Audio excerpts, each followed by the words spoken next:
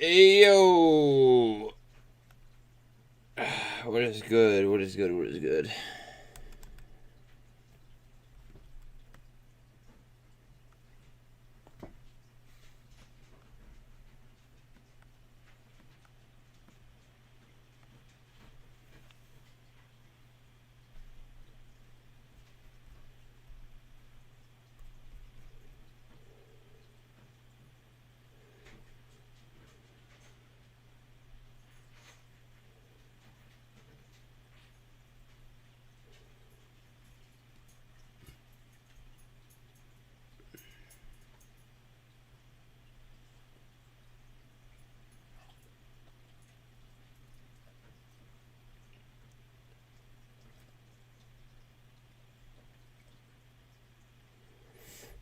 How are we doing? How are we doing today? Watch out on the warrants again on DWAC. If this is gonna go positive, just watch out on the warrants.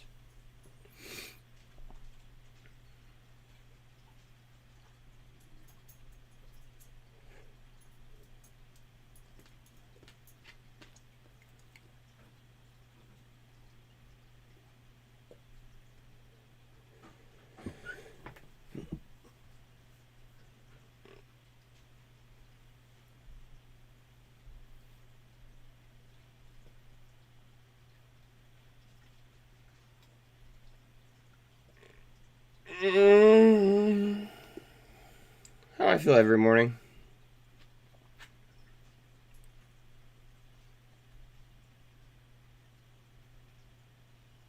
It's like it's just laughable at this point, so it's just kind of like, I'm just gonna like ride the wave, and that's just kind of how I feel. I'm just kind of like in the like ride the waves like state.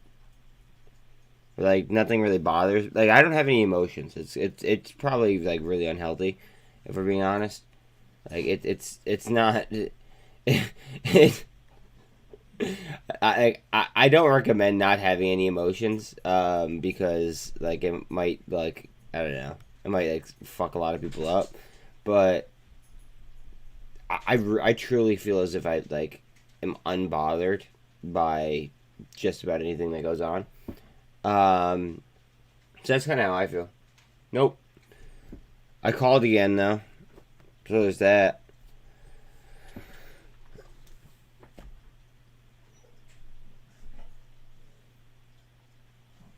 That's where I'm at.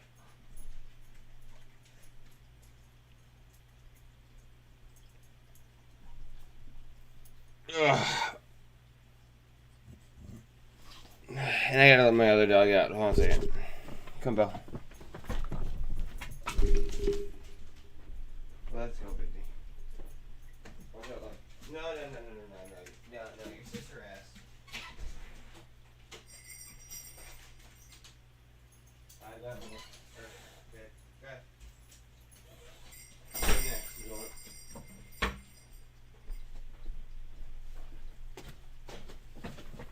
Whew.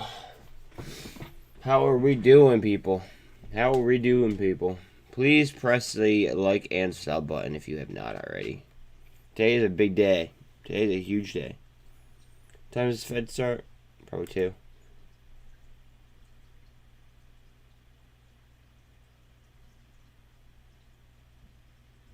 It's not that I don't do good. It's I lose a lot of. I'm not as organized.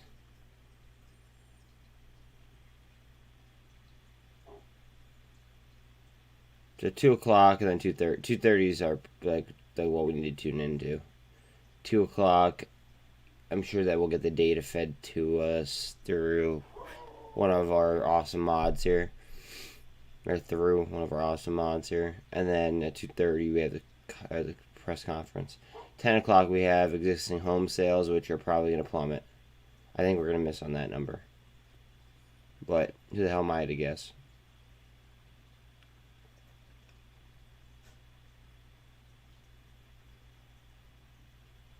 Yeah. Well, yeah. It's Yeah, I mean, I guess my motor just isn't there as much. It's just all about lack of lack of organization, I guess. Like lack of I just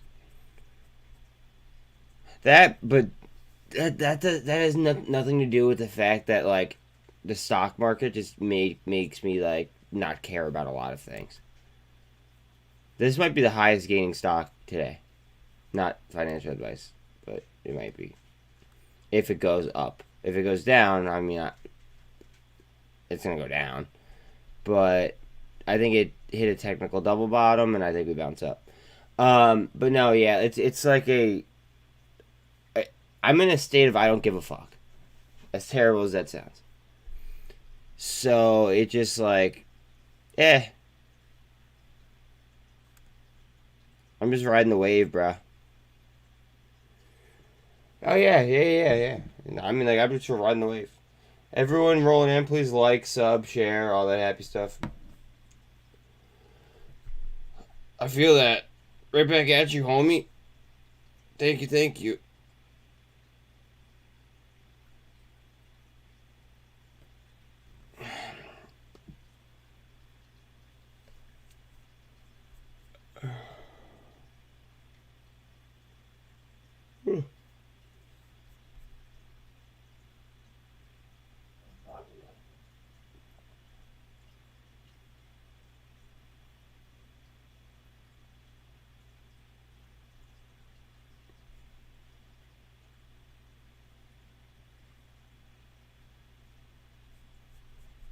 Yeah, it's almost time to work. Well, actually, it's Fed day. I mean, honestly, I should be working here. Let's see what's good.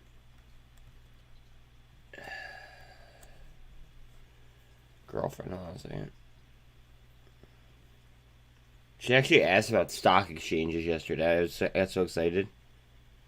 There's an app apparently, but I've never heard of it. What's it called?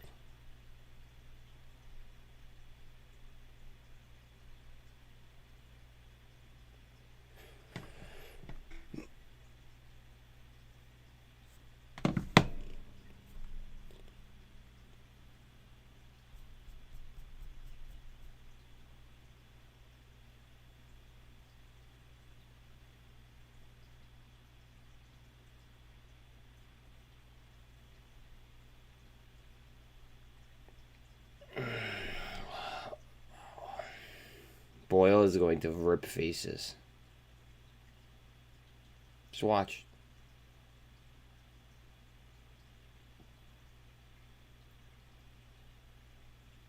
Just watch. Boyle's gonna do some crazy shit. I'm feeling it. Last time I ran what? $20 in 2 days? $20 in 3 days? Something like that.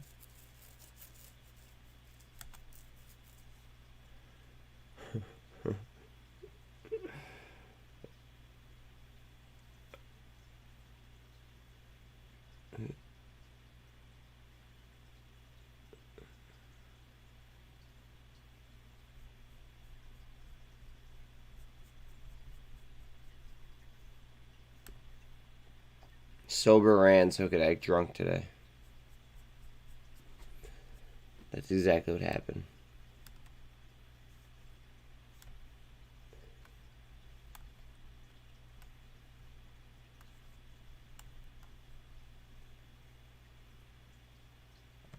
Again, if you're rolling in, please like, sub, share, all that happy shit. Today is going to be very, very interesting with the FOMC meeting. Look at Boyle. Mm.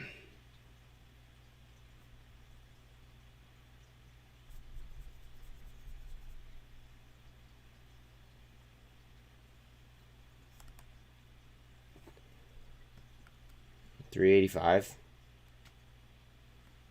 Okay, hold on a second. My girlfriend that's currently in Argentina says that they have an app for trading stock. And I want to see what it is.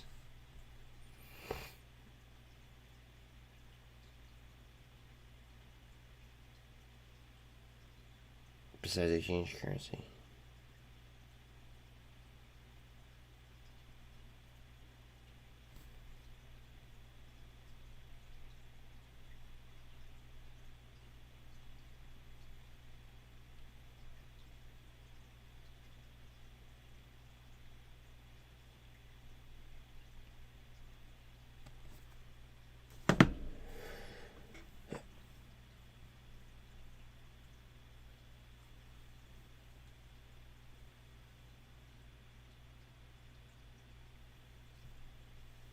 I'm expecting a nice move out of BBIG today.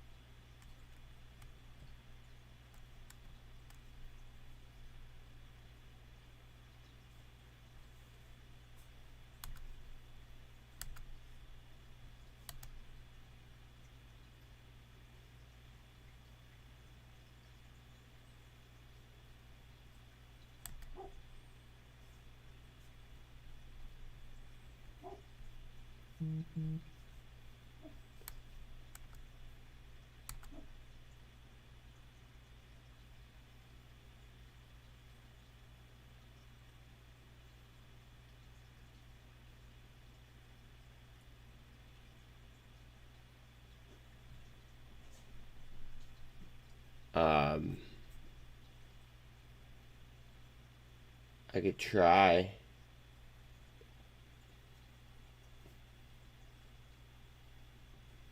I could try to do that. It just keeping up is really, really hard. Sometimes.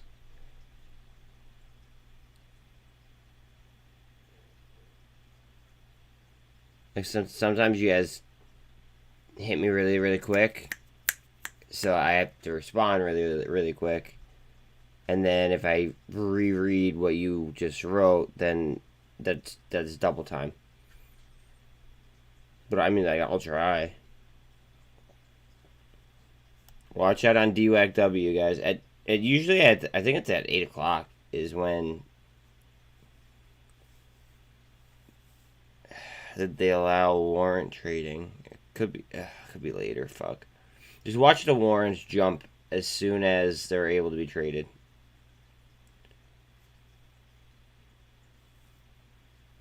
I think it's a great suggestion. It's not that I don't think it's a good suggestion.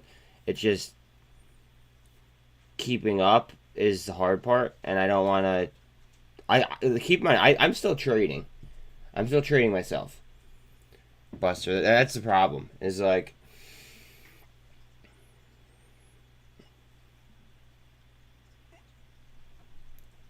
So. I still gotta. No, I understand. I understand what you're saying about. I understand what you're talking about, like about really not understanding by just because the people that I'm listening like that are listening. I get that. It's just sometimes you guys talk very quickly, and I'm trading myself as well, so I still gotta make trades and execute my own trades. And do I mean to be honest? I'm not getting paid enough by I haven't even received a Google check yet, and I don't get enough super chats as it is. If we're being if and I'm not complaining about it. I'm not bitching about it, but like I got to trade. I got to trade my trade. Like I mean I'll do my best on it. I can promise you that. I only make promises that I keep. Like you guys know, I say this every day. I'm a man of my word. It is what it is. I only make promises I could keep. I will try my best. You have my word on that. I will try my best. But I don't want to make any guarantees because guarantees are for people that like are 100% certain. I'm not 100% certain.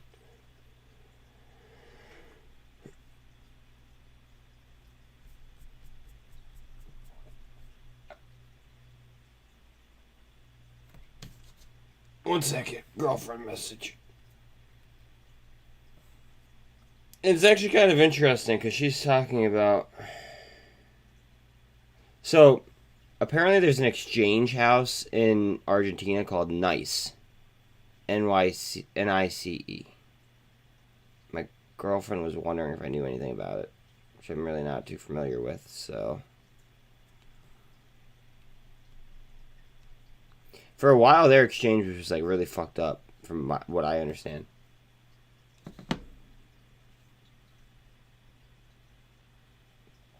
No. I like it's totally it's Mark. That's totally a feasible like conclusion that like I should be able to like I should read out messages more. It's just keeping up to like with you guys. I want to be able to keep up. I don't want to. I don't want to be off.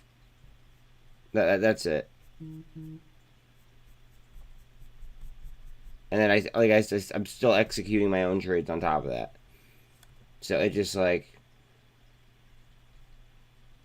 I don't know. I feel like I'm limited on what I can and can't do. Oh, absolutely, absolutely, bro, absolutely.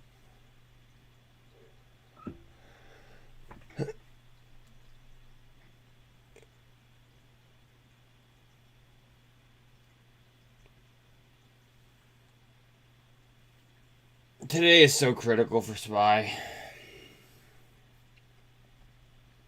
It's gonna move around like a meme stock, most likely. I mean, I can't guarantee that. Nobody can.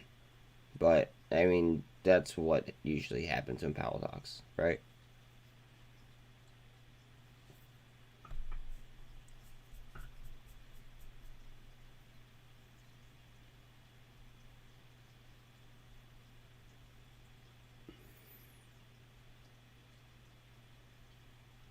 There's no guarantee that there's gonna be a 100 point hike.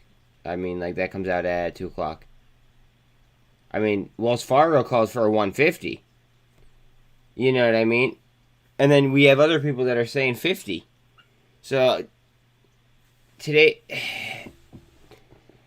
today's I don't know. I'm worried about the mental health of a lot of people. I think we're gonna learn a lot about a lot of people today. I think it's baked into, but that's well, it's crowd psychology. Here, wait. You know what? Let's do a poll.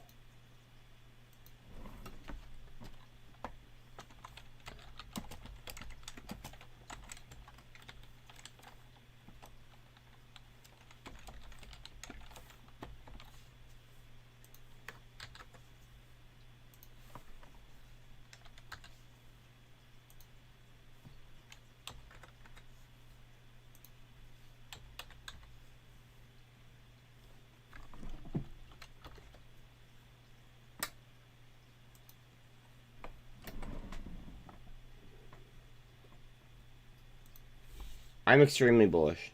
Fact of the matter is, I don't believe that they could justify. I don't know how they've been justifying what's been going on. In all honesty, though, so like I could be off. Um, Fundamentally, which is what all they cared about saying when this whole shit started, nothing makes sense. There's nothing about this market that makes sense. Um, so now it's like, okay, now that the fundamentals aren't there for them to be a sit back on, where do they bring it? You know what I mean? That's the only thing that's kind of going on in my mind.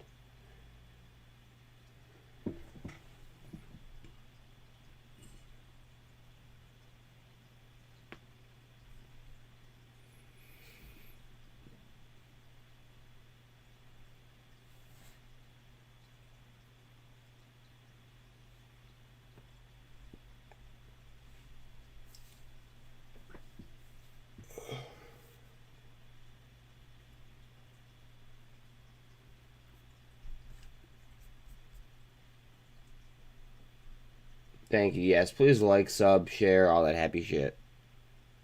We are going to have a great day. Honestly, I feel like we're gonna have a great day regardless of however they hike it.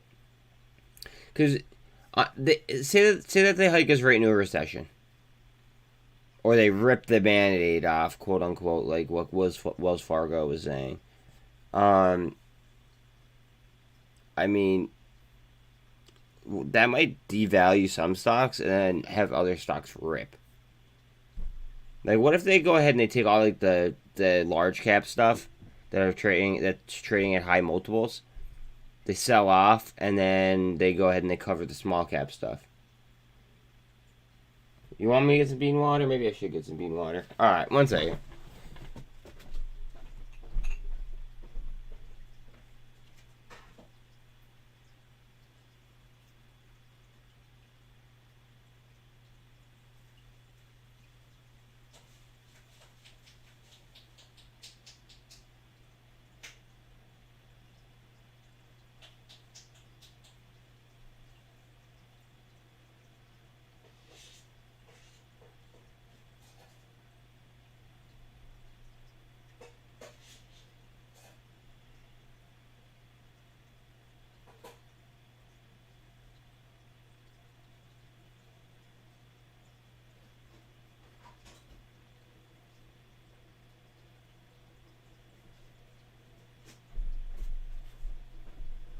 Alright, bean water coming up.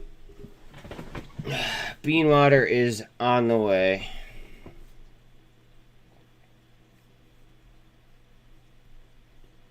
But yeah, I mean, like, I feel like they could hike us right into it. Like, I feel like the goal is to hike us into a recession, honestly. Because if you don't believe that this is coordinated, then you probably don't belong here. I just don't believe in coincidences.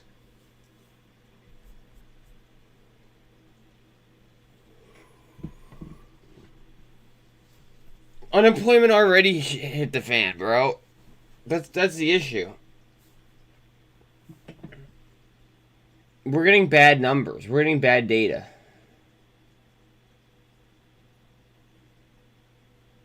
Like, if you look at the inflation reports, right, and you actually read them and like you run the numbers next to like what you're seeing like around you, and you talk to others that are like around the country, the numbers are not there that they are saying that are there. It's so fucked up and it's so crooked, and I don't know how it's not, you know, like treason to lie to the American like public, but you know it's not. So that's kind of where we're at, bro.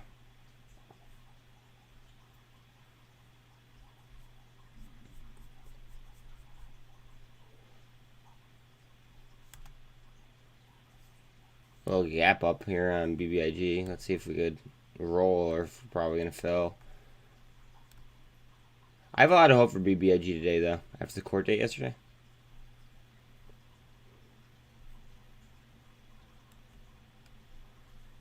I mean, that gap up screams that it's going to fill, but we'll see.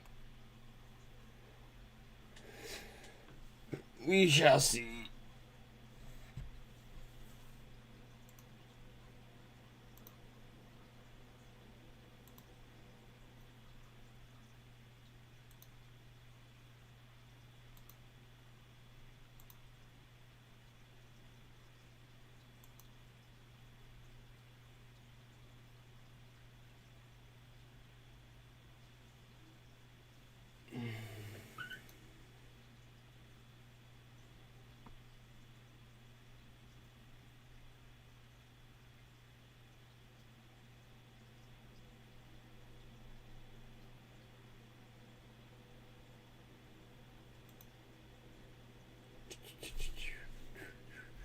Alright, bean water sounds like it's done. Give me 1 second.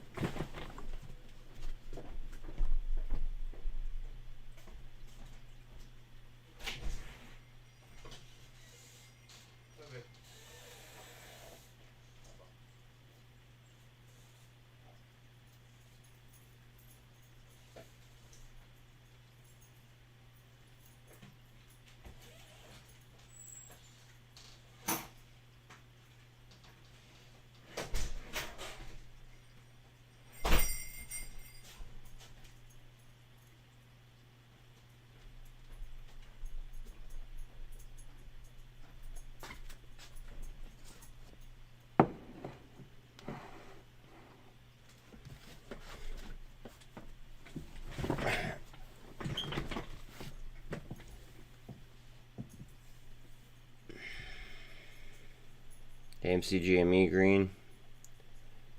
Firm up almost 2%. ETH, what are you doing, baby?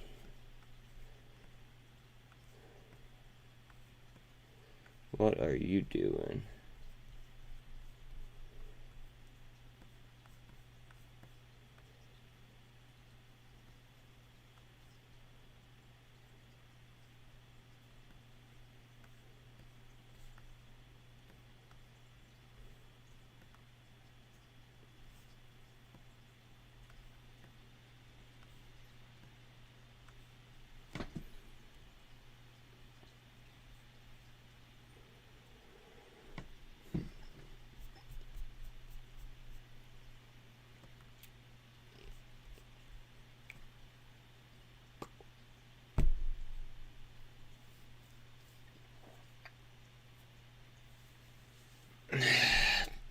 I believe that the sky is the limit.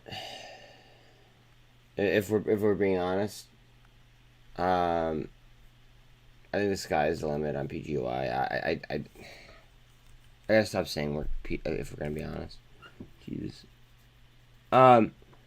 No, I mean, like, we're talking about a company that was worth $4 billion like 2 trading sessions ago, and now it's worth 1.5. Only 30% of the stock, of the companies on float. And remember, the turnover was not adding up as of yesterday. Exactly.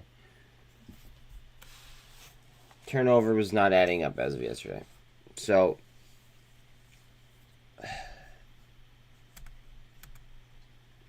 keep that in mind. It's not a short interest play. That's the thing. But, I mean, I'll look at it. It's just not a short interest play.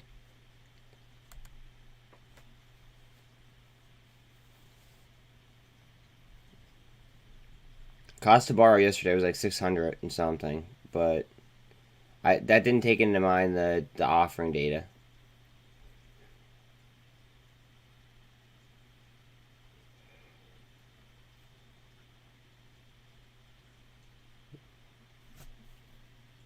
Yeah, that was the average.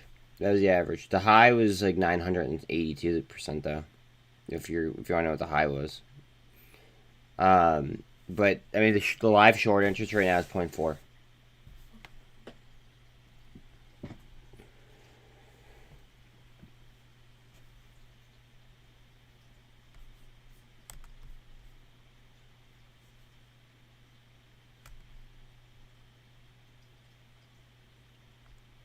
Oh, today's gonna be such a shit show of a day. It's just, is it gonna be good or is it gonna be bad? It just, I seriously don't know whether to like laugh or like be like upset at this point. But it's like, if I like, what kind of good would there be of getting upset about something? It's just like, nah, fuck that. You know what I mean? It's just like, I've already done the research. I already feel the way that I do about like a certain element of things. So it's just gonna like, you know, I buy when I can. I just make the best value decisions or the things that give me the best statistical advantage, and that's it. And then for me, it's just a waiting game. PGY I think goes up. That's my thought. I can't guarantee that. I can't, you know. I mean, it's stock market. Who knows? Boyle. Ooh. But yeah, I mean, it's just look at wow, that's 121 on LiDAR.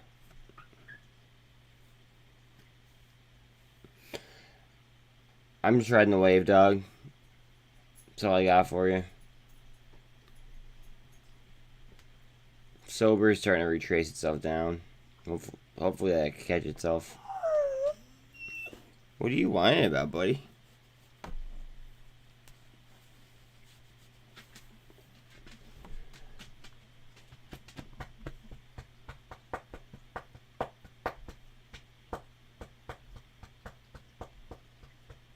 Go EV and TBLT are both up. TBLT is up 4%.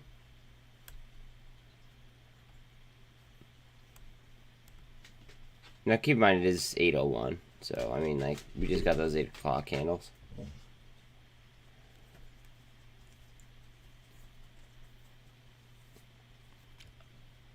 Okay, so my thought on Rumble is that I missed the boat. And I don't chase. PGY ripped after partner or after SPACing and completing the merger. It ripped, and then it just sold off because of an offering. But I believe that it was oversold and it gapped down. But we're talking about a stock that traded for $34 like 2 weeks ago.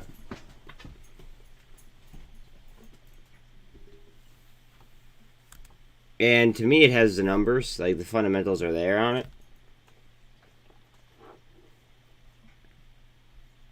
Maybe I'm wrong.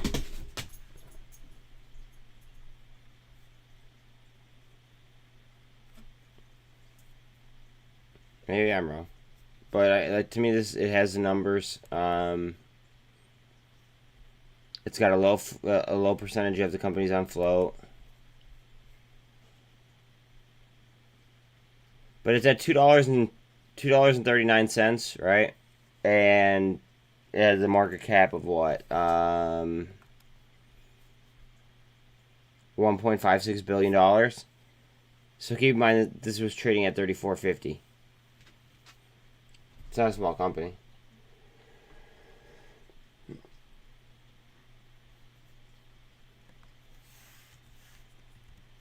IGC cannabis info. India. It's an Indian company. I'm not trading India or China. I'm not trading any BRICS nations.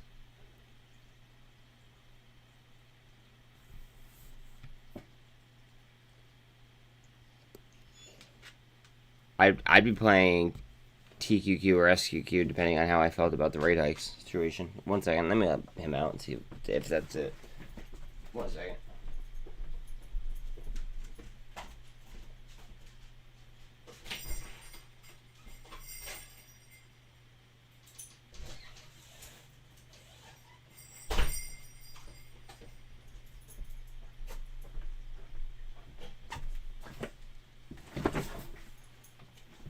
But as far as options go, I mean, like, there's a lot of other options that are out there. You know what I mean? I'm just saying, like,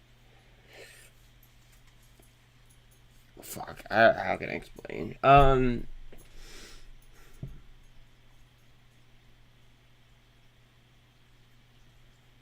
You could play Tesla. So, hold on a second.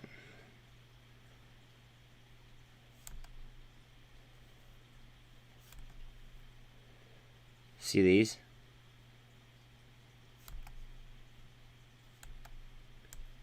These are the Tesla bull dailies. These are the Tesla short dailies. These are the levered ETFs that we were all bitching about, like a month ago. So this is bull times. So this is 1.5 times the Tesla performance.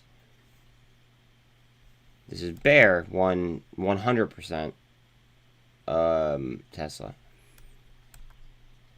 So I mean, like, I would be if I think the market goes up. I could be wrong though. So I mean, for $250 maybe. But like, these are ballsy trades. Like levered ETFs are ballsy trades. Like,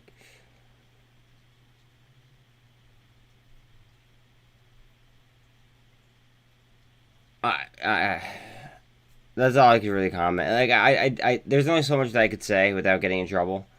So, like, I don't want to risk that. It just something to keep, your eye on. PGY also has options, but I'd give myself time on those. Like, they just dropped significantly. Like, you could do that, or you could buy a shit ton of warrants for 23 cents each. And the warrants don't expire for a couple of years.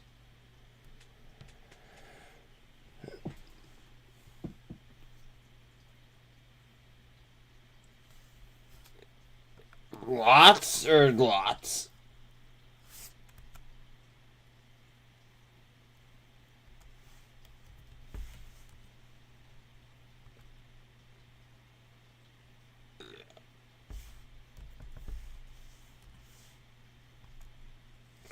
I mean, you know why lots is moving, right?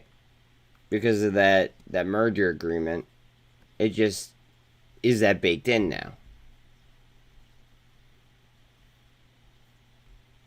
HKD's running, or well, it's up 9%. It might have one of those types of days. So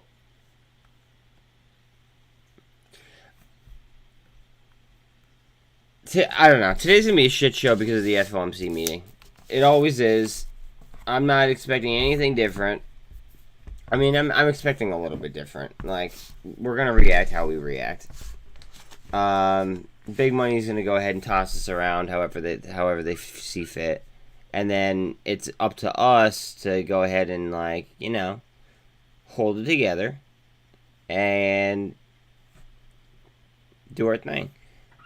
But the problem is that, and please don't take this the wrong way, but I feel like a lot of people don't have the mental strength to hold through a lot of this bullshit.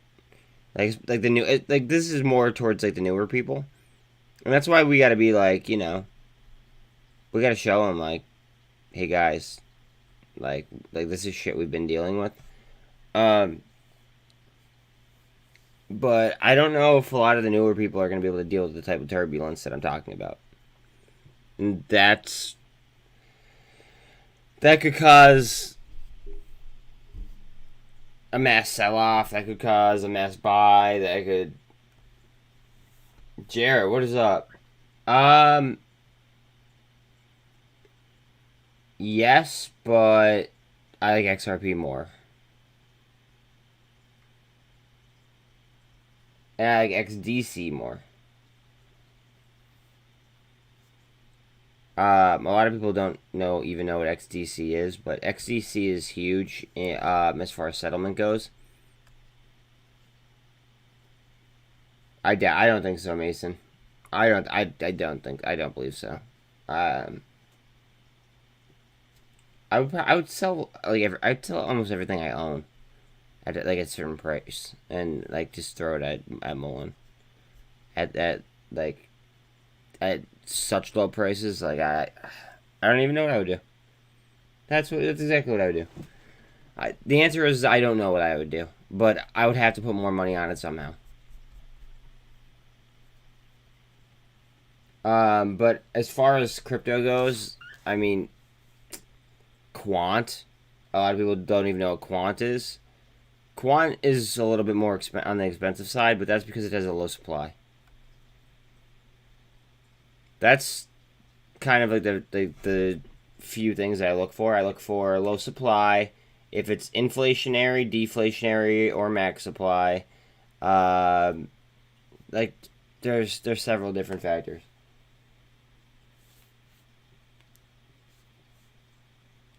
I mean, I'm not a MULN big bagger. I mean, I have a nice bag, but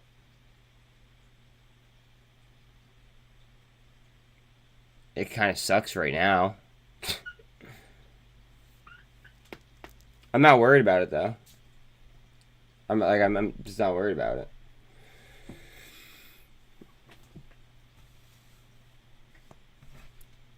I've done my research. I'm chilling.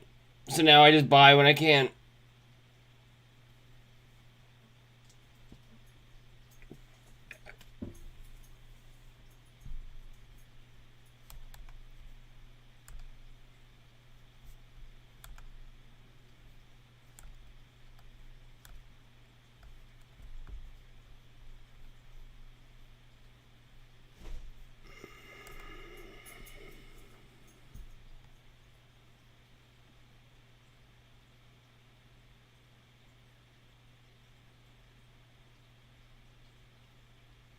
MJ sector might spike? Okay. The whole entire market is just going to react off the FOMC info, most likely. Again, most likely. Picture a flag from here to here. I have to let the dog in real quick, but just picture a flag from here to here. One sec.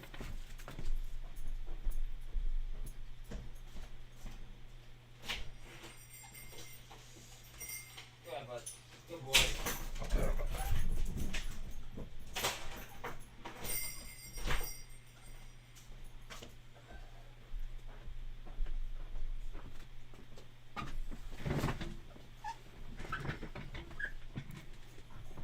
We might have to deal with the sideways market until 2 o'clock.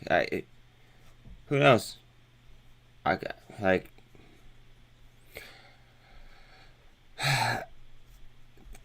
today's gonna be one hell of a day. I hope you guys are all strapped up and, you know, you have your seatbelts on, because it's gonna be turbulent. Whether it's the upside or the downside, it's not gonna be, you know, a beautiful ride. It's gonna be. I think there's gonna be a lot of scalps. I think that there might be a lot of option scalps. So I wouldn't be too greedy personally, but that's me. Armed got news the other day, but that was like last week. I feel like. You know what? Let's look at it on here.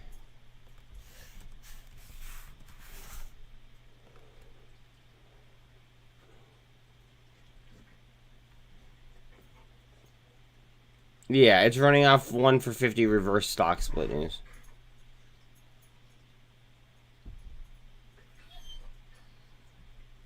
One for 50.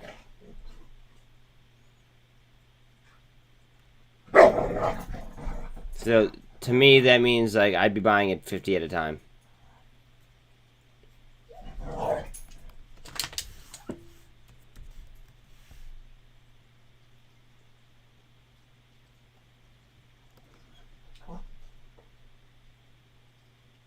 A growing system, yeah. So that's pot play, most likely, right?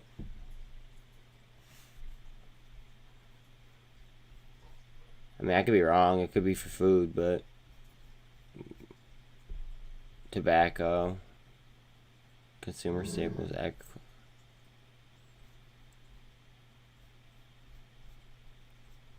don't know. That kind of just sounds like a pot play. I can't guarantee that though, because I'm not positive.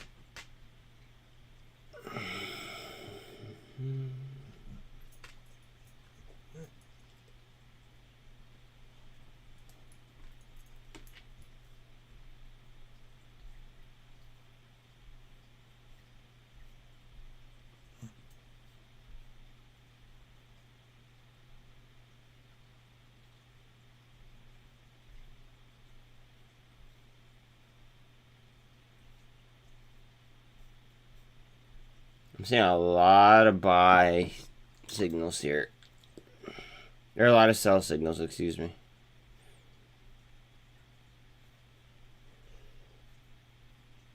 This may be very volatile today. What the hell is this? This had like 4 signals go off. DYAI.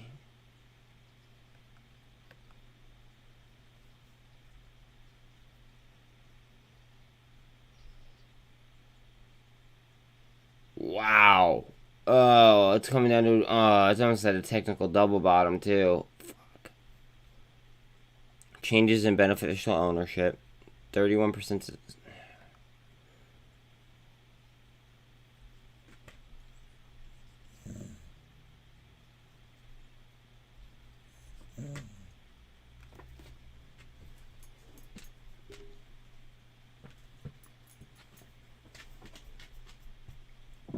So if you were gonna make a play on this, you'd want to look at the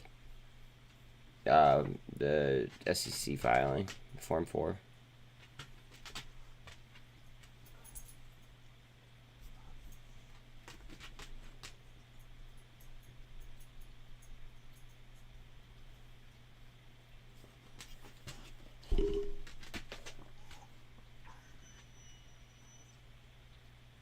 Revenue growth year over year, 50%.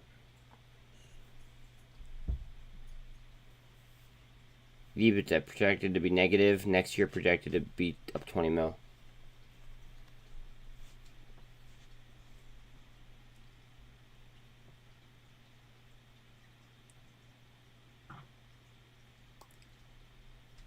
I mean, I know more about Hexo than I do about Kern. My MJ play though is literally just, I'm going broad based, and I'm going with MJXL. It's a daily ETF, but it's 2 times the performance. I know a lot of people are gonna say, why the hell would you do that? Because I got it. It's at like 52-week lows now. Oh god. It's a daily ETF that it'll outperform. It'll outperform. If the entire sector's up, it'll outperform by 2. That'd be like buying the Nas or like the TQQ, and you're gonna get 3 times the Nasdaq. Like instead, you get 2 times the entire pot sector. Not the entire pot sector, but most of the pot sector. All right, 1 second. He's crying. I got to go to the bathroom. 1 second. What's up, Bubba? What's up, dude? Come on. No, you.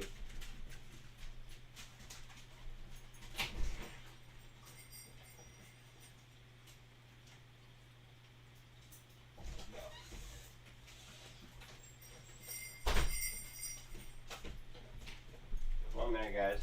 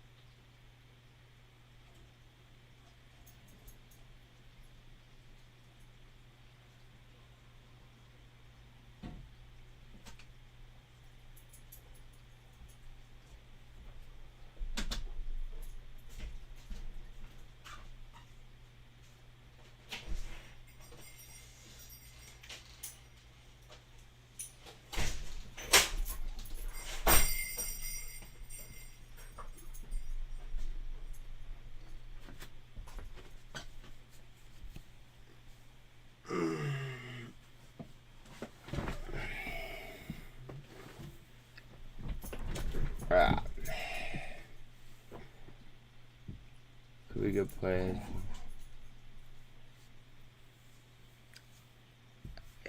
Well, that's how, like, it had Ortex signals triggering. Like, there was a few that went off today.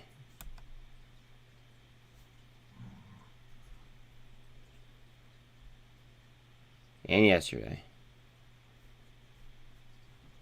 Look at the timeline. Or no, wait. No, sorry. Alright, so that's 1 day, 2 day, 12 day. 18 days, 18 days. I mean, I don't know. I haven't done enough research on the company.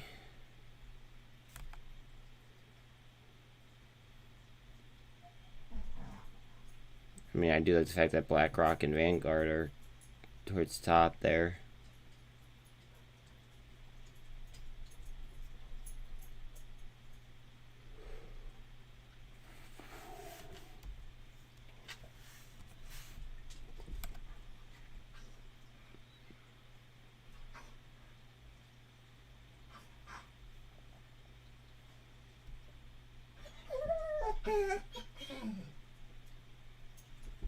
So how am I not getting any short interest data on this?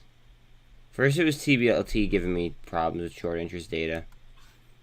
Now we're getting it on HLBZ. It's so weird.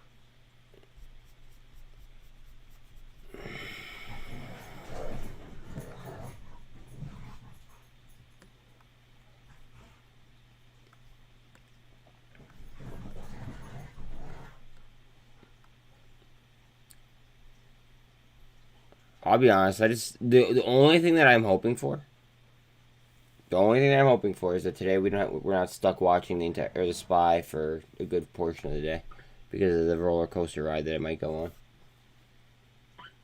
Yeah, I did wear a lucky shirt today. It's as old as I am, I believe. Might be older. But yeah, this is a Voodoo Lounge shirt.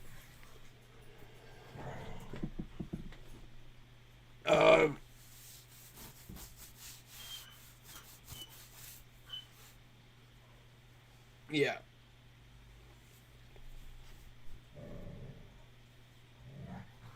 I actually have 2 Voodoo Lounge shirts that are official.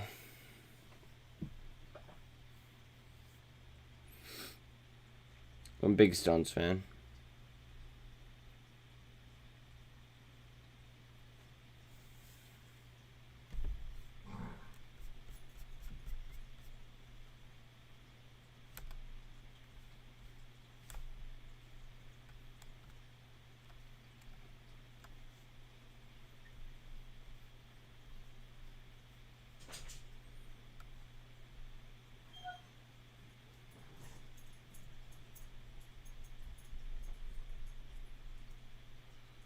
That 200's way too tight.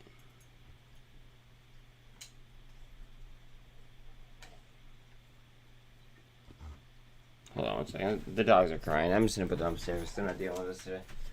Cut. No. Let's go.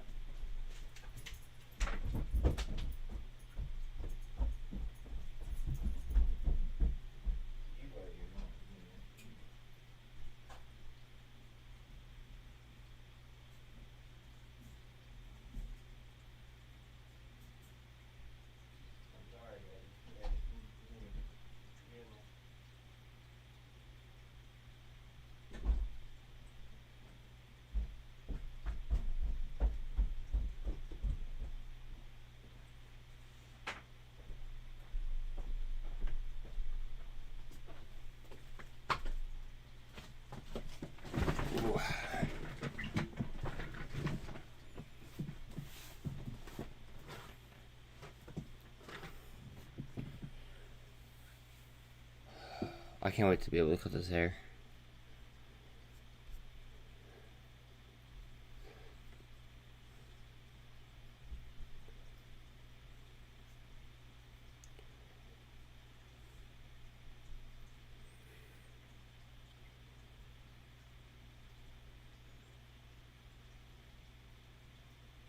I didn't even realize HLBZ was up 7.3%. I just kind of looked it up because we haven't been talking about it lately.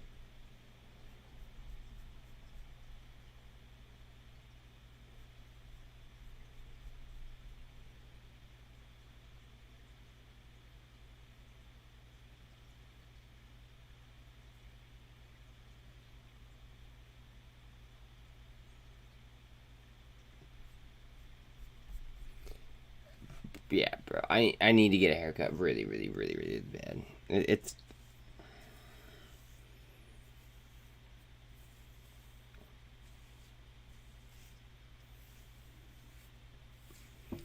like I don't know. I don't even know what to do with it. I don't know what to do with it. I'm just like.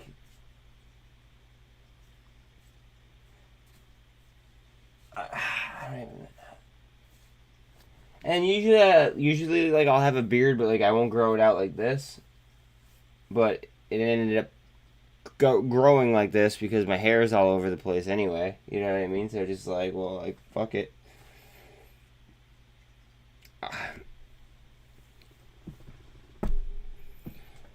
I don't know.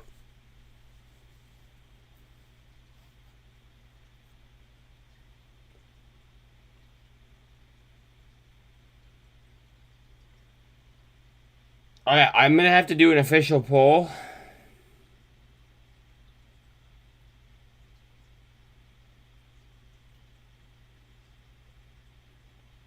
It won't grow in seconds. It'll take a while. And if anything, I'm gonna go to my barber. I'm not gonna just buzz it off. I'm gonna go to my barber.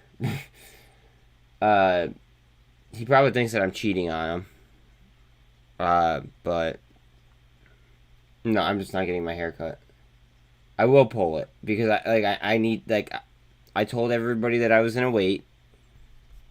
So I'm gonna have to pull it, and then we're gonna have to get 3/4 like approval on this.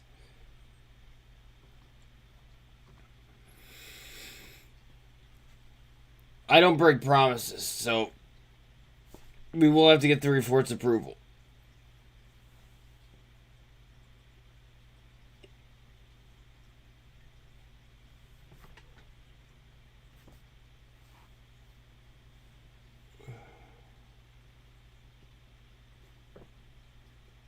Oh yeah, when I get there, he'll know I haven't cheated on him.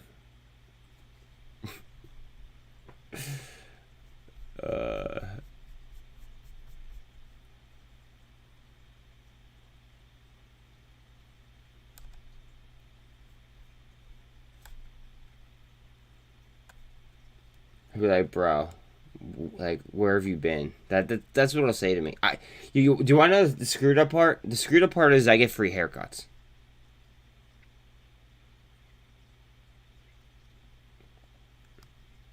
I get free haircuts.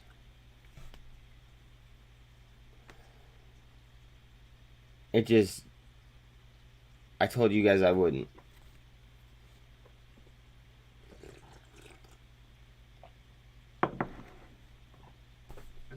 And here we are. No, I seriously get free haircuts. I do. He hears me talk. I talk to him about what I talk to you guys about. And in exchange, he cuts my hair for free. I just give him my take on what's going on. And he values that enough to give me free haircuts. So, like...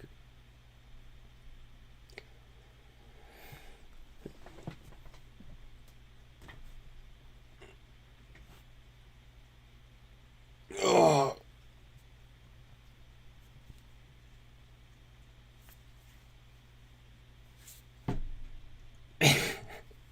But it's not because I still have to deal with his hair.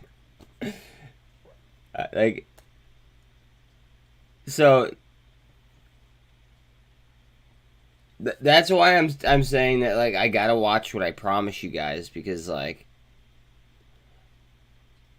I can't deal with this ever again. I gotta watch what I promise you guys and what I don't promise. Because, like, I'm gonna deliver.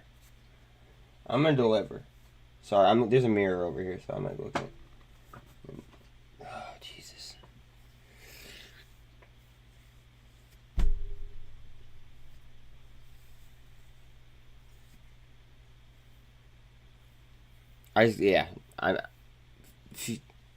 Yes. Yes. I feel like I have a mop on my head. I feel like, what is it, Patty the Baddie, the UFC fighter? Like that's the kind of hairstyle that's coming out right now. Like I'm about to go like full on Joe Dirt.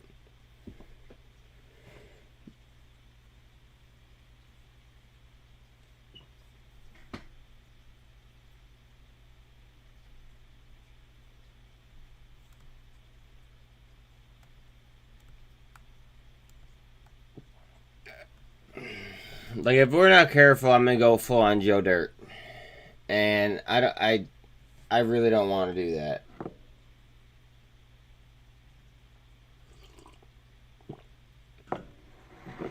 Spy's getting a nice shove.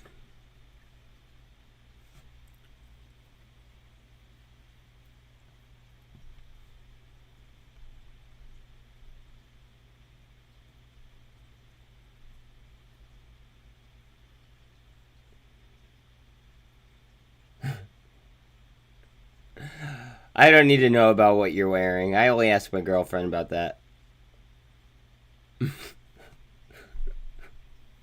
God, I hope she's not watching this.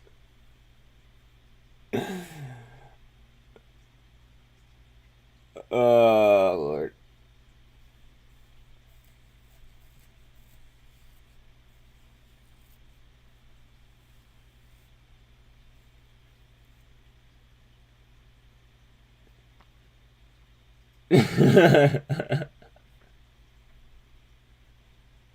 Exactly. Yeah.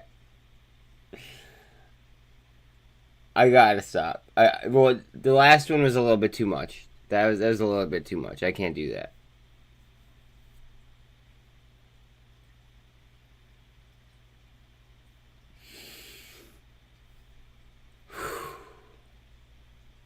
All right, we're good.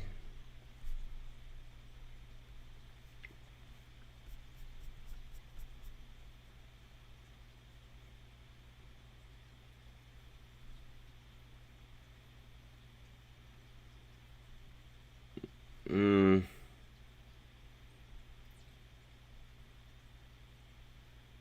Eh. I mean, I guess.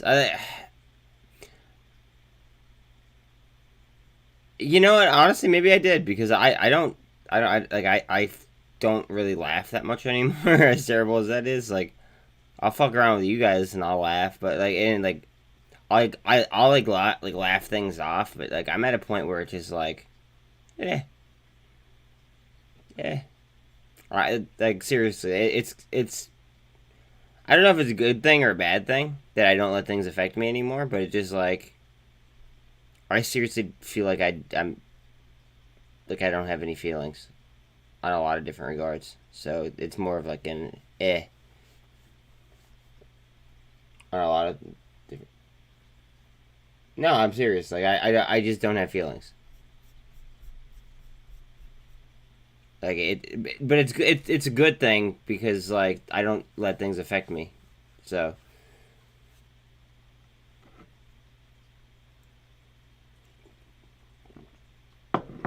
that's the problem. Is like I don't know if a lot of people like a lot of like the new, especially the newer traders. I don't know if a lot of them have that in them to go through like mental warfare unaffected.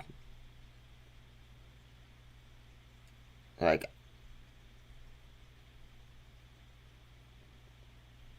it's not.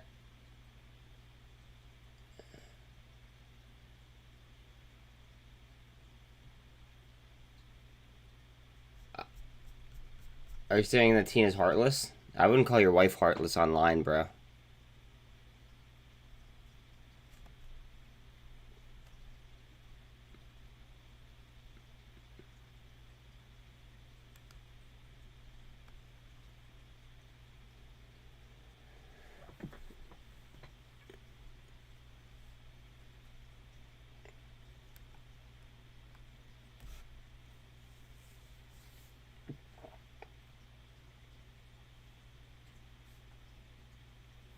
I used to not be.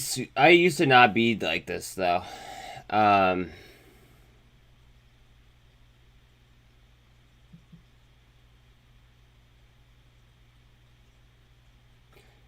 so I'm a softie normally, but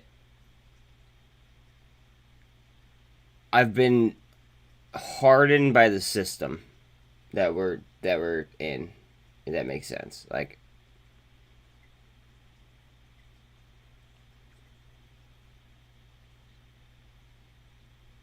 I truly like am unbothered by just about everything that goes on like these days.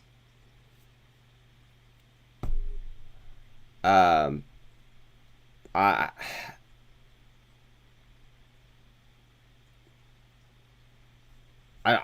the issue is I don't know if that's a good thing or a bad thing.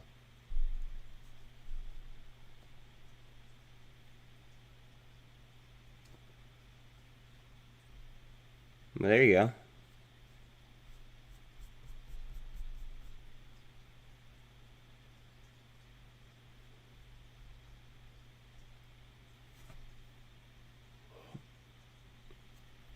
Yeah, I have one of those.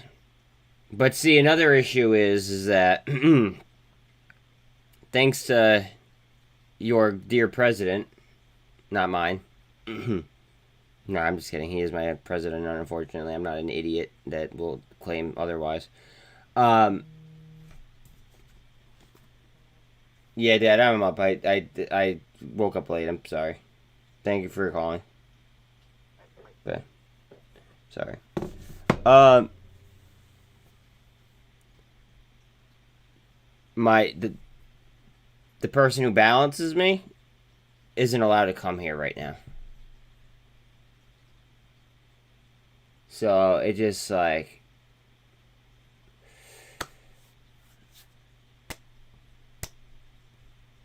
so now it's just I'm in a whole lot of I don't give a fuck stages right this second. That's all. No, but it's not a big deal. In fact, I think it's beneficial for the type of trading that we're doing. Um, it's kind of better that well, it's not better that she's not here. It's better for my trading that she's not here because I'm able to focus more on the task at hand. Like, do you think I'd be able to put in these type of hours if Anna was here? No. No. Yeah. No.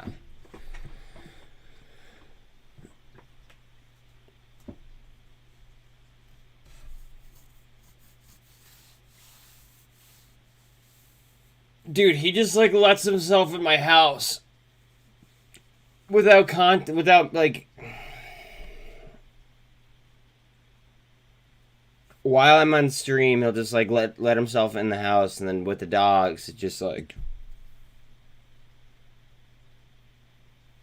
I don't know. It just a little bit aggravating. I mean, but like I can't bitch about it because like he does do things like that. He'll take the riding lawnmower and zip my yard for me or whatever. Like he's the shit. But like he just doesn't listen.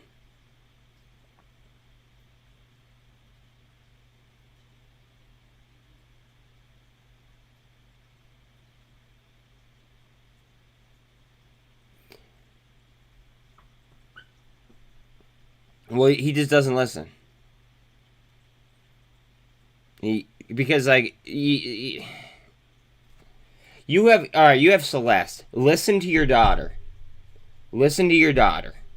I'm telling you. I'm telling you this right now. You listen to your daughter. If your daughter tells you something, listen to her, or else you're gonna fucking push her away. I promise you that. I I'm serious. You listen, and you listen good. Because like my dad,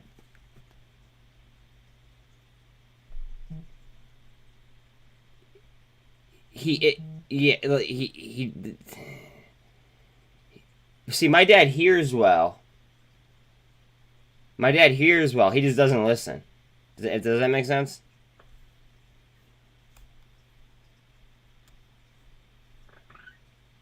So my dad here is fine. He's hearing just fine. He's just not he just doesn't care.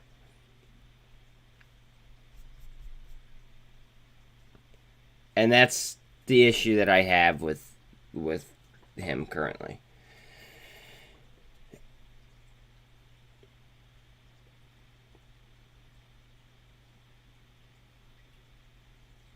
And then I'm not gonna just change the locks at my house.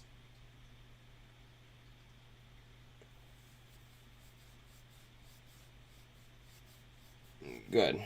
I mean, it just I can't just change the locks of my house, and then it would be very rude of me to ask him for his key back. Because, I gave him a key because, it's always good to have somebody else that, has the key to your house. You know what I mean? So it's just I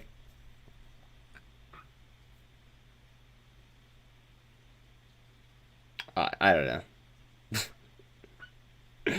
But, he'll just come here and just, let himself in. It's like, Dad, I work until fucking usually, 8 o'clock at night. You can't just walk in the house. Because then the dogs freak out and it becomes a mess.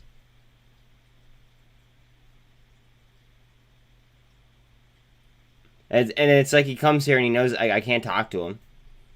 So it's what are you going to come here and stare at me? I've done that on 3 or 4 occasions.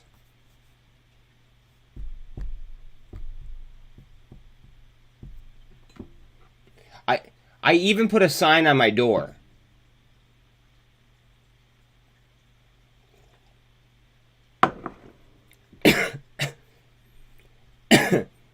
The sign said, due to work schedule, please call me and speak to me before you knock or enter the house. Or the door, excuse me. Please knock or enter before entering this door.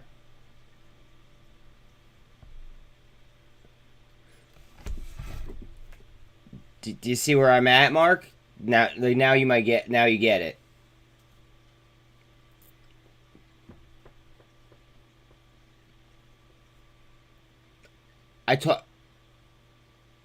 Yes, I put a sign up, bro.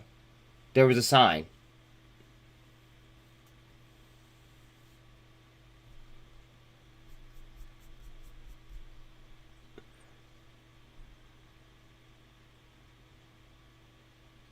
I literally put a sign on my fucking front door that said to speak to me before entering my house, and he still didn't do that. It came to that point. So it just I'm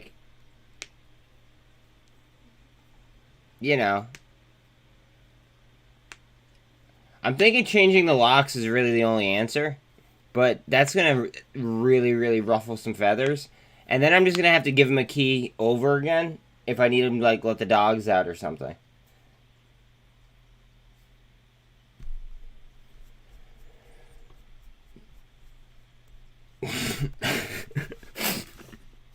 That's funny. That's funny. That's good. That's funny.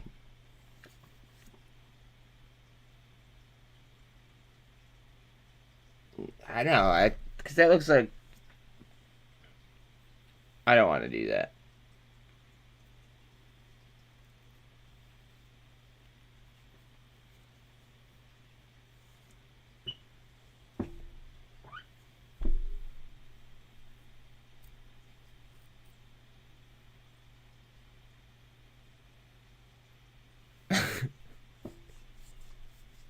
You might want to take that off the internet, buddy.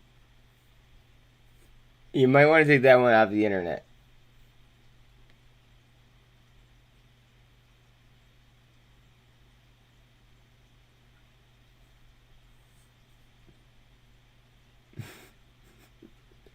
You make it sound like you locked her in a closet or something.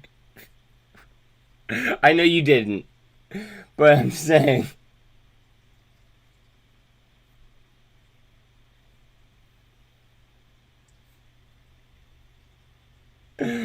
Oh, God.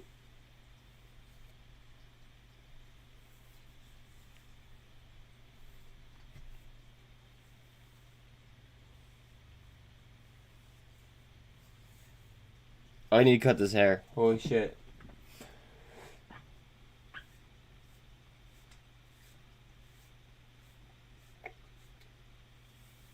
Alright.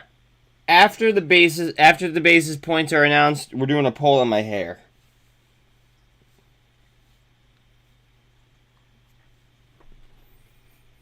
Oh, okay. Yeah. I get what you're saying.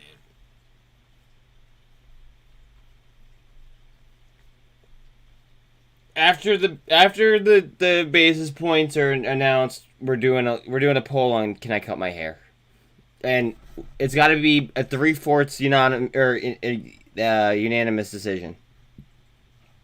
I got to have at least 3/4, vote for me to do it, or else it's not happening. Good morning, Rocket Girl. How are you today? I hope you are having an excellent morning.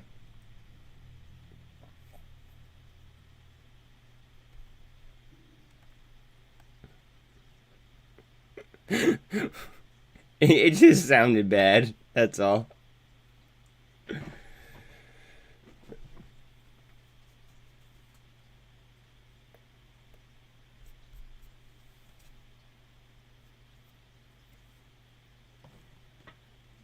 See, but you can't speak for everybody. That's the problem.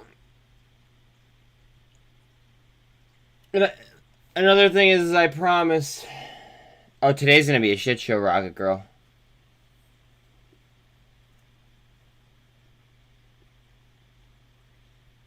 No, see, we're gonna do an official poll after the basis point announcement on whether or not I can get my hair cut. That's it. Plain and simple. That's it. I personally don't know if I could deal with this.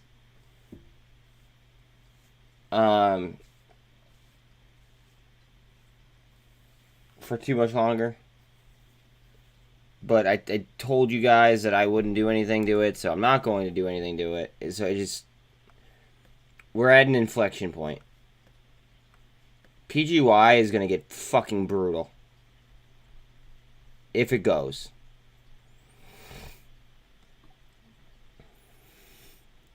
Oh, my.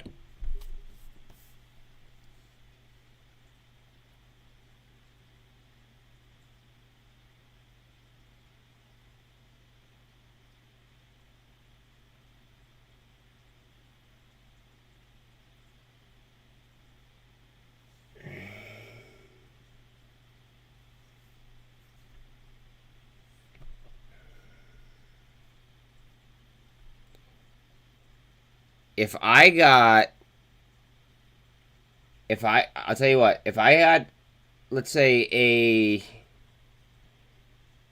contribution, if I got a large enough contribution from you all, I would do it. I'd buzz it live.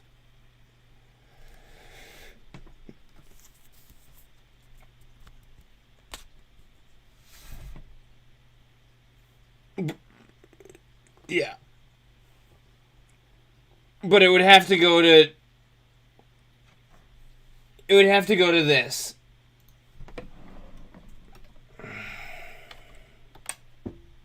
See, there's reasons why.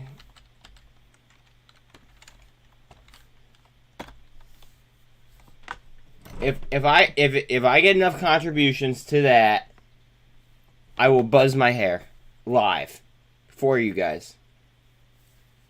Right there.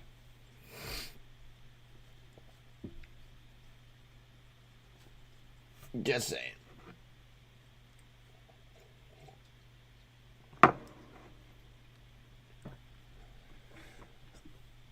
I'll do it. That's the only way. Yep.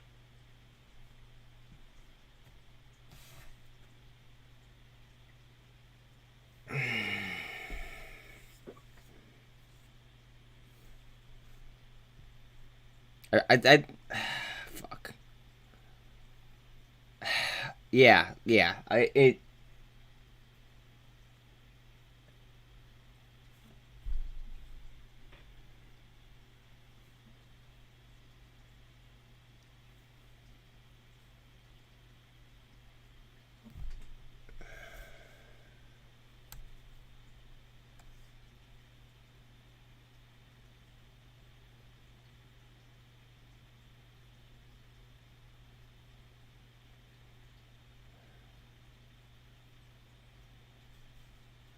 I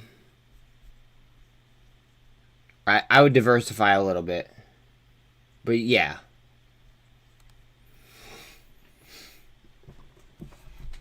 Like, if we're going to be honest, I would diversify a little bit. I already have a lot of MULN. Like, I have a lot of MULN. So, I would buy some MULN, sure. But, like, I'm not going to sit here and I'm not a liar. So, I'd probably buy other things, too. And I'd diversify.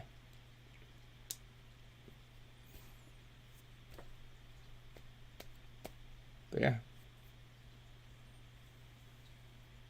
PGY.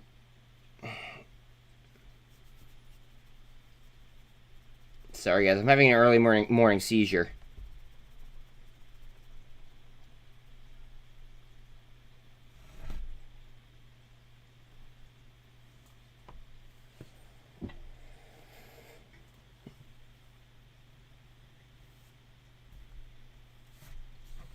I'm adding PGY to my video title.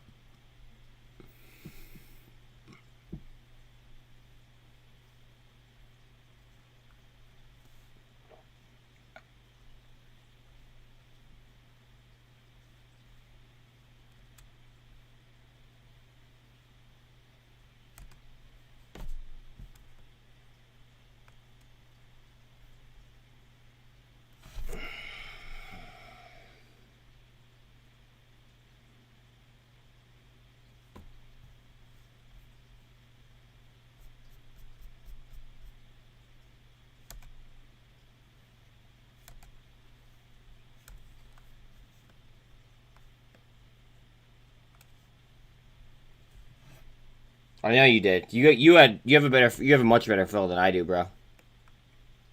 You have a much better fill than I do. Much better fill.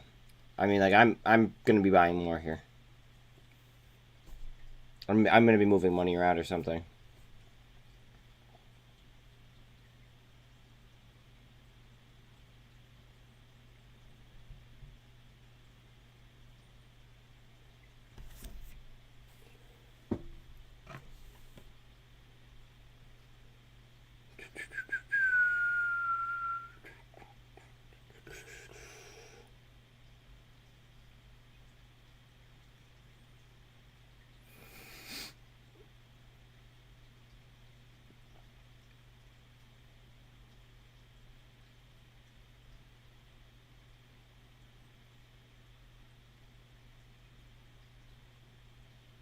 Oh, and to answer your question from before, Rocket Girl, I don't think that there is a place around me to donate my hair.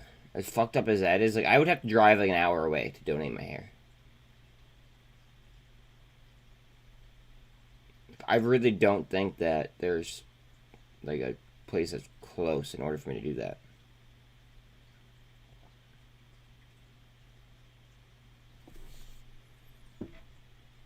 You can mail it?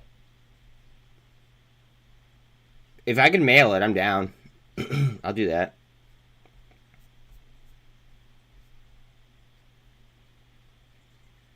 Okay, selling it? That'd be kind of weird. You could sell hair?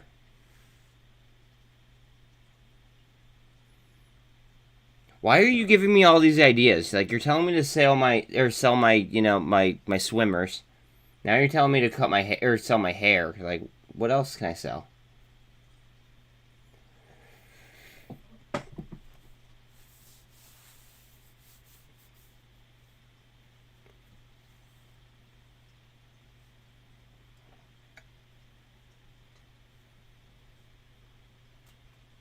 Oh.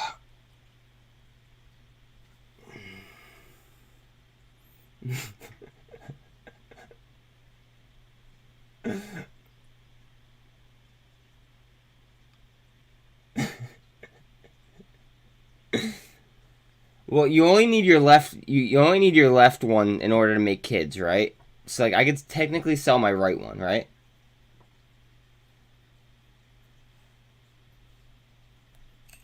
Or is that just a myth? I don't know exactly how that works. What do you mean you had to stop your car? You drive a Tesla. Like, yeah, but what do you mean you drive a Tesla?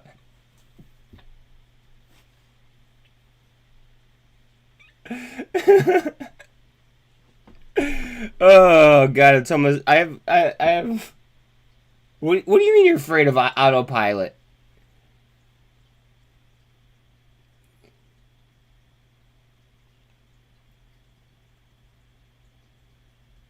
No. I was talking about my left.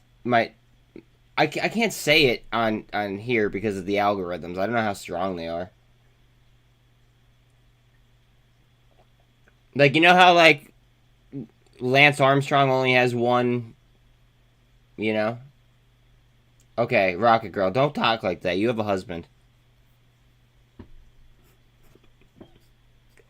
I'm I'm sorry. Oh god. Alright.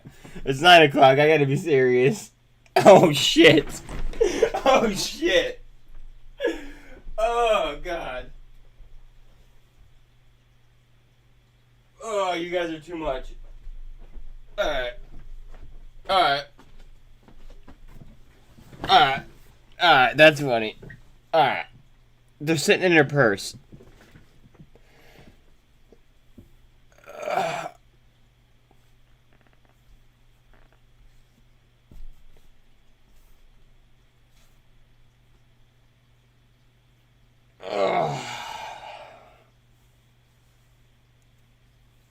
Holy god. Alright, alright, yeah. Now I needed that one. That one was good. That was a good one. Okay, it's 9 o'clock though, so emotions are now erased. Emotions are now erased.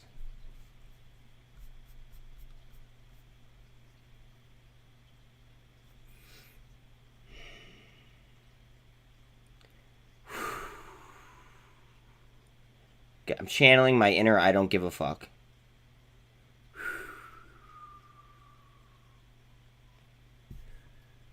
Could be a runner.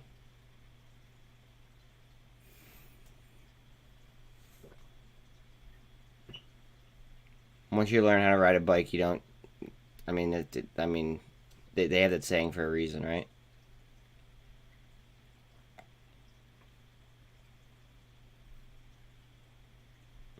You're not gonna get me, Jeremy. I've channeled my inner I don't give a fuck.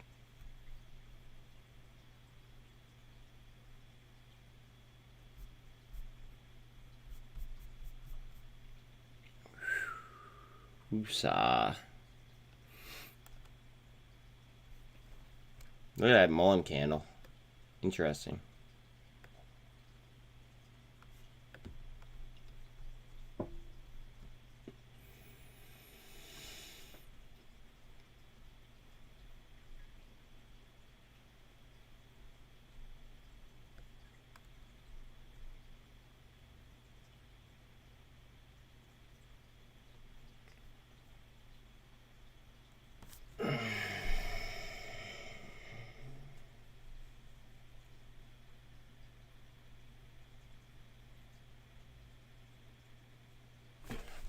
Trish, Bang!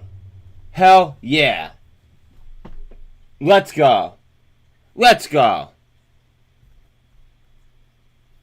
Let's go.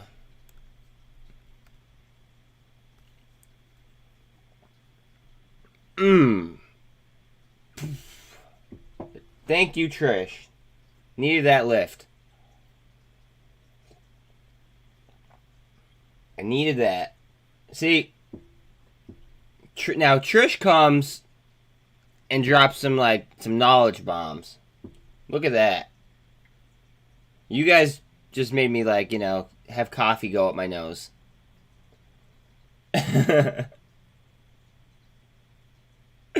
Both are good features, though. Both are good features. How is your morning, Trish? I hope it's excellent. I have to grab myself another cup of coffee, though. 1 second.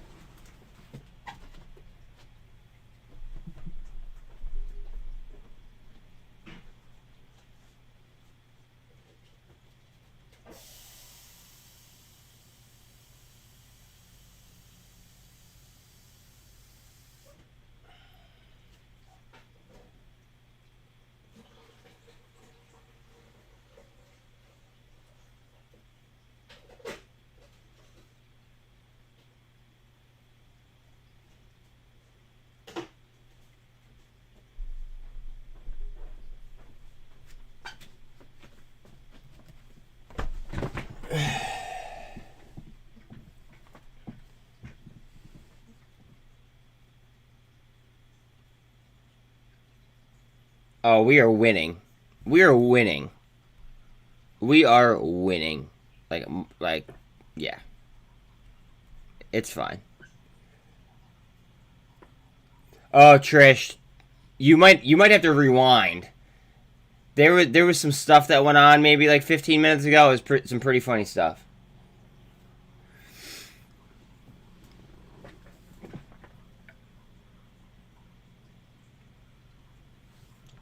Rocket Girl had to stop her Tesla.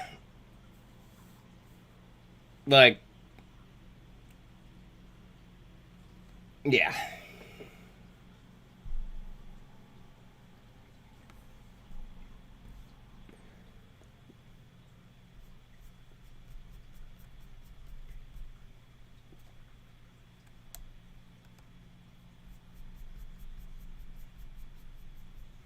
Yeah.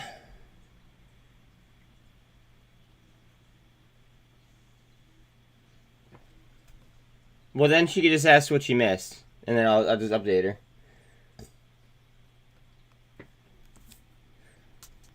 Yeah, driving, in control. Uh-huh. I'm still gonna bust you because you have a Tesla. So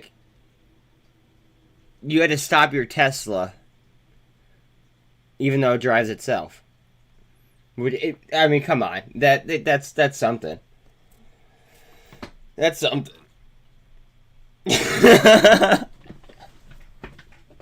I'm not supposed to be laughing, guys. Yeah.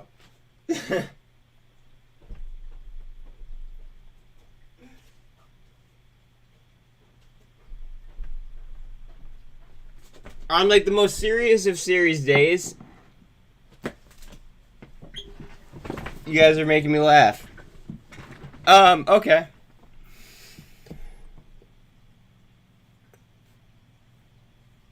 Oh shit, she's gonna try it. She's gonna try it. Let's go. Let's get it, Rocket Girl. I have faith in you. I have faith in you.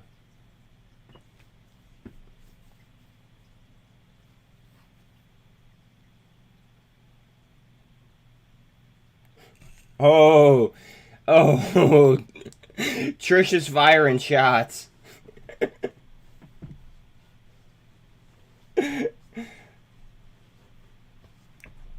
Oh, that's good.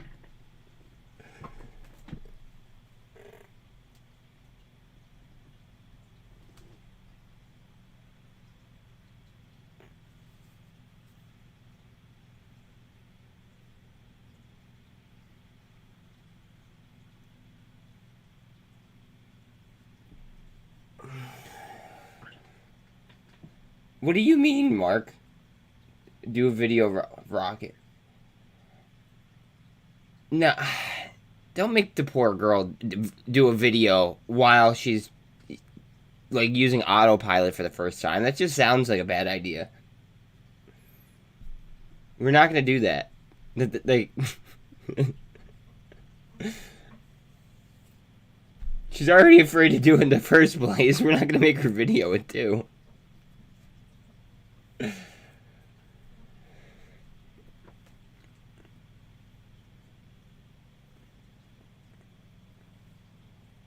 No way, what? What just happened?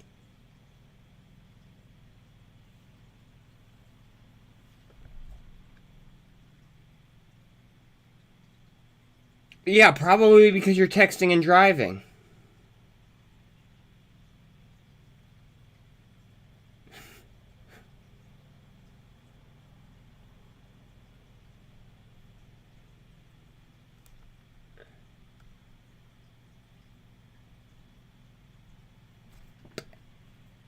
I love it. I love it, I love it, I love it. See, the problem is I'm just so deep on it already that it's just like... I can't justify leaving some other positions that I'm in order to buy more MULN. I can't. I've already DCA'd and DCA'd and DCA'd and DCA'd. That I personally, while these are snipes in my opinion, I couldn't justify like leaving, you know, some other positions that I'm in. I just... Okay, good save, Rocket Girl. Good save. And I meant from the tree.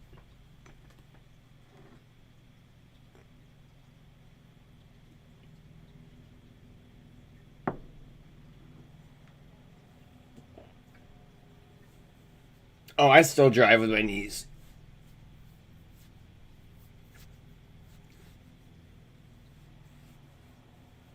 Are you throwing shots at me there, Trish? Young and stupid? Cause I drive with my knees?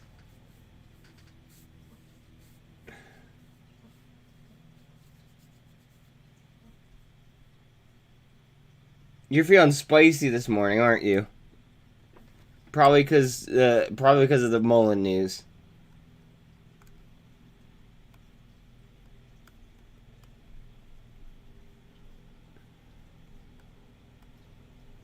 So am I.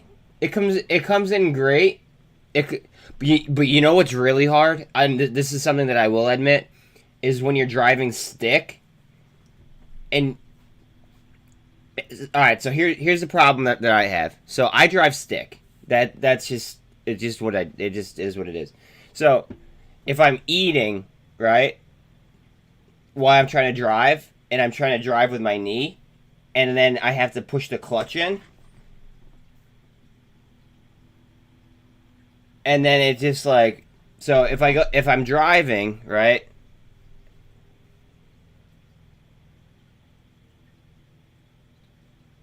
well, now it's the Wall Street bet margin call because, or the WSB margin call because, just because of the SEO settings.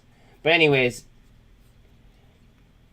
when if I'm driving stick with my knees and I'm eating and I'm going to shift, right? I don't have any hands on the wheel, and then I have to leave the steering wheel and switch knees real quick and either drop a gear or, you know, go up a gear, and then I have to switch knees again smoothly and then put the gas on. I end up steering with like my elbow for like 10 seconds, or not 10 seconds, like a millisecond while I shift. It's just not, it's not safe. I'll be honest. That's the part that's not safe. But I only do it in situations that like are warranted. Okay, that's a little bit weird. Mark, that one's a little bit weird.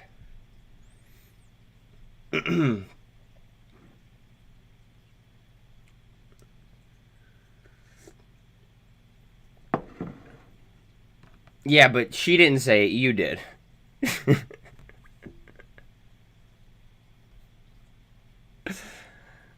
Oh, God.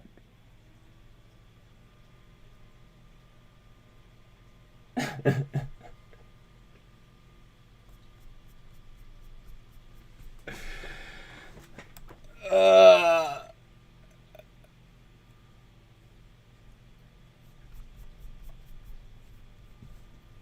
yeah.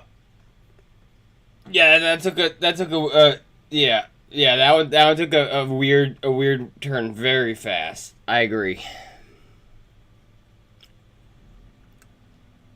That took a weird turn very fast. PGY looks like it's going to take a turn very fast.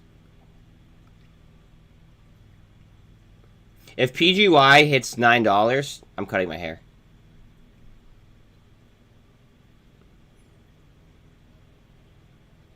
I didn't even notice your pun until you said no pun intended.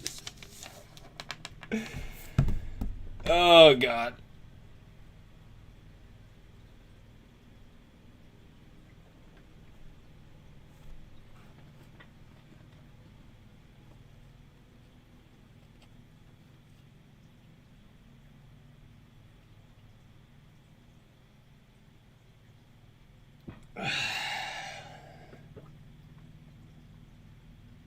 Guys, okay, all right. Let's get serious for a second. Okay, let's get serious for a second.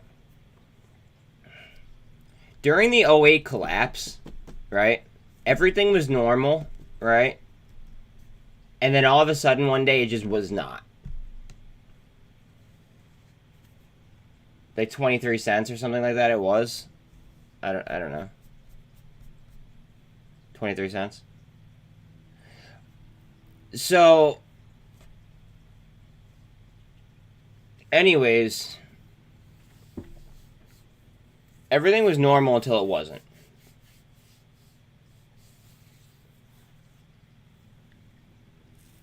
So just remember that, like, all of a sudden, this could just feel normal, and then all of a sudden the market could just fucking fly. Okay? So keep in mind, the FOMC meeting is today. It could happen at any second. That's why, like, today needs to be kind of serious, even though, like, I've laughed with you guys this morning more than I think I've laughed in quite some time.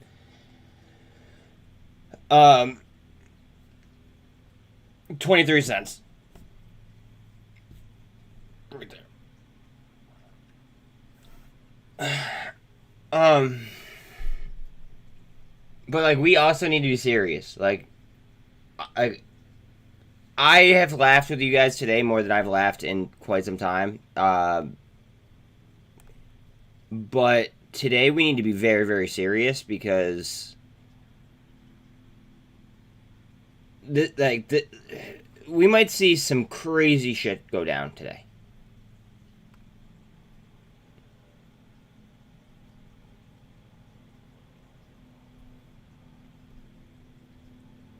To me, all eyes are on crypto and SPY, and all of my MOAS quote-unquote plays, I feel like will be like domino effects. So, like, but just remember, though, like, during the '08 collapse, everything was normal until it wasn't. Like, everything was normal, and then all of a sudden, it was a shit show. Right? We could be looking at the same type of situation here. We don't know when it'll go, if it'll go, blah, blah, blah. I mean, like, I think it's going to go, but I can't, like, definitively say that. It's just, be prepared. Be prepared, be ready to move, be ready to be agile, shit's gonna get crazy really quick, and I don't want to see people make a lot of money and then lose a lot of money. Just have a trading plan, everyone. Like, there's about 12 minutes left until the market opens. If you do not have a trading plan, grab a piece of paper right now, write yourself down a trading plan, okay? Of your goals, of what you'll do at certain dollar figures, if you have a shopping list. Like here. I'm not gonna lie. I have a shopping list.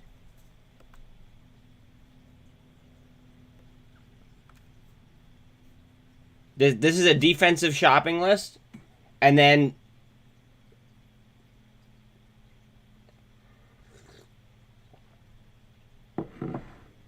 Yeah. This is my defensive shopping list. A little bit of like, you know, some levered stuff here.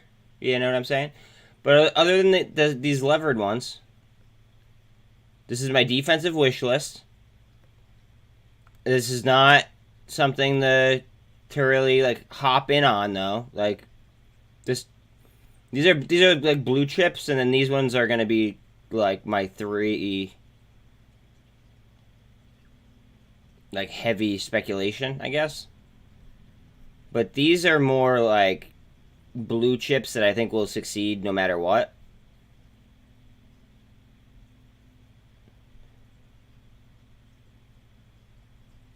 Financials. I have two ETFs, two growth ETFs. No, I have one.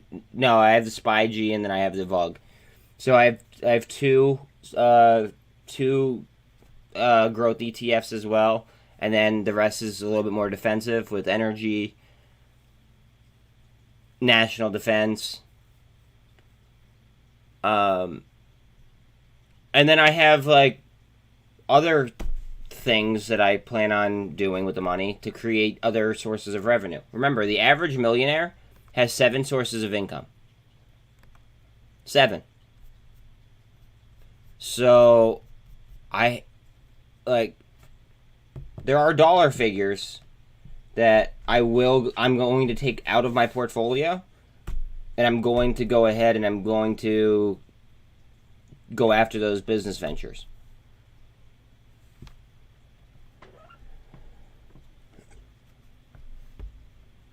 It's just very important that everybody realizes, like, to be financially responsible with the money that you make. Don't just make a bunch of money and then blow it, please. Because that's one of the reasons why I made this channel, is for people to learn from my mistakes. Because I've made a lot of money and I've lost a lot of money, and making money is a lot more fun when you're able to actually, like, you know, maintain it.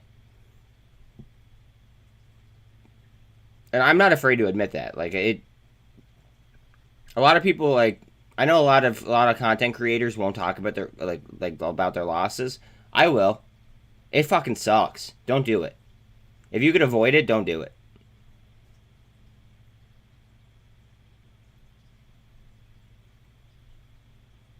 So, like, just be aware of what the fuck is going on. And follow your trading plan too. If you make now, if something comes up where you're like, okay, I want to make a new trading plan, that's totally different. But make sure that you think it out thoroughly, and you have made all possible like reasons, and like you've gone through every, you know, like every motion to make sure that, you know, it's going to be the best thing for you. Because everybody is going to be different, and there's not a one size fits all.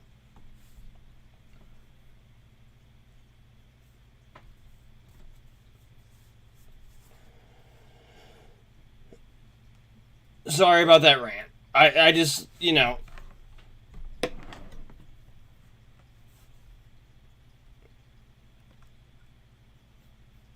I just think it's very, very important.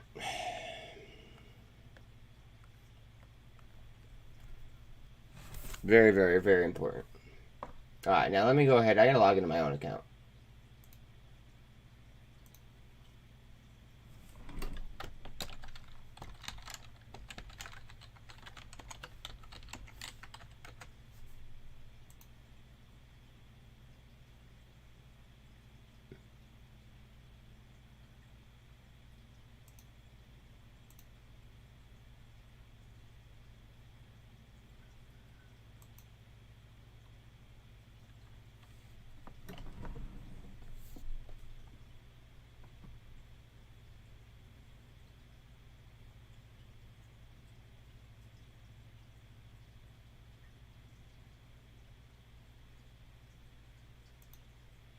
there we go. iBio's up 14%. Nice. Nice.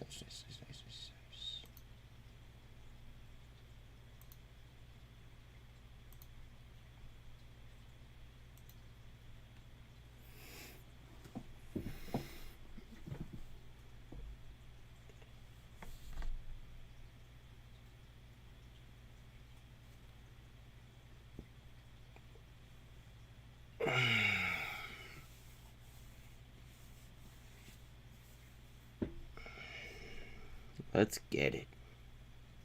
Let's fucking go. Alright, 6 minutes still open. 6 minutes still open, people.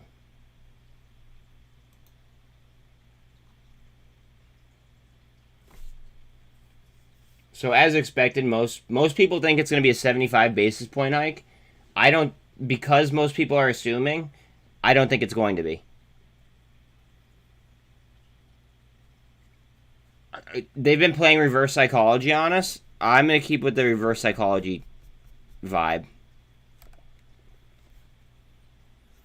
And yes, please like, sub, and share. It goes a long way. Every sub helps, to be quite honest. So, every like helps, for that matter.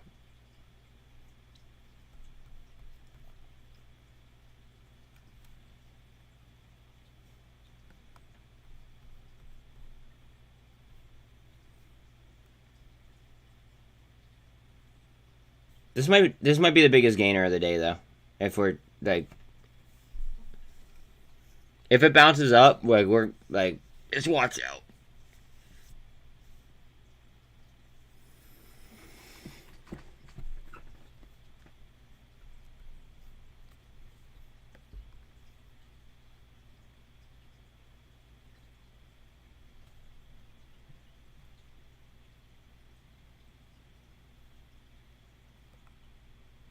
We'll watch MULN head open, because I think most of us have MULN.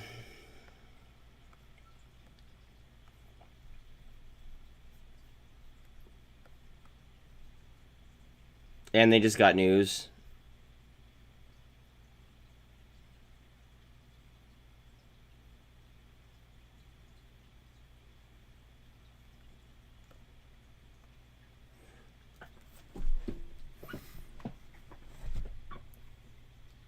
Alright, on this list, without me adding anything, if you guys were to guess how many things get halted today.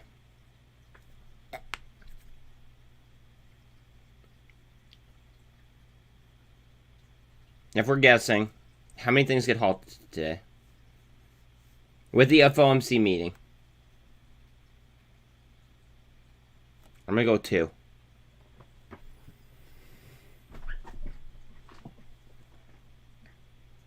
I'm going 2.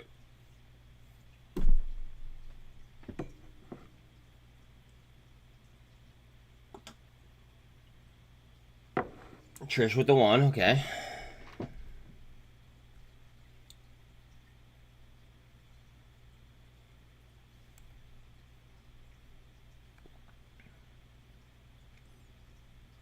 Alright, I'm going to tell you about one of my fears in under 2 minutes. Because, well, under 3 minutes. One of my biggest fears is the fact that we might break the New York Stock Exchange. Like, I'm going to just bring you here super quick. Because the market's about to open.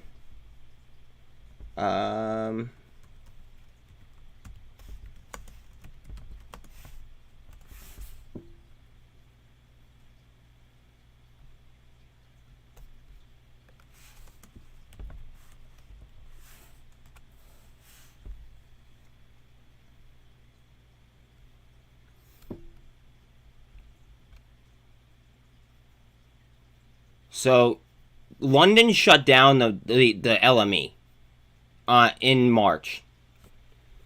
I'm afraid of that happening to the New York Stock Exchange. If we're being, 100 transparent, like, that's my biggest fear. I do not want them to shut down the exchange. If we break the exchange, then we're fucked.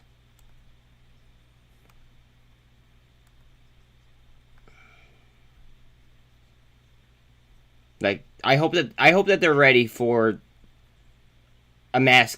Well, I don't even want to say that word. Just a lot of things moving rapidly. Like, I hope that the circuit breakers have been, thoroughly ran through, because there's been a lot of stress tests, but, like, I don't know.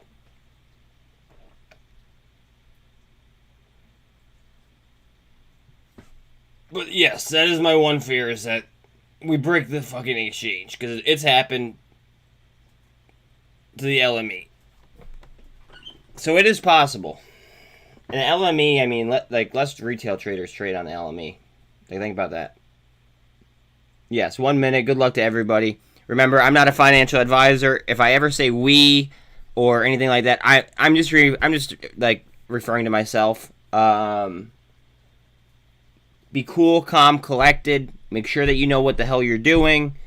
And remember, sometimes no trade is the best trade. Sometimes trading is, sometimes you make a great trade, but sometimes no trade is the best trade. That's the lesson that I had to learn the hard way.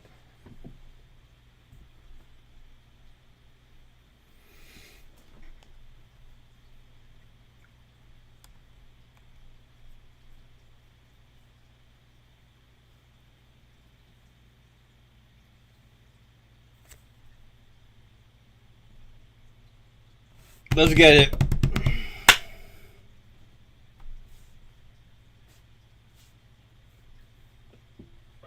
Let's see what happens. How are we doing? Which way is smart money taking us today? Smart money. I have to put quotes around that, because I think that they're so stupid for the neglectful use of retirement funds and things of that nature. But that's totally different talk. We don't have to have that right now. Sorry.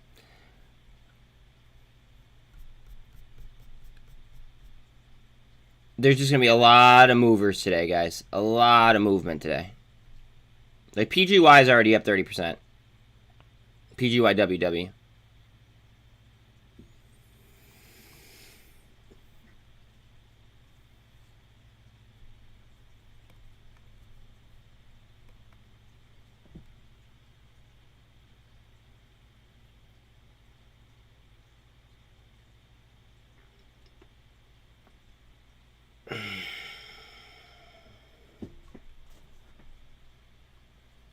Guys, MULN looks like it wants to fucking go just stratospheric. I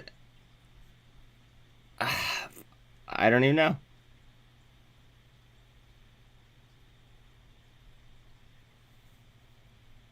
Go ahead. Go ahead. Just do your thing, baby. I feel like Bruce Buffer right now, where you know what he says, when there's a title fight. He literally has that trademark, so I can't even say it. But I feel like just him and his brother, they both have their catchphrases trademarked, so I can't say either one of them. But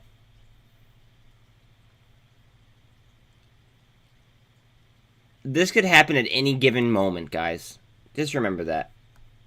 Any given moment. We could just see a kaboom.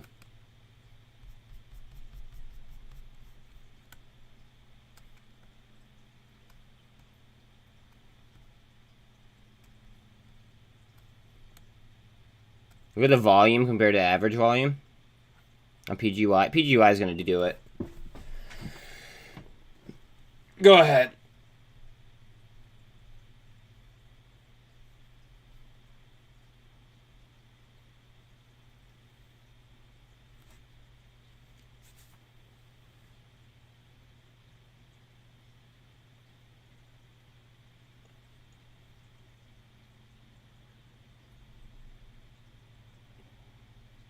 Yeah, that, and it's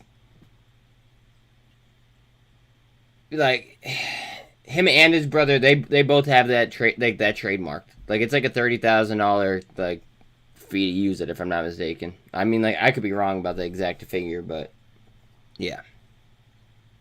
All right, we gotta get serious though. Let's stop. Like. I'm like rambling on to like other shit. Let's see.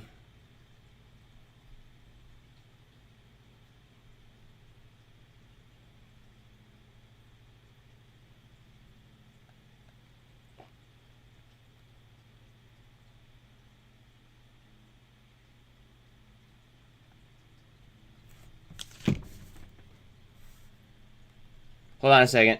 I might be able to confirm if it's Pennsylvania or not.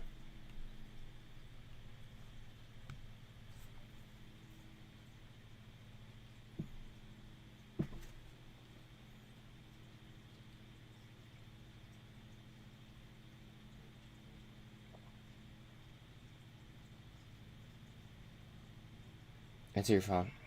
Hey, did you guys get what's called? Did you guys get a money for a Department of Transportation monitoring of bridges? What the hell is that? Like I don't know, a northeast country or a northeast state just got a grant for monitoring bridges, and I wanted to know if it was Pennsylvania or not. Not that I know of. All right, thank you. Okay, bye. So I don't think it's Pennsylvania. I could be wrong about that, but I don't think it's Pennsylvania.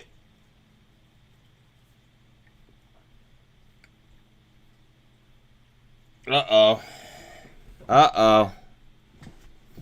Sniper no snipey.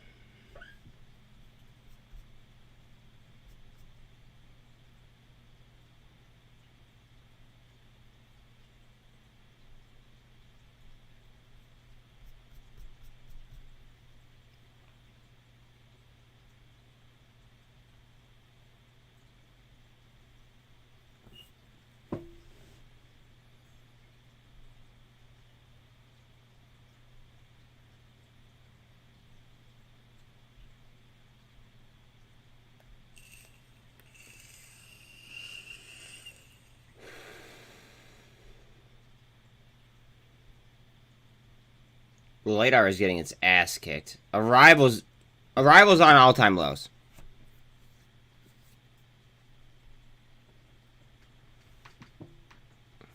EVGO is firmly within my range that I've been looking for.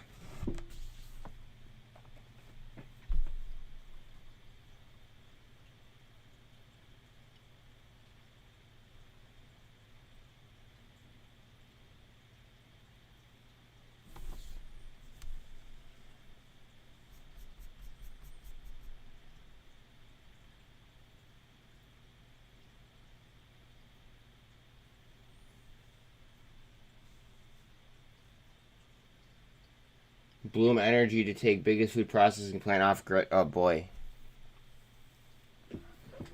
That's BE. MULN's at 41 cents. Holy shit. Eat up, baby. Eat up. Eat up if you're hungry. Eat up if you are hungry.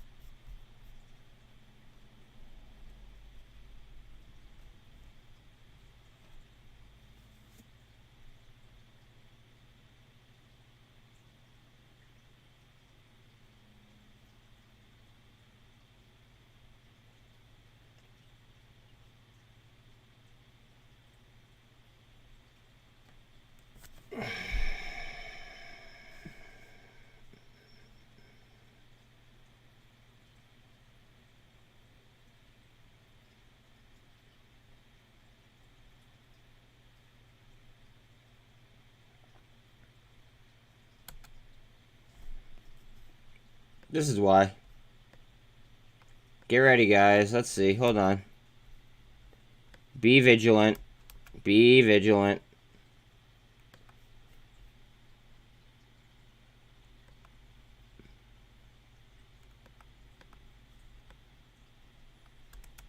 What happens in descending channels, guys? How about descending wedges? Good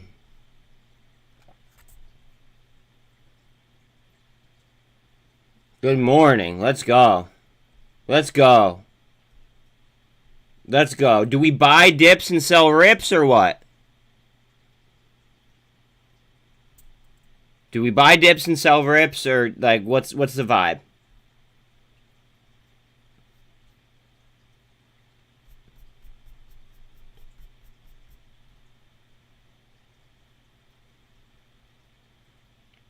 What's the vibe like? Do we buy dips and sell rips, or do we you know, sit around and mope? Fuck that. Fuck that. We make plays. We make plays. This is for playmakers only. I'm sorry. Like, if you are afraid right now, or you are, like, just off your, like, you're just blown back, you probably need to go to, like, Matt Kors or something. Sorry. Like, this is what I'm talking about mental warfare. Be prepared for mayhem, guys.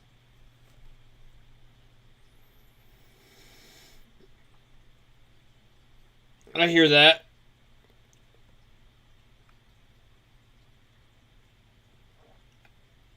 Be prepared for mental warfare, guys. CMTL just got a military contract. Thank you, Trish.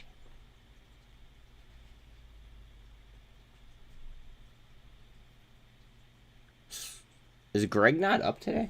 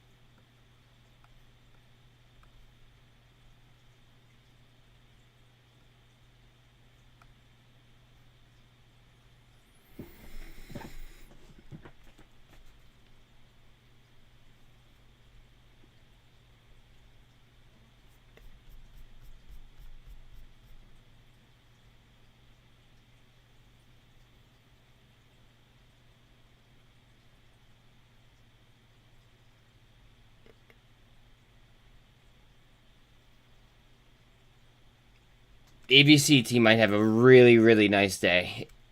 Like, if they were to drop the news today about AVCT that we're all expecting, I think it would be I think it would be a news halt, honestly. I don't even think that they would let it go until a circuit breaker, like price halt. I think it would just be a news halt.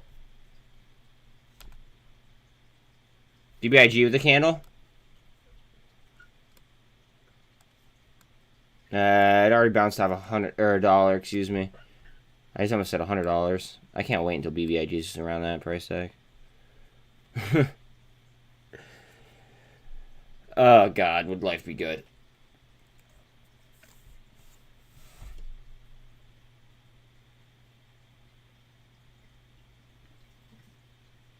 All right. Everybody should stretch out. Everybody should stretch out. Oh.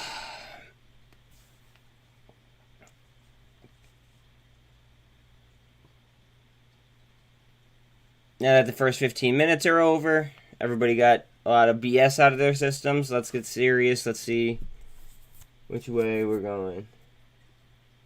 Sava's on fire again? Jesus Christ. Rocket Girl, you are crushing that trade. Well, now you are. At first, not so much. Now you're killing it. Killing it. I hope that you're at home and you're not crashing into trees, though.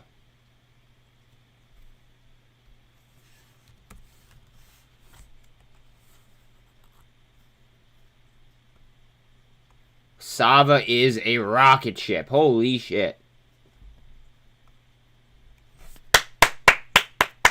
Let's give a round of applause to Rocket Girl, because she's been talking about Sava taking off for...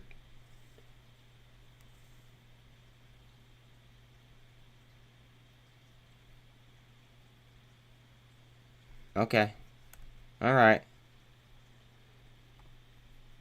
Alright.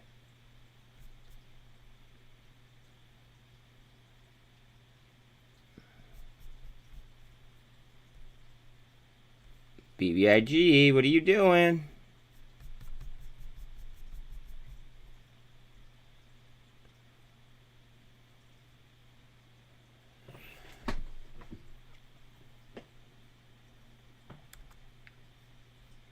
Again, the most concerning thing to me today is going to be SPY, along with crypto. I want to see what is said in the statement. The statement is going to be everything.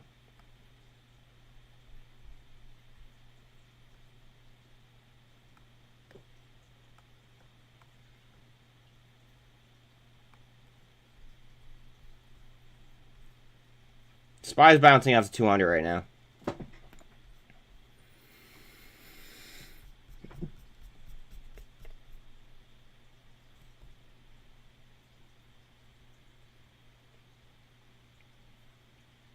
IDX, excuse me, just flashed green again after going red.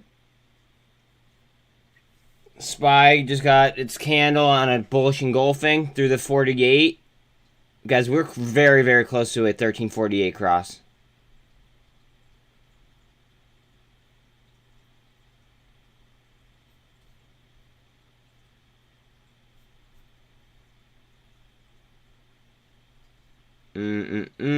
Come on, babe.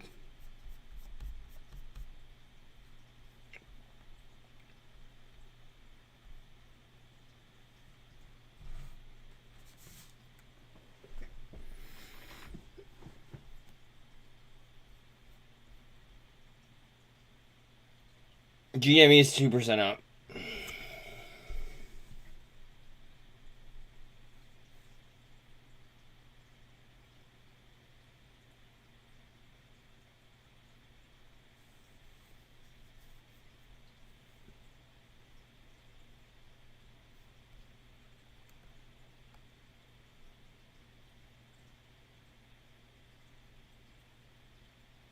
SPY's getting candle.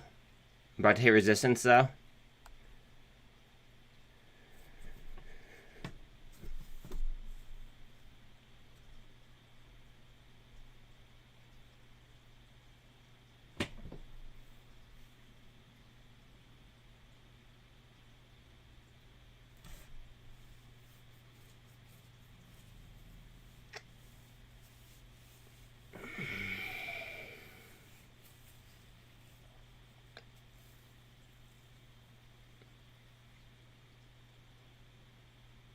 Come on, go ahead. Go ahead.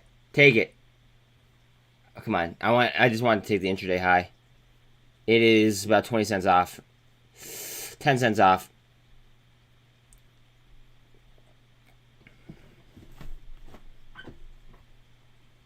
Sava stop loss something? Okay.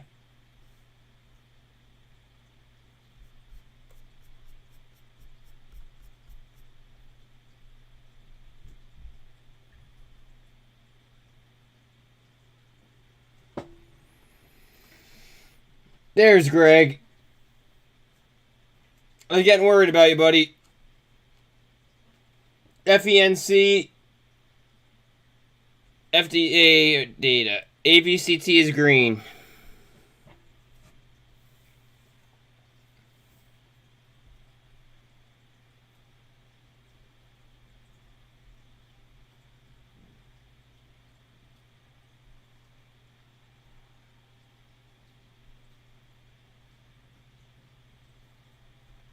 Spy candle. Spy nice candle. Push, push, push, push, push, push, push, push, push. Come on, baby. Follow it up. Follow it up. We need to reassert it. I need some reassertion right here. Go ahead.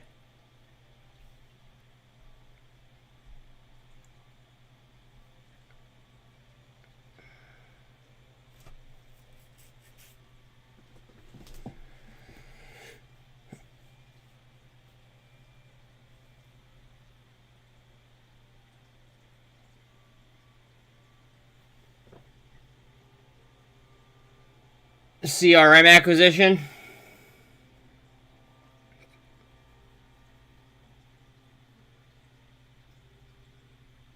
Thank you, Greg.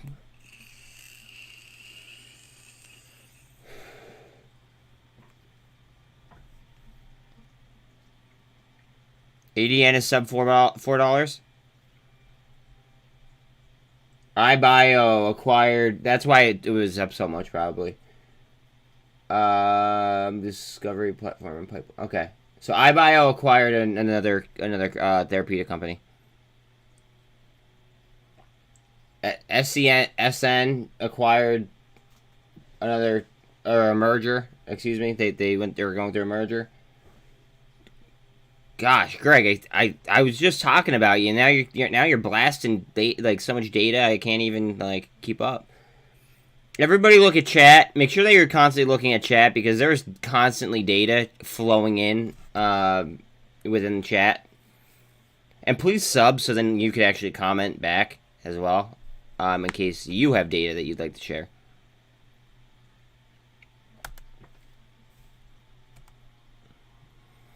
MULN looks like she wants to spin in.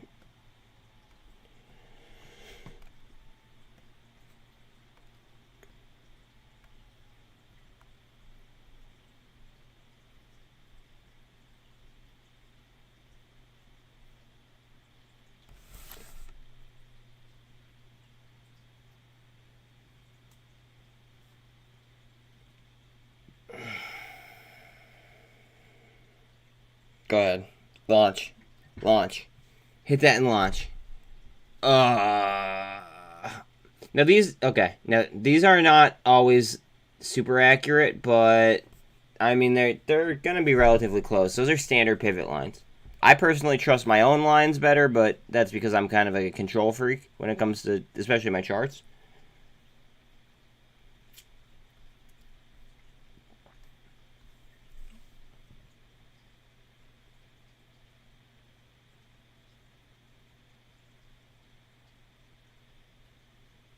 Thank you, Greg.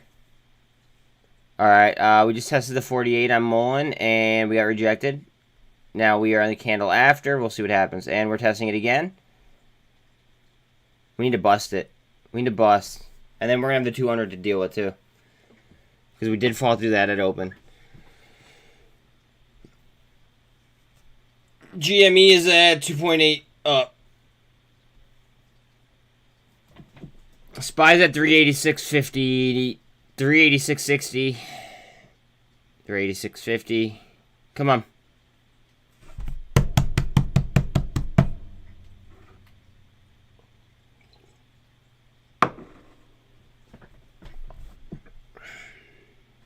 AMC is on the hunt for green. PGY.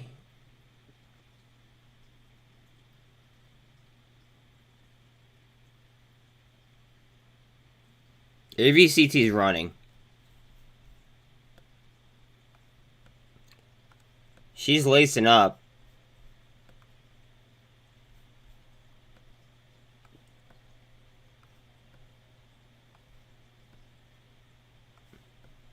PGY is lacing up too.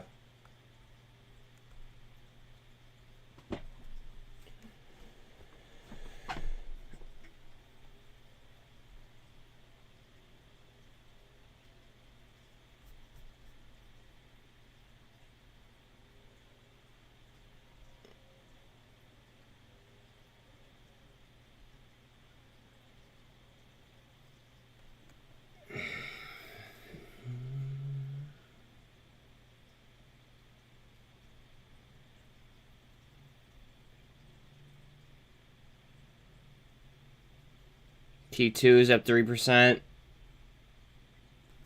Cup and handle forming on MULN. Okay.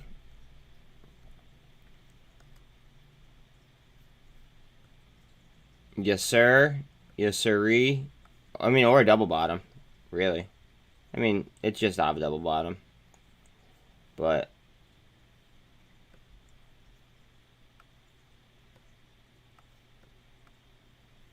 let's see. What do we got?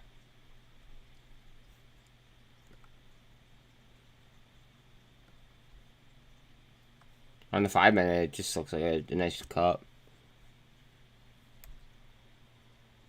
On a 3, it does look like a hard cup and handle.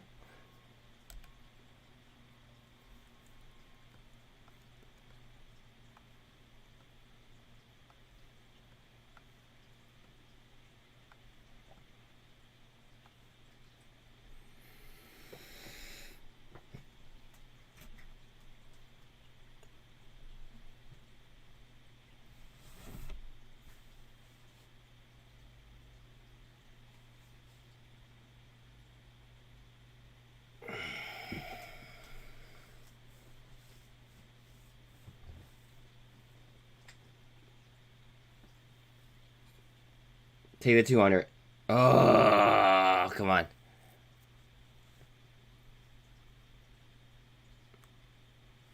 We're looking for that 200 on MULN. 386.30 on SPY.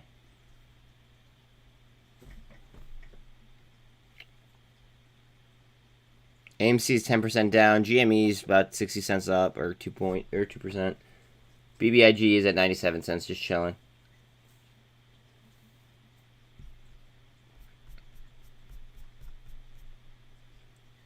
PGY and AVCT are doing it.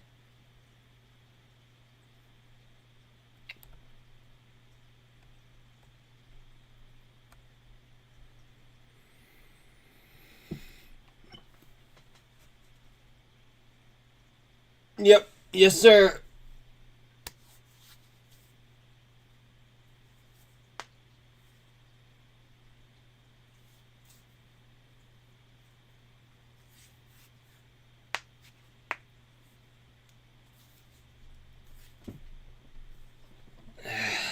MULN coming down to the 13. This could honestly be just to cool off the RSIs.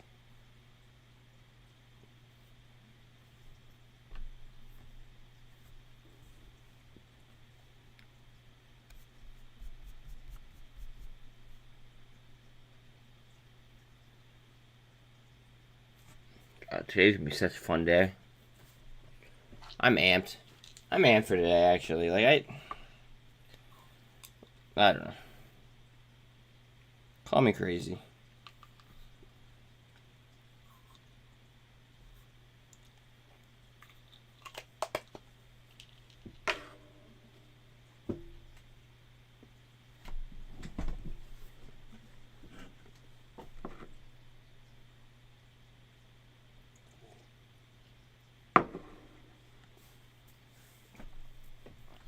Heps news.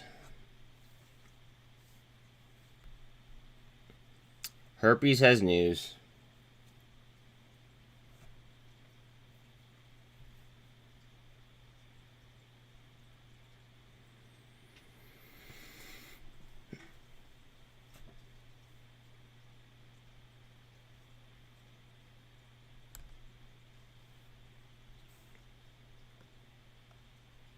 Looking for a MACD twist on SPY.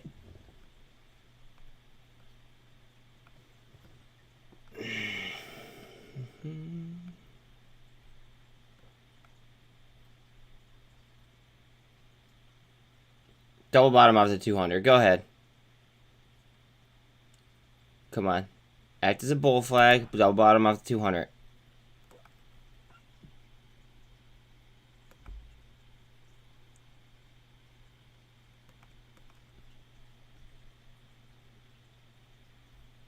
Alright, nobody ever draw like this. This drawing is going to be wrong. Most likely. They're not always wrong, but most of the times they're wrong. It's meant to be wrong though. In all reality, it's what I like to call a potential trajectory candle or like line, and then what I do is I draw off of it for those who are unaware or new here.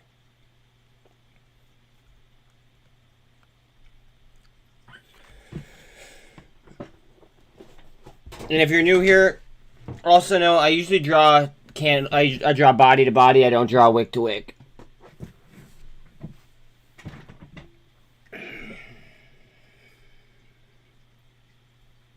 Most of the time, unless I usually like if I am going to draw wick to wick, usually I mention it.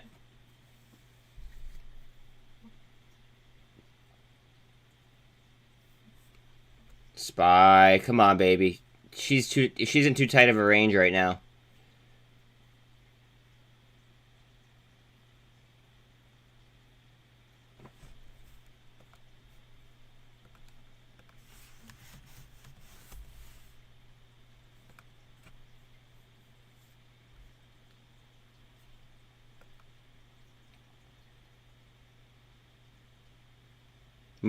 Short interest did just jump by 2%. Heads up on MULN, guys.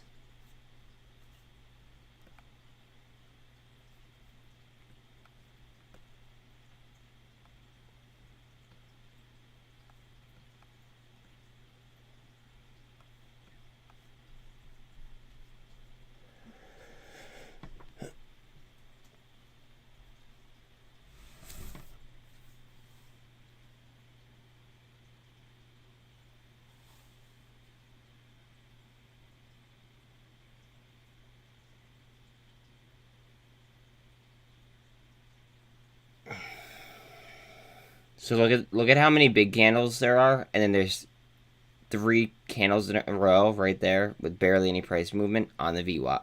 What do you guys think happens next? Please, guys, I just beg you to do your own homework. I've been talking about candle structure, formation structure for some time now. You should know what I mean. Big candles, big candles, big candles, and then all of a sudden, after it's surging up, bang, shot down, and look at the wick structure. What do you think is going to happen next? Unless there's a big short that comes in, you know what I mean? But what do you think is going to happen next? You guys should know this, without anybody saying anything.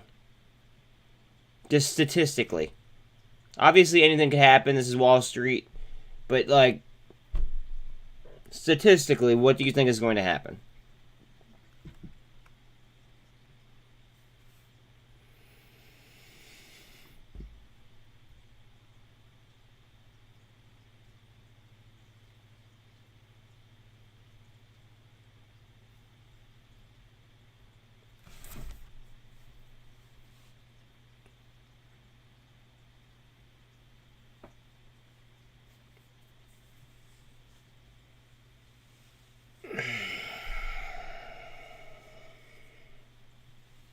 Now we're going to test to 48.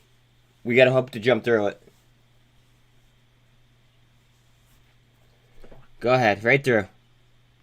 Because remember, we're underneath the MACD now.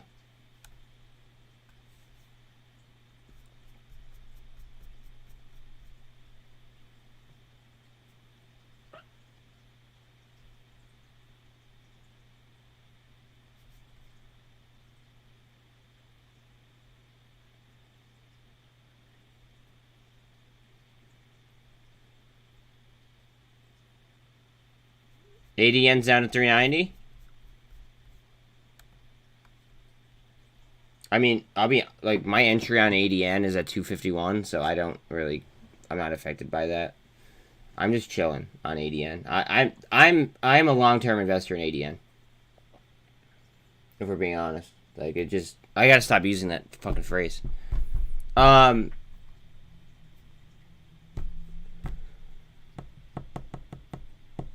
I'm just a long-term investor on ADN. I don't plan on letting it go anytime soon.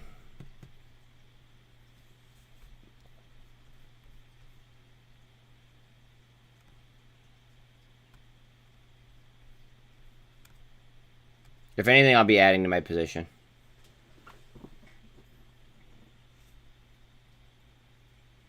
Okay, so the New Jersey police are upgrading their drone fleet, apparently. So that might affect anybody of you that lives in New Jersey. Thank you, Greg. Alright, now we are forming a potential handle above the 48. We want to punch this 200. That's the goal.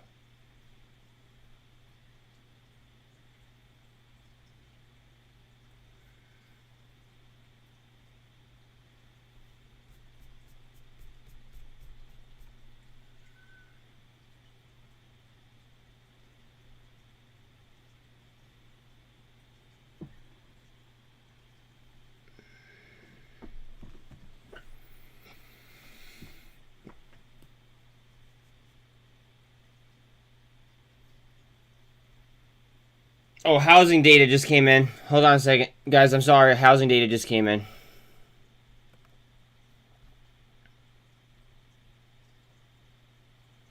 Existing home sales are apparently better than average. Okay. Now, crude oil is in 25 minutes.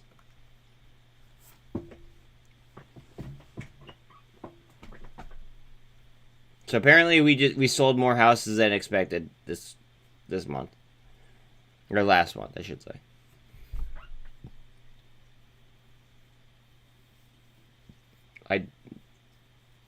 I'm kind of doubting that, but I don't believe the reports that we're getting are 100% accurate. I just don't. I think that they like realize how like broken the market is, and I think that they're feeding us wrong information.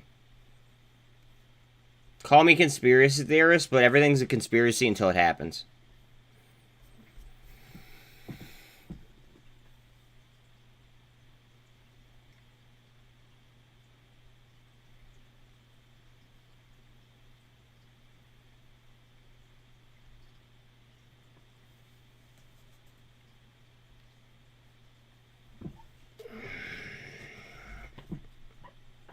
EZGO is a company. It's a heavy Chinese company, okay, but there is some ownership by like I believe it was like Renaissance. There was something that like brought it to my attention the other day when it was like the middle of the night and I was just researching, and I found them very intriguing. I don't know why. It's something for the watch list. I don't even have an investment in them, to be quite honest with you. Like, I'm just throwing it out there. Like, I watch listed them just to see.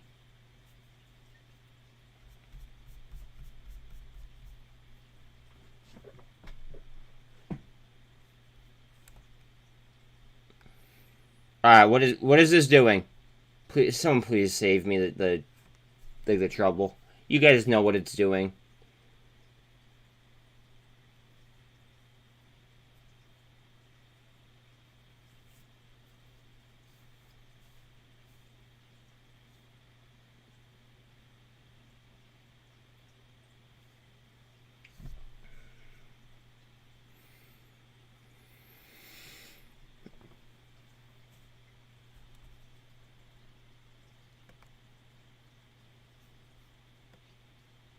SPY's getting a candle after 200.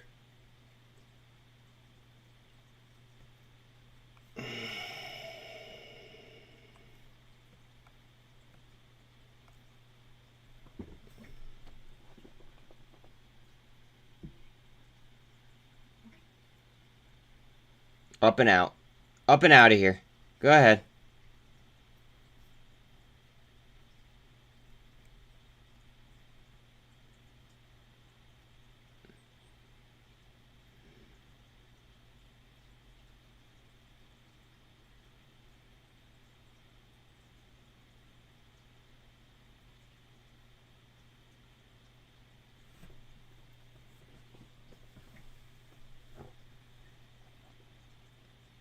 Up and out. Up and out, baby. Up and out. We have a P-star switch on SPY. 80 yen is down to 383.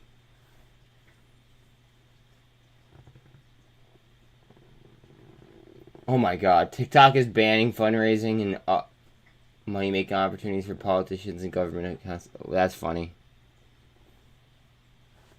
So then that means, watch, they're gonna ban TikTok. Now that they did that, watch, they're gonna ban TikTok. Heads up. Watch BBIG on that news.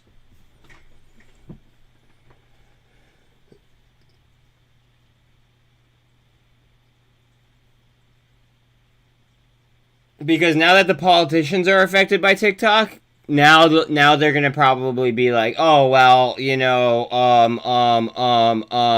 mean, you know what politicians do. They'll sit there and they'll make excuses over and over and over again. MULN's gonna keep a nice candle here through the 200. Let's go. Let's get it, fam. We're getting that handle that I was trying to, you know, inch you guys towards.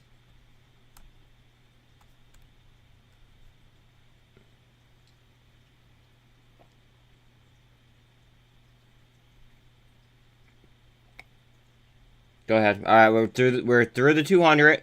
We need to follow it up.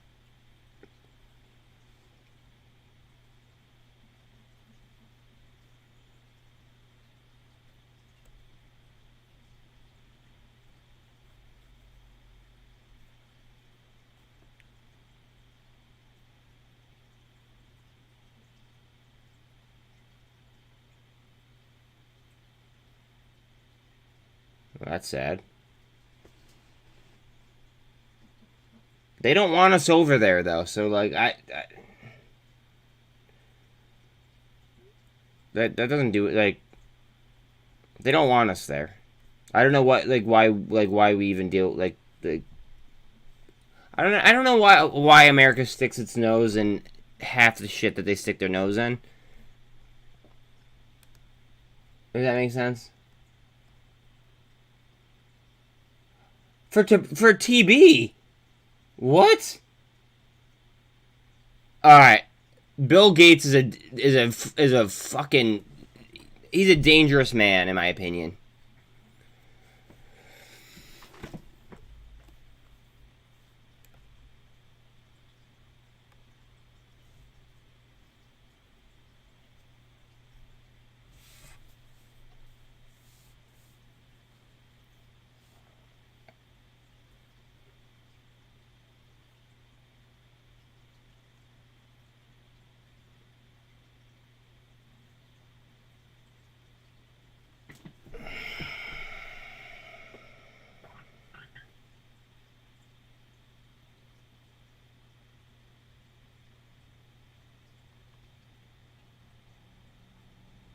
Guys, if you're just rolling in here, please like and sub. Each one matters. It doesn't hurt you. Totally helps me. I'd greatly appreciate it. Okay, guys, wick structure. Candle structure. You guys should know what you see here. You guys should know what the hell's going on right now.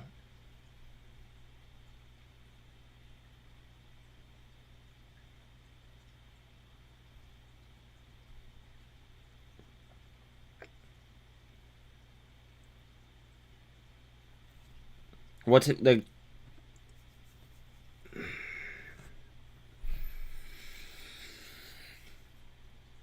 I'm not a financial advisor. I can't tell you.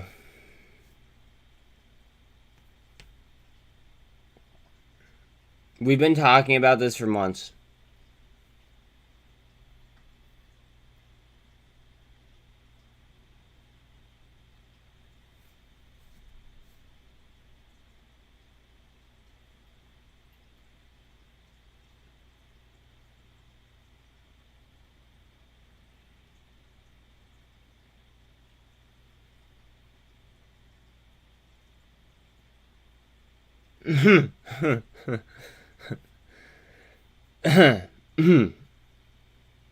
They haven't done a great job at detaining any damage. Just saying.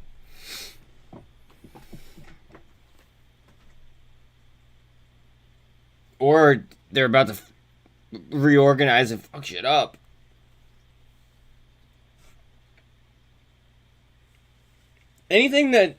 Anybody that takes the Biden administration's words seriously I think needs a harsh reality check. So I'll give it to you. Okay, go look at prices at the grocery store. Go look at prices at the pumps. Go look at inflation reports. I mean, look at the what's it called? Look at the 60 Minutes episode that just aired.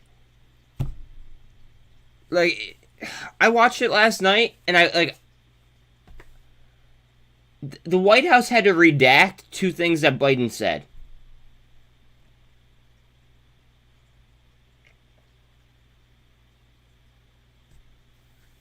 And yeah, Trish is right. There's no way that he should even be in the same sentence as Reagan or Trump. Thank you very much for that. And China's prepping for war. Great job, Joe. Great job. Great job, Democrats. Thank you for voting for the left. God. I don't even believe in, I don't want to get religious. But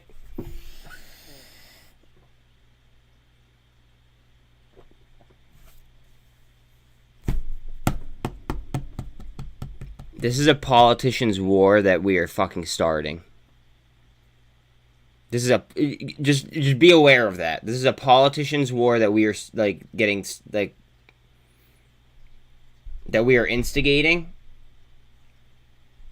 I want to reiterate that.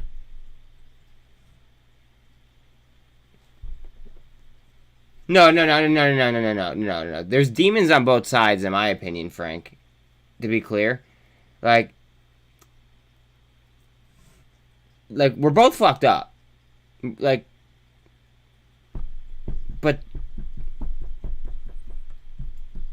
there's a level of fucked up that the economy works in, and then there's a level of a fucked up where the economy doesn't work in, and right now we're in that stage.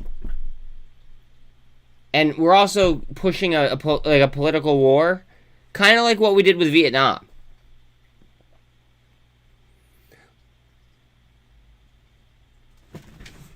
I'm sorry. All right. All right. Now we're getting into Vietnam type stuff. All right. He's really acting like that Carter. Oh boy.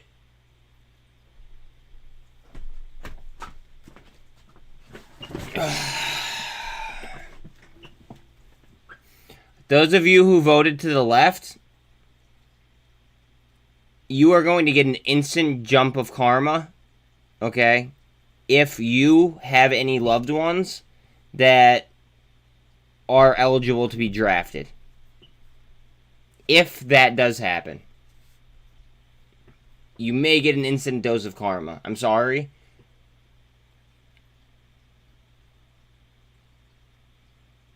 And that's that's kind of a cruel that's kind of cruel for me to even say. If we're gonna be honest, it's just it's sad to say. I don't want to say it, but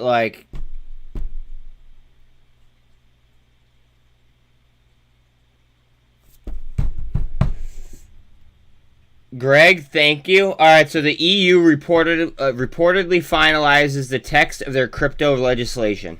Now remember, France wanted to use XRP as their CBDC.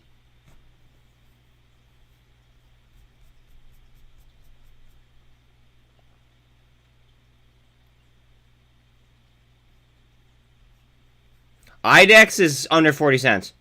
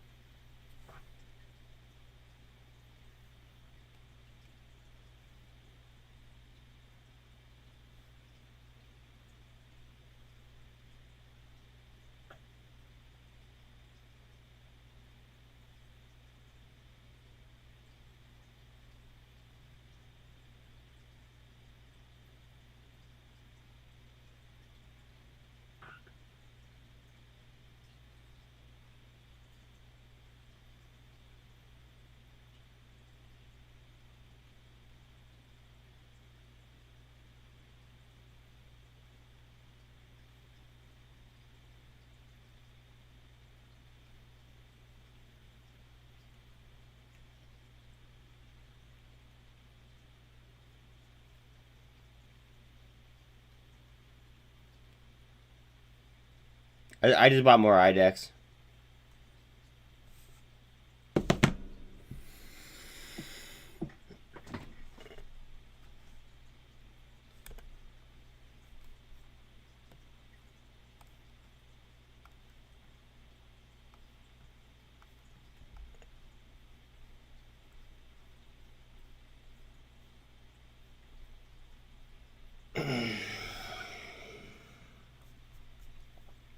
I didn't even have to look at the chart. Yes. PGY. IDEX. I'll type them. PGY, IDEX, MULN, BBIG, TYDE, SAVA,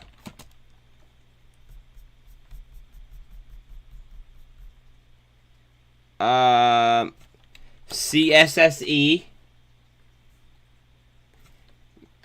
VRM,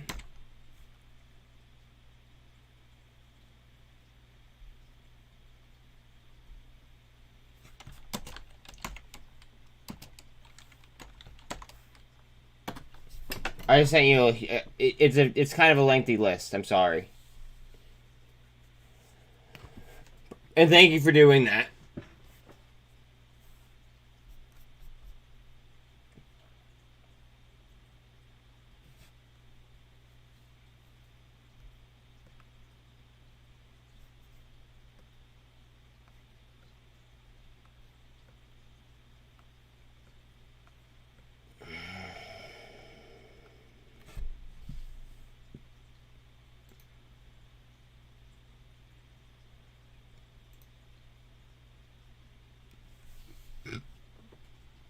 Oh wait. Oh, I have another one. I have another one.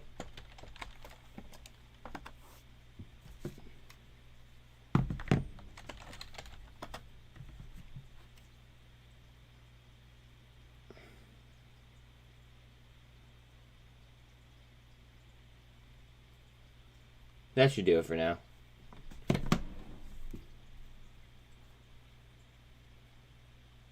No, dude, thank you. Thank you. Thank you.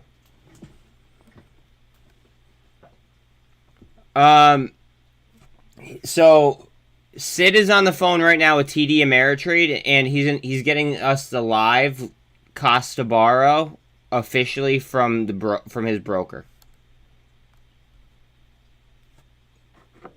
Like the live number, not the Ortex reported number, the live number.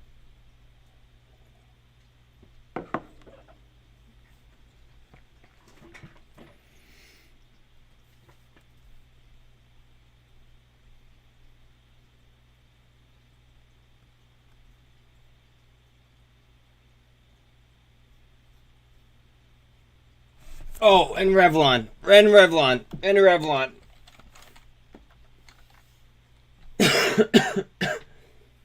Oh, and TBLT too. Fuck. My bad. Alright. Now I'm done. I swear.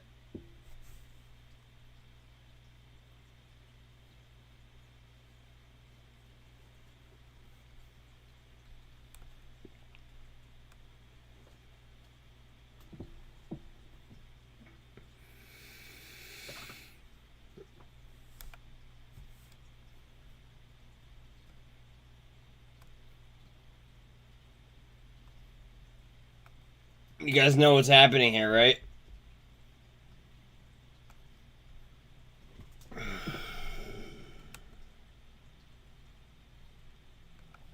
I'm drawing this line late, so just to kind of prove a point. TA is important, guys. TA. That's why I'm so like hard on everybody about like learning TA. Go, baby, go. Come on. Jump it. I care about getting over 45.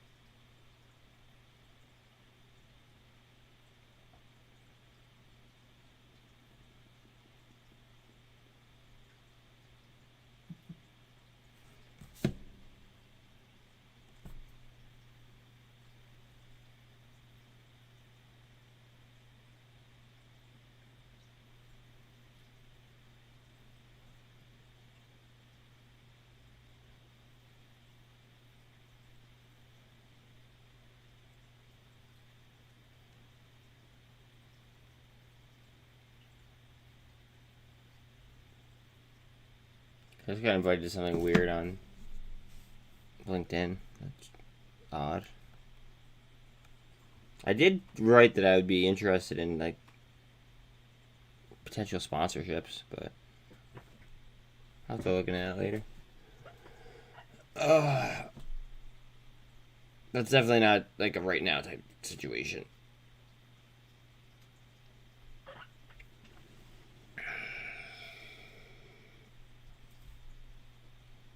ADN is down to 370. That was a great trade if you got in and out. Just saying. Congratulations on that in and out trade. I mean, I'm long holding it, and my entry is at 251, so I mean, like, I'm chilling. But congratulations if you made that swing trade.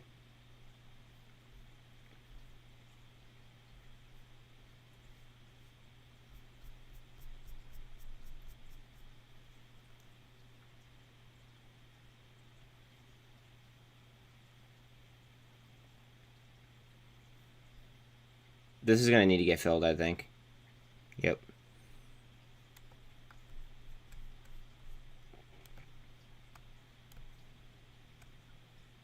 Go ahead. It's like doubting itself because the 48 hasn't crossed the 200 yet. MACD looks like it wants to come down. I want to avoid the MACD from coming down.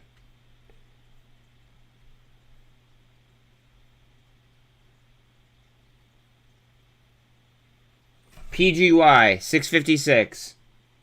Thank you, Sid. IDEX is only 575. MULN is 675. BBIG is 9.5. TYDE not applicable. Interesting. SAV is 45.25. Chicken Soup for the Soul is 27.75. VRM is only 1.5. ADN is 21%. GWH is 3.25. Revlon is 81.75. Tblt is 98%. Thank you very much, Sid.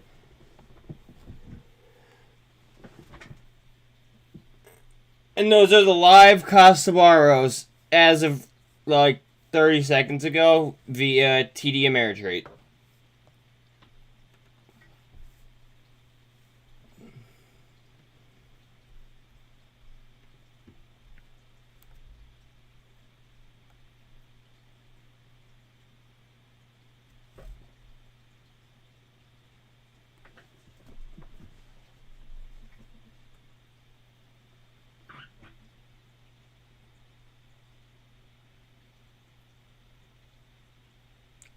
I bought. I can't answer that like fully, but I bought it. And there was a share offering. You have to read the filing from yesterday, brother. Like you're gonna want to read the most recent SEC filing. I think it was oversold. That's my issue. And I have PGY shares and PGY warrants.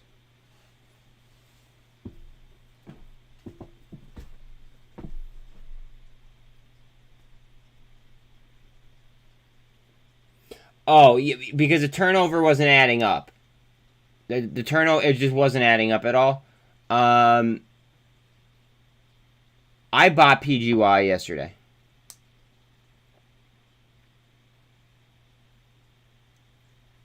And I bought it at a higher price than what it's at now. And I'm still bullish on it. Guys, again, this... TA. I'm drawing this line late. This is, again, to prove a point. What happens in descending channels, guys?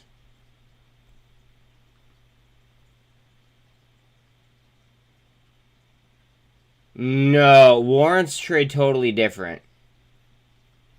That's the warrant symbol.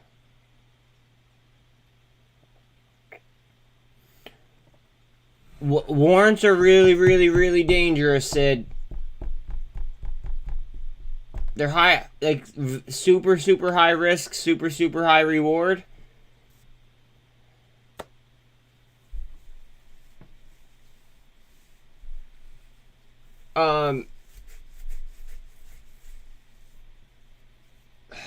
I know how to trade warrants, and sometimes I get burned on them.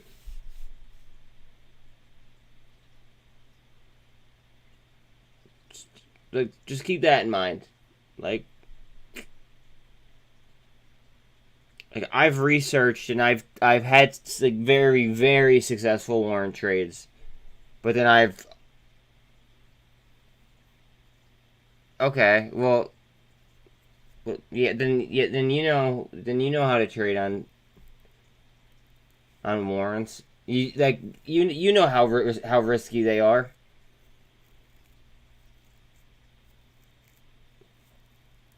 But see, the PGY warrants are different. They're like a cashless exercise price. It's weird. It's like at like 11:50 after a certain date. It's like a I believe it's like a cashless exercise. If I'm not mistaken. You know what? I honestly forget the date.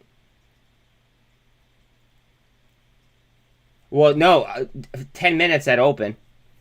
At 10 minutes, within 1 minute, it was up 30%, and then now it's down.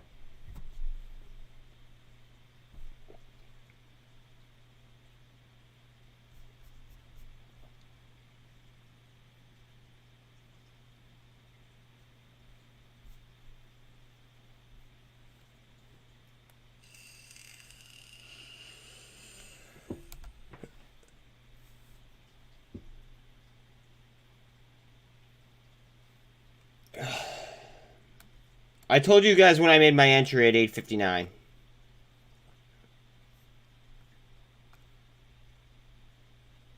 At 8:59, I said, guys, it's slid into my buy zone.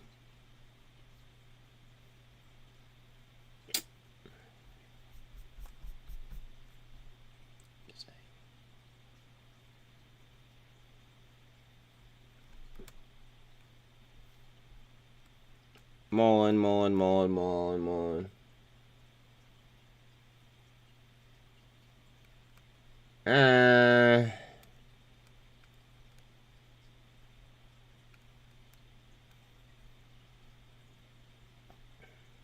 See, you play UVXY way different than I play UVXY, so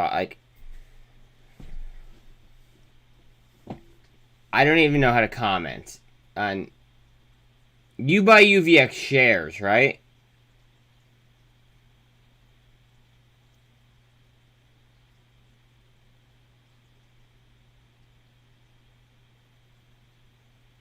So I hedge by using UVXY options. That's the difference between you and I there. I only use it as a hedge. I use UVXY, the TQQ, and the SQQ in order to hedge. Those are my main hedging techniques.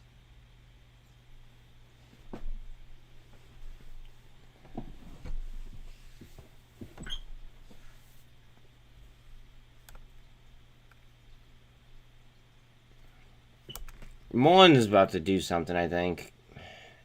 This is a descending wedge. If I were to draw a line from here to here, it would be a descending wedge.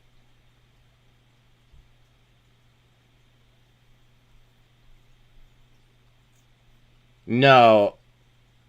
It's not that. I play options.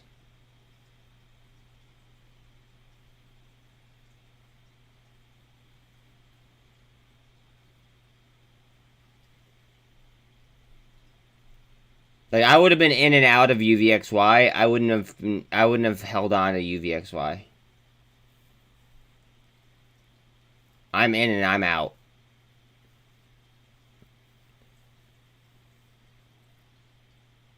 Well,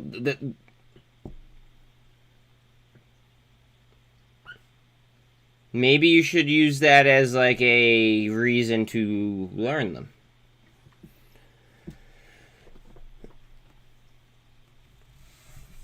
And I'm not trying to bust balls. I'm just taking an example and saying, hey,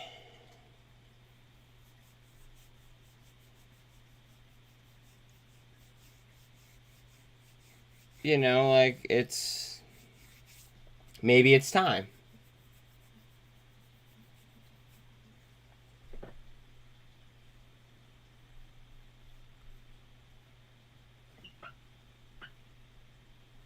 Down to 200 I'm on. I don't think it's gonna last though. So does MACD split off. Now we're waiting for a twist up.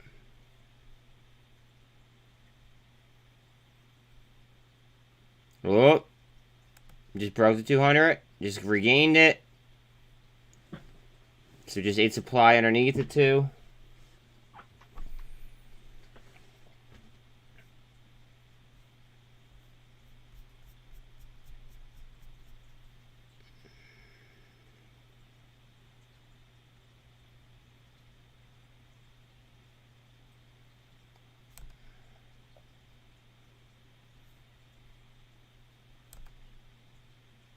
I already did.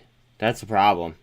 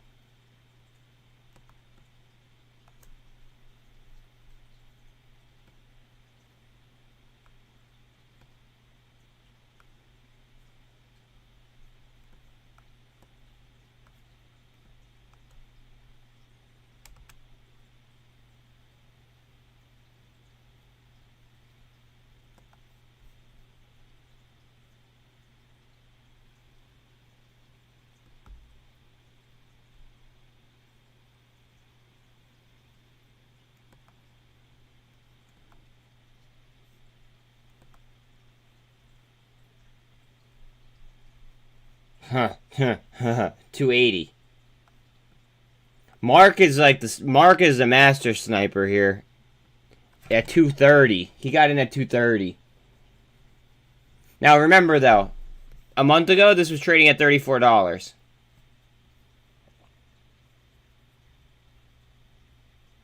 That's not enough volume. That's good, but that's not enough. Guys, watch out on HLBZ. That's not enough volume. It needs it. If people knew, see, that's the problem, is that people don't people don't find these gems, and then they miss out on them. Like, if more people knew about HLBZ, it could be ripping right now.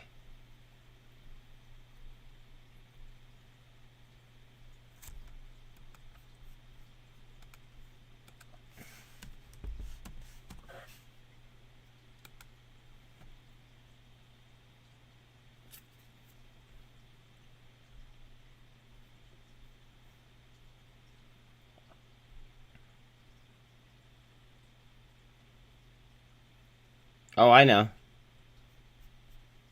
Like, nobody knows about T2 either.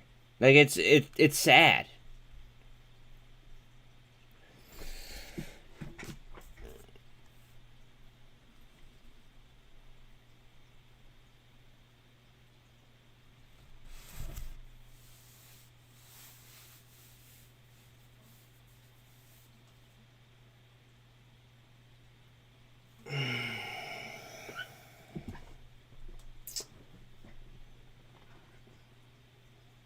I looked at them, and I see other investments on the board that I like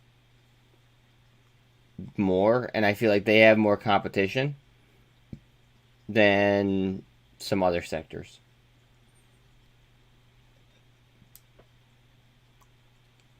If that makes sense. So I felt like my money was better spent elsewhere.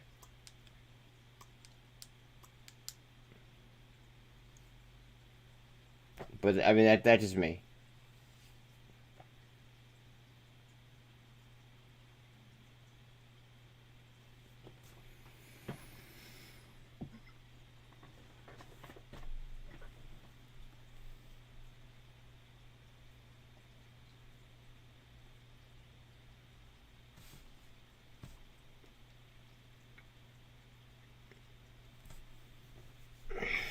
Like, it could be a good investment. It could be a great investment. But it's not my investment. That's all I'm saying. There's a few, like, if you follow my channel, you guys know, like, I'm so selective with what I get into versus what I don't get into. I'm like, I'm arguably overly anal about that.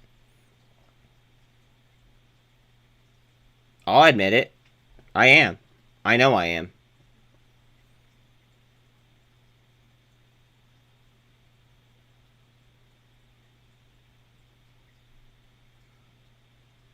See, I didn't even know that existed. I mean, like, I've used them in the past for, like, back office, like, work, like, business stuff that I used to do, like, before, Rona, but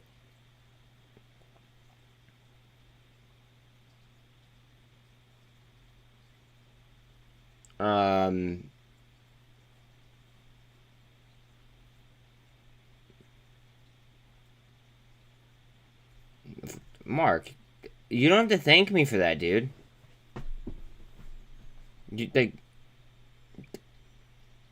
I give credit where credit's due.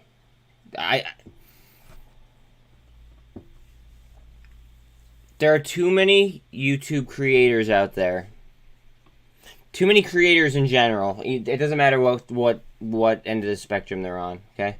There are too many creators in general that do not give credit where credit is due and that are completely untruthful. I will not be one of them. I promise you guys that. I will not be one of those.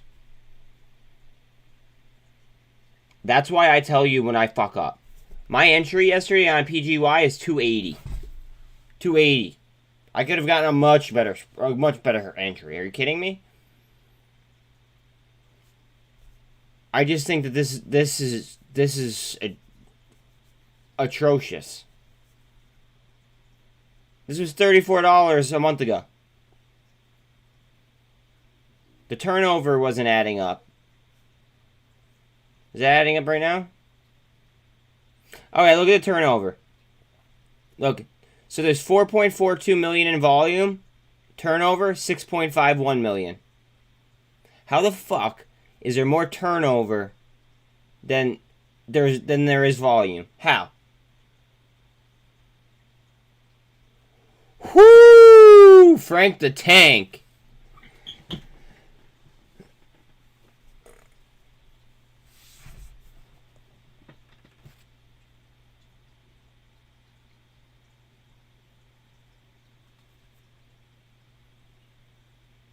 Oh.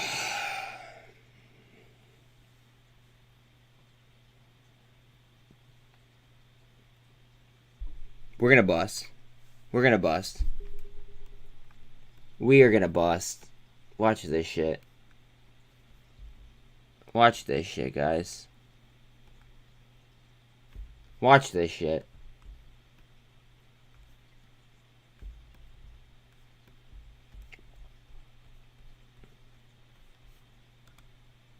You guys ready? Look at the turnover on IOT. I repeat, look at the turnover on IOT. Cough, cough, cough, cough, cough.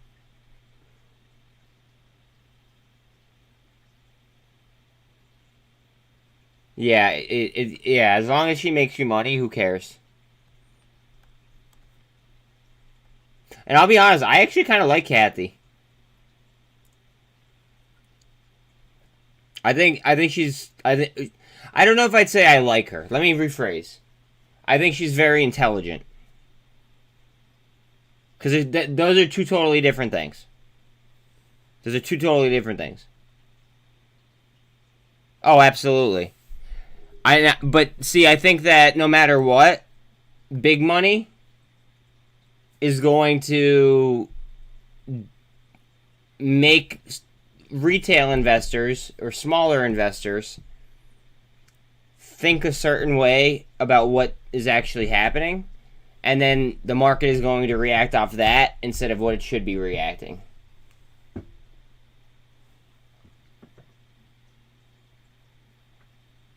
You know what else is wrong? The administration on the energy and how they handled the energy industry.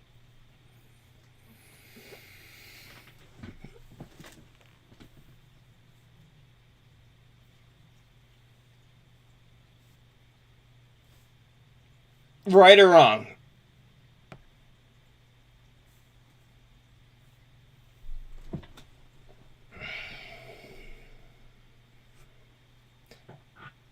I would actually argue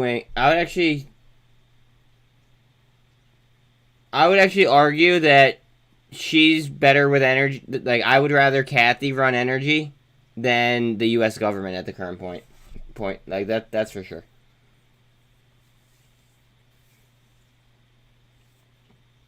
Sid, shh. I don't want to see that. Please don't manifest that.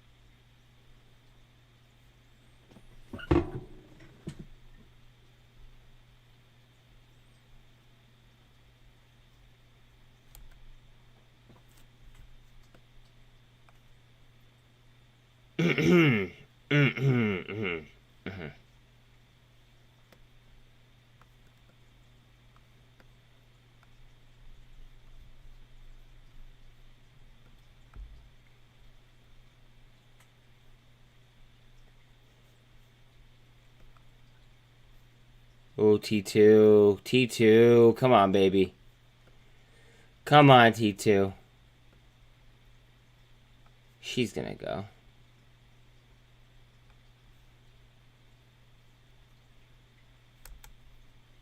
This now T2 like often defies gravity, let alone drawings, but I'm just gonna stick that right there.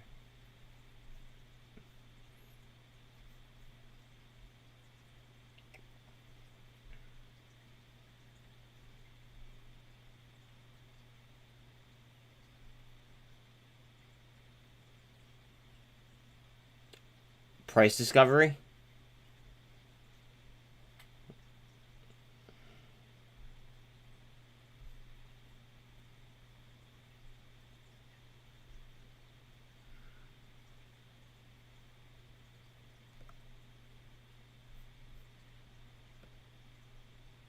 Nobody even knows about IonQ either. This is another one, guys, that nobody knows about. Just throwing that out there. It's $1 billion company. Nobody knows about it.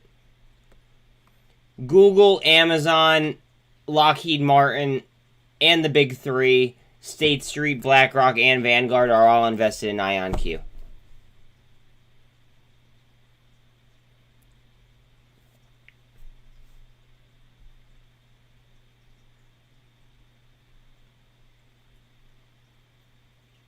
FOA. 35% of the company is owned by BlackRock. Or Blackstone, excuse me.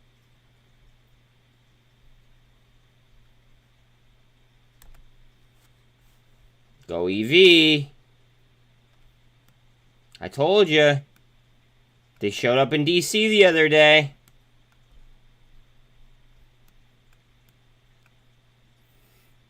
Later, my dude. Thanks again.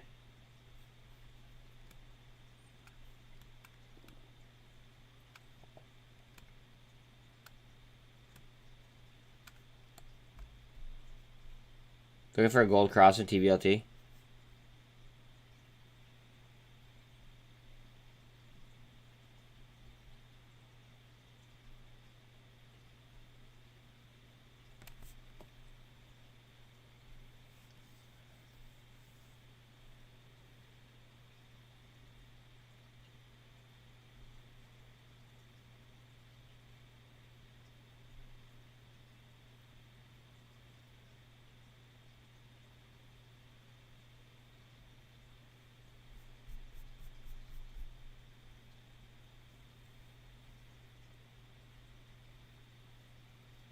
PGY is getting in snipey zone, apparently. Snipey, no snipey zone. 2840 on GME. 80 is down to 375.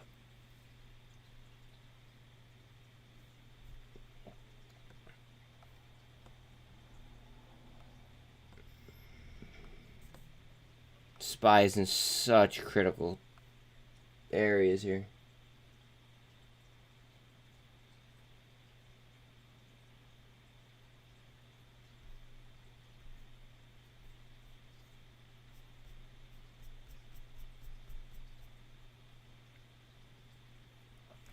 Yeah, didn't their governor just like, you know, like go down for like sexual assault or something? I mean, I could be wrong, but like, did he ever get a civil suit or no?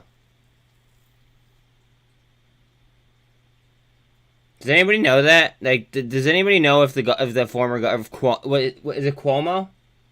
Yeah, I saw that 150. That's why I put a 125 plus on the thing. But did anybody what was his name? Was it Cuomo? Did he ever face a civil suit for the allegations, or did he just get Cloud? My entry is 251. I mean,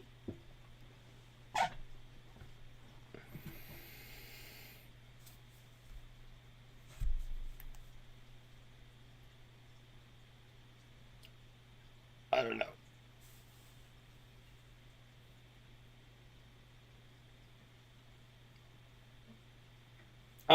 But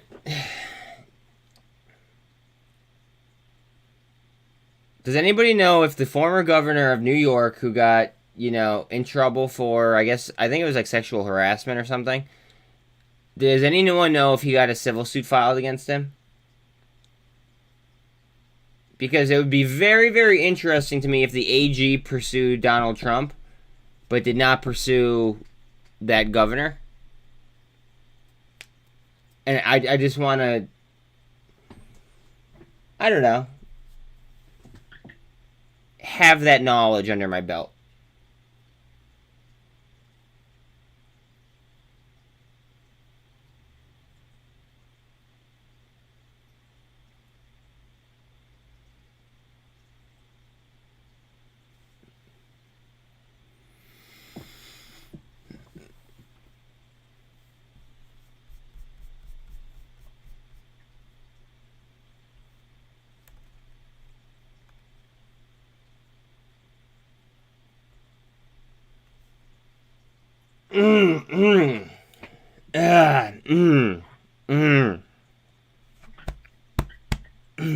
Sorry.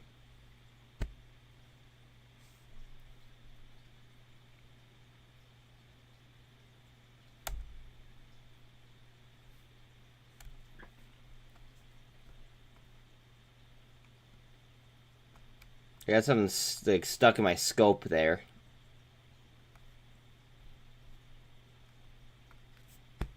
I meant throat.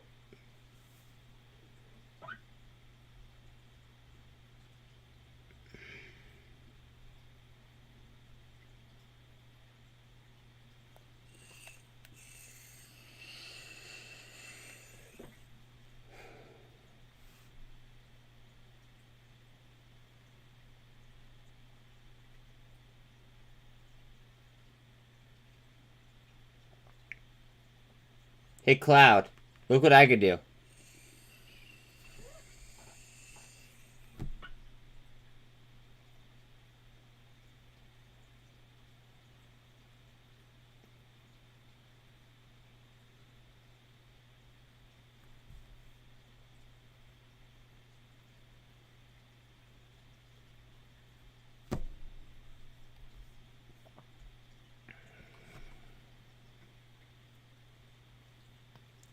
PGY. Oh, boy.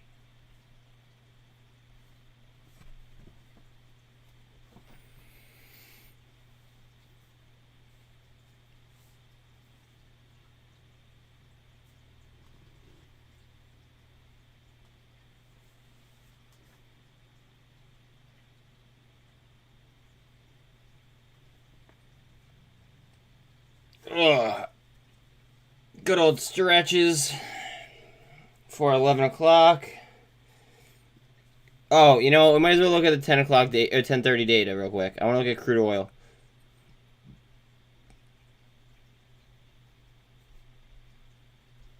Huh. Oh boy, we beat estimates by like a lot. Okay.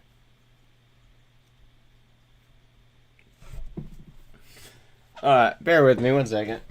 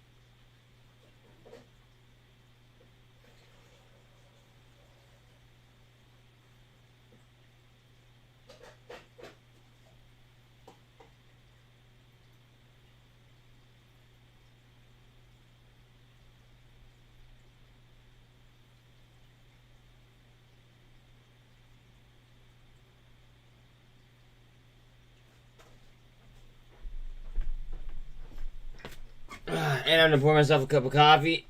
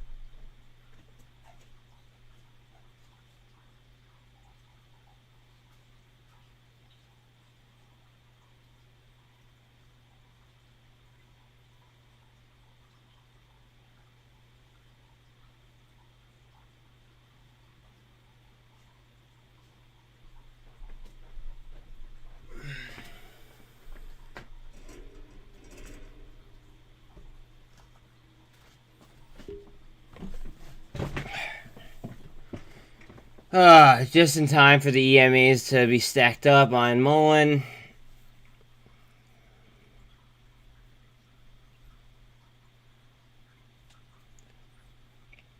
Guys, what happens when all the EMAs get in line? On average, statistically.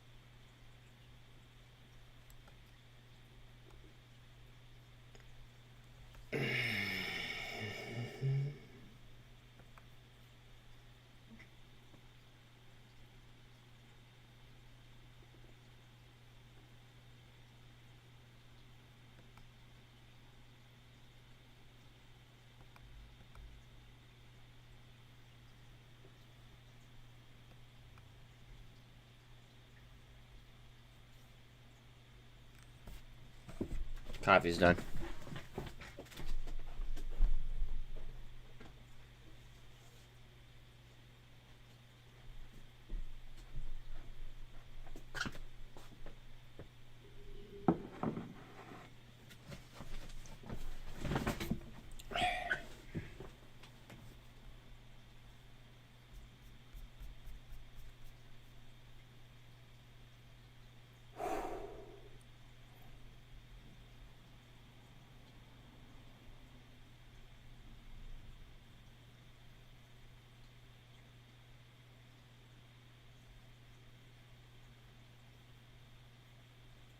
Sorry, I'm having a seizure. I'm having a seizure again.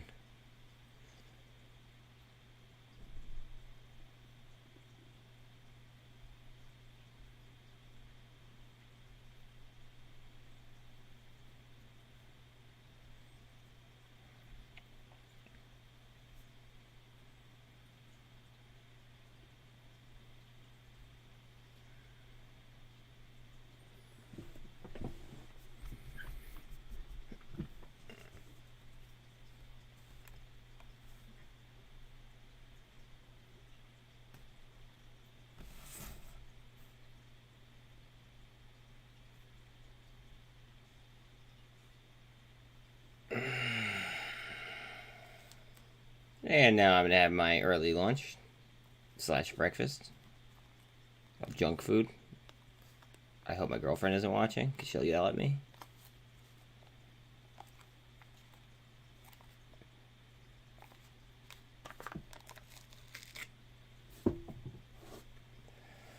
All right.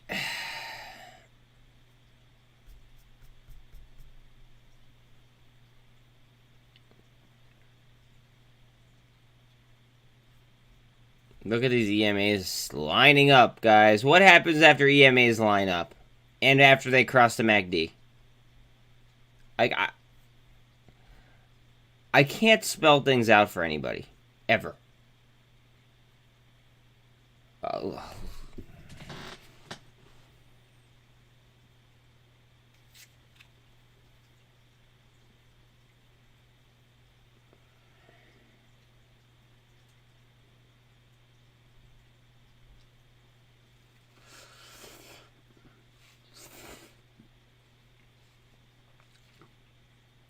Luke, I appreciate the concern,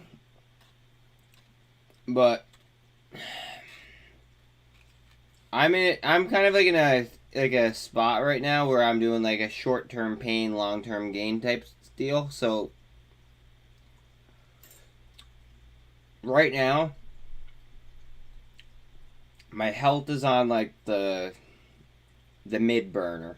I wouldn't say the back burner, but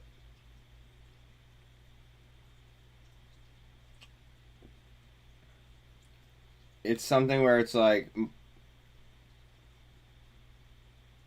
I'm more concerned about my mental health. If we're gonna be honest, like I don't have feelings anymore.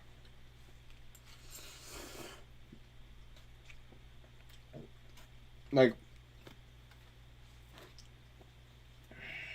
is that wrong? Is that bad? I don't have feelings anymore.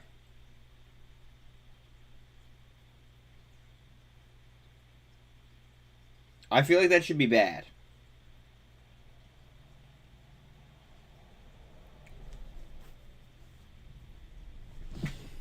So like I'm more concerned about that issue. But I feel like it's good that I at least am aware that like it's not like natural to not have feelings, if that makes sense. Like I'm just like in screw it, hold my beer type stage.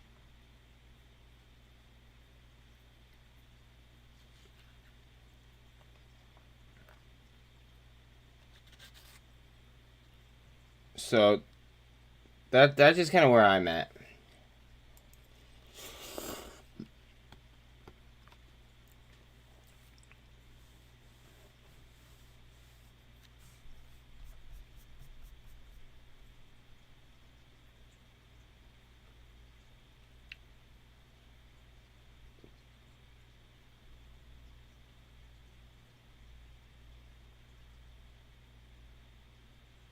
Yeah.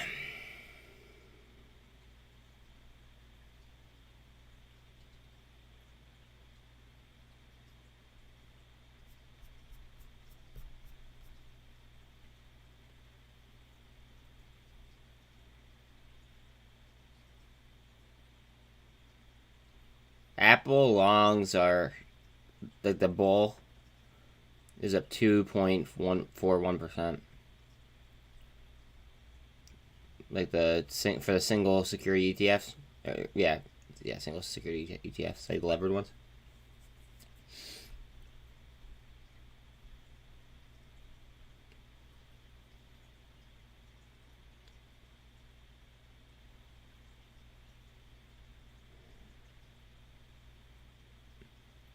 Yeah, but it's so I'm big into psychology, as you know, right? Is it normal to be able to shut off like that, though?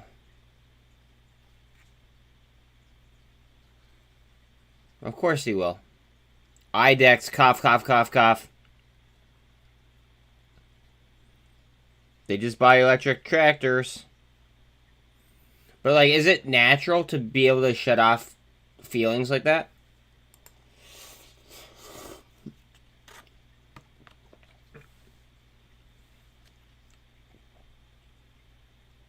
Because I don't think that's... I don't think that's normal, personally.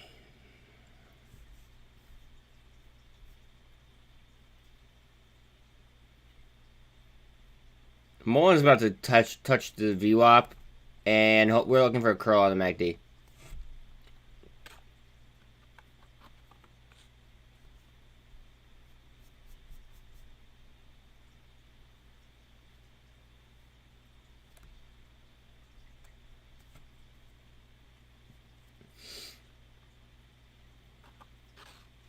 Yeah, but does that make me narcissistic, though?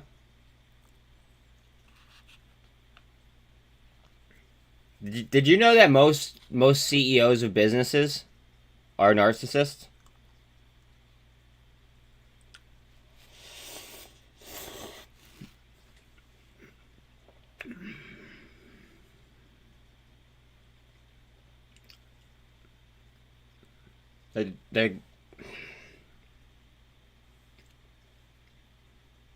There's a statistical fact. I have no idea what I have no idea what you mean, Rocket Girl. STOI what?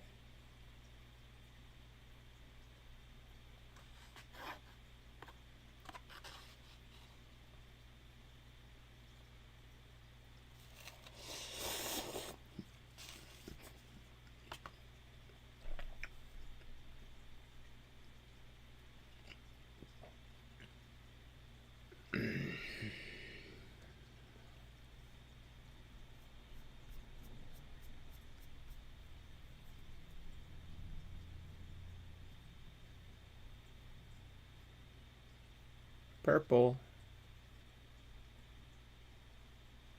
She's texting and driving. Don't text and drive.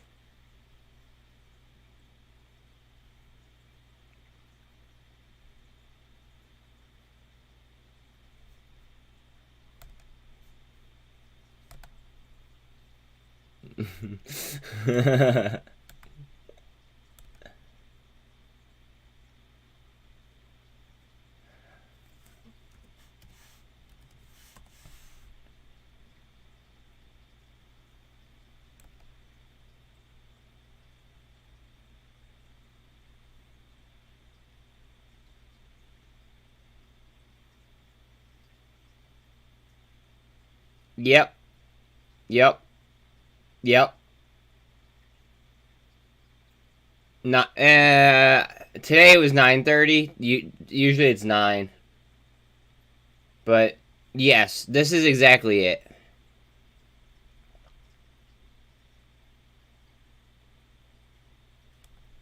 That right there. This is that's what I have right now. Stoicism. I like that. I like that a lot, actually.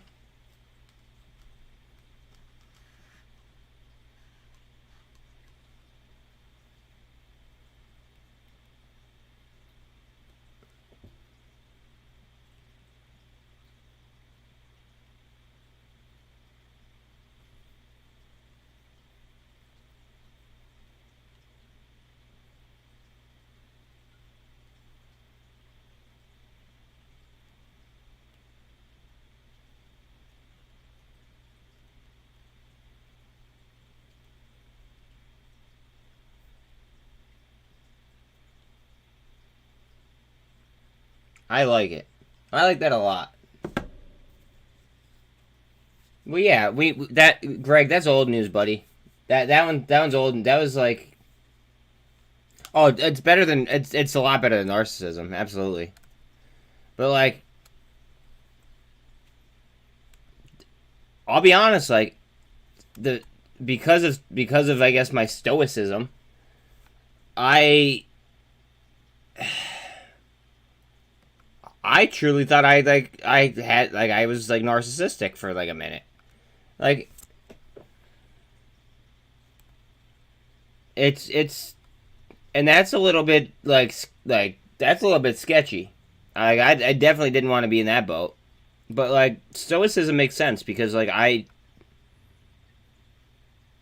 that's like the exact definition of how I feel. It's just like I don't I'm so I'm so used to this.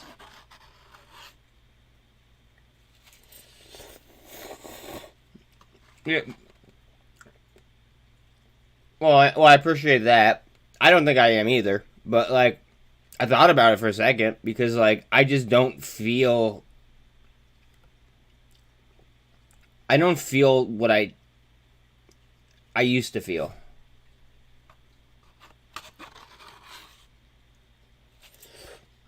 Like I used to feel every single candle it felt like I used to feel every single candle.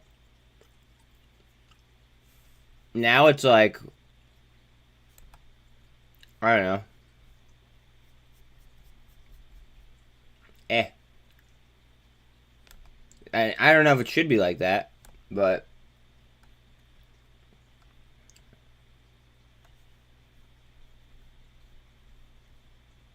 watch out on VRM, guys. I'm gonna walk away and to see what happens, but watch VOA or VRM. Excuse me.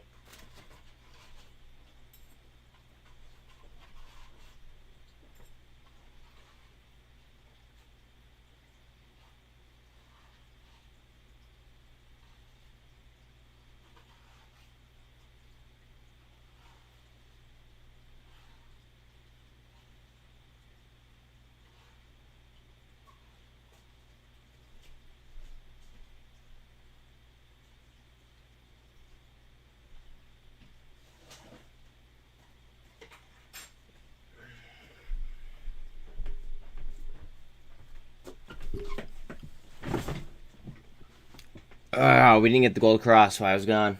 That's what I was kind of hoping for.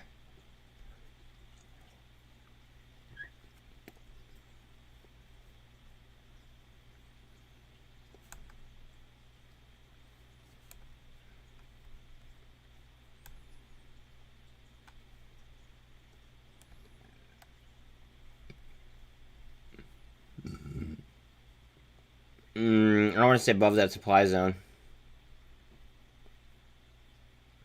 Well, Rocket Girl, thank you very much for knowing the definition of that. Because I didn't have a definition for, like, I guess my mindset. Now I do.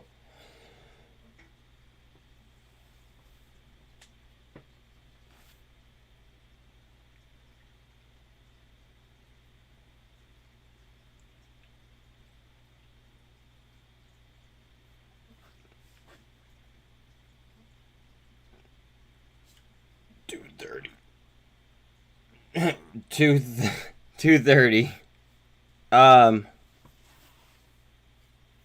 The statement comes out at 2 though.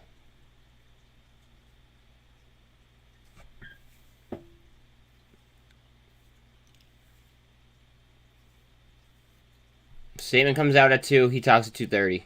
We will be streaming the whatever the hell he says.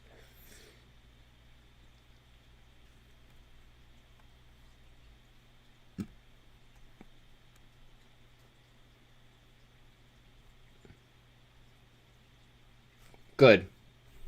I like surprises. The market. We want surprises. We want the market to have surprises. We don't want, guys. In theory, we do not want the market to have to like. How do I explain this? We don't want the market to be able to like bake shit in.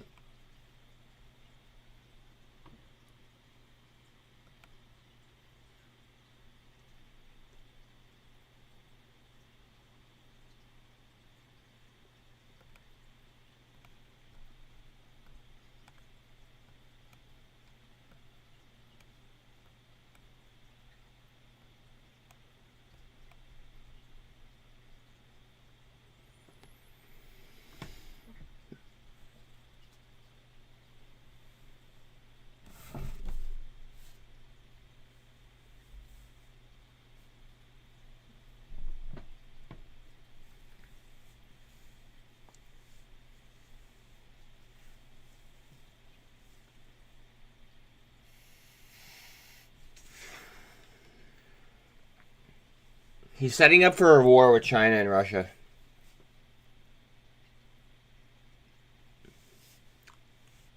I'll say it. He's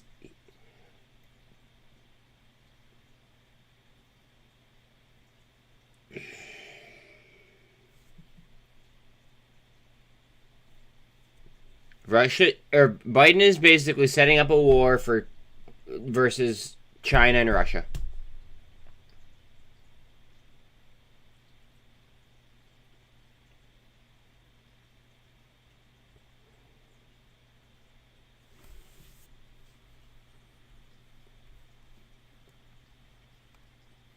He also he made a comment on the 60 Minutes interview. Oh fuck! Oh, here we go. Here we go. If we're seeing numbers since the first time since 2007, what happened in 2000? What happened after 2007, guys? 2008 financial crisis. Cough.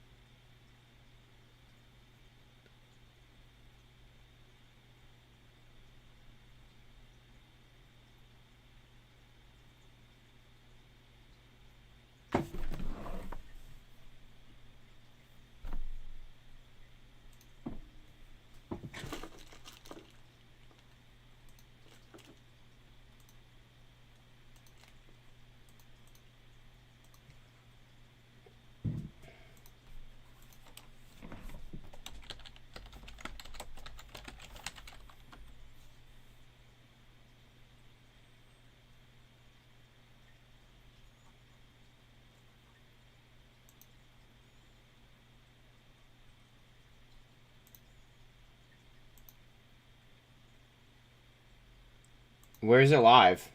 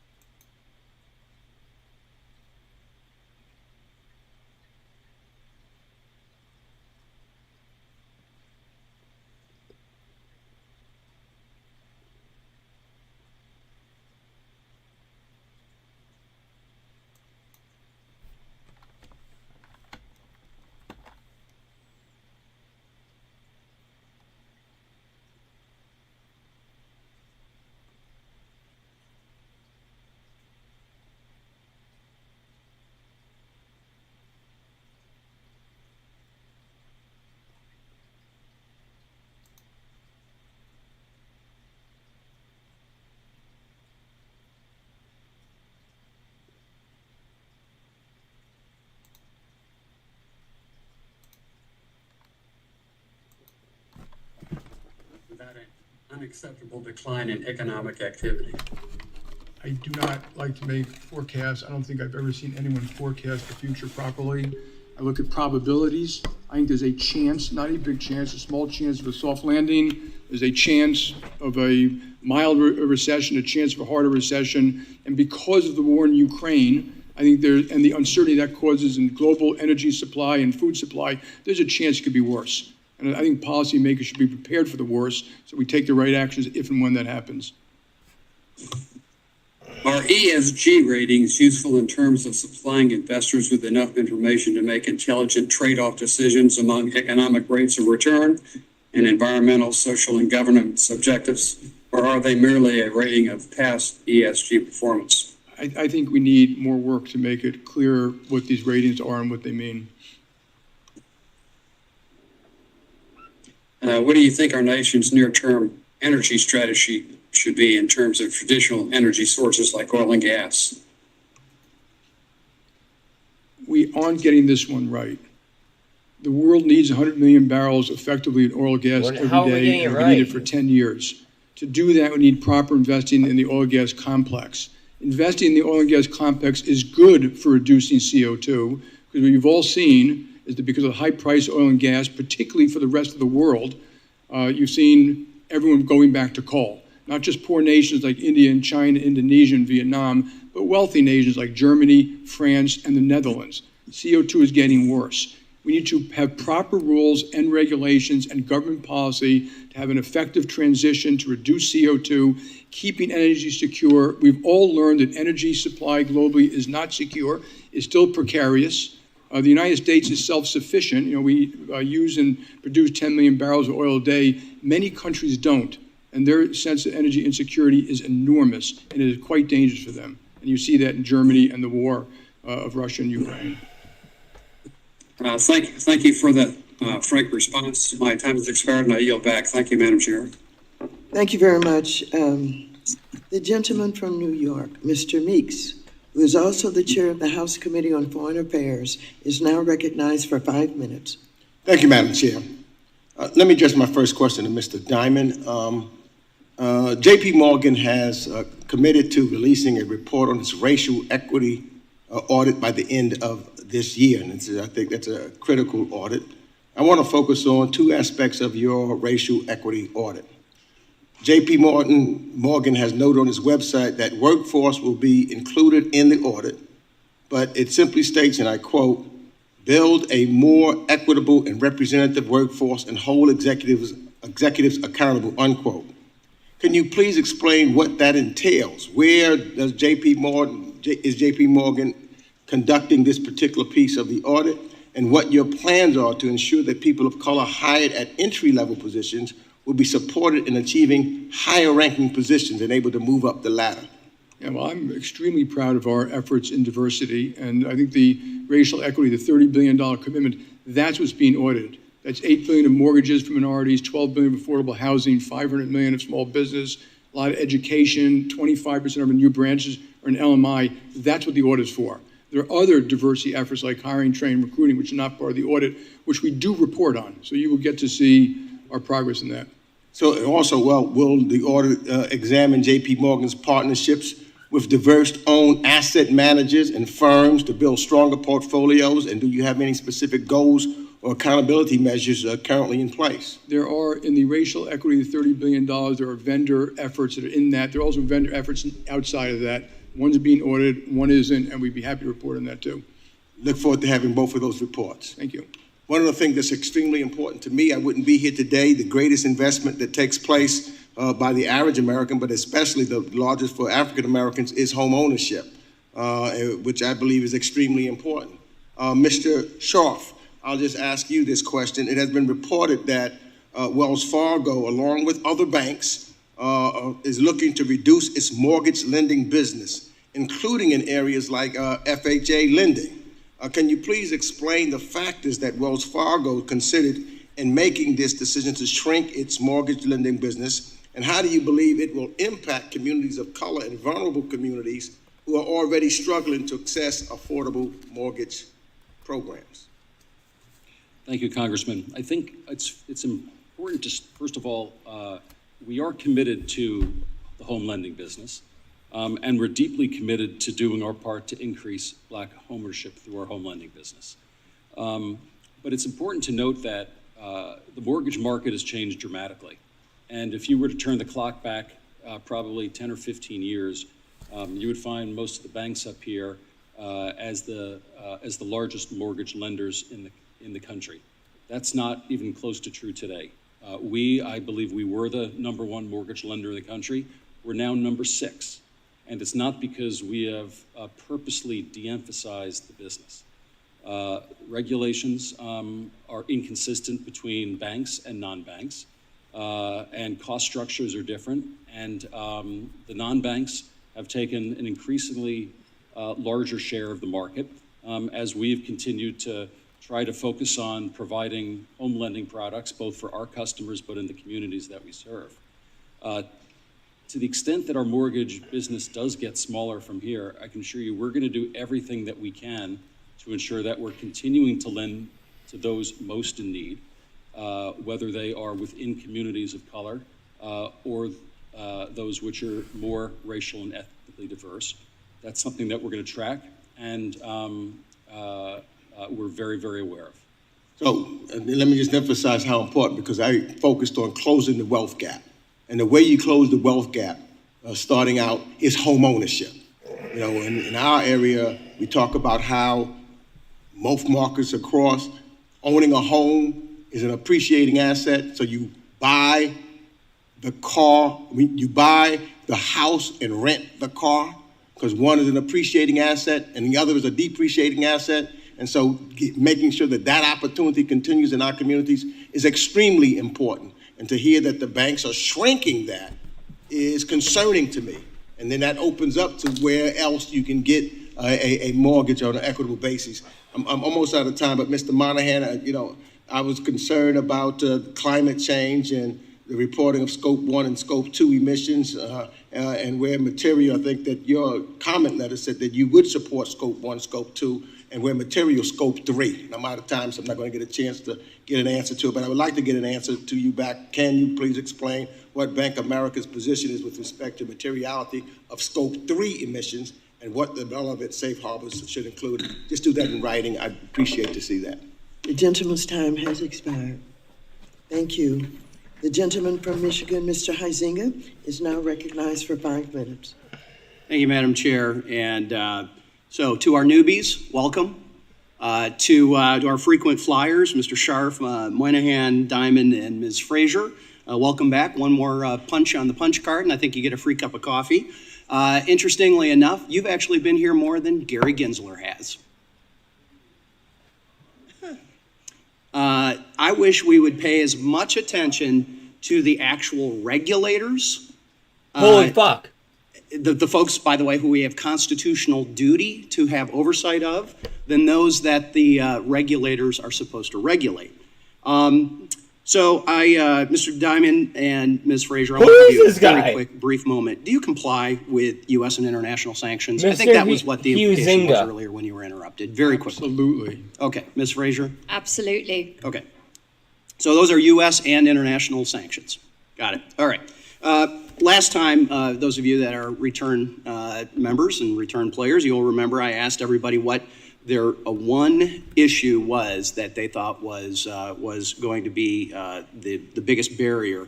Mr. Moynihan, you said the economy. Ms. Frazier, you touched on cybersecurity. Mr. Scharf, you hit cyber as well. Mr. Diamond, you talked about public policy. And I'd like to give you a moment to clarify that. This is multifaceted. The he did. To that. He did just say that. But if you could just lend a little color to that, I'd appreciate it. It'd be a pleasure. So public policy, I think America, if you look the last 20 years, we've grown 2%. Yo, shots fired. We should aspire to do more. That lack of growth has hurt, I think, household income by $15,000 or $20,000 by the end of the 20 years. It would have lifted up all of our citizens. It would have paid for a lot of programs we want. We don't strive for growth. If you look why it wasn't 2%, which is why I was exploring public policy, it's our bad infrastructure planning. It's our inner city school education. It's excess regulation. It's expensive healthcare. We have the best healthcare in the world, We also have the most expensive and 50 million uninsured. It's excessive litigation, which is 1% more than the rest of the world. I can go on and on and on. It's mortgages. You want to make mortgages more accessible to minorities and lower mortgages, reduce the burden of regulation. It'll bring down the cost and make it more accessible. Amen, and reclaiming my time on that. So here's as a former licensed realtor. This guy's a killer. I like this guy a lot. I got to walk away for a second. Please, for the love of everything that is holy, do not offer a 50-year mortgage. Okay, this will do nothing, absolutely nothing to build wealth or build equity. All you will be doing is having a long-term rental because you folks are going to be getting all of the interest. Mm-hmm. So that is, home ownership is the key, and I agree with my friend. This guy's a G.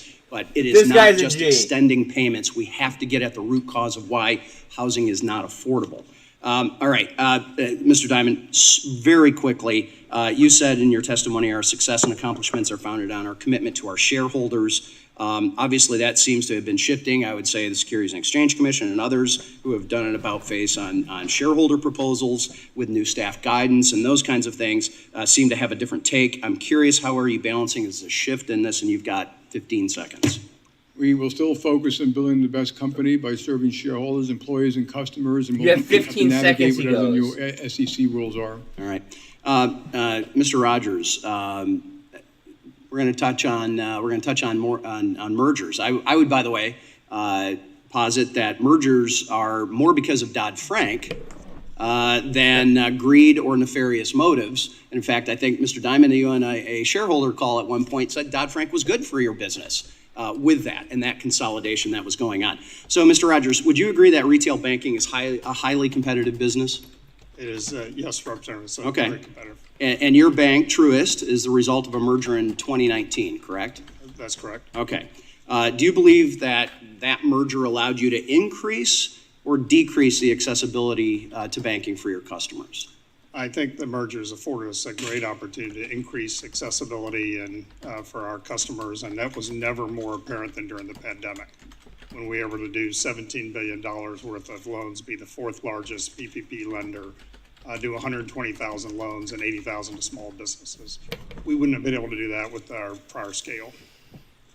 All right, well, I appreciate that. I've got remaining seconds here. I do believe that the policies that we've had as a federal government, including and leading with the spending that we have done, have led the Fed to this spot where they probably need to do a 100-point basis increase, if not certainly that 75 points. Otherwise, we're going to find ourselves in a worse inflationary situation, and we have to stop the spending and get our policy house in order. With that, I yield back.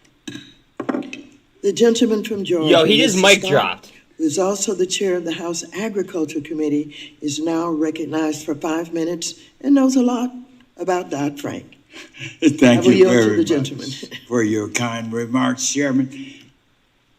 Protecting our consumers from this online fraud and theft has now become the #1 issue facing the security he literally of mic our dropped. Great financial system.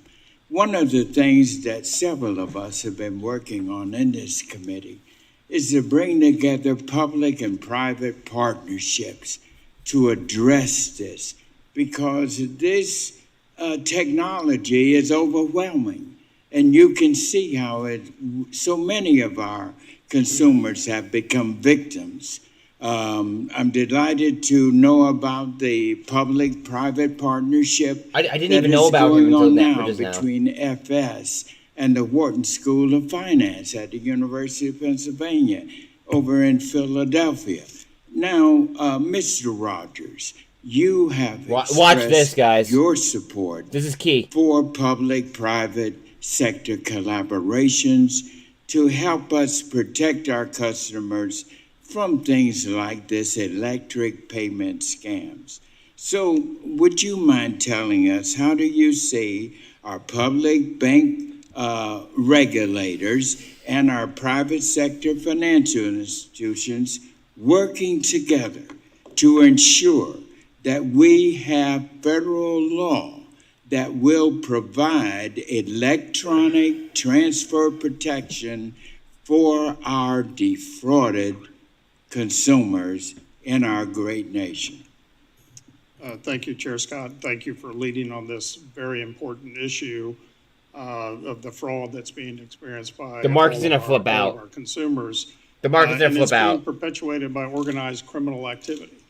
And that got exacerbated and accentuated during the pandemic. So I think we have some existing role models in cybersecurity already, where we coordinate as banking institutions and we work with our various agencies. So when something happens on a cyber case, we communicate that immediately. And I think whether it's gonna flip out to the good side, I don't know.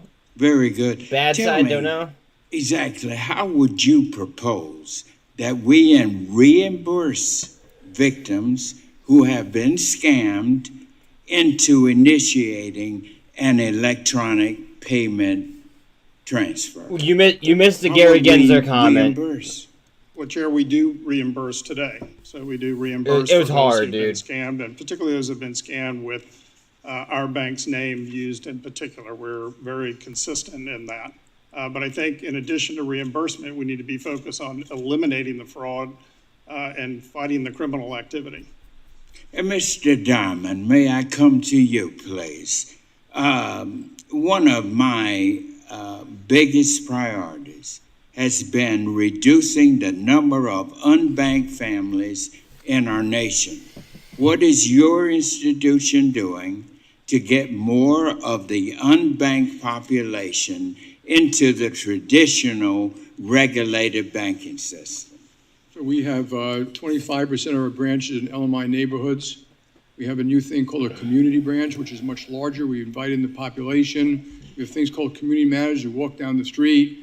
We've got financial education seminars about mortgages, saving money, opening checking accounts. We invite the community in, tell them to come as you are, learn about these services. These seem to be working quite well. We're part of the OCC Bank On program, the REACH program, and I do think these programs are starting to actually have an effect. And also, let me ask you this.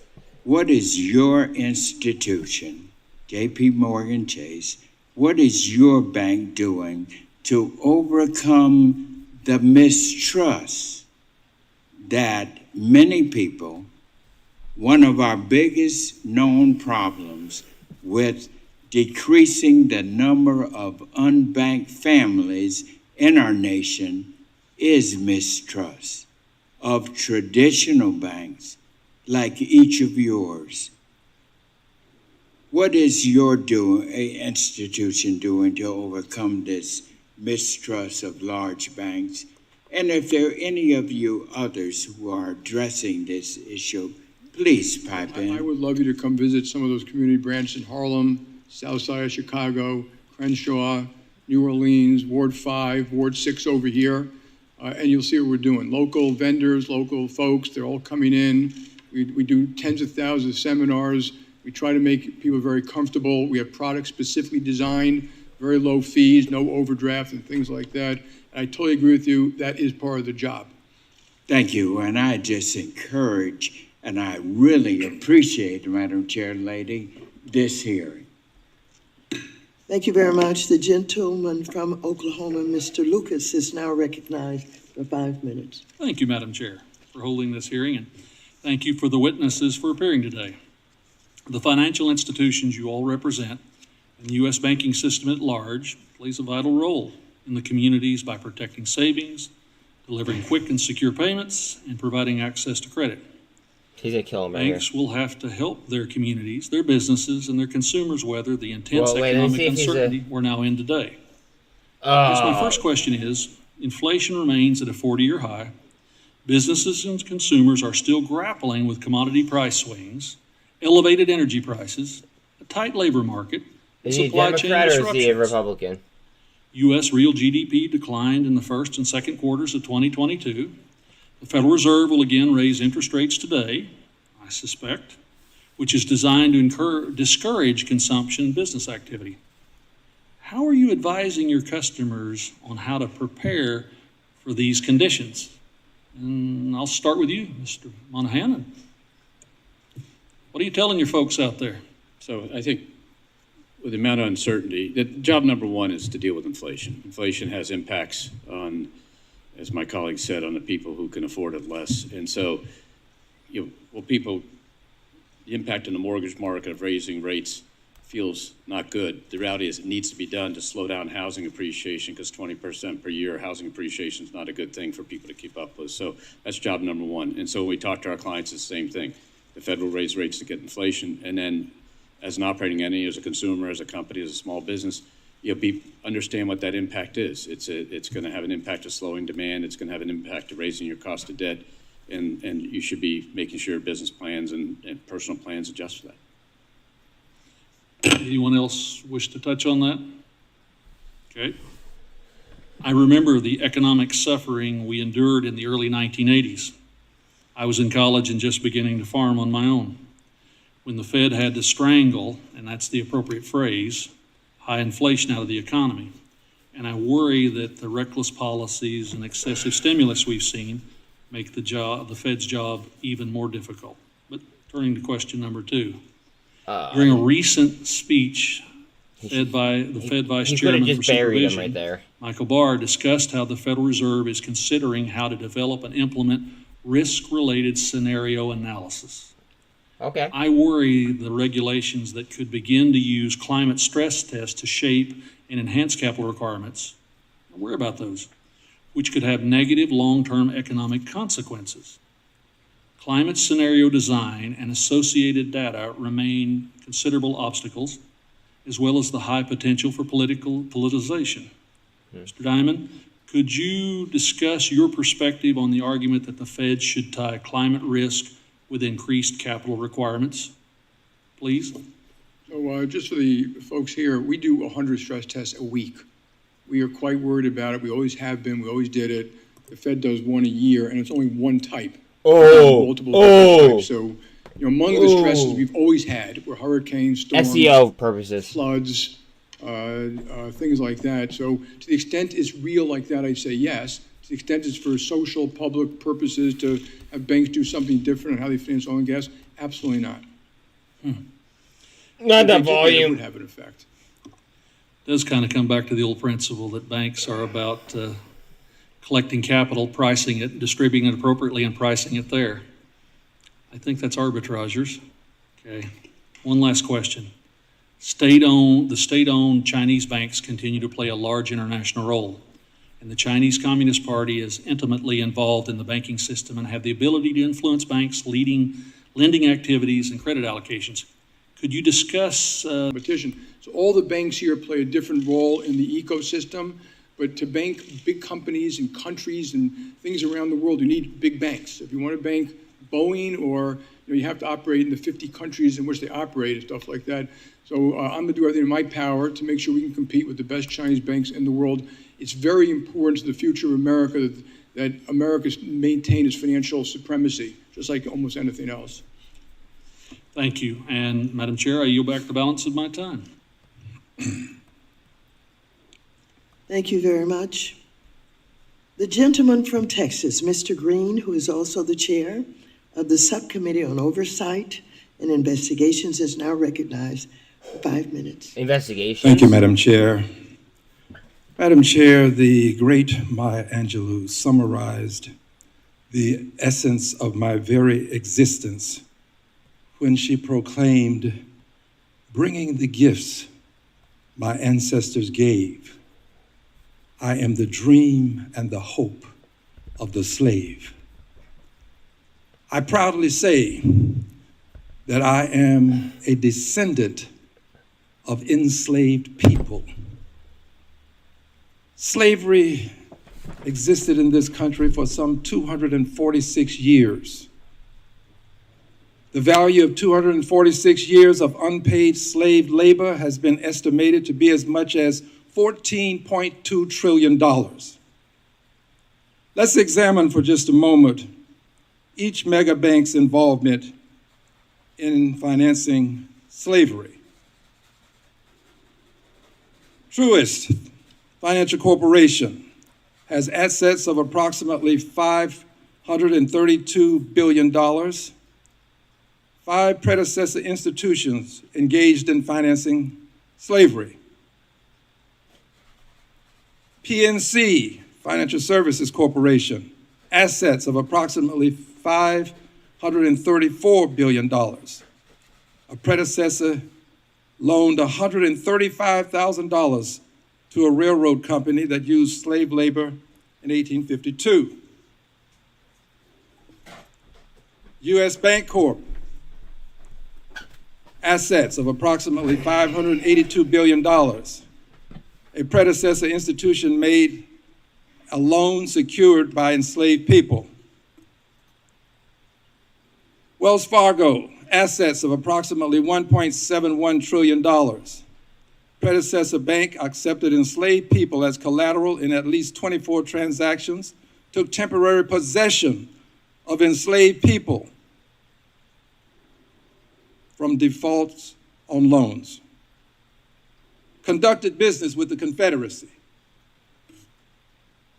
Citicorp, assets of approximately $1.72 trillion. Provided a chart of mergers pursuant to a request that we made and acquisitions over a course of 210 years that is lengthy and complex, but didn't give us a detailed report. Wait, Trish, click on this link. Click on this link. Received it to this date. More to be said on that at a later time.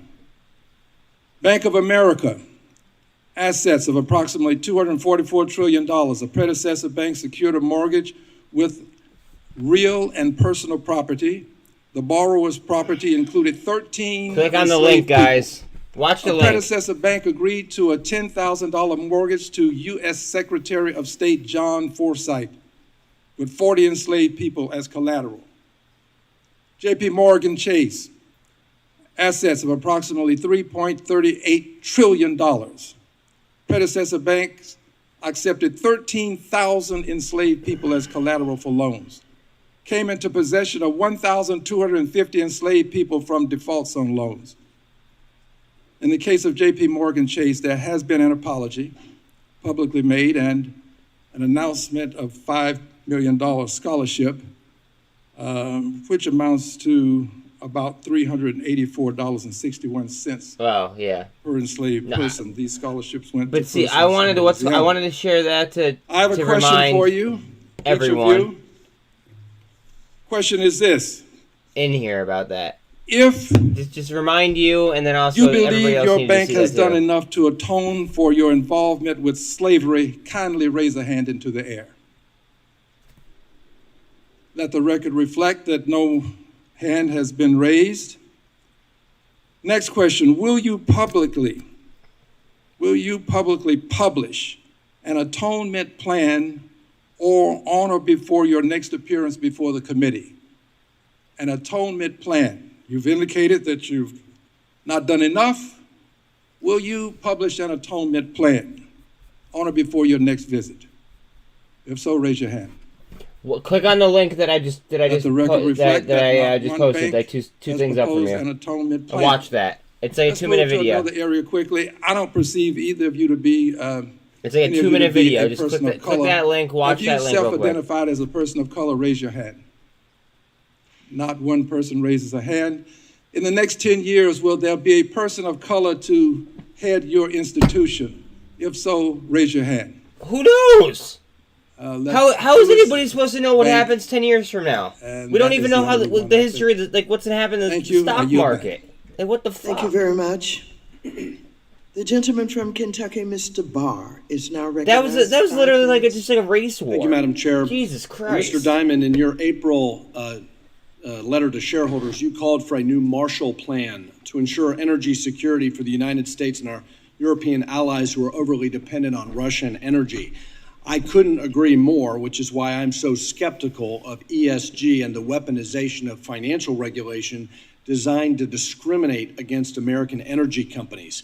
It's why I oppose the imposition of European-style climate stress tests on U.S. banks, requiring banks to hold more capital when lending to fossil energy or carbon-intensive firms, and the SEC's flawed climate disclosure rule, which would politicize capital allocation, redirect capital away from American energy firms, and steer retail investors into higher fee, less diversified, and lower return ESG investments. I commend you for recognizing in your letter that, quote, national security demands energy security for ourselves and our allies overseas. And for rejecting the demands of climate alarmists who have called on you to immediately cut off financing for fossil energy firms. But my specific question relates to coal, since coal still accounts for 22% of all electricity generation in the United States. And you write in your letter that, quote, using gas to diminish coal consumption is an actionable way to reduce CO2 emissions expeditiously. Mr. Diamond, do you believe that a coal company with a strong balance sheet, little or no debt, and a demonstrable track record of creditworthiness should have equal access to conventional bank financing as a natural gas company with similar financial characteristics? Yes. And will your institution commit to the continued financing of American coal producers who are still needed and will be for some time to supply the most affordable and reliable source of baseload power to the American economy? We are working with the responsible coal producers and utility companies, many of whom, by the way, dramatically reduce the CO2 as we speak. Mr. Moynihan, I'll spare you a similar questions, but as you and I have discussed, and notwithstanding your net zero commitment, I appreciate your focus that job number one is on addressing inflation. And to lower the rate of inflation, we cannot rely exclusively on Fed tightening. We must also address the supply side, and that means more, not less, financing of American energy exploration and production. And I urge all of the CEOs here to adopt a similarly measured approach to financing fossil energy. Mr. Moynihan, though, my question pertains to the FDIC's March request for information on the regulatory framework that applies to merger transactions involving one or more insured depository institutions. The FDIC's action signals a heightened regulatory resistance to bank mergers, presumably on the grounds that consolidation of the banking industry, which has significantly reduced the number of smaller banking organizations and increased the number of large and systemically important banking organizations, is a threat to financial stability. My question, Mr. Moynihan, is which of the following institutions is a more formidable competitor to Bank of America? Is it SunTrust operating alone? Is it BB&T operating alone? Or is it the combination of the two institutions now known as Truist? Undoubtedly, the combination of two institutions is a more formidable competitor.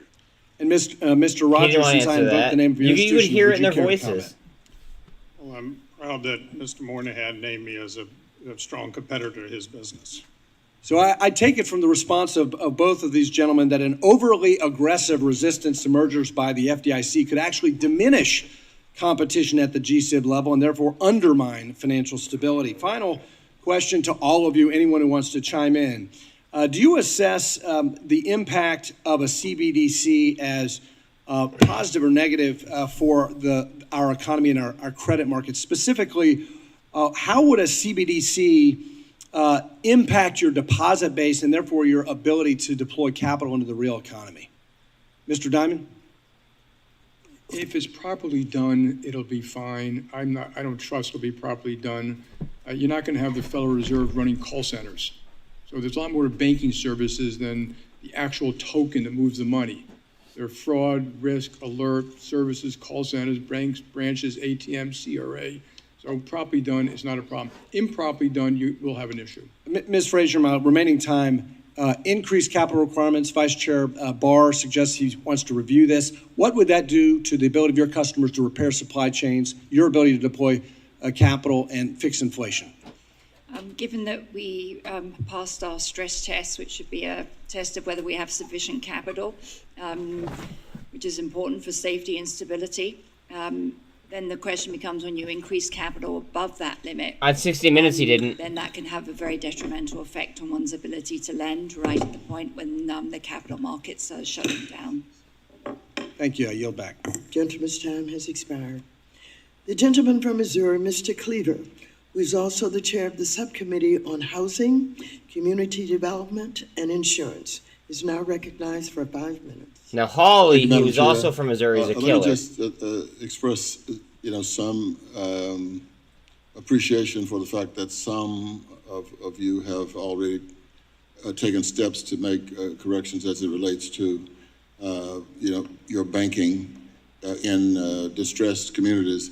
as all of you Don't probably know, don't even in start. 1977, Congress passed the CRA Act, the Community Reinvestment Act, and we did so because we were concerned about banks that were using deposits, even in some distressed neighborhoods, to fund out-of-state and in some cases international lending activities at the expense of addressing the local areas.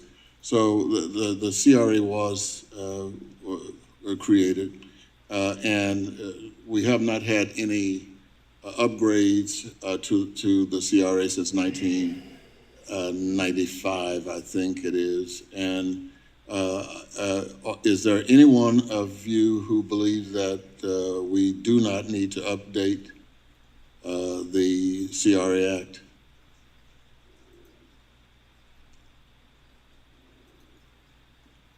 Well, you make me happy.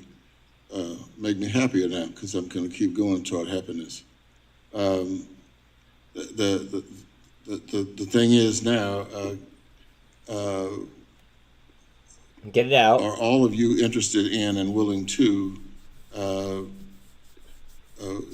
look at ways in which we can increase CRA, even to the extent that you can get CRA credit for housing, affordable housing in urban areas? Is anyone willing to and very, very, very interested in doing that kind of program?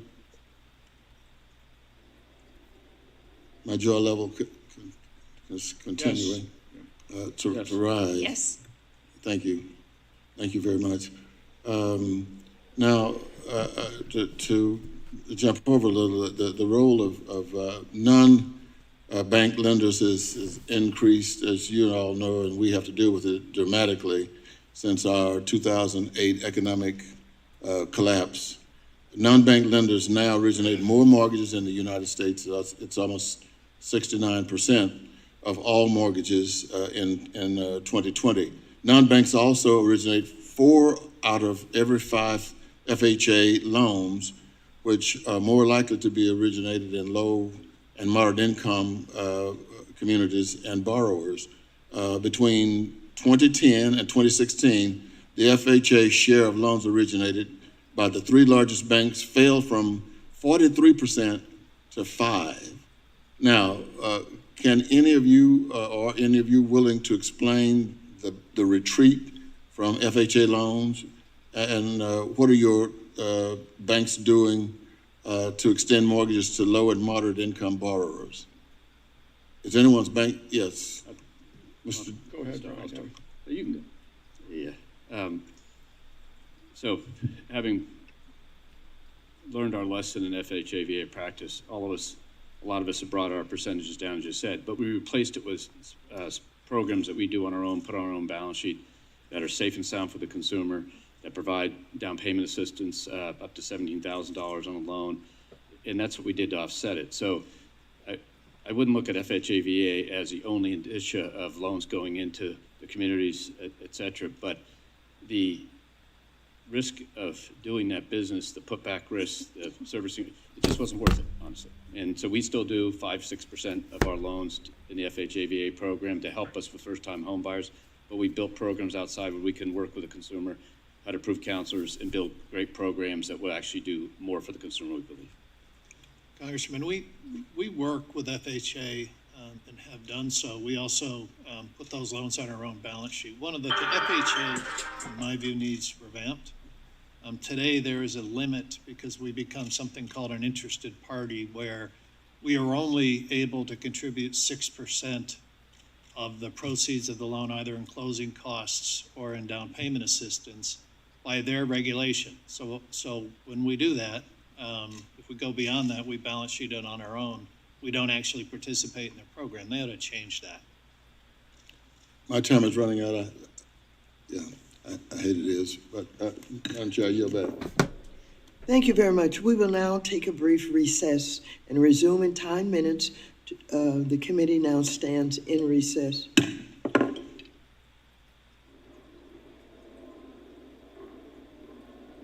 All right, let's see if we can pick up a hot mic somewhere. I want to hear a hot mic.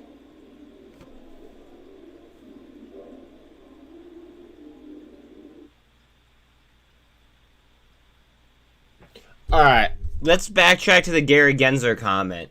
Who was blown away? Because that was dirty. He just did Gary Gensler so dirty. Like, if you live in Michigan, you need to vote for that guy. I'm not telling you, okay, vote for whoever you want to, but you should really, really consider voting for that guy. Just saying. Also, if you look in the chat, Biden said, yeah, okay, good job, Trish. Excellent job.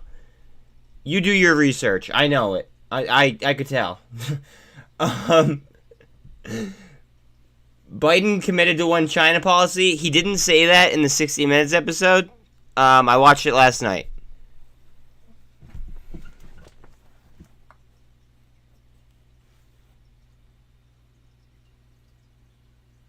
But, yo, that guy is a G. That guy is a G. Straight up. I can't believe he even said that. He just curved the shit out of, like, a regulatory body.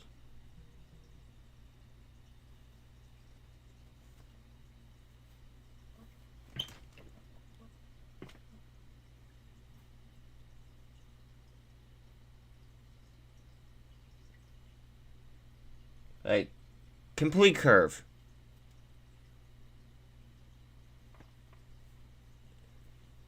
See, like, I know some of this stuff is boring. Like, alright, so for instance, like, alright, I want to be very, very clear. I am extremely far from, like, stereotypical or anything like that. Like,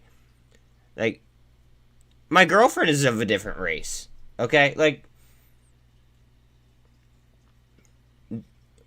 slavery and stuff like that happened hundreds of years ago. And if we really want to go into detail, it was other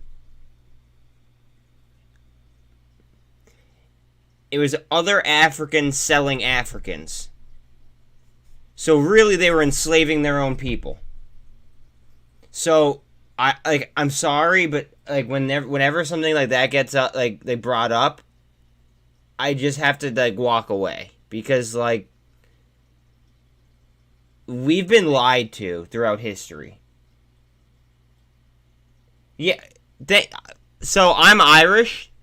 I'm Irish, right? Irish people were slaves before black people were. Yeah. Yeah.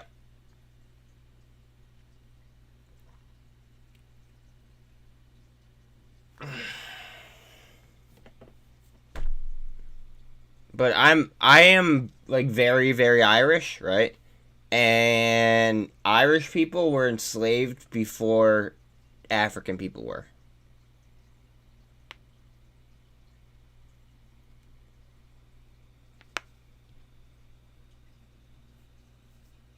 Yeah, but you know what? You know what the other problem is? Is that we were only taught in schools that white people had slaves. We weren't taught that black people enslaved black people and then sold them to white people. That's the problem. History lied to us.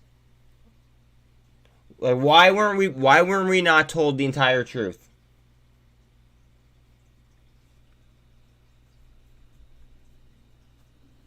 Crime, yes. Absolutely. Like, we should have been told the whole fucking truth.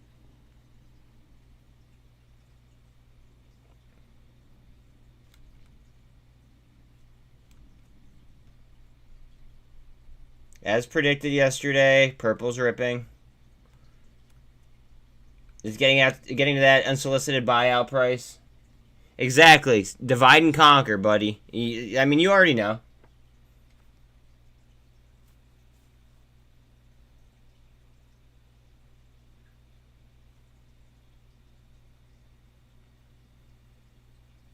No, yes, if we all stood up, right? Kind of like what like, you know, this community is doing, right? If we all stood up, their game of chess falls over. Just saying.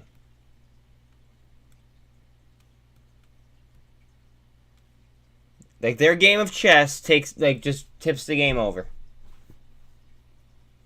Here, Crime. I don't know if you saw this link.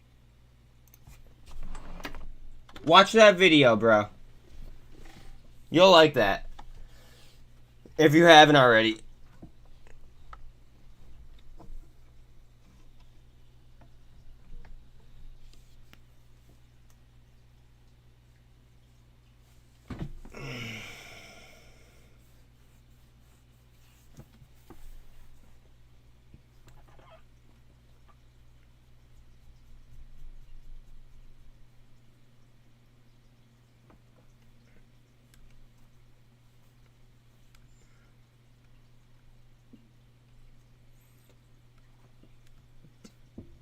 Have you guys also noticed some of like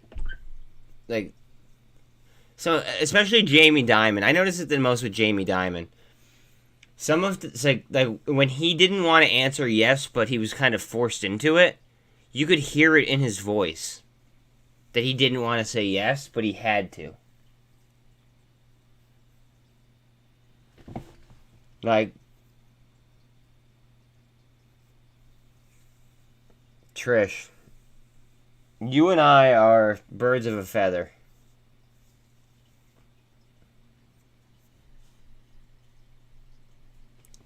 Guys, I'm telling you, IDEX might do some crazy shit. 2 days ago, they just appointed a new CFO. Okay, they just acquired an electric tractor company, and they're literally like having a hearing about farming and producing our own food and becoming self-sufficient. What do you think that they're going to want to do? Do you think that they're going to want to use gas tractors, or do you think that they're going to want to use electric tractors? Think about that.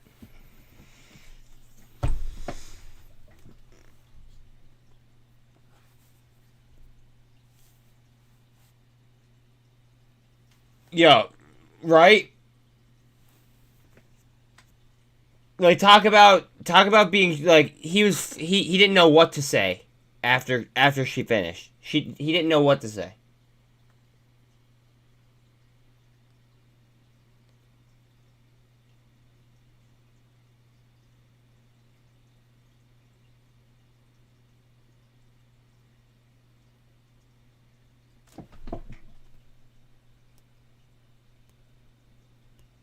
No, they aren't.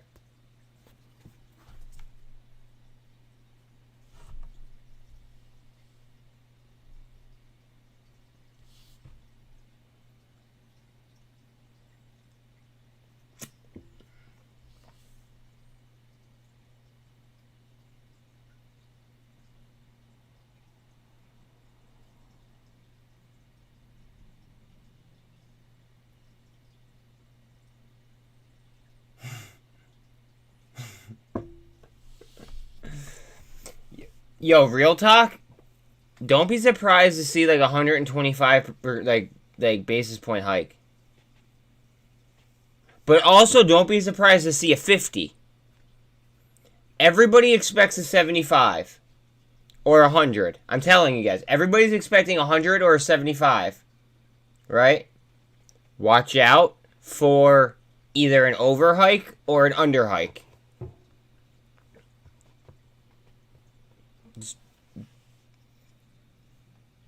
Just throwing that out there.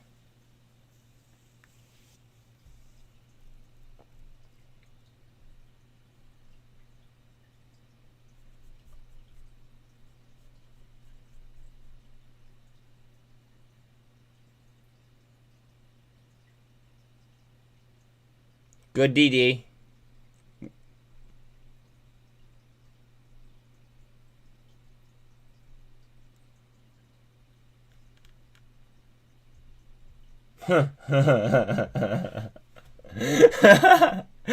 Oh, Greg, that's good. That's good. I mean, it's probably like real, but like, will he get it? Probably not. Oh, that's funny.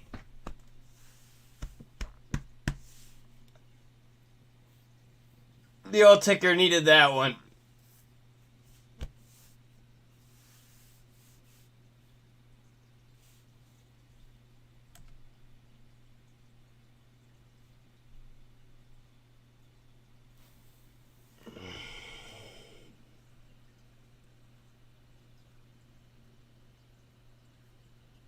Are you serious? God damn it.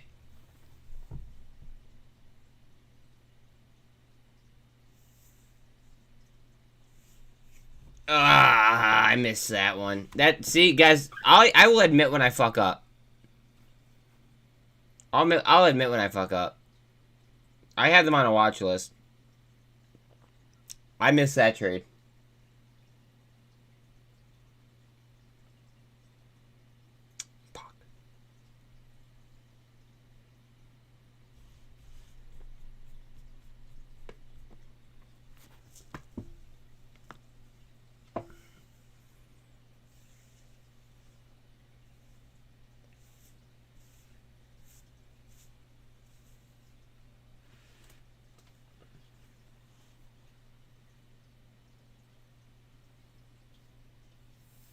That's correct.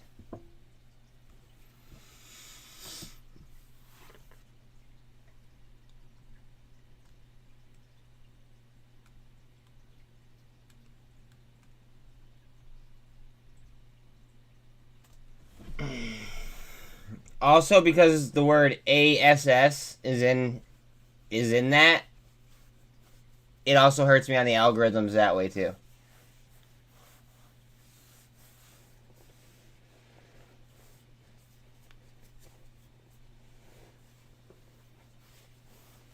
So that's why that's another reason for the name change.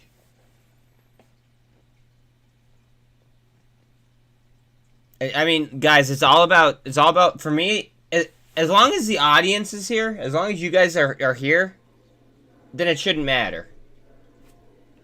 Right? It's all about just, the algorithms of getting more people here. That's what it's about. All right, it sounds like the session's about to start again. So let's listen to see what some of these dumbasses have to say. The committee will come to order.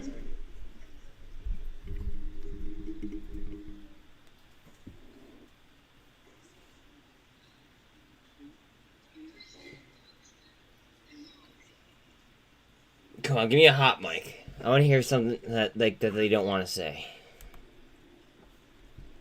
The gentleman from Missouri, Mr. Lukemeyer, is now recognized for 5 minutes.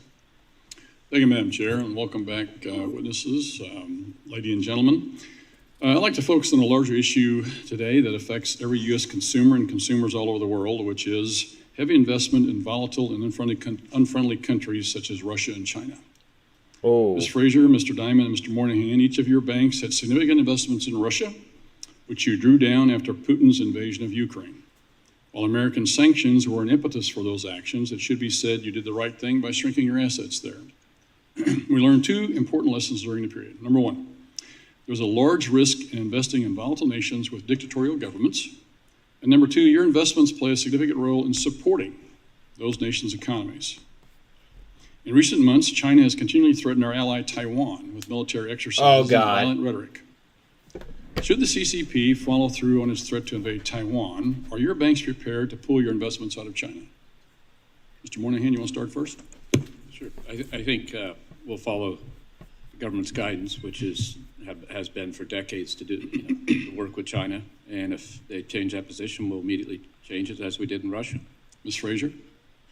Yes, we would do likewise. We would follow the government guidance on that. We very much hope it doesn't happen. Mr. Diamond? Yeah, we would absolutely salute and follow whatever the American government said, which is what you want us to do. I appreciate your willingness to follow U.S. law, and your banks have made statements of business decisions that go well beyond you. But you've made decisions that go well beyond U.S. law and into the realm of moral judgments. For example, in 2018, Citi and Bank of America announced lending restrictions to certain gun manufacturers and retailers. In 2019, JP Morgan publicly announced it will not fund private prisons. None of these decisions were made because of a law passed by Congress. Mr. Diamond, would an invasion of an American ally be enough for JP Morgan to make the moral determination to stop doing business with the Chinese? Missed the question? I say, if an invasion of an American ally would be enough for JP Morgan to make the moral determination to stop doing business with the Chinese Communist Party? We'll have to decide when that happens. You're not going to commit to pulling assets out of China if they invade Taiwan. That's what you just said. The first thing I would do is call the American government and ask for guidance. That's what I would do. That's what they would expect me to do. Mr. Moynihan and Ms. Frazier. Did you hear what he said first? He didn't want us. He didn't want. In terms of decision, but holy we always shit. look at clients and risks. I gotta walk away from here, guys. In fact, I'm sorry. We'd find that before the Russia situation took place in Ukraine, we made adjustments to our risk, and we do that all the time in every country that is volatile, irrespective of. Ms. Frazier? Clearly, it would be driven by the government. In an occasion you're talking about, that would be driven by the government rules and regulations and laws and Congress's desire. Ms. Frazier? Similar to both of Mr. Diamond and Mr. Moynihan, the first call would be to the U.S. government to understand what they would be expecting and wanting us to do and the time frames to do so. Suppose the government said it's up to you to make your own decision. It's a business decision on your part. What would you say? It's highly likely that we would have a materially reduced presence, if any at all, in the country. So if the business decision were left up to you, you would pull out probably. It's or reduce some assets. It's a hypothetical question, but it is highly likely that we would have a reduced presence. Okay. Each of your banks have published statements pledging your commitment to supporting and protecting human rights around the globe. According to the State Department's 2021 report, genocide and crimes against humanity occurred in China last year.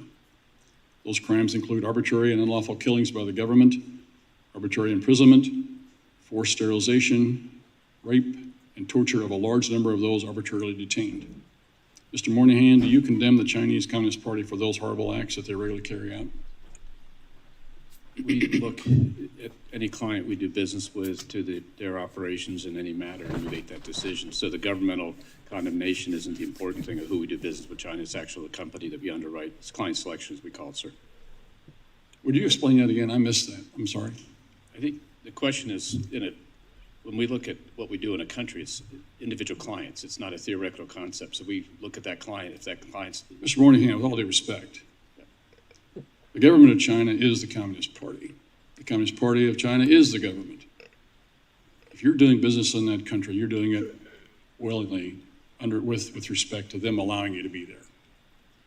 And you're doing it under their laws, which the last time you were here, one of you three actually made that comment. So if they're committing these atrocities, are you okay with that? Are you willing to continue to do business with people who are committing these kind of atrocities? Whenever you say in other statements, oh my God, that that's a bad deal. We don't do business with companies that we believe are doing atrocities or something like that. You're asking a hypothetical question. You're under the protection and auspices of this government. That's my point. Ms. Frazier? Wow, he just got curved. We obviously take any accusations of human rights abuses very, very seriously. Similar to Mr. Moynihan, we do not do any activity with companies that are involved, forced labor. It's okay to do business with the government. We do business with even though they commit those atrocities. Thank you. I yield back.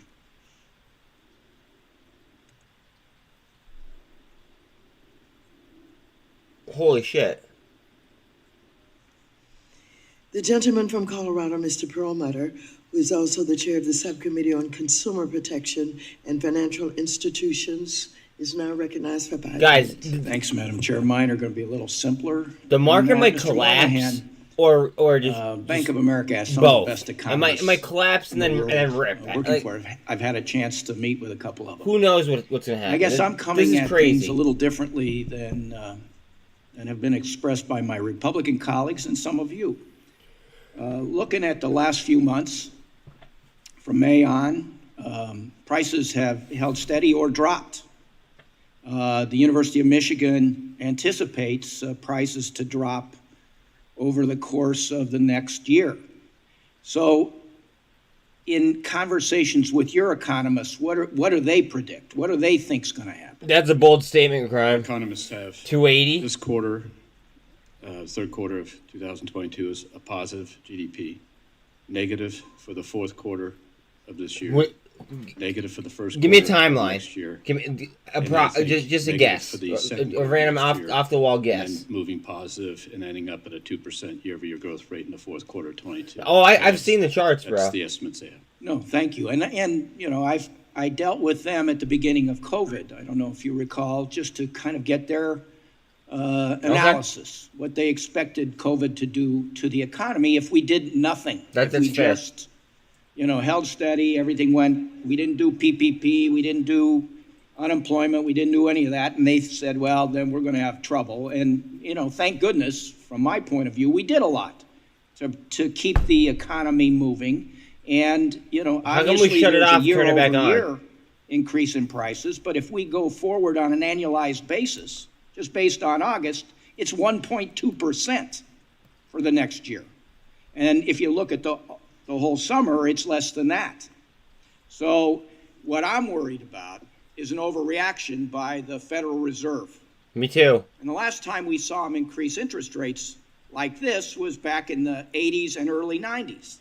And I can tell you, Colorado got clobbered.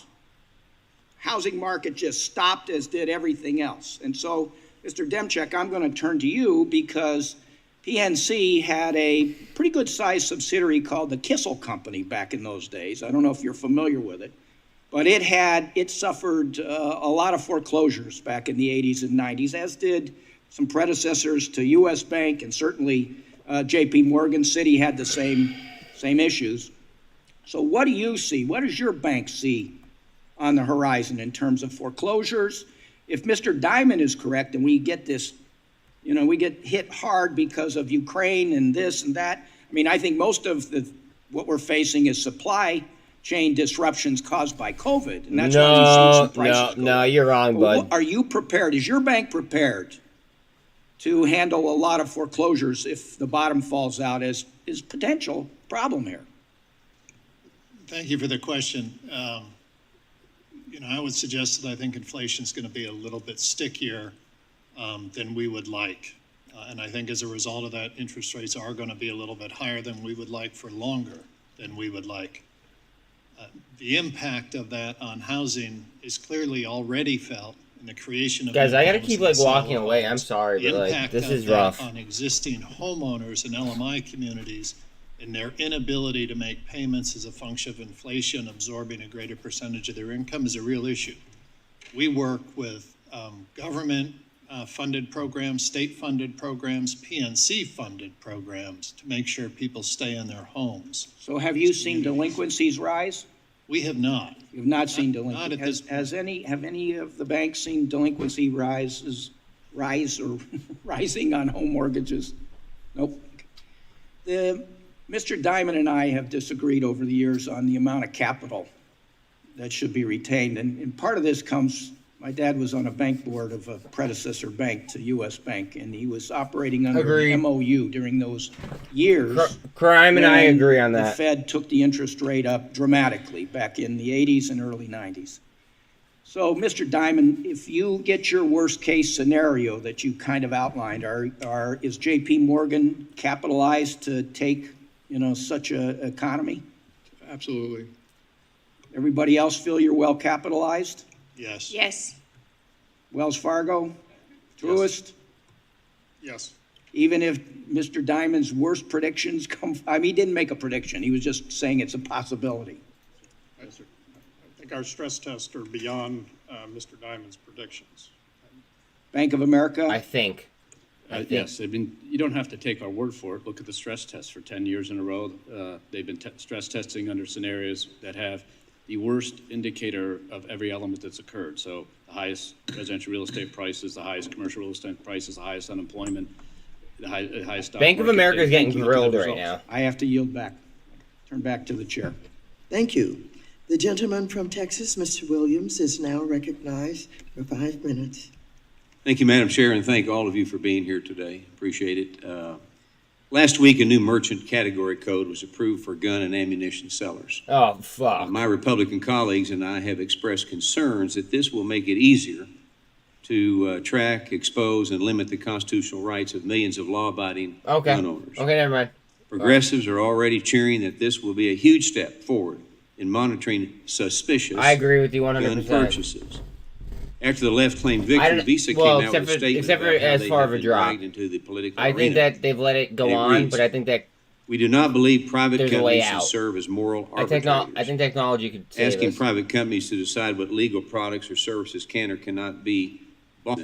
Further, it would be an invasion of consumers' privacy for banks and payment networks to know each of our most personal purchasing habits.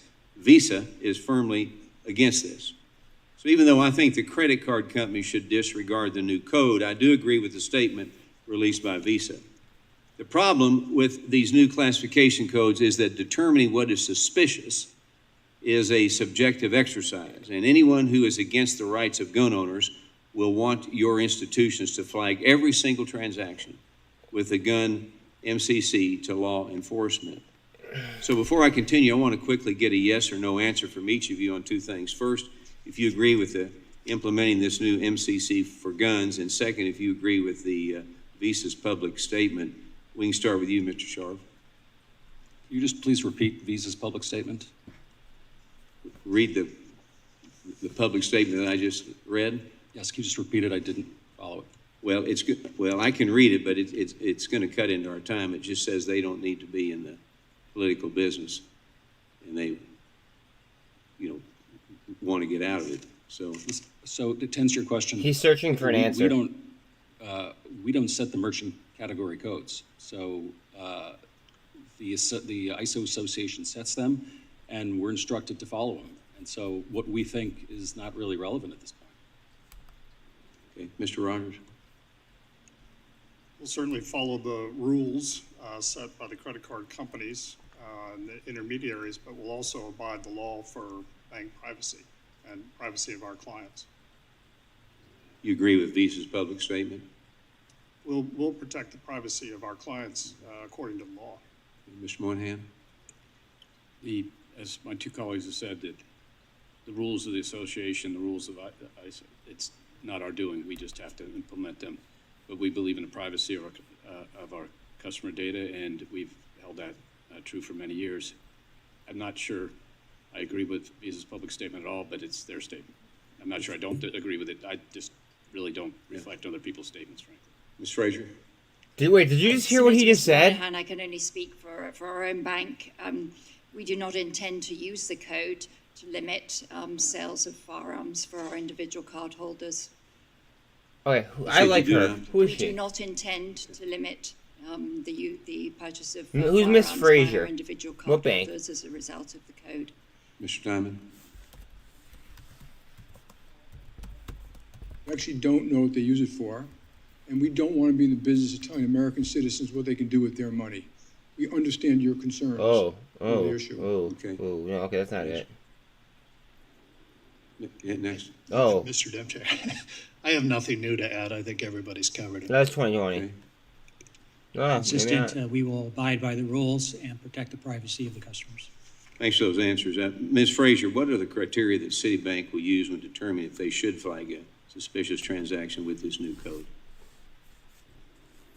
We will follow the regulatory requirements in terms of the filing SARs, as we always do, but it's first blush at looking at this. We don't think it'll be a factor in filing a SAR. Okay. Mr. Moynihan, on a similar note, how would Bank of America determine if a customer's first-time gun purchase warrants a SAR filing, or is it just someone who recently became interested in hunting? Again, as my colleagues have said, if they purchase a gun at a shop, the fact that they purchase it has nothing to do with a SAR filing. My last question real quick. When I talk to business owners in Texas, where I'm from, there doesn't seem to be any debate that we're in a recession or not, and they're concerned about it. And I'll be quick with this question, Mr. Diamond. Earlier this summer, you said that you believe there's a strong possibility of recession and 20 to 30% chance of something much worse. Can you describe the economic hurricane that we could be seeing if you think we can avoid further economic damage? Just a strong American economy, a strong consumer being offset by high rates, stagflation, inflation, war, QT, which we've never had before, and those are meeting as we speak, and they will meet for the next 6 or 9 months. We don't know the outcome. Thank you. Thank you. I'll lean back. Thank you. The gentleman from Connecticut, Mr. Himes, who is also the chair of the Subcommittee on National Security, International Development, and Monetary Policy, is now recognized for 5 minutes. Thank you, Madam Chair, and thank you all for being here. I first sat in this room in the first quarter of 2009 when the economy was contracting at an annualized rate of 10%, and I really did worry that a number of your institutions weren't going to survive the week. We have come a long way. Mr. Diamond, thank you for acknowledging, I think you said credit where credit is due, that Dodd-Frank was a big part of that. I was assured at the time by people on my side of the aisle that Dodd-Frank would crumble like a sandcastle in a hurricane. I was assured by my friends on the other side of the aisle that it would obliterate the banking sector. None of those things proved anywhere close to being correct. Credit where credit is due. We got through the mother of all stress tests in these last 2 years because of Dodd-Frank, but also because of your stewardship of the institutions that you run, and thank you for that, not just for not creating systemic problems, but for actually getting the PPP, which was so important to so many businesses in my district. Yo, fuck! I say all fuck that Wells just because Fargo I will for forever that. focus on risk. Fuck Wells Fargo on their handling of the PPP. In 4 minutes. Shout Mr. out. Diamond, 70% plus of the mortgage origination market has migrated outside of a banking environment. We've got a lot less visibility. Take a minute to talk about whether we should be focused on that risk. Mr. Moynihan, I'm going to ask you in a minute or so for non-obvious risks that Mr. Diamond doesn't cover. And then Ms. Fraser, I'm going to close with you with a minute on, because of your global footprint, what risks are out there that we may not have jurisdiction over, whether it's Asia or Europe, that could get transmitted into our system here. Oh, Mr. boy. Diamond, Here the we mortgage go. origination market. Yeah, I wouldn't call it systemic risk. It is riskier because the smaller companies cannot finance and advance funds to securitizations when there's a crisis. We could. And that we do need to reform it for the sake of the industry so that people can get mortgages at all times. Mr. Moynihan, what risks are we not thinking about? What's the bullet we're not seeing right now? Are you talking about in the mortgage business? No. Generally. I think inside or outside of the banking sector. Sometimes I worry just as much about what's happening outside of the banking sector than what's happening inside. I think when you think about the economy and where it goes to create risk versus in leverage, I'm not saying no. Honestly, there's more of that outside the banking system than inside, and that's something I think the FSOC and others should be carefully watching now in terms of funds, private lending funds that have leverage in them, private lending funds that lend at high leverage multiples.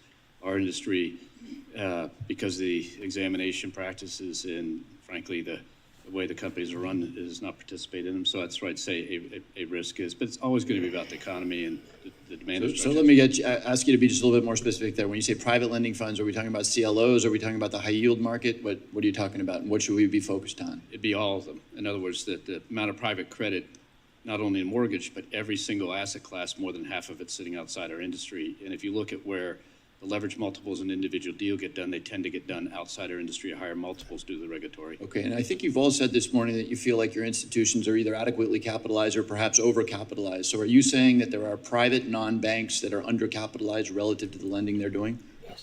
Yes, but they'll have net asset value. In other words, their liabilities are interest in those funds that we mark to market, so you won't have the same kind of stress, but the impact on the economy of liquidating those companies by people who don't work the same way the banking system works for their companies. That's a good answer. Cause more damage. I hate him, but that's a good answer. We build reserves, we work out companies. This is what we've done for hundreds of years, literally.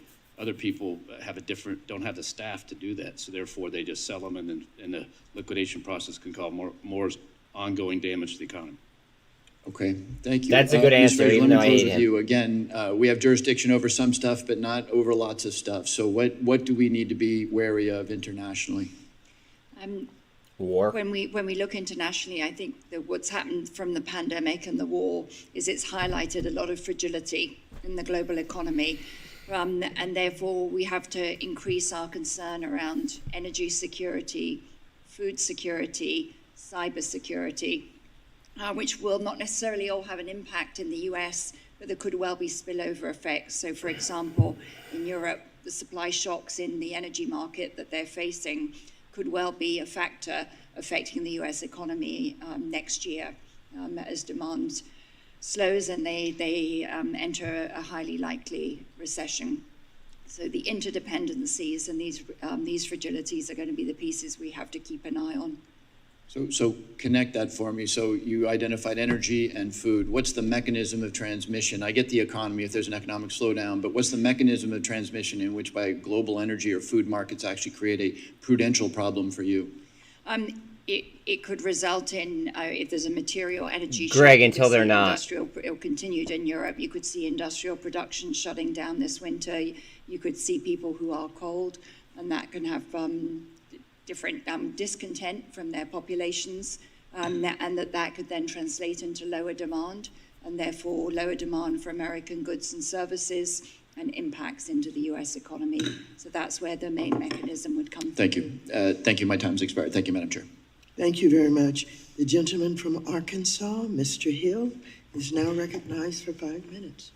Thank you, Madam Chair, and thank you for all of you taking away from your day jobs to spend today with us. And glad to know you had a comfort break a few minutes ago. That was kind of you, Madam Chair. Thank you. And hope each of you got a little cup of water and a cracker maybe to go with that. Good discussion. I thought Mr. Lucas raised the discussion quite well on climate stress testing. I saw where Mr. Barr, our new Vice Chairman of the Fed, thinks this is a priority, and some of you are complying with that in Europe, are you not? Mrs. Fraser, are you complying with a, quote, climate stress test over with your operations in Europe? Yes, we have had to conduct those in compliance with the legal requirements. What do you think that costs the company pre-tax to do that? I would have to get back to you with a number. I don't know. Send me, if you don't mind, if you'd respond in writing on that. Will do. And you've just all passed the stress test that the Fed imposed. And in that analysis of sharp declines in unemployment and sharp failures in performing assets, when you look at those performing assets, you take climate into account, right? When you make a loan to build a tower on Miami Beach, Mr. Moynihan, do you not do that? Sure. Leave aside the stress tests, you have to take into account the risk and the project, the borrower, the person. Of course we do. Right, so Mr. Caston has a bill that he's introduced here for the majority, H.R. 3571, that would require climate stress testing and would add capital requirements to anyone who fails that stress test based on a panel of scientific experts advising the Fed. Is this a good idea? Who would like to answer that question? Be happy to call on Ms. Fraser again. Is that a good idea? You like that idea? The challenge with that idea at the moment is we just don't have the data. Right. It's not comparable, is it? These proposals are not comparable within an industry or between industries. Is that a fair statement? Oh, he's ripping. Now he's ripping the other party. Here we go. Task force. Yeah, the record shows they're nodding. There's going to be a shit show. On one hand, privacy, you comply with the European GDPR privacy rules. Is that correct? Bank of America's operations in Europe? Yes, we do. And you are a big bank in California, so you comply with California's privacy law, right? We have to, obviously. And you do, I'm sure, a magnificent job there. Do you think we need a federal preemption and a federal privacy law? Will that aid the financial services industry generally? I think the financial services industry has had 30 years of privacy regulation that the other industries haven't, and I think we do a pretty good job of it. We're examined on it. Very different from other industries have an ongoing examination process. So I think, and frankly, we are exempted from some of those rules because of that long history. So Graham Leach-Bliley is pretty powerful for privacy. Yes, sir. So I hope, Madam Chair, maybe in the next Congress, we can work with the Energy and Commerce Committee, make sure we're all on the same page on privacy. Mr. Sheriff, Wells Fargo, you made some good comments about mortgage banking. I'm sorry. I got to walk for a second. Mortgage banking has shifted to the non-bank sector. Think regulation had anything to do with that? Congressman, I did say that there is a difference between the way banks and non-banks are regulated, and there's no question that that degree of regulation will impact your cost base, what you want to do inside your company. So when Dodd-Frank said that banks and banks holding companies couldn't do mortgage servicing rights, was that a bad provision in Dodd-Frank? Congressman, I'm not aware of that provision. So it caused all of you to divest your mortgage servicing portfolios. He just said he wasn't aware of something from Dodd-Frank. Lenders in the country. Oh, I fucking hate Wells Fargo. After the financial crisis, all of you were asked to lower that so you wouldn't be charged a capital surcharge on that. Was that a good idea or not? Anybody else want to respond to that? Congressman, I'll just keep going. We still have a large mortgage servicing asset. But you can't grow it. The capital requirements are very specific on it, but it's up to us to determine how much of our capital we choose to put into thank you. versus something else. You have more on that if you'd follow up. Mr. Diamond, the Fed has a dual mandate, price stability and growth of the economy, and we've had a proposal by the majority here to add equity to the Fed's mandate. Should the Fed focus on its price stability mandate? In my opinion, yes. And Mr. Kaiser at U.S. Bank, can you write a memo persuasively that you should have a living will, or do you think that's not necessary for a bank your size? We have a living will and a resolution plan that has been reviewed by the FDIC for the past 10 years. And do you think the Fed should just leave it at that, or should they impose something different? I think it's been successful, and we have a very simple operation. 99% of our bank is within the holding company, and there's no... Thank you very much. I yield back, Madam Chair. Thank you. Thank you. The gentleman from Illinois, Mr. Foster, who is also the chair of the Task Force on Artificial Intelligence. Oh, boy. Is now recognized for 5 minutes. Oh, it's sure on AI. Let's go. Madam Chair.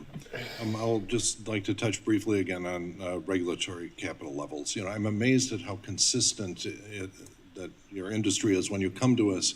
It is almost always with some elaborate set of logic to try to convince us that you should be allowed to lever up more. And it's interesting because if you probably all been forced to learn all about the Mogliani-Miller theorem that says the return on equity is independent of capital structure and in particular independent of leverage. And so why is it that you are always demanding higher levels of leverage? And I think part of the answer was well analyzed at the end of the financial crisis, that you all benefit from having the federal government and the federal taxpayer as the insurer of last resort.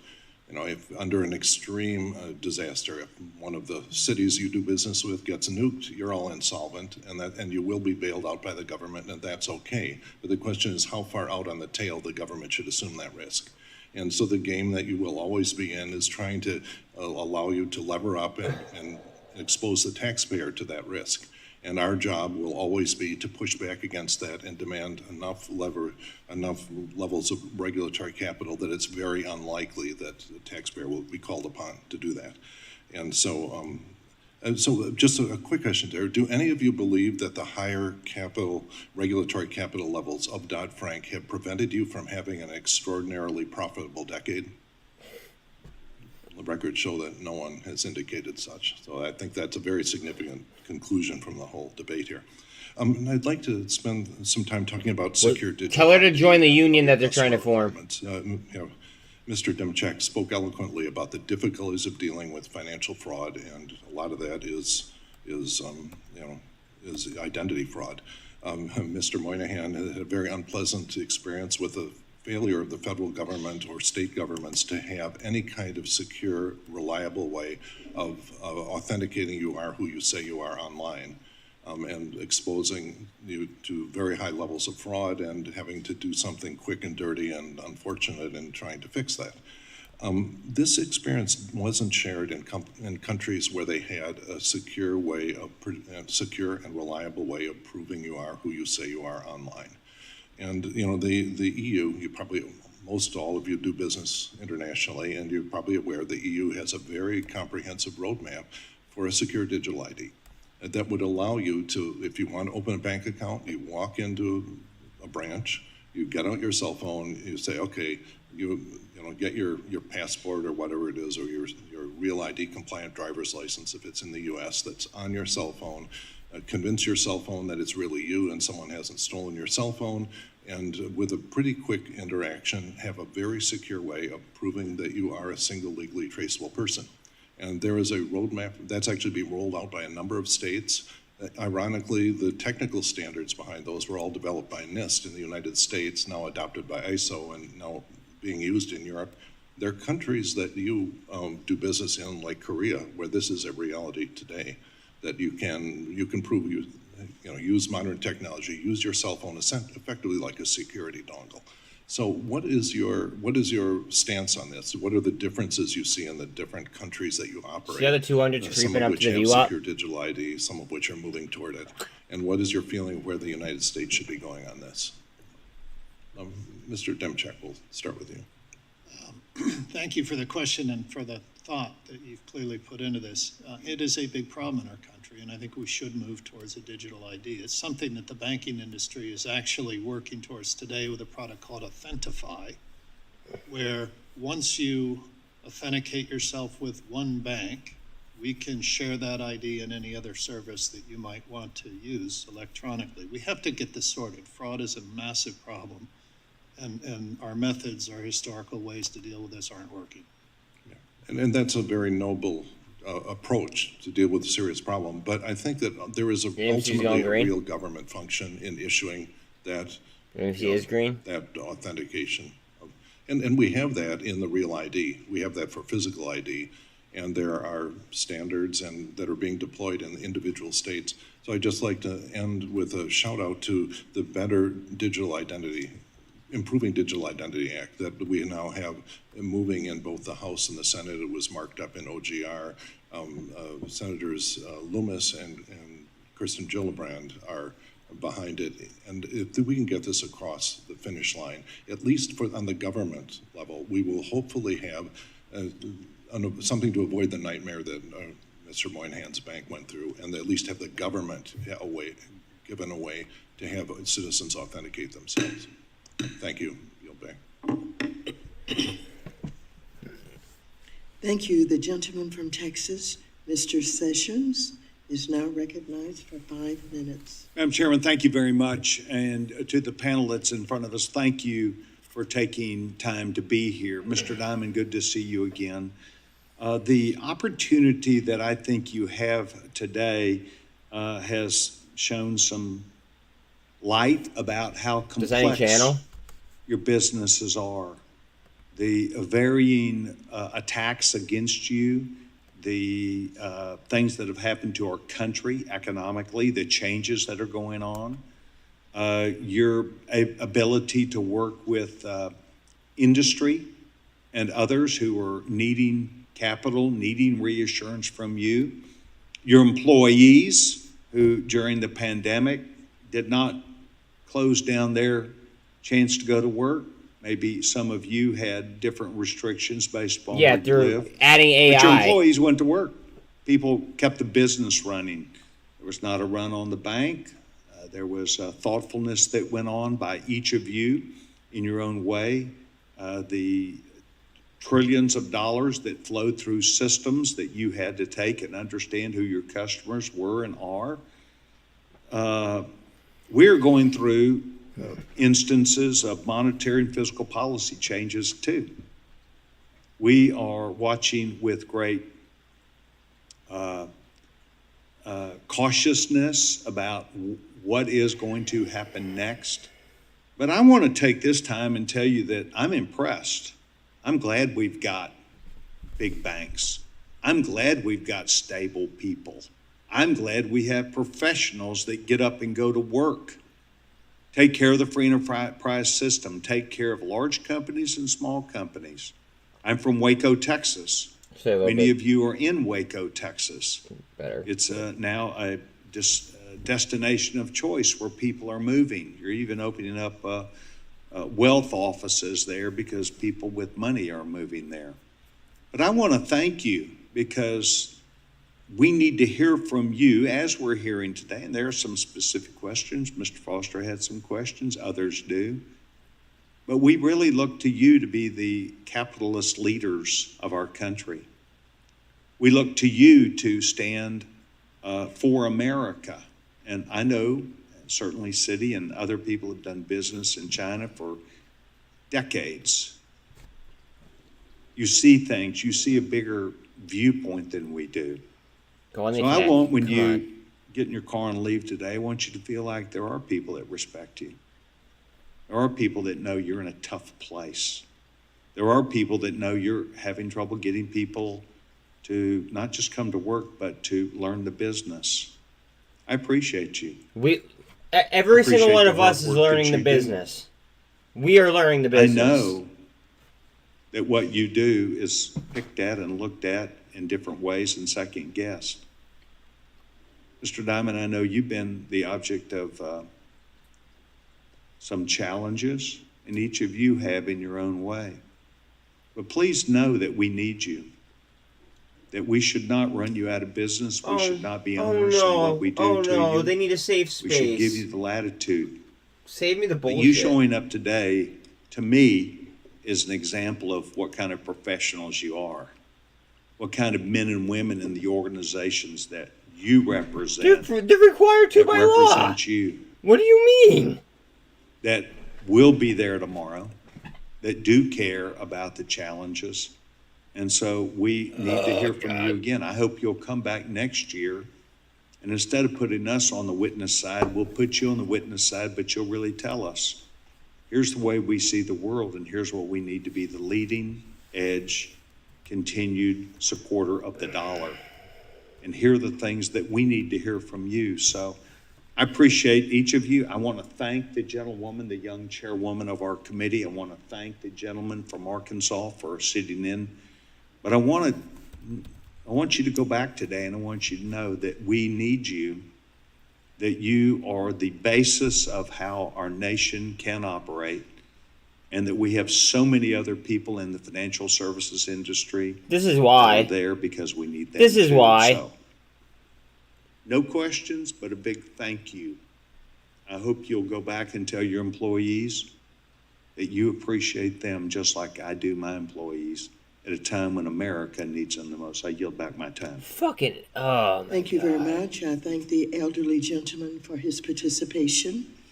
The gentlewoman from Iowa, Ms. Axney, who is also the vice chair of the subcommittee on housing, community and development and insurance, is Watch now helium. recognized for 5 minutes. Oh wait, no, sorry. Thank you, Madam Chair. I'm guaranteed I'll be asking some questions here, so get ready. That was one, exactly, that was propaganda 101. Really appreciate all of you being here. Of course, it's nice to see you.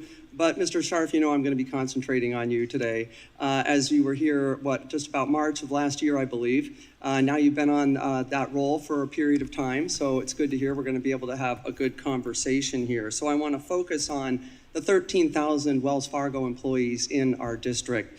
We spoke here last year, as you mentioned. You said that you were going to make those folks a priority. We talked a little bit about some of the organizational structural pieces you were going to put in place and the ways you were going to engage employees. And I was very excited to hear about those. But this news is very disconcerting at this time. There have been 9 rounds of layoffs notices to more than 350 Iowans since April. From what I understand, that's due to a slow mortgage industry. Is that correct? Yes. I believe that is correct, Congressman, Okay. yes. Thank you. That's and why now last month, Bloomberg reported that Wells Fargo is planning a major retreat from its mortgage business, which, boy, I do not like the sound of those words. Those mortgage operations are, of course, one of the primary businesses in Iowa. And can you confirm one of my whether friends that is setting story up is a accurate? union for And Wells can you Fargo discuss workers. what will happen with the 13,000 Iowans that Wells employs if you shrink mortgage operations? Congresswoman, first of all, as we've discussed, Iowa, Des Moines specifically, is a very, very important location for us. It has been for a long time, and I see that continuing to be the case for a long time to come. I don't see that changing. We do operate within businesses that are susceptible to market conditions. Volumes go up and volumes go down. The changes that we've seen in the mortgage business are the most significant changes we've seen in the shortest amount of time, given the move in rates. And so we, like all other mortgage companies, have had to take a look at our own infrastructure and ensure that it's sized properly. The first thing we do is we do try and figure out, are there other roles inside the company that impacted employees can play? And I know that we have moved a significant number of employees from one division to another as we've gone through these changes in the mortgage business. The other thing I should just point out is the mortgage, Des Moines began I should say began, when I think when we acquired a company that was in Des Moines way back, it was a mortgage business. And for quite a number of years, the only thing that we had in Des Moines was mortgage. That's not true today. We have pieces of large parts of the company that reside there. And so if you live there and you want a role elsewhere, it's quite likely that you'll be able to stay in Des Moines and play that other role. Well, that's good to hear. You still haven't answered the question. Can you confirm whether that is accurate, that you will be seeing a major retreat from the mortgage business? Congresswoman, we have... Yes or no? Well, I don't Is it accurate? I don't know how to define what a major retreat is. Is Bloomberg correct when they said you're planning a major retreat out of the mortgage business? This is a real easy question. No, it's not. Congressman, yes or no? The mortgage market is substantially lower today than it was, and so we are significantly. Okay, so I'm not getting an answer. What I did think I heard from you is that with the 13,000 Iowans, if I'm hearing you correctly, you will do everything in your possible power to find another job for them within the other parts of Wells Fargo that are located in Iowa. Is that correct? Congressman, that is something that we do across the whole country, not just within Iowa. Okay, so we're going to have to follow up on this because I'm still not getting a straight answer on what's going to happen to the tons of people in our district that you won't answer this question about what's happening. And what I don't want to see is all of a sudden we wake up and in the Des Moines Register, I've got 1,000 people lining up to make sure that they can get unemployment. And the other thing I want to make sure that we do is address TAA if there's going to be any conversation around moving jobs out of this country, okay? So we'll be in touch with you about that. Next, I just want to move on a bit, and this was good to hear. I saw some stories suggesting Wells would cover travel expenses for employees seeking abortion care. Now that our Iowa Governor Reynolds is attempting to push her ban through that she pushed through last time and was shot down, but she will now because of Roe v. Wade. Can you confirm if Wells is covering those expenses and how that will work? Don't even get me started on Roe v. Wade. Congressman, we are going to, we have changed our plans so that abortion is consistent with other healthcare options, so that we will pay for the expenses of someone to cross state lines to get a legal procedure. And we've not worked out specifically, to my knowledge, exactly how that will work, but we can certainly share that with you. Thank you. And one last question. Can you clarify if your commitment to remaining neutral and not interfering with employees on unionizing will be upheld? Answer that? Time is up. Gentleman's time has expired. Would he be able to answer that, Madam Chair? We're going to continue with the rules that we have used all day. Thank you. I'll follow up on that. I wish for him to get back to you with an answer to your question. The gentleman from Georgia, Mr. Laudermilk, is now recognized for 5 minutes. Thank you, Madam Chair. Thank you all for being here. I know that you have been anticipating and looking forward to this day for quite a while. So we do thank you for taking time to be here. One of the issues that is paramount to me, and I think it is to a lot of people, cybersecurity. Especially as we move more into a digital age, it becomes more and more imperative that we protect data, especially data of citizens. Protect your cryptocurrency, I come from an intelligence background in the military where I protect your cryptocurrencies if you have it. We had one principle that we live by, which is the best, that if you don't need data, don't keep it, because you only have to protect what you have. So if you don't absolutely need information, then you were to dispose of it. Part of my concern is the amount of data that you are required not only to keep, to pass on to the federal government, which from what we have learned becomes the weak link in the cybersecurity protection chain. And that's a discussion for another day, whether it's revisions of the BSA and CTRs and SARs and the massive amount of data that is passed along that you're required to give to the federal government, which the majority of it is never looked at, becomes a cybersecurity issue. But at the last several hearings that we've had with you and the CEOs of large banks, I've been one of the few members, if not the only, to bring up cybersecurity. And and the reason I bring this up is not just with my interest, but I'm hearing from you that is one of your top issues and concerns. Mr. Zasiri, can you give us an update on cybersecurity threats in the banking industry that you're facing, and maybe some things you're doing to address those? Certainly, Representative, and I agree that cyber is one of the significant risks that we are all facing. I will also say that we're all working very well together. If we see a node that was attacking one of us, we make sure that we communicate with each other to make sure we're shutting it down as quickly as possible. I know that we've all, including the U.S. Bank, have made significant investments in cybersecurity, both from a personnel standpoint as well as an investment standpoint.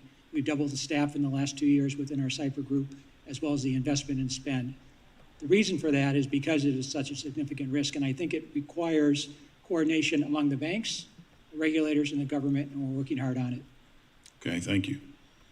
Mr. Rogers, I know that this is an area of concern for Truist, and I may interject that that is the name of the home park of the World Series Atlanta Braves. So, but that aside, I know that cybersecurity is a serious concern for Truist as well. Can you discuss the threats that you're seeing and what Truist is doing?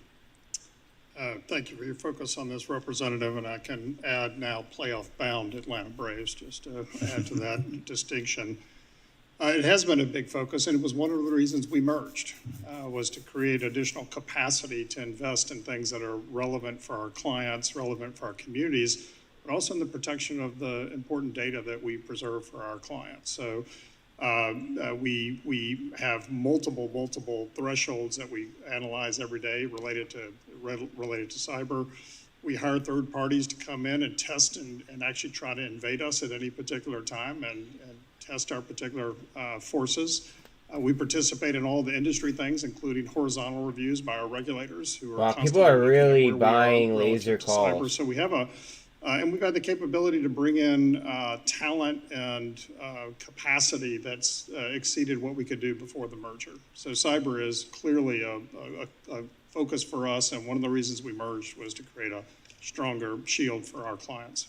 Well, thank you on that. And while I've got you, one of the things that Republicans have been working on, and we're currently accepting feedback on a draft bill that would finally establish a national consumer data privacy standard. We have to identify positively what data belongs to the consumer, what data belongs to the financial institution, et cetera, and protect that.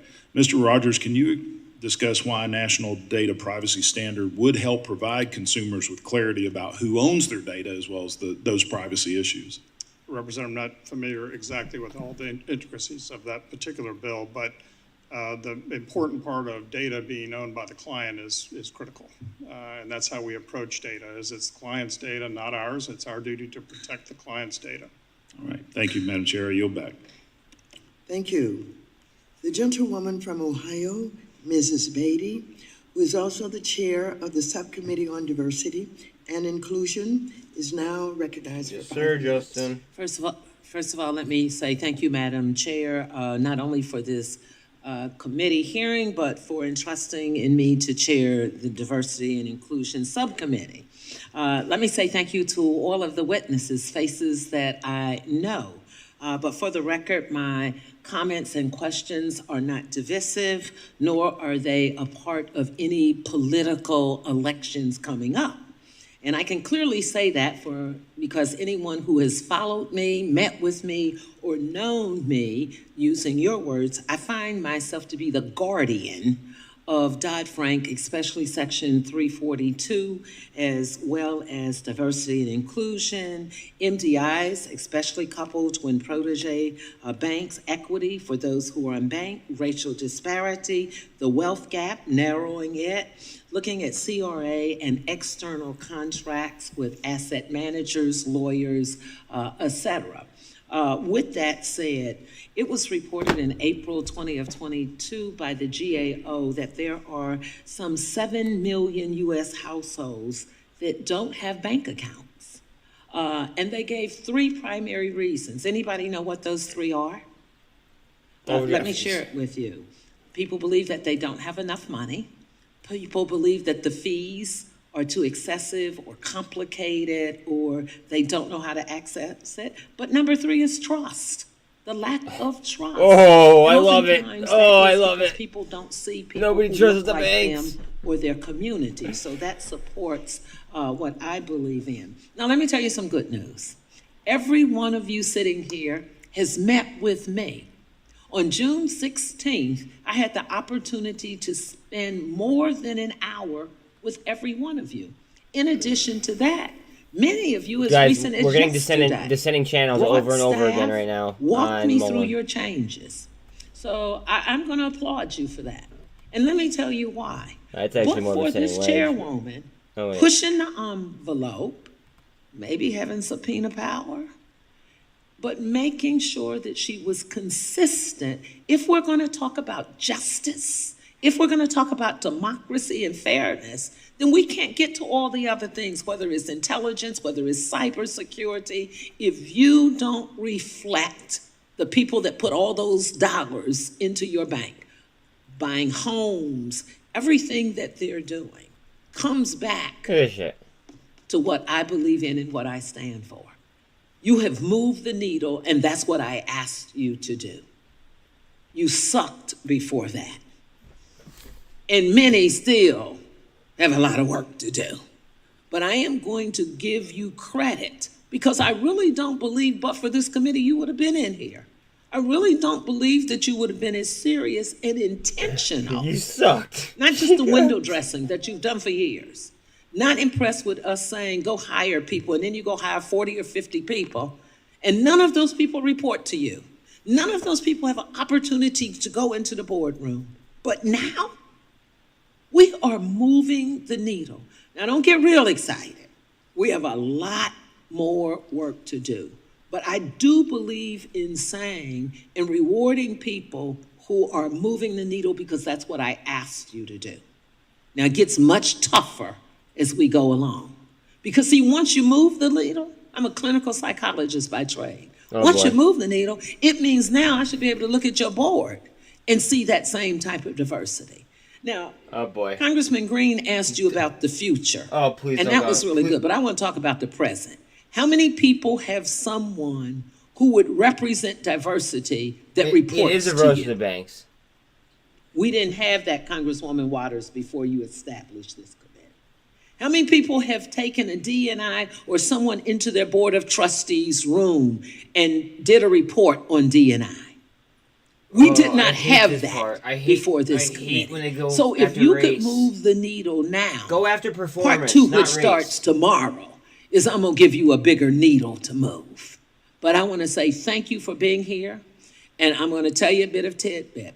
We aren't just beating up on you and asking you to do these good things. You are making America better, and it means you can do much more. Yo, we fuck have done this the lady. same Who thing is to this? asset managers. Who is this lady? Yesterday, we Fuck her. brought insurance, the Miss largest B. insurance investment companies in the firm. They did not do so well. And so we're going to use you as a benchmark. Now we set the needle higher.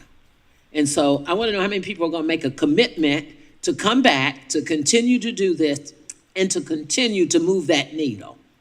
Let the record show, Mr. Green, they all raised their hands, and I'm going to hold them accountable. Thank you, and I yield back. Ohio. Thank you very much.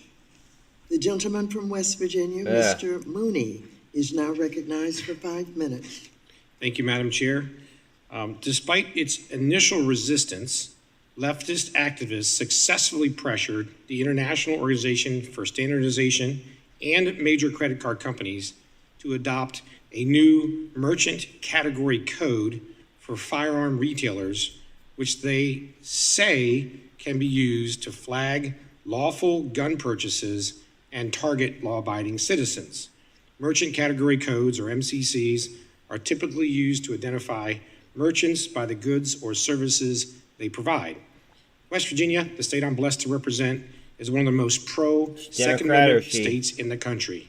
Nearly 60% of West Virginians have firearms in their homes, which is frankly why it's one of the safest states in the country, because guns actually protect and save lives, despite what the left says about it. So, Mr. Rogers, I would just say, Truist Bank services over 260,000 West Virginians. There's also been talk of using this new data to flag what they call, quote, suspicious purchases. To me, it seems like a straightforward way to target gun owners without actually helping prevent crime. In fact, the opposite is true. The more folks avail themselves of their constitutional right to the Second Amendment, the less crime you have. So my question is, what in your mind constitutes a, quote, suspicious transaction? No wonder. What additional information guys. does this new code really provide for you to make that determination? Thank you, Representative, for that question. As we discussed earlier, this is a developing area at this particular time. So our positions will follow the rules. Do you guys notice a pattern here? Part of the system. But as today, we'll also follow the law and protect the rights of our consumers in terms of reporting. So I can't speak to exactly what will be are you guys noticing a pattern? In terms of reporting. The Republicans are ripping them, and the Democrats are praising them. Thank you for that response.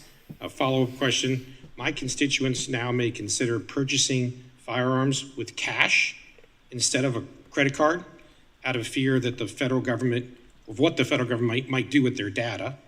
So who decides which merchants fall under a merchant category code? And does Truist Bank plan to go back and recode businesses and past purchases that may now most closely fall under the new merchant category code? Representative, we don't control the merchant codes, so that's not actually a decision that Truist makes. Okay. Well, great. Well, I just, in closing, I just want to say never before have we seen an administration weaponize financial regulators and pressure lenders to push its agenda like we've seen with the Biden administration. I fear this is one step closer to a backdoor gun registry. Banks and corporations must resist this political pressure. The best thing we can do to help our constituents and all Americans is competition, free market competition between your banks, between small banks. That's the way you get better service for all. More regulation we have to make a choice in this country. My mother fled a communist country. She left Cuba when she was 19 years old. And you have a choice between this country. Some are pushing socialism. And what socialist countries do, like Russia, is they invade other countries because their economy is a total disaster. Socialism does not work. I can't be here trying for to gobble up socialism other countries. We have to make a basic choice between freedom and free markets and capitalism in this country. Just give me like a minute. Socialism. There are those pushing socialism constantly. It has failed everywhere it's been tried. So I do applaud. I think our role as Americans should be to push free markets, reject socialism, reject, frankly, government control of people. Let people be free to make their own choices. Don't target them. So thank you for your participation today, and I yield back. The gentleman from Florida, Mr. Lawson, is now recognized for 5 minutes.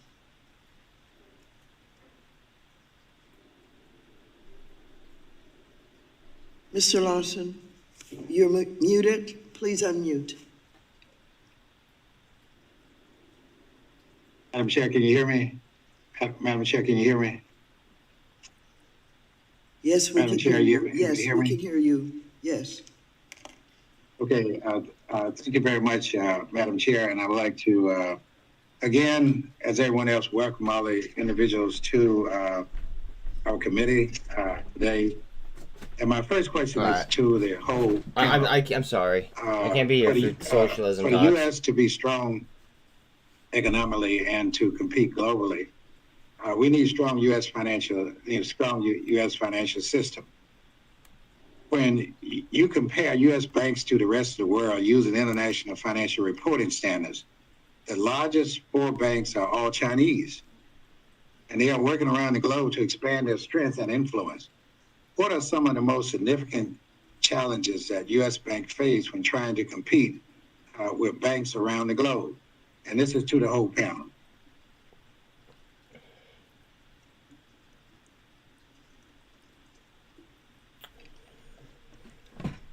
No, Mr. Lawson, are you addressing that to any one of our witnesses? I'll just say to the whole panel. Why don't I start, Madam Chairwoman? As we said earlier, Mr. Diamond said earlier, the near-term competitiveness of the Chinese banking system is an is an issue, but the longer-term competitiveness is the real issue. These institutions are the top 4 in the world.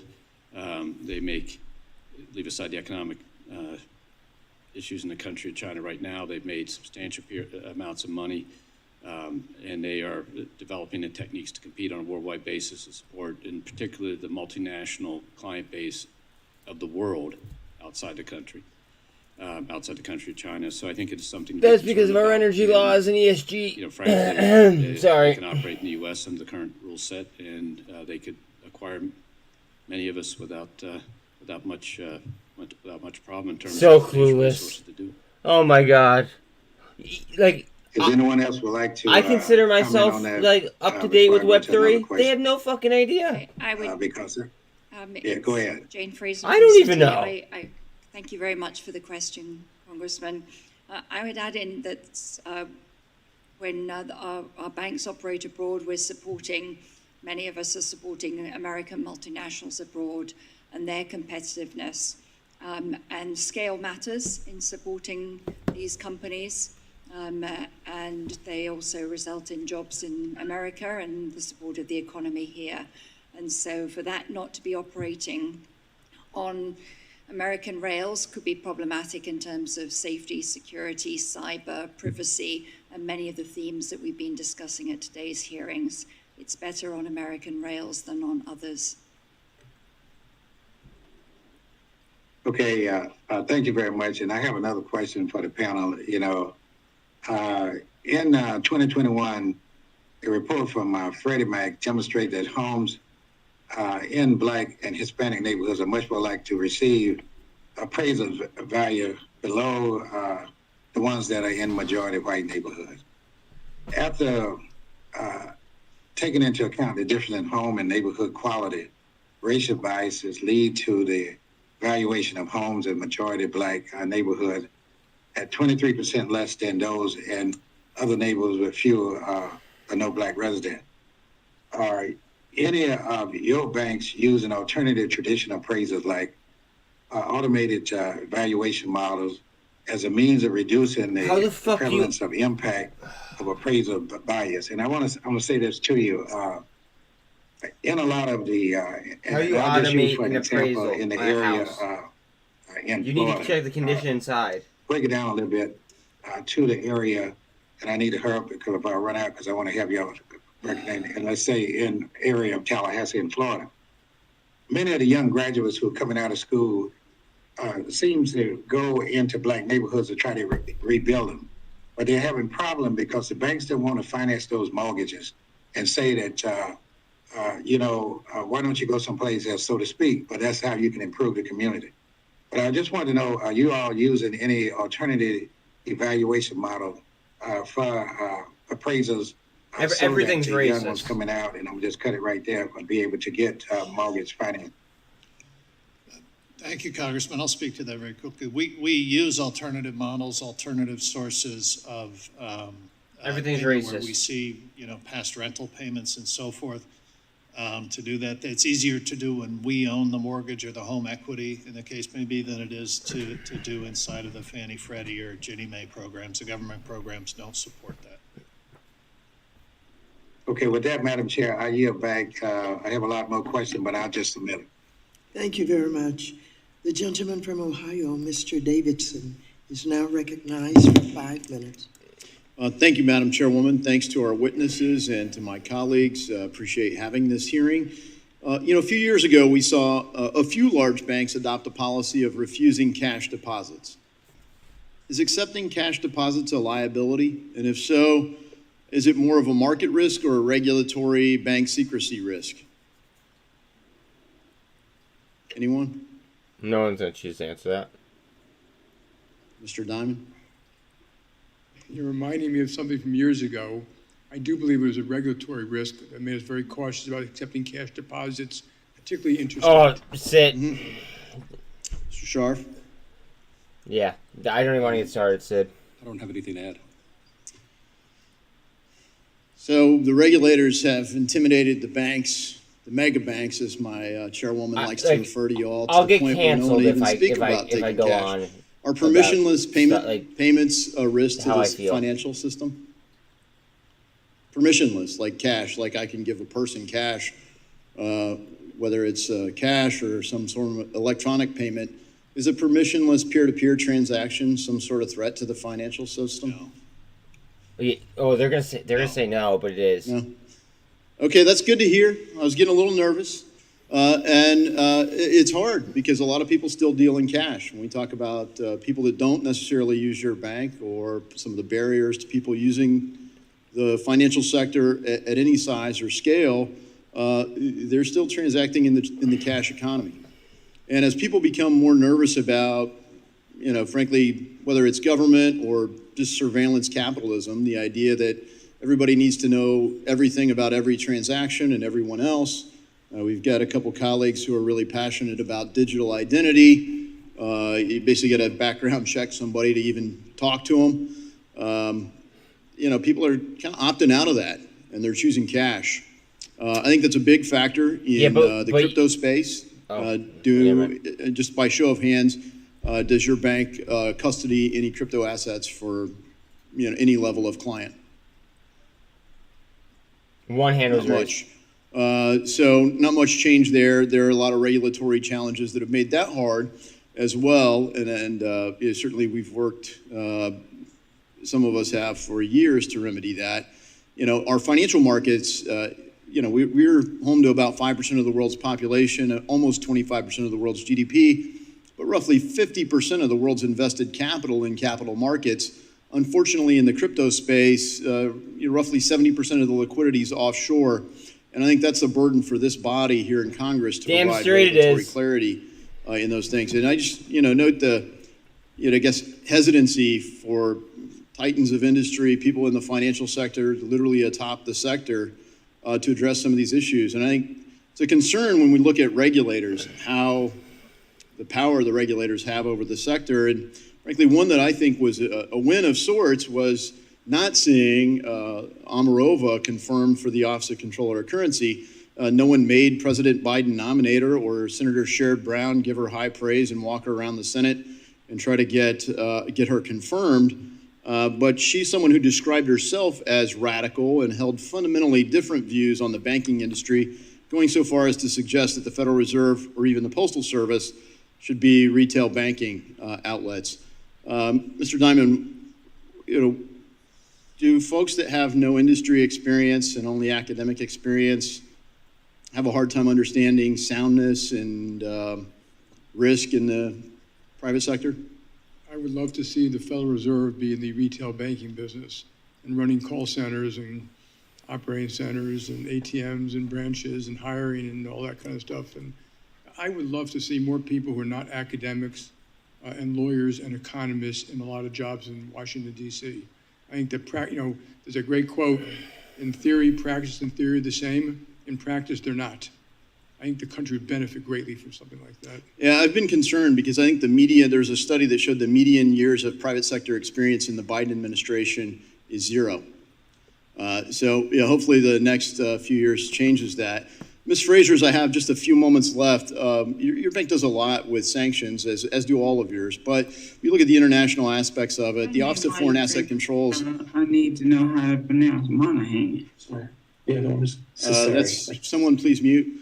When you look at the opportunity to improve that, the way that the system is done causes a little bit of collateral damage for domestic companies. Do you have any ideas on how we could reform that? And if you can't finish your answer, could you please send something to our office about your experience? I'd be delighted to. It will involve international collaboration. Thank you.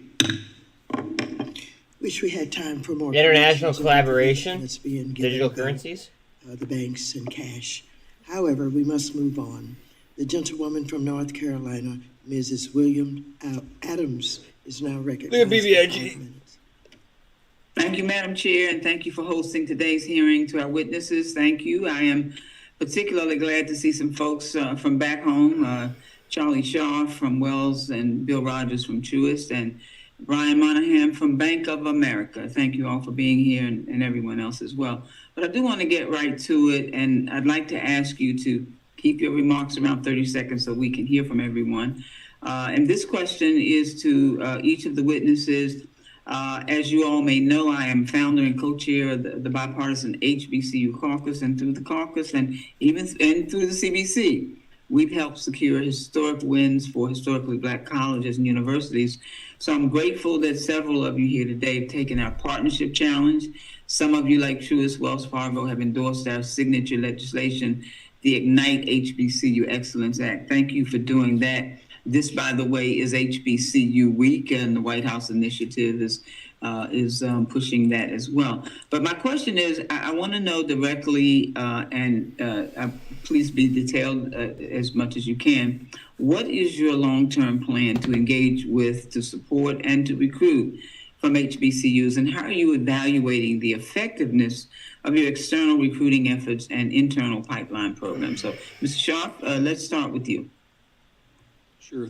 Thank you, Congresswoman, and thank you for your leadership in this area. It's extraordinarily important work, and we're proud to be a part of a lot of your leadership efforts. The HBCUs for us are just an incredibly important relationship, and it's multifold. From the things that we do to support the HBCUs to the things that we get out of the HBCUs, including just the broad-based talent in locations across the country. And we've just had outstanding experience with some of just our incredibly senior folks across the company who are products of the HBCU system. And so ultimately what we will look at is, the success factor that we have in keeping the folks that we bring on from the HBCUs, and ultimately the level of seniority and the scope of the roles that they carry inside our company. Okay, let me move on. Mr. Rogers, sir, and we want to really keep it to 30 seconds if we can, okay? Great, again. Thank you. Again, thank you for your great leadership in this area as well. And similarly, we're investing, and we've invested as much as $20 million recently in HBCUs in terms of direct investment, but also in the important work that we do in hiring HBCU graduates. And we committed to increase our hiring of HBCU graduates, and then working on using the resources that we have in our company. And as you have participated in our Leadership Institute, using it to help educate and provide leadership training in the HBCU community, and then things like the Tech Summit, which we've supported together. So using our own resources and working in partnership with the HBCUs, I think, is what's important.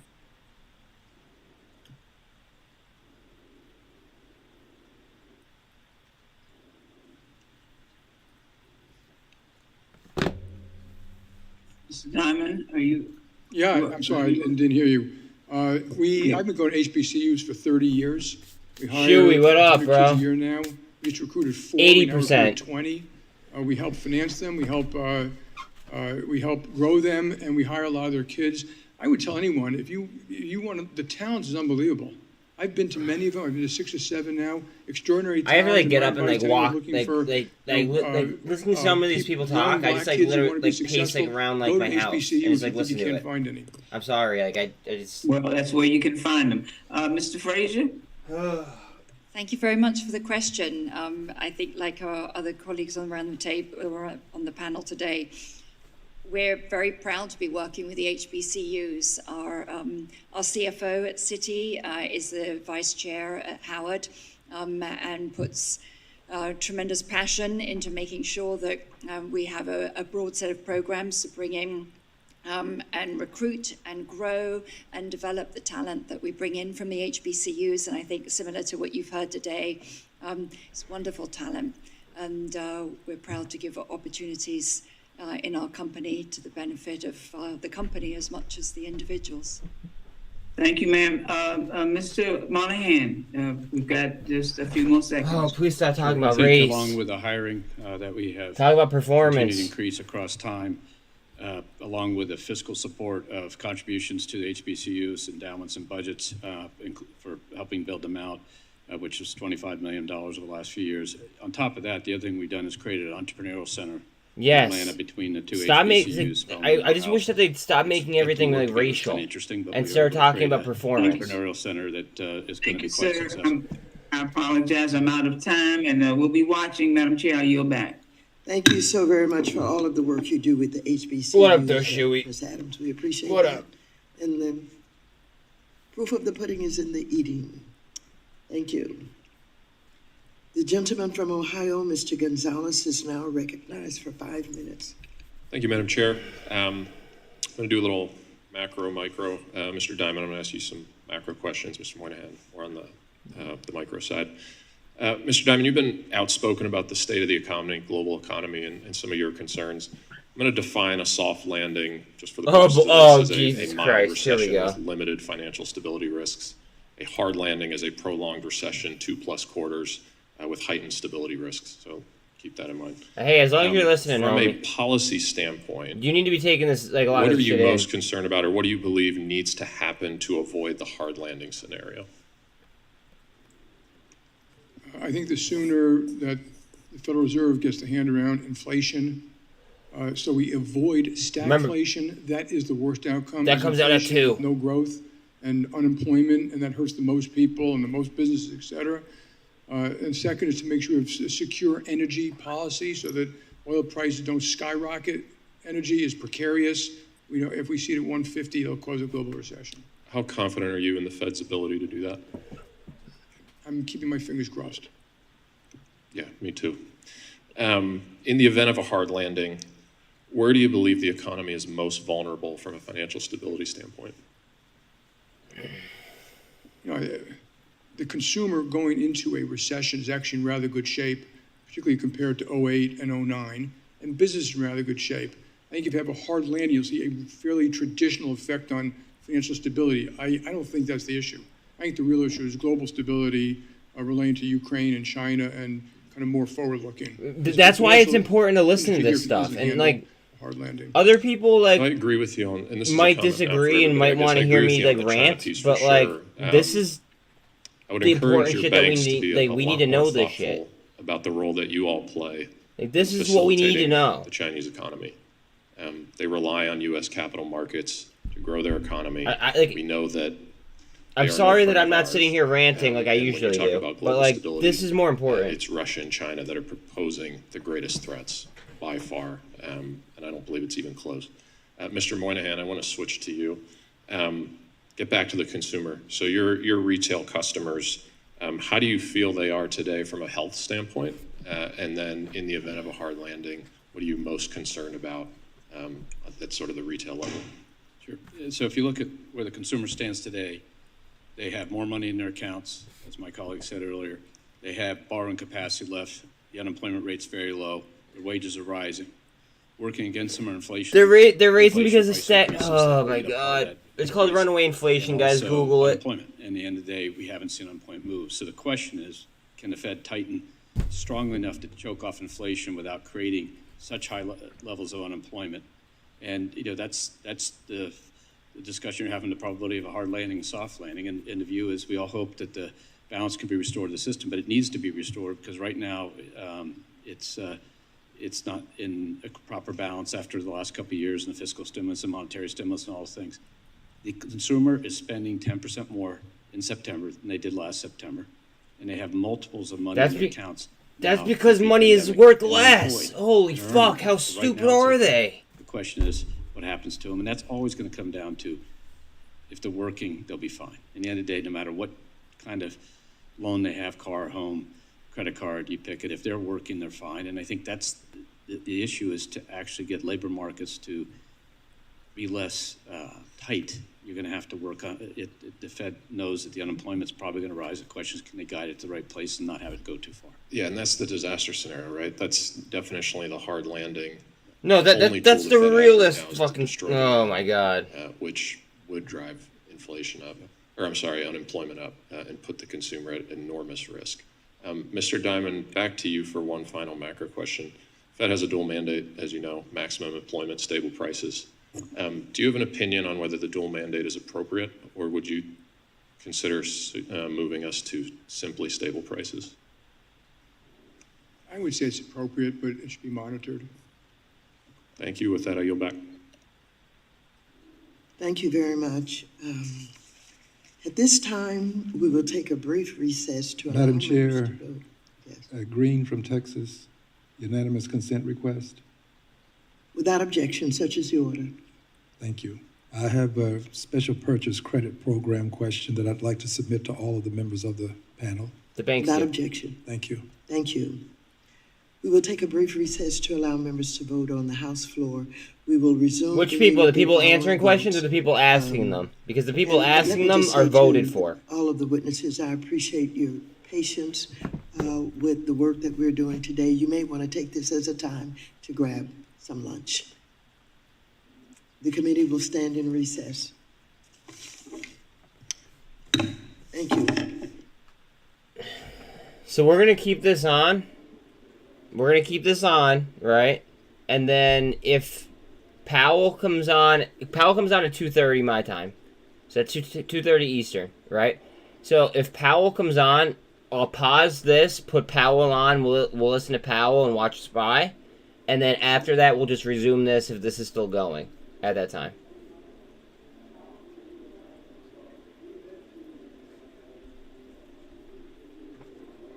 But holy God.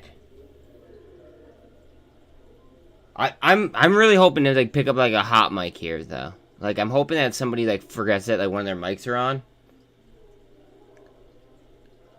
And then we catch them slipping. Because that would be a disaster for like... No, so the rate hike is at 2. Right? But we don't hear any audio from any government official.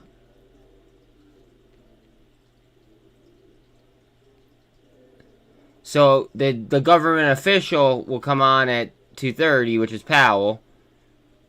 And until then, there's nobody else to listen to other than these clowns. And then myself, which is I'm also a clown. So, you know, it's doing our thing.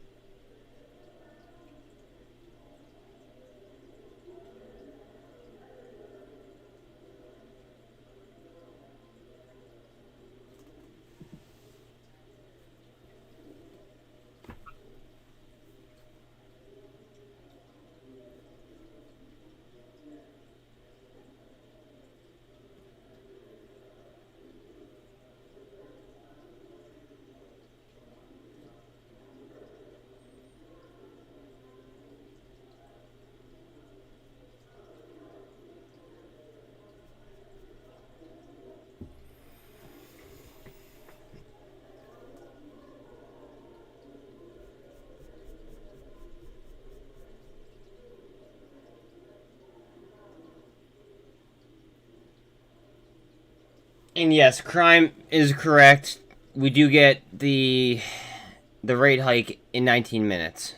So that is a thing. As far as MULN still dropping, I mean,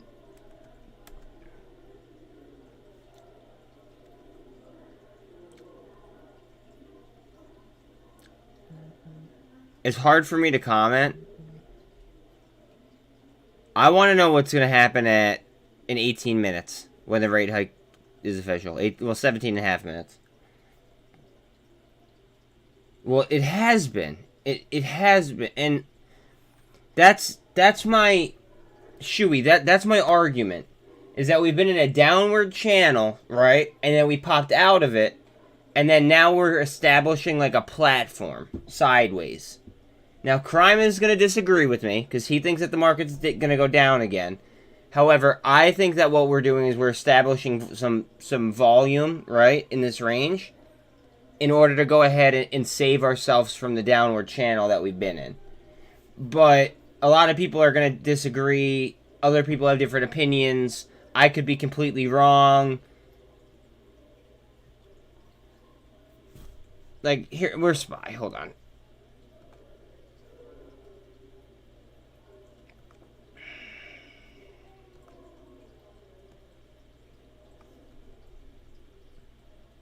See this? Down here? I think this was bottom. I think this was the bottom.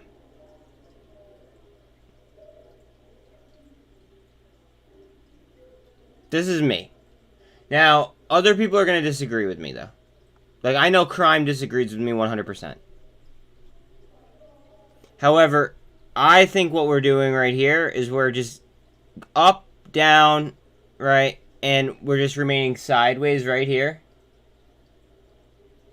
And what I think we're doing is I think we're establishing volume where all these holes are. Right? In order to then make a move upward. Which would then also be a descending channel almost.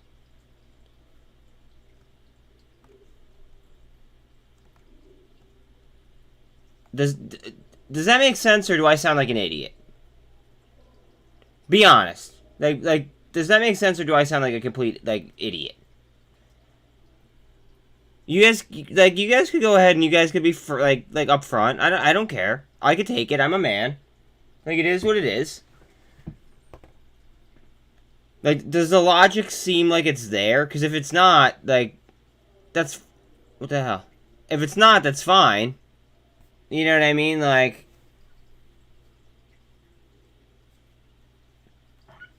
It just... Oh... I guess I gotta update, guys. Why would they make me update? Wait. Well... I've been saying that for a long time, bud. So the thing is Bitcoin went ahead. If you look at Bitcoin and SPY, they look identical, bro. Like that's the thing.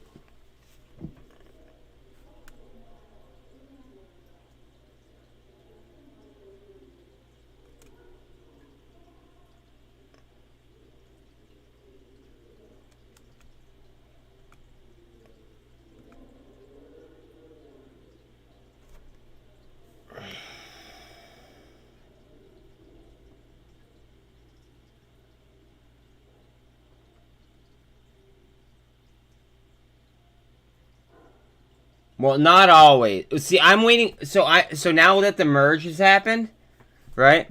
Now that the ETH merge has happened, what I'm waiting for is I'm waiting for ETH to take the lead.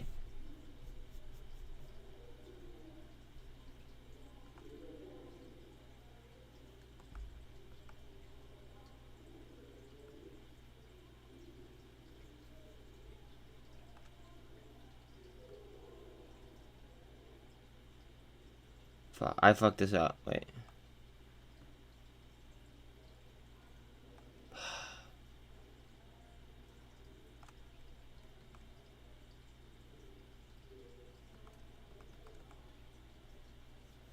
Right. Hey, now we're upgraded though, so hopefully it doesn't like... I don't know. It doesn't like lag out like it's been lately. I'm waiting for ETH to officially like take market dominance away from Bitcoin. I think it's gonna take a little bit of time, but yeah.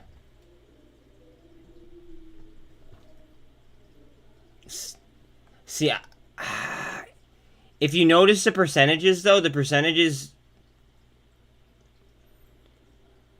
ETH has been holding its own much more frequently than Bitcoin has, in my personal opinion.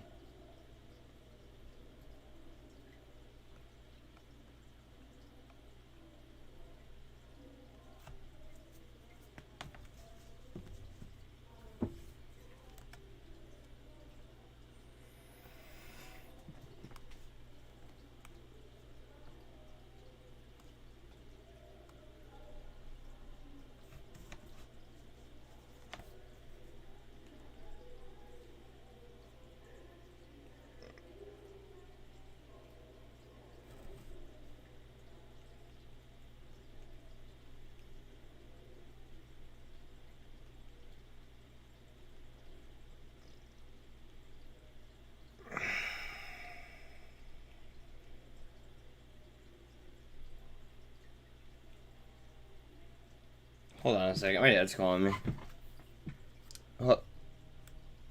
Let me. I just gotta mute this real quick.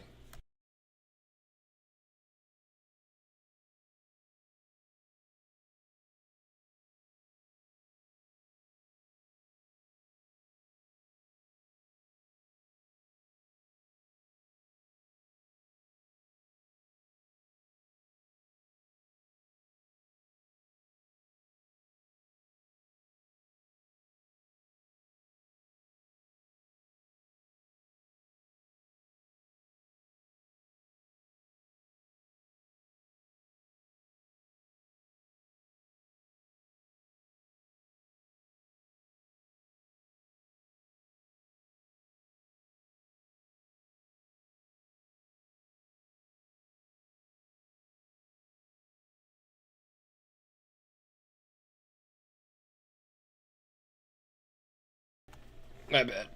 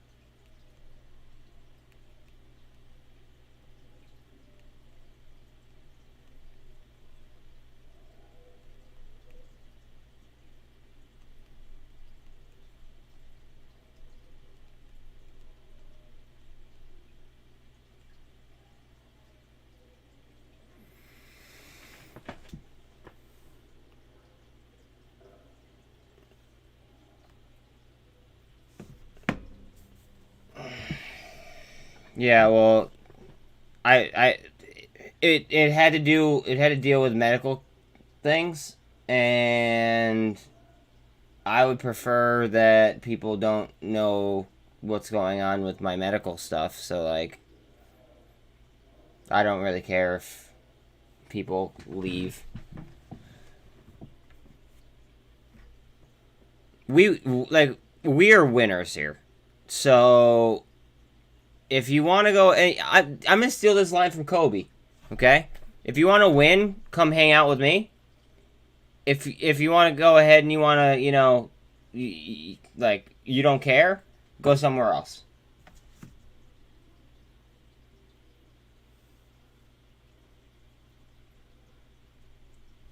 I mean, babe, I know what you prefer, but I'm telling you what's realistic, and, it is what it is.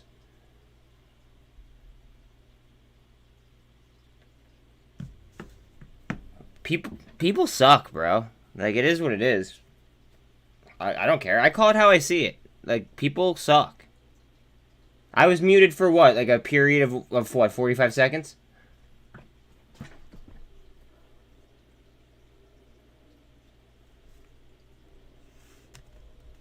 Moho or Mogo? Because I have to Mogo. Oh, ECMO. Oh, yeah, after, or Mecca, or, yeah. Let's see. You know what this fell with the other day?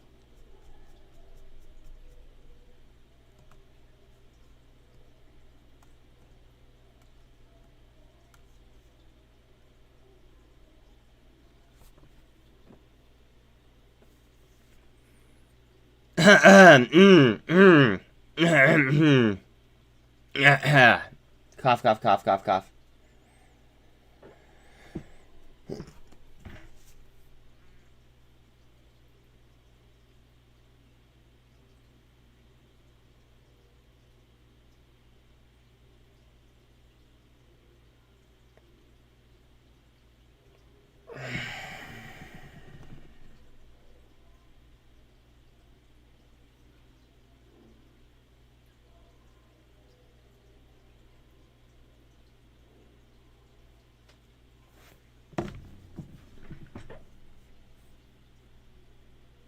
Is anyone in ECMO that like besides him? Ooh. Okay. So I myself am in TYDE, and I'm like I know a lot of you guys are in TYDE as well. So we're just gonna go ahead and we're gonna leave TYDE up for a minute. I know that you guys are in TYDE because I'm sick as fuck, dog. No, but really,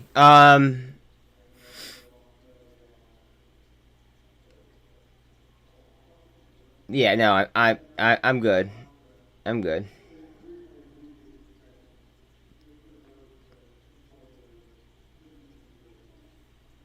But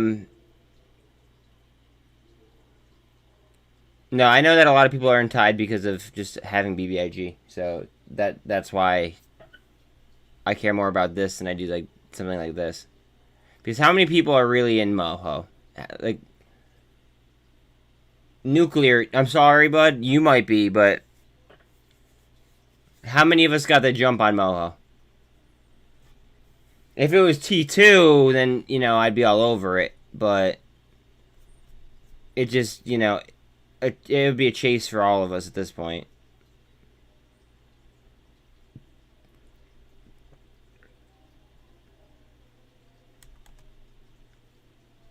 T2.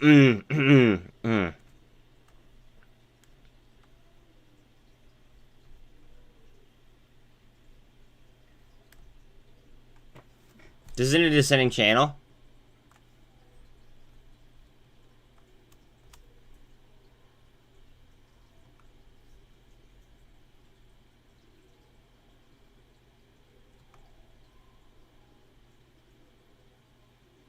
Ish.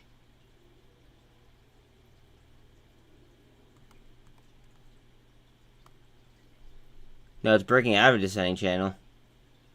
That's what it's doing. All the EMAs are all stacked up. Watch T2. Guys, T2 might move.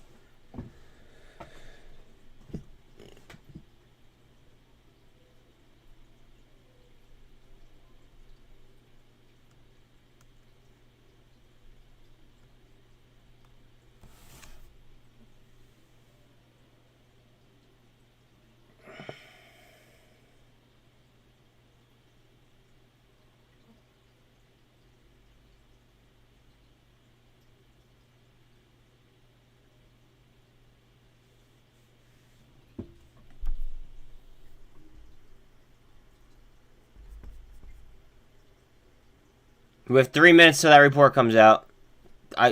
Again, 3 minutes until the report comes out. For this, we're gonna watch SPY. Hate it or love it, we're gonna love it, or we're gonna watch it.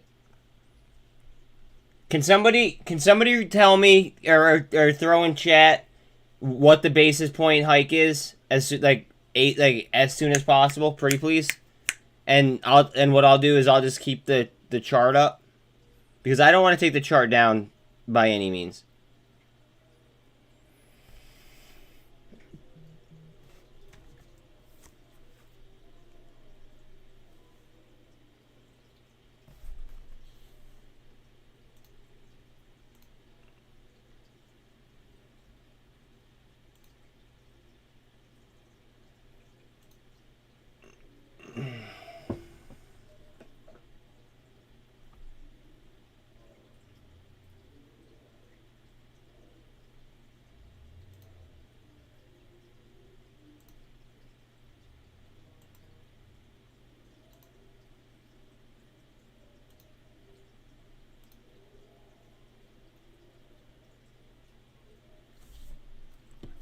I can't. Well, how much are we up percentage wise?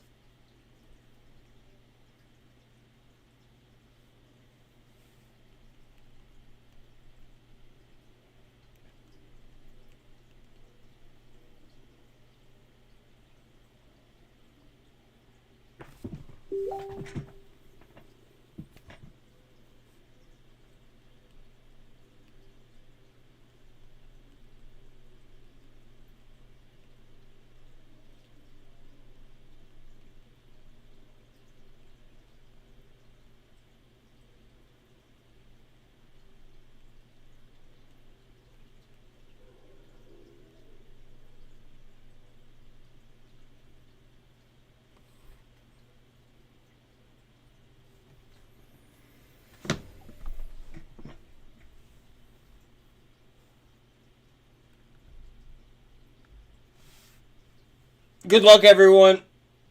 Cool, calm, collected, ice cold. Remember that. We're fucking playmakers. Although, remember, sometimes the best play is no play. All right, what's the somebody know the basis point hike?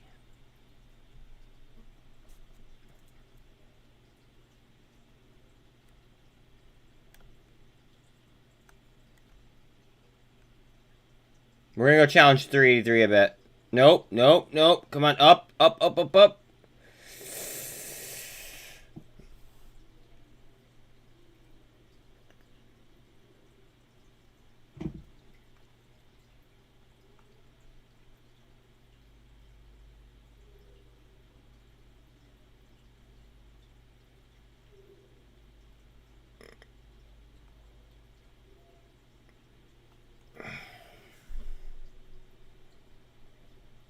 Wow. So, all right, 75 was baked in. All right, 75 basis points was baked in.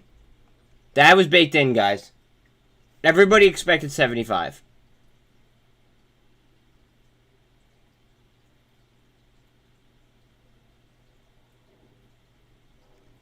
No,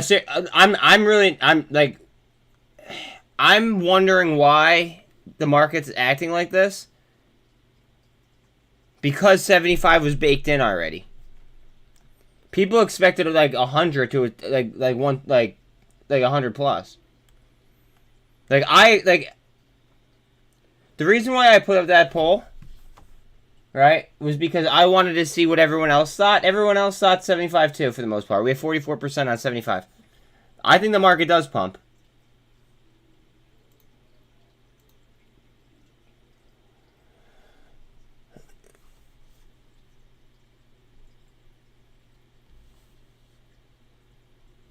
$383 is critical.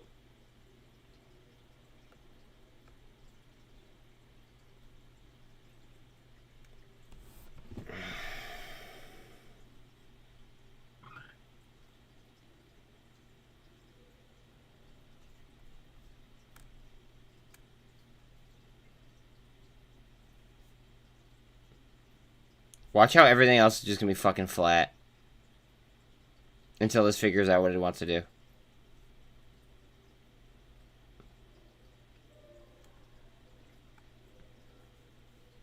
That could be stop loss hunting. Now go for a ride, baby. Show me what's good.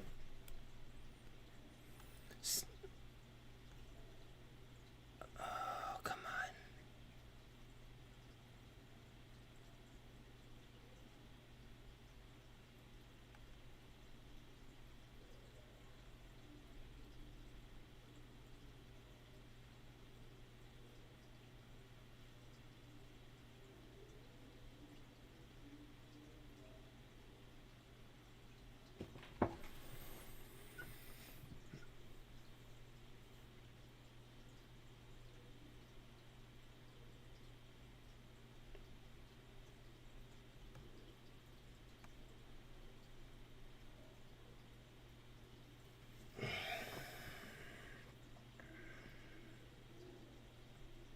You want to know what's funny? I had 43 people vote on that thing, right? And I only have 33 likes.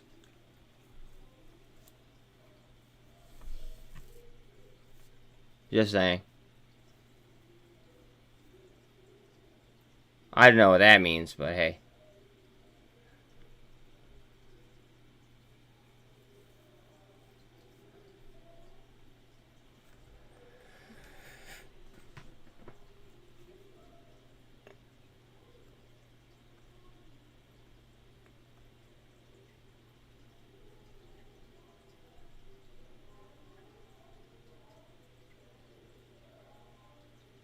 Now we go up. Now we go up.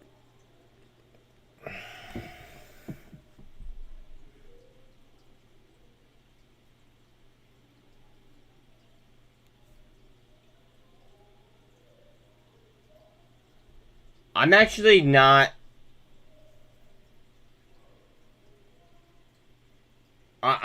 no comment, Nuclear.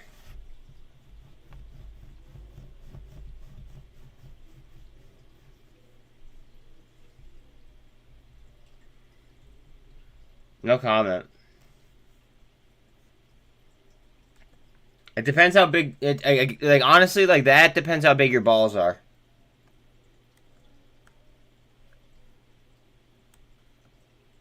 Like, can you snipe a reversal, and can you snipe it with precision? And are you right? That's what it comes down to. Are you right? Do you have balls? And can you be precise with your entry? And can you be controlled with your exit? Because if you're not controlled with your exit, then the IV crush will destroy you anyway.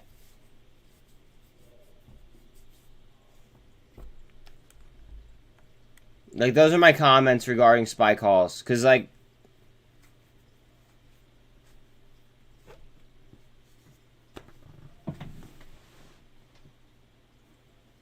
I think the market goes up, especially after 75-point basis hike. I think that was already baked in.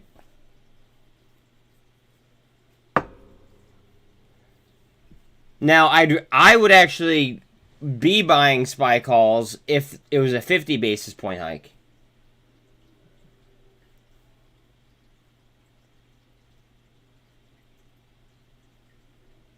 Maybe.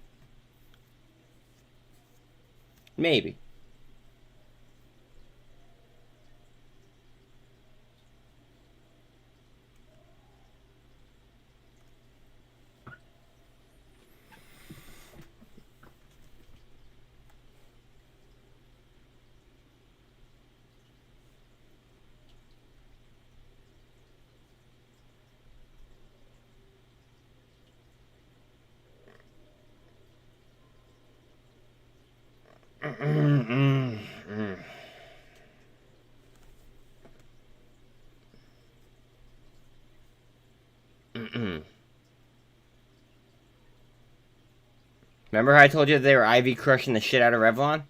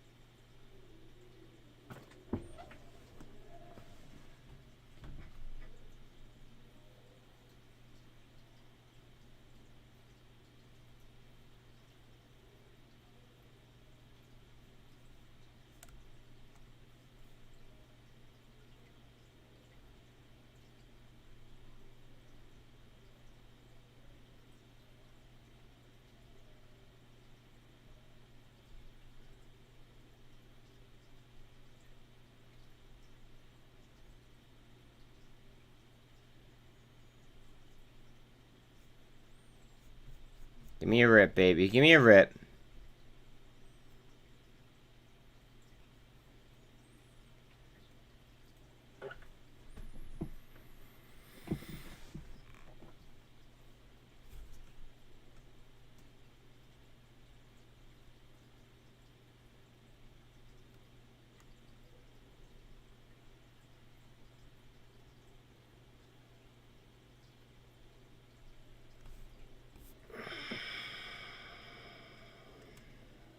See, everybody's thinking everybody's thinking bearish, and while that may be the case,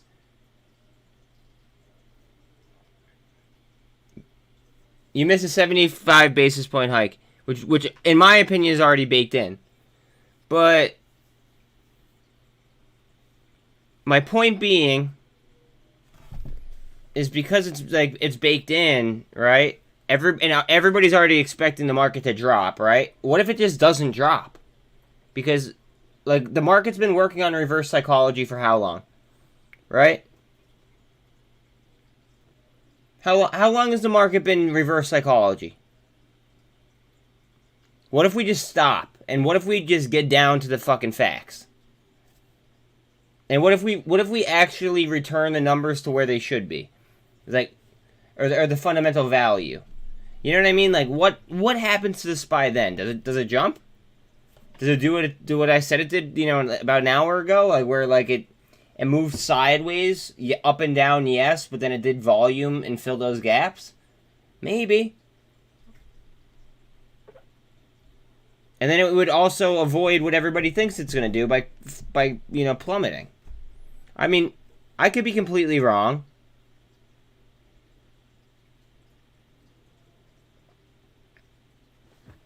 Well, let's not get ahead of ourselves.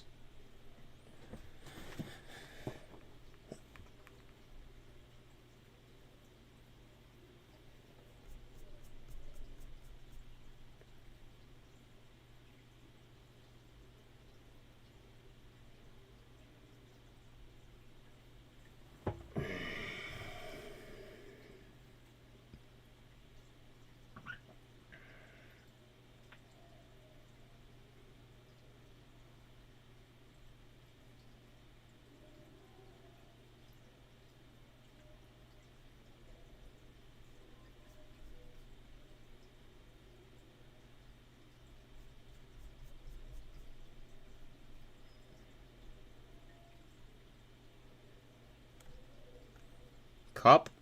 Are you going to give me a handle?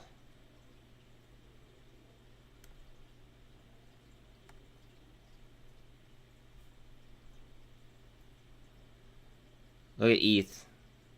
ETH and Bitcoin were just up 4% each. Well, 3.5-ish.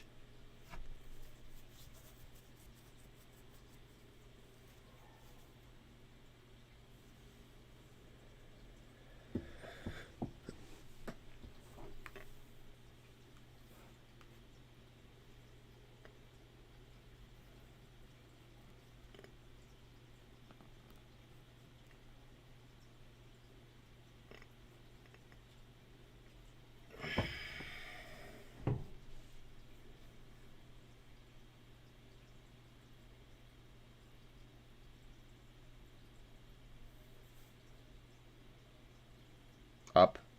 Up.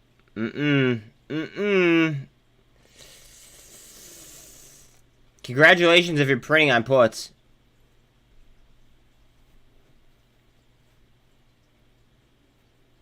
See, right now is where I'd be considering... I can't say it. I'm just going to walk away for a second.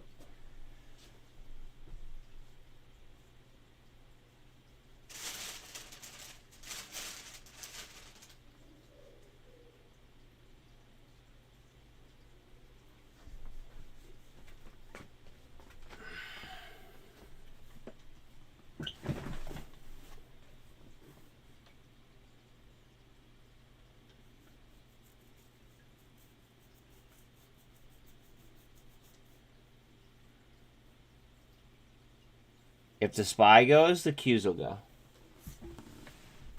But again, that takes that would take balls. That would take precision. That would take knowing, like having an exit strategy and following it, because a lot of people don't follow their the emotions leave. Or no. I want to say the emotions, like, things piss me off in some aspects. So is pissed off being an emotion, I guess? Like this price movement, this doesn't bother me.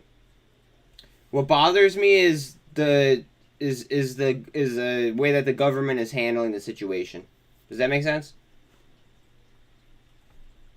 Like, price action doesn't bother me as much at all. Like the price action, like, this doesn't bother me. I'm cool as a cucumber. What bothers me more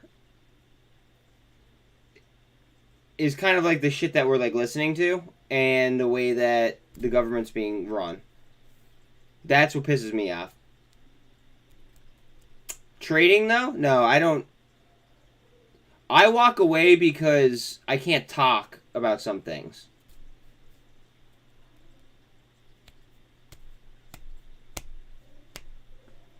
It's not an emotion thing. It's a what I would say would get me in trouble type of thing. So I choose to, pick and choose my battles and walk away.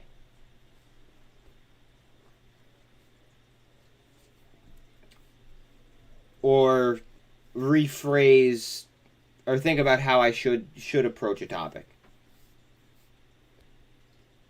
That's why I walk away. But there's really no emotion as far as the price tag goes. I think that it does go up, though. I think it goes up. A lot of people are going to disagree with me. That's fine. Randy and Crime personally think it's going to go down. That's fine. See, I'm on Greg's side. What Greg just posted, I'm on Team Greg right now.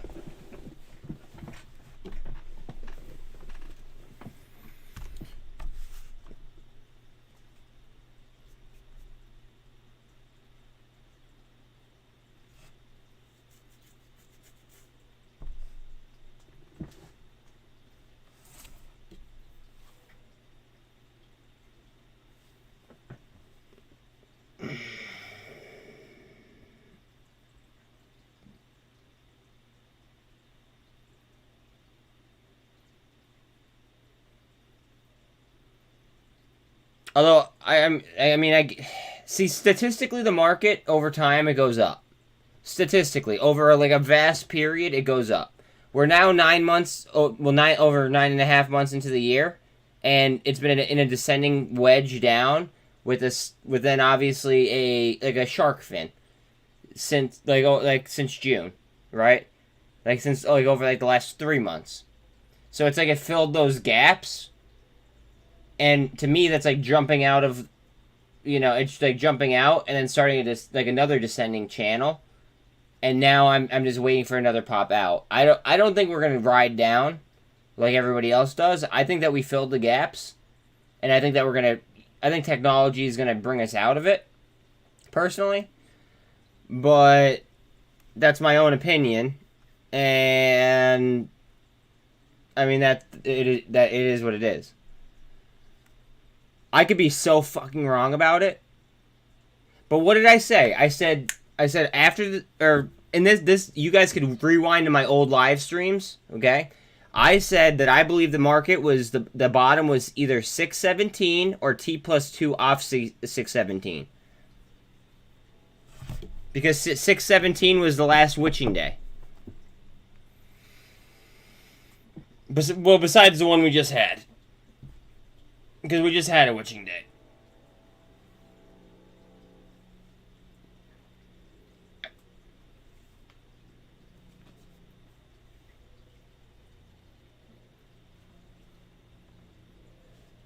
Alright, Powell speaks in a couple minutes. Let me get that up on screen.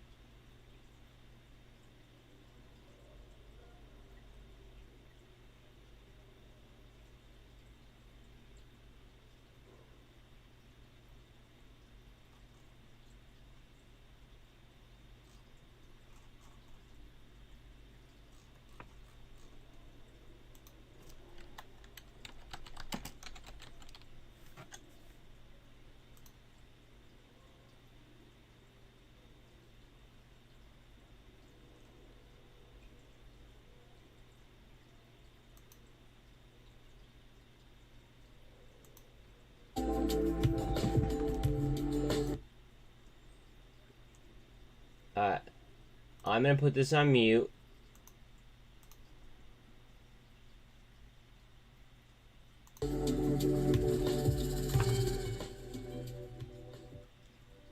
Once they start talking, we'll know.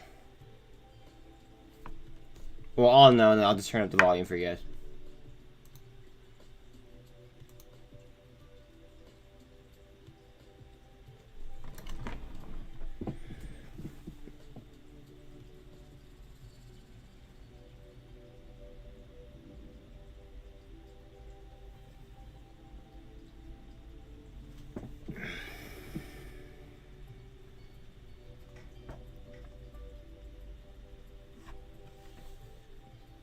Powell, Powell, Powell, Powell.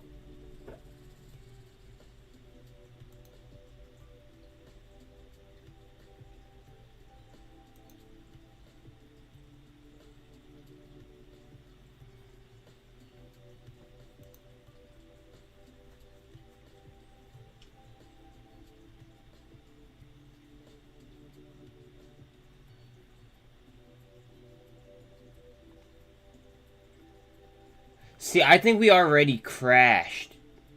So me and Greg now differ as well. I think that the last 9 months, if you shove that into like a month and a half period, that would be a crash.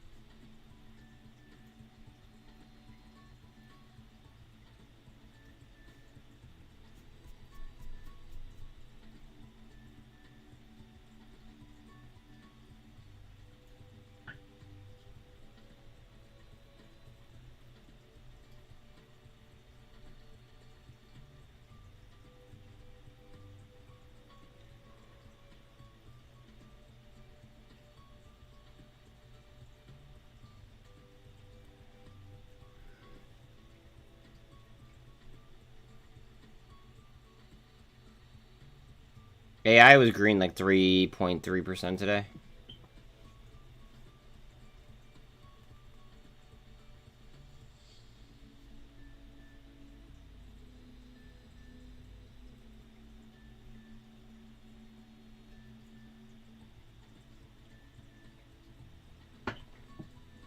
Go EV is still up there.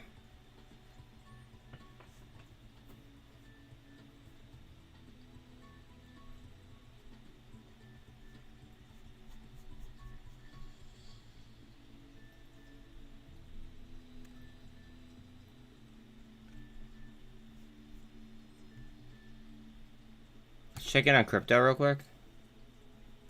Whoo! Alright, so that went from supply line to supply line.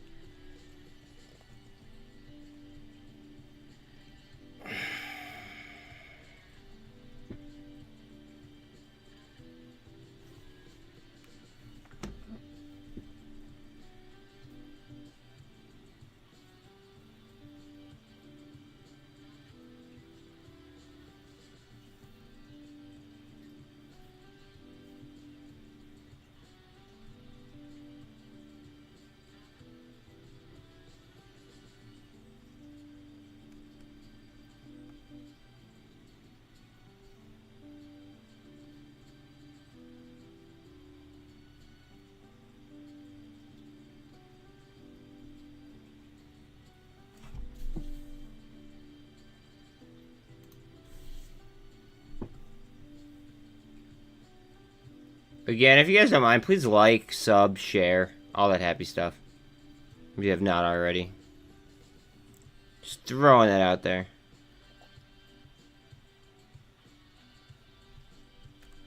See, if this spikes right now, right? It was 23.98 when I walked away, right?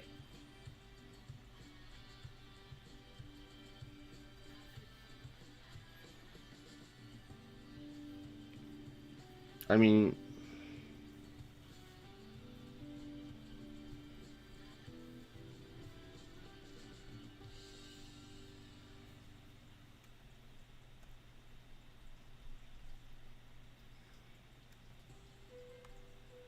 but that's what I mean. Like, I can't say some certain shit, because if I say some stuff, then like I could get myself in trouble. That's why it's better to walk away, Luke.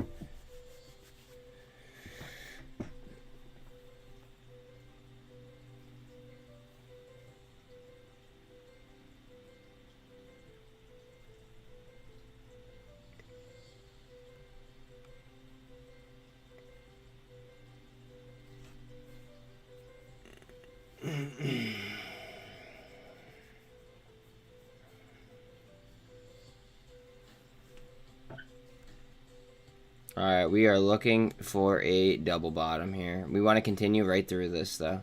We do have resistance at 383. I have 383.54. I might be slightly off on that. It might be right here.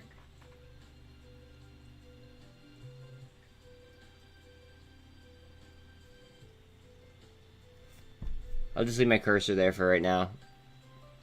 And again, please like and sub if you have not already. Every single one helps.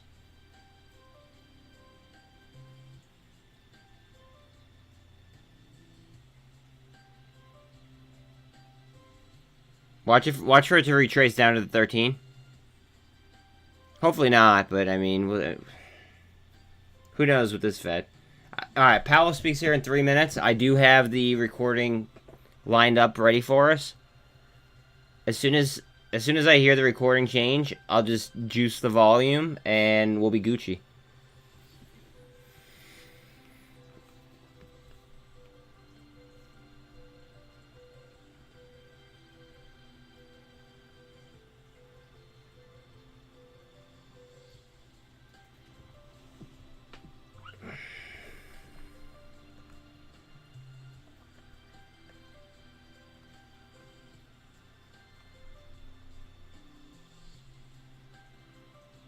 Guys, this is forming a cup. Fuck me. Alright. Never ever draw like this, ever. Never draw like this. This is going to be wrong. Do not draw like this, ever. And especially don't draw like this.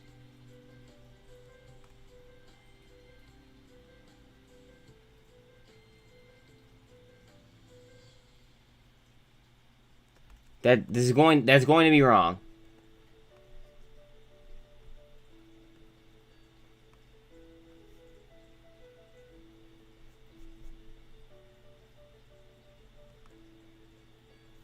Whoa, MULN spike. Hello.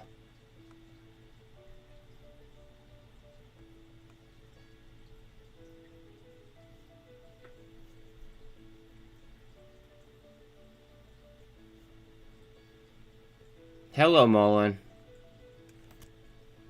For everybody new rolling in, please like, sub, share.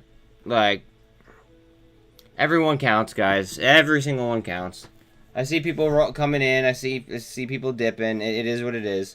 But slapping a button for somebody else, not that big of a deal. But it would help me.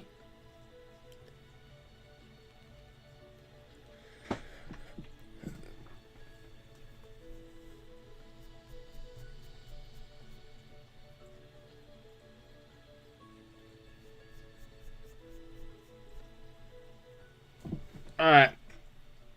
Here comes Powell.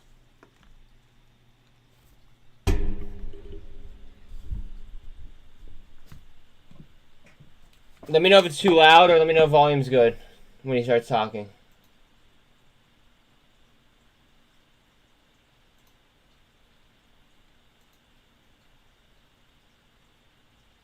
He's still. It's just showing like an empty watch room. Like he's not actually there yet. He's just like I don't know. He's not on stage. Door open. Here comes Powell. Hold on 1 second.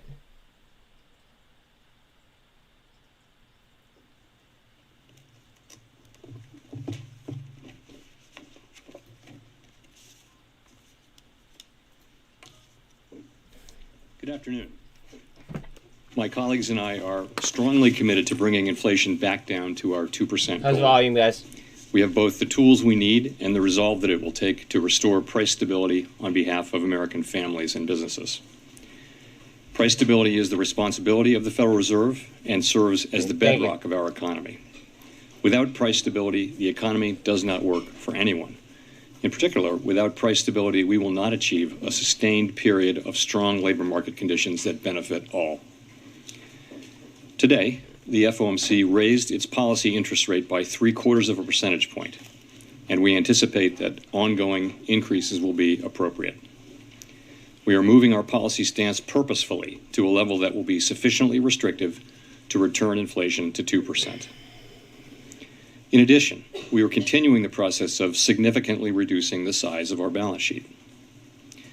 I will have more to say about today's monetary policy actions after briefly reviewing economic I've been saying that for reports. months, dude. Like 2 months.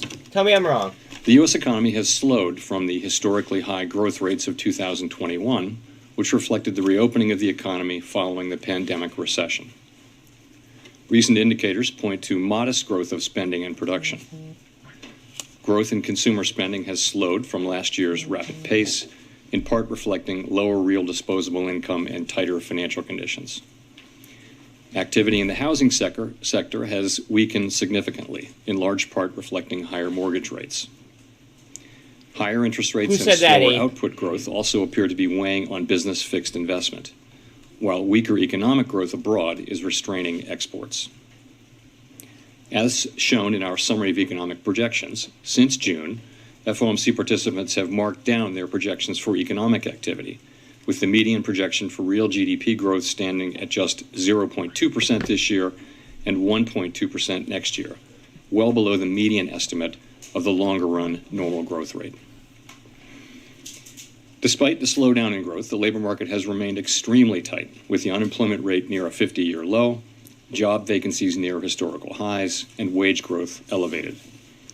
Job gains have been robust, with employment rising by an average of 378,000 jobs per month over the last 3 months. The labor market continues to be out of balance, with demand for workers substantially exceeding the supply of available workers. The labor force participation rate showed a welcome uptick in August, but has little changed since the beginning of the year. FOMC participants expect supply and demand conditions in the labor market to come into better balance over time, easing the upward pressure on wages and prices. The median projection in the SEP for the unemployment rate rises to 4.4% at the end of next year, a 0.5 percentage point higher than in the June projections. Over the next 3 years, the median unemployment rate runs above the median estimate of its longer-run normal level. Inflation remains well above our 2%. So this is what I was talking about over the 12 months ending in July, total PCE prices rose 6.3%. Excluding the volatile food and energy categories, core PCE prices rose 4.6%. It's not the worst thing in the world. In August, the 12-month change in the consumer price index was 8.3%, and the change in the core CPI was 6.3%. Price pressures remain evident across a broad range of goods and services. Although gasoline prices have turned down in recent months, they remain well above year-earlier levels, in part reflecting Russia's war against Ukraine, which has boosted prices for energy and food and has created additional upward pressure on inflation. The median projection in the SEP for total PCE inflation is 5.4% this year and falls to 2.8% next year, 2.3% in 2024, and 2% in 2025. Participants continue to see risks to inflation as weighted to the right upside. to 200. Below the 200. Blow right through Despite it. elevated inflation, longer-term inflation expectations appear to be remaining Notice how this well happened anchored, right on my trend line, as guys. reflected in a broad range of Just surveys saying. of households, businesses, and forecasters.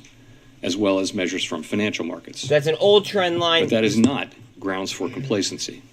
The longer the current bout of high inflation continues, the greater the chance that expectations of higher inflation will become entrenched. The Fed's monetary policy actions are guided by our mandate to promote maximum employment and that stable happened at prices that for trend the American line. people.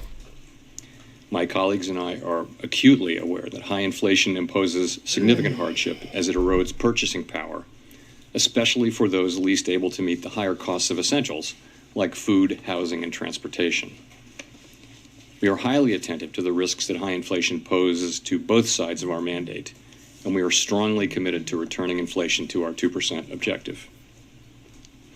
At today's meeting, the committee raised the target range for the federal funds rate by 0.75 percentage point, bringing the target range to 3 to 3.25%. And we are continuing the process of significantly reducing the size of our balance sheet, which plays an important role in firming the stance of monetary policy. Over coming months, we will be looking for compelling evidence that inflation is moving down, consistent with inflation returning to 2%. We anticipate that ongoing increases in the target range for the federal funds rate will be appropriate. The pace of those increases will continue to depend on the incoming data and the evolving outlook for the economy. With today's action, we have raised interest rates by 3 percentage points this year. At some point, as the stance of monetary policy tightens further, it will become appropriate to slow the pace of increases while we assess how our cumulative policy adjustments are affecting the economy. The day's not over yet, Boonstocks. We will continue to make our decisions meeting by meeting and communicate our thinking as clearly as possible. Restoring price stability will likely require maintaining a restrictive policy stance for some time. The historical record cautions strongly against prematurely loosening policy. As shown in the SEP, the median projection for the appropriate level of the federal funds rate is 4.4% at the end of this year, 1 percentage point higher than projected in June. The median projection rises to 4.6% at the end of next year and declines to 2.9% by the end of 2025, still above the median estimate of its longer run value. Of course, these projections do not represent a committee decision or plan, and no one knows with any certainty where the economy will be a year or more from now. We are taking forceful and rapid steps to moderate demand so that it comes into better alignment with supply. Our overarching focus is using our tools to bring inflation back down to our 2% goal and to keep longer-term inflation expectations well anchored. Reducing inflation is likely to require a sustained period of below-trend growth, and there will very likely be some softening of labor market conditions. Restoring price stability is essential to set the stage for achieving maximum employment and stable prices over the longer run. We will keep at it until we're confident the job is done.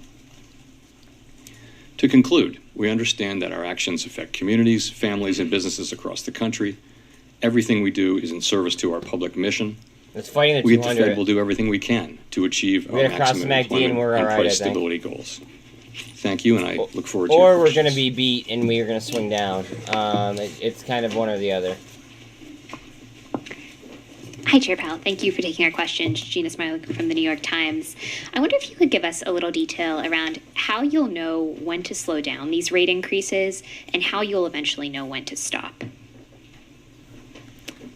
So I will answer your question directly, but I want to start here today by saying that my main message has not changed at all since Jackson Hole. The FOMC is strongly resolved to bring inflation down to 2%, and we will keep at it until the job is done. So the way we're thinking about this is the overarching focus of the committee is getting inflation back down to 2%. To accomplish that, we think we'll need to do two things in particular to achieve a period of growth below trend and also some softening in labor market conditions to foster a better balance between demand and supply in the labor market. So on the first, committee's forecasts and those of most outside forecasters do show growth running below its longer run potential this year and next year. On the second, though, so far there's only modest evidence that the labor market is cooling off. job openings are down a bit. As you know, quits are off their all-time highs. There's some signs that some wage measures may be flattening out, but not moving up. Payroll gains have moderated, but not much. And in light of the high inflation we're seeing, we think we'll need to, and in light of what I just said, we think that we'll need to bring our funds rate to a restrictive level and to keep it there for some time. So what will we be looking at, I guess, is your question. So we'll be looking at a few things. First, we'll want to see growth continuing to run below trend. We'll want to see movements in the labor market showing a return to a better balance between supply and demand. And ultimately, we'll want to see clear evidence that inflation is moving back down to 2%. So that's what we'll be looking for. In terms of reducing rates, I think we'd want to be very confident that inflation is moving back down to 2% before we would consider that. That's bullish. Thank you, Mr. Chairman. Steve Leisman, CNBC. Can you talk about how you factor in the variable lags on inflation and the extent to which the outlook for rates should be seen as linear in the sense that you keep raising rates, or can you envision a time when there's a pause to kind of look at what has been wrought in the economy? It's just off, bro. From the rate increases. Thank you. They're lying to us, like straight up, just straight to our faces, and we're taking it. Of course, monetary policy does famously work with long and variable lags. The way I think of it is our policy decisions affect financial conditions immediately. In fact, financial conditions have usually been affected well before we actually announce our decisions. Then changes in financial conditions begin to affect economic activity fairly quickly, within a few months. But it's likely to take some time to see the full effects of changing financial conditions on inflation. So we are very much mindful for that. And that's why I noted in my opening remarks that at some point, as the stance of policy tightens further, it will become appropriate to slow the pace of rate hikes while we assess how our cumulative policy adjustments are affecting the economy and inflation. So that's how we think about that. Your second question, sorry, was? Is there a point in time you can see pausing? Is it linear that you keep raising rates, or is there? Oh, I'm sorry. I should know better than to not talk with my microphone. I should know better than to answer your second question. Oh, there you go.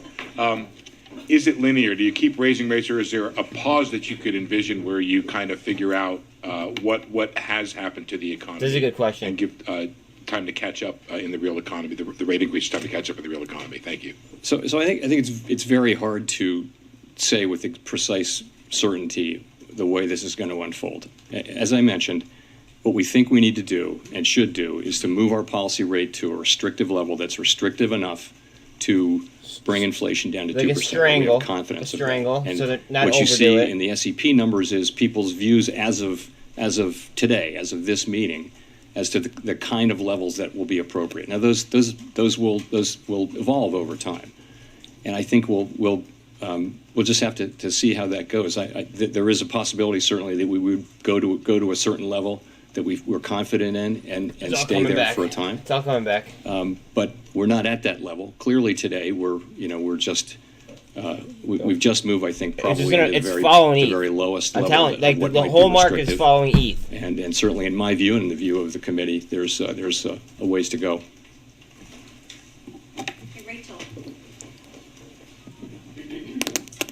Hi, Chair Powell. Rachel Siegel from the Washington Post. Thank you for taking our questions. Oh, I hate the Washington Post. The projections show the unemployment rate rising to 4.4% next year. And historically, that kind of rise in the unemployment rate would typically bring a recession with it. Should we interpret that to mean no soft landing? And is that kind of rise necessary to get inflation down? This is why I hate the Washington Post. Right. So you're right. In the SEP, there's what I would characterize as a relatively modest increase in the unemployment rate from a historical perspective, given the expected decline in inflation. Now, why is that? So really, that is what we generally expect, because we see the current situation as outside of historical experience in a number of ways, and I'll mention a couple of those. First, and you know these, but first, job openings are incredibly high relative to the number of people looking for work. It's plausible, I'll say, that job openings could come down significantly, and they need to, without as much of an increase in unemployment as has happened in earlier historical episodes. So that's one thing. In addition, in this cycle, longer run inflation expectations have generally been fairly well anchored. As I've said, there's no basis for complacency there, but to the extent that continues to be the case, that should make it easier to restore price. Look at VRM moving. And I guess the third thing I would point to that's different this time is that part of this inflation is caused by this series of supply shocks. Everybody thought Revlon was dead. Beginning with the pandemic and really with the reopening I'm telling of the you, economy. it's been moving with SPY. And more recently amplified and added to by Russia's invasion of Ukraine have all contributed to the sharp increase in inflation. So these are the kinds of events that are not really seen in prior business cycles. And in principle, if those things start to get better, and we do see some evidence of the beginnings of that, it's not much more than that, but it's good to see that. For example, commodity prices look like they may have peaked for now. Supply chain disruptions are beginning to resolve. Those developments, if sustained, could help ease the pressures on inflation. So let me just say how much these factors will turn out to really matter in this sequence of events, it remains to be seen. We have always understood that restoring price stability while achieving a relatively modest decline, a rather increase in unemployment and a soft landing would be very challenging. And we don't know. No one knows whether this process will lead to a recession, or if so, how significant that recession would be. That's going to depend on how quickly wage and price inflation pressures come down, whether expectations remain anchored, and whether, also do we get more labor supply, which would help as well. In addition, the chances of a soft landing are likely to diminish to the extent that policy needs to be more restrictive or restrictive for longer.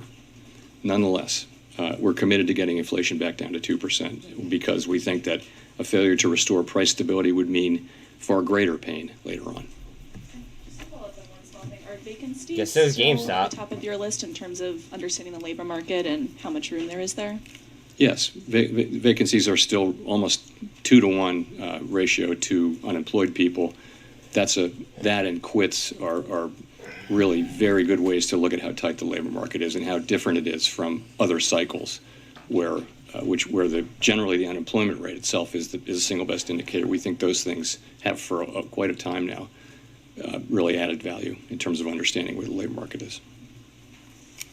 Nick.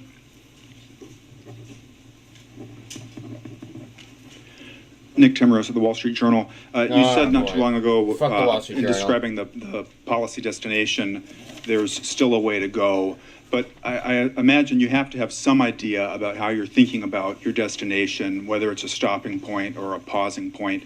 And so I was wondering if you could discuss how you are thinking about, as the data come in, where that destination is, how it's moving up if inflation doesn't perform as you expect. Do you want to have a policy rate that's above the underlying inflation rate, for example? And do you have an estimate for where you think the underlying inflation rate might be in the economy right now?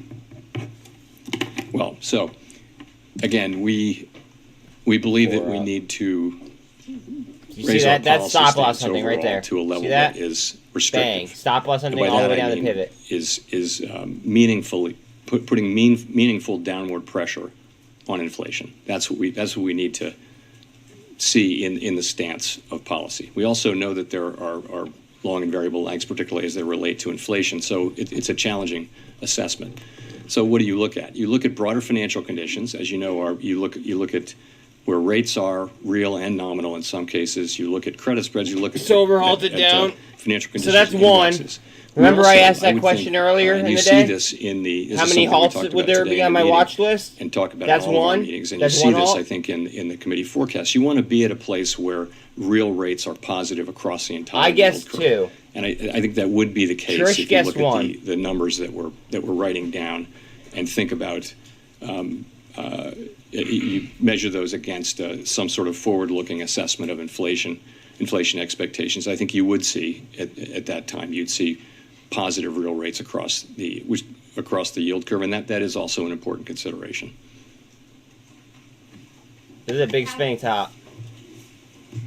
Hi, Howard Schneider with Reuters. Thanks for the opportunity. I just want to be clear on the steps. you say it's meeting by meeting, but it sure looks like we're going 75, 50, 25.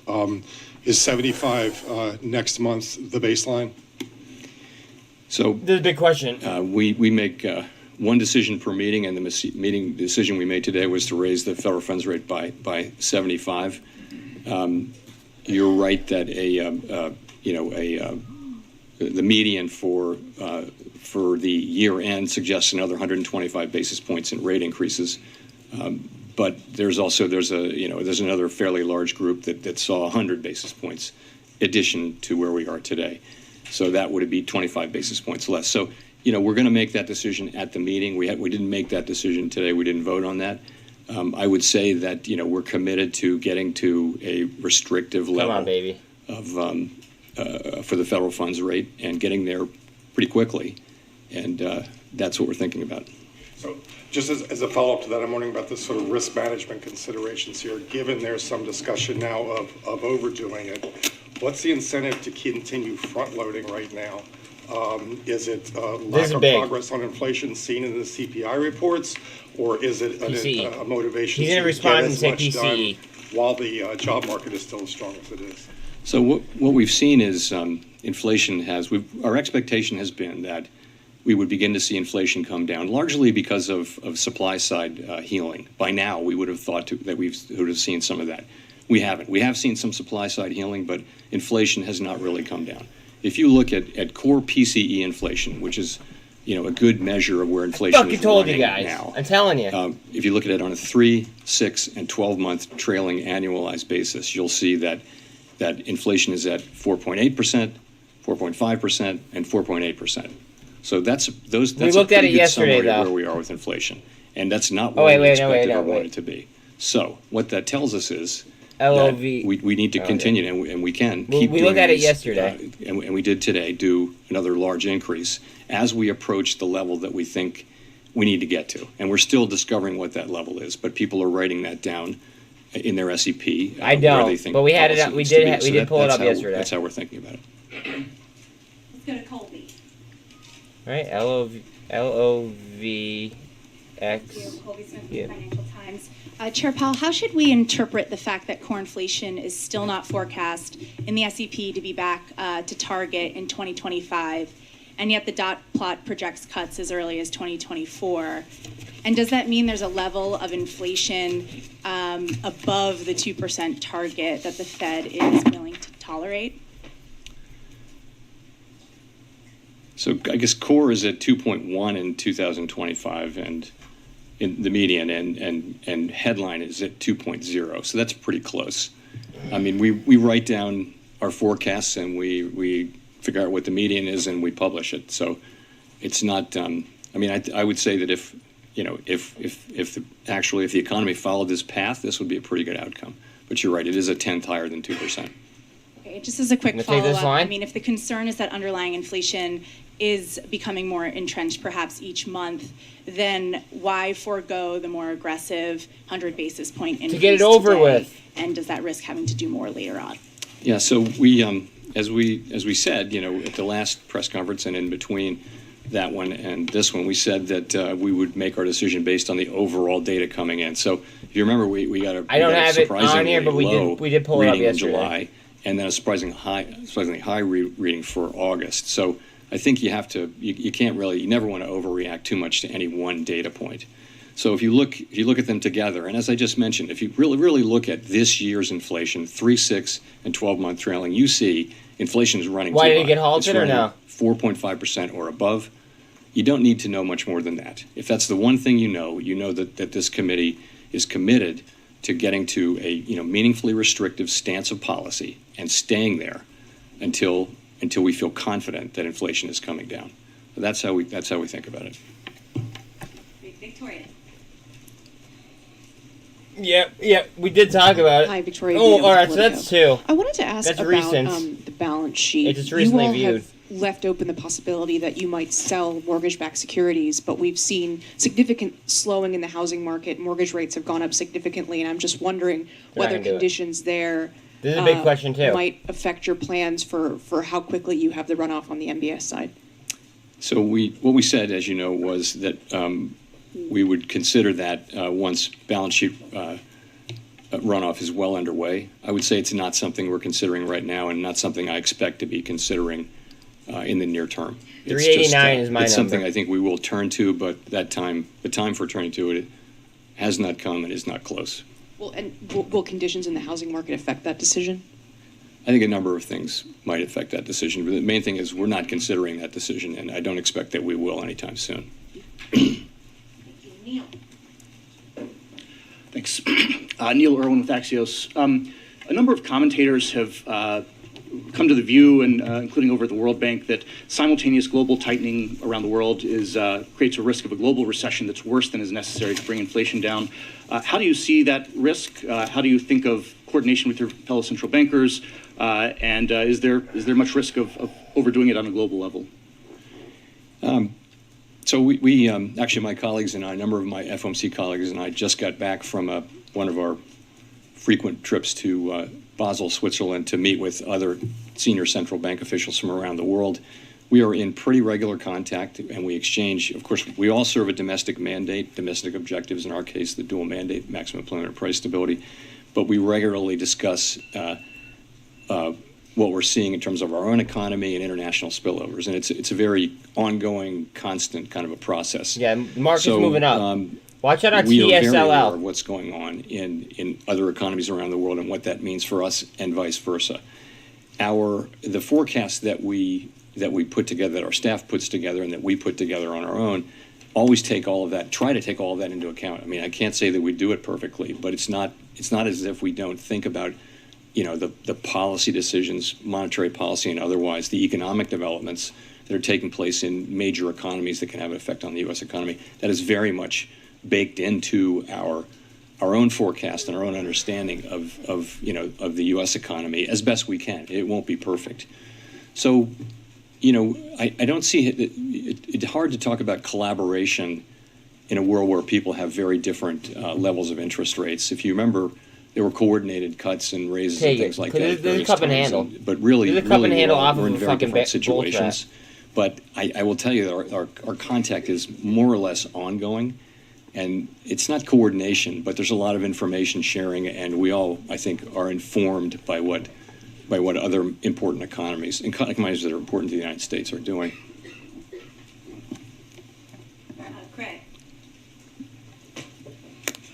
Craig Torres from Bloomberg.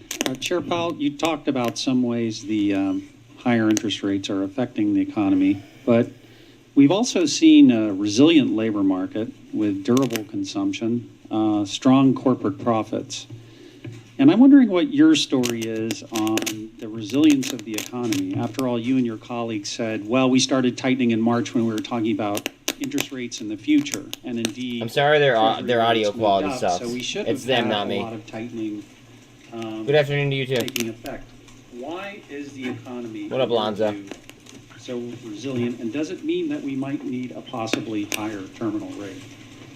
You're right, of course. The labor market in particular has been very strong. Matic. But there are the sectors of the SRP. economy that are most interest rate sensitive are certainly showing the effects of our tightening. And of course, the obvious example is housing, where you see declining activity and of all different kinds, and housing price increases moving down.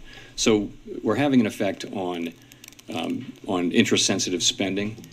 I think through exchange rates, we're having an effect on exports and imports. I think so. All of that's happening. But you're right. And we've said this. This is a strong, robust economy.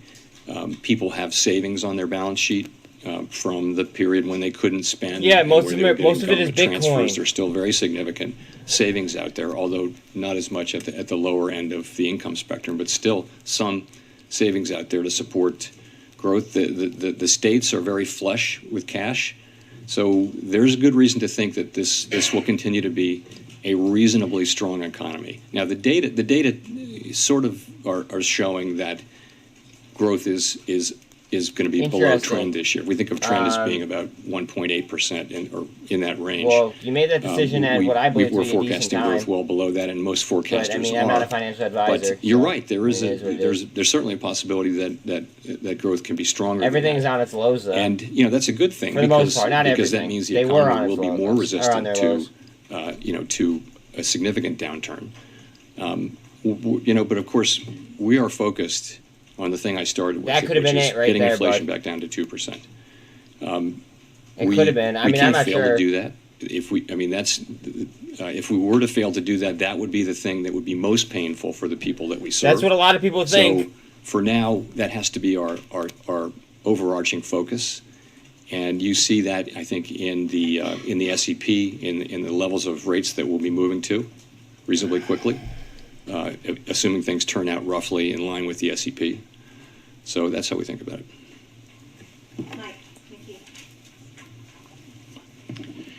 Thank you, Mr. Chairman. In a world of euphemisms that we live in here with below-trend growth and a modest increase in unemployment, I'm wondering if I could ask you a couple of direct questions for the American people. Do the odds now favor, given where you are and where you're going with interest rates, favor a recession? 4.4% unemployment is about 1.3 million jobs. Is that acceptable job loss? And then given that the data you look at is backward-looking and the lags in your policy are forward-looking and you don't know what they are, how will you know? The market is following will you ETH. know if you've gone too Gold far? cross on SPY. So I don't know what the odds are. I think that Frey? there's a very high likelihood that we'll have a period. Is anybody in Frey? What I've mentioned is below trend growth, by which I mean much lower I don't growth, chase. and we're seeing that now. So the median forecast, I think, this year for among my colleagues and me was 0.2% growth. So that's very slow growth, and then below trend next year. I think the median was 1.2, also well below. So that's a slower. That's a very slow level of growth, and it could give rise to increases in unemployment. That's awesome. I didn't know about so that. that is I didn't something know about that them. we think we need to have, and we think I we did need not to know have about them at softer all. labor market conditions as well. We're never going to say that there are too many people working, but the real point is this: inflation. What we hear from people when we meet with them is that or they really are cryptocurrency suffering to be from adopted. inflation. Either And or. if we want to set ourselves up, really light the way to another period of a very strong labor market, we have got to get inflation behind us. I wish there were a painless way to do that. There isn't. So what we need to do is get rates up to the point where we're putting meaningful downward pressure on inflation, and that's what we're doing. And we certainly don't hope. We certainly haven't given up the idea that we can have a relatively modest increase in unemployment. Nonetheless, we need to complete this task. But how will you know, or will you know, if you've gone too far? It's They won't. hard to hypothetically deal with that They won't. question. I mean, They won't. Our really That's tight the best focus now continues to be ongoing rate increases to get the policy rate up where it needs to be. And as I said, you can look at this SEP as good trade, buddy. today's estimate of where we think those rates would be. Of course, they will evolve over time. Thanks. Chris Rugaber, Associated Press. I wanted to follow up with what you just mentioned about the labor market. You've said several times that to have the labor market we want, we need price stability, and you've suggested maybe there isn't a trade-off in the long run. But in the short run, there is a lot of concern, as people have been expressing here, about higher unemployment as a result of these rate hikes. Shout out to Powerflex As a result Gym. of rate hikes. So can you explain, My one and though, only sponsor, the only place what in the world we about get high ripped and inflation rich at the now same fucking time.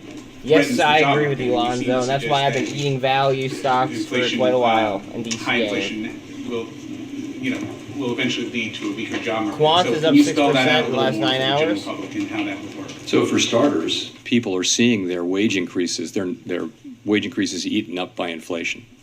So if your family is one where you spend most of your paycheck, every paycheck cycle, on gas, food, transportation, clothing, basics of life, and prices go up the way they've been going up, you're in trouble right away. You don't have a cushion, and this is very painful for people at the lower end of the income and wealth spectrum. So that's what we're hearing from people is, it very much that inflation is really hurting. So how do we get rid of inflation? And as I mentioned, it would be nice if there were, a way to just wish it away, but there isn't. We have to get supply and demand back into alignment. And the way we do that is by slowing the economy. Hopefully, we do that by slowing the economy, and we see some softening in labor market conditions, and we see a big contribution from supply side, improvements and things like that. But none of that is guaranteed. In any case, our job is to deliver price stability. And I think you can think of price stability as an asset that just delivers large benefits to society over a long period of time. We really saw that for a long time. The United States had 2% inflation, didn't move around much, and that was enormously beneficial to the public that we serve. And we have to get back to that and keep it for another long period of time. He basically just said to vote in a Republican. To pull back from the task of doing that is you're just postponing. The record shows that if you postpone that, the delay is only likely to lead to more pain. So, I think we're moving to do what we need to do and do our jobs, and that's what you see us doing. Thank you for taking the question, Mr. Chairman. Edward Lawrence for Fox Business. So you had said that Americans and businesses need to feel some economic pain as we go forward. How long from here should Americans be prepared for that economic pain? How long? I mean, it really depends on how long it takes for wages and more than that, prices to come down, for inflation to come down. And what you see in our projections today is that inflation moves down significantly over the course of next year, and then more the next year after that. And I think once you're on that path, that's a good thing, and things will start to feel better to people. They'll feel lower inflation. They'll feel that the economy's improving, and also if our projections are close to right, you will see that that the costs in GME unemployment just 5% they're meaningful, and they're certainly very meaningful to the people who lose their jobs. And we talk about that in our meetings quite a lot. But at the same time, we'd be setting the economy up for another long period. This era has been noted for very long expansions. We've had 3 of the 4 longest in measured history since we got inflation under control. And that's not an accident. So when inflation is low and stable, you can have these 9, 10, 11, 10-year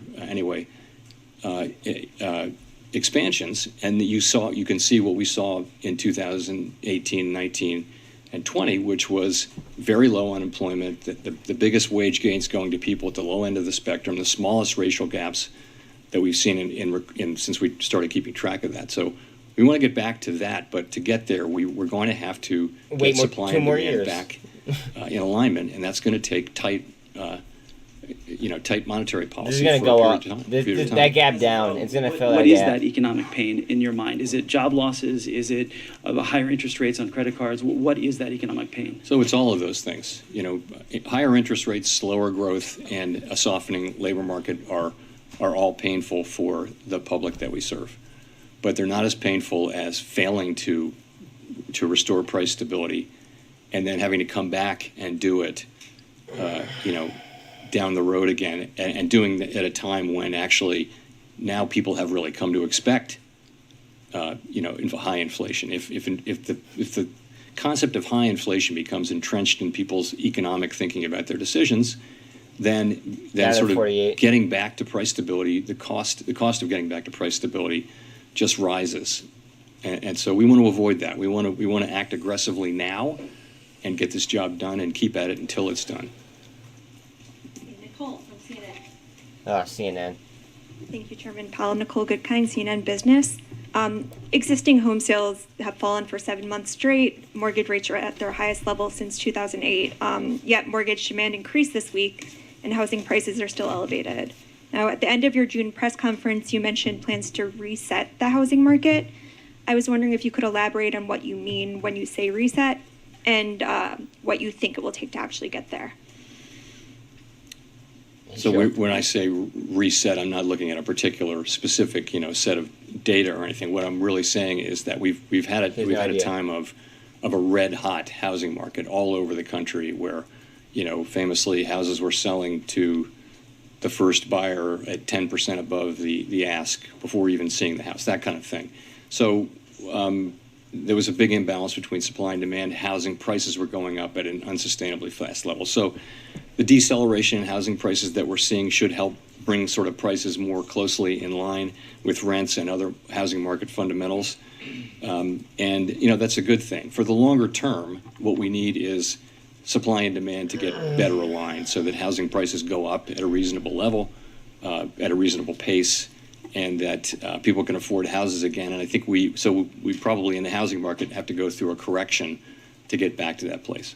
There are also longer run issues though with the housing market, as you know, where you know it's difficult to find lots now close enough to cities and things like that. So builders are having a hard time getting zoning and lots and workers and materials and things like that. But from a sort of business cycle standpoint, this difficult correction should put the housing market back into better. Guys, this is balance. because crypto is liquid.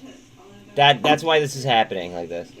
Shelter made up such a large part of this hot CPI report that we saw. Do you think that there is a lag and that we will see that come down in the coming months, or do you think that there's still this imbalance that needs to be addressed? Get CNN I think off that the mic. Shelter inflation is going to remain high for some time. You know, we're looking for it to come down, but it's not exactly clear when that will happen.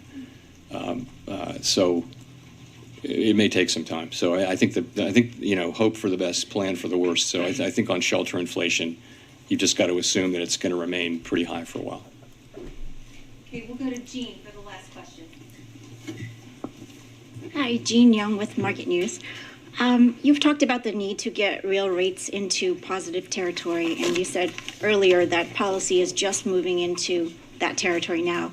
So I'm curious, how restrictive is rates at 4.6% expected? Is that expected to be next year? How restrictive?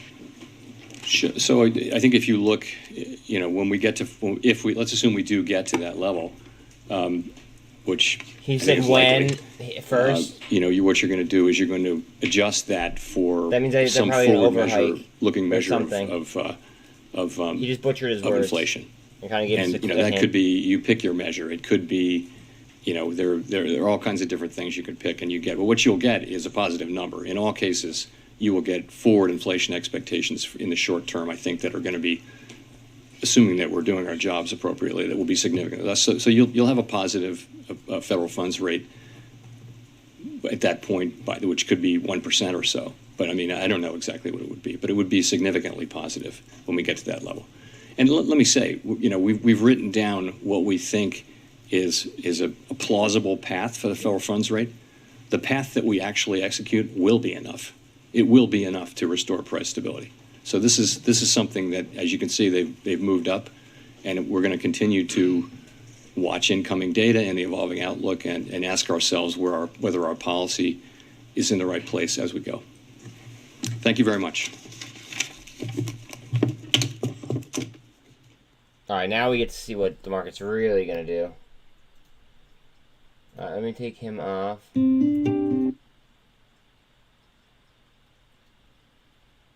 Okay, it's over. That meeting, I believe, is over. Oh, no, they're still in recess. What the fuck? Retaliate. Oh, but here we go. Shit, no, they aren't. We will expect to have an active conversation with our employees. Take that as a yes. Thank you for your transparency for the record. Thank you, Ms. Fraser. Mr. Moynihan, will you interfere? We will direct with. Sorry, I'm running out of time. Show of hands, gentlemen. Mr. Shorf, Mr. Rogers, Mr. Moynihan, could you raise your hand if you agree to not interfere? How I answer the question, we will agree to abide by the law, and we will not retaliate against employees. Mr. Rogers? It's not a simple. We would listen to our teammates and not retaliate. Mr. Shorf, yes or no?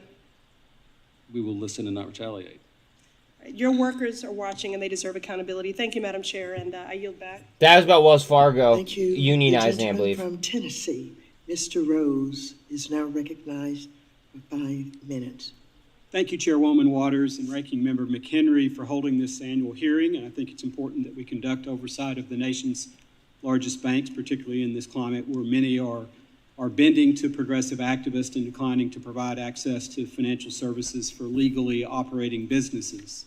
Mr. Diamond, you previously testified Oh, before I the hate committee Solana. in May 2021 that there are certain areas have where fun. you have, Good quote, luck. cut back, unquote, because, quote, the risk, legal or regulatory, The only one is too out of the high ones to that do you business, said close were quote. that I like are I have become ADA. aware of bank denial letters that J.P. Morgan and, for the record, others of the banks here today We're have being sent honest. to independent ATM operators, where J.P. Morgan states that they have a policy in place where the bank does not bank private ATM operators. And Madam Chair, for the record, I would like to enter into the record an article from the Wall Street Journal from February 19th of this year that's entitled "Gas Station ATMs Are a Banking Battleground."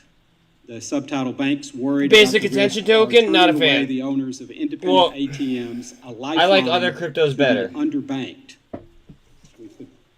Without objection, such is the order. Thank you very much. A previous iteration of the Federal Financial Institution Examination Council's Bank Secrecy Act Solana has a manual bottleneck. categorized the entire independent ATM industry as high risk. The new version, And they have released in they've been December hacked like 3 2021 times, bro. at the, And had their entire at the hastening network of shut many down members on a because of the bipartisan bottleneck. bipartisan nature of this committee, now states that, quote, "Not all independent ATM owner or operator customers pose the same risk, and not all independent ATM owner or operator customers are automatically higher risk," close quote. Additionally, as hopefully you're all aware, on July 6th, all of the FFIEC agencies issued a statement saying that independent ATM operators are not categorically high risk.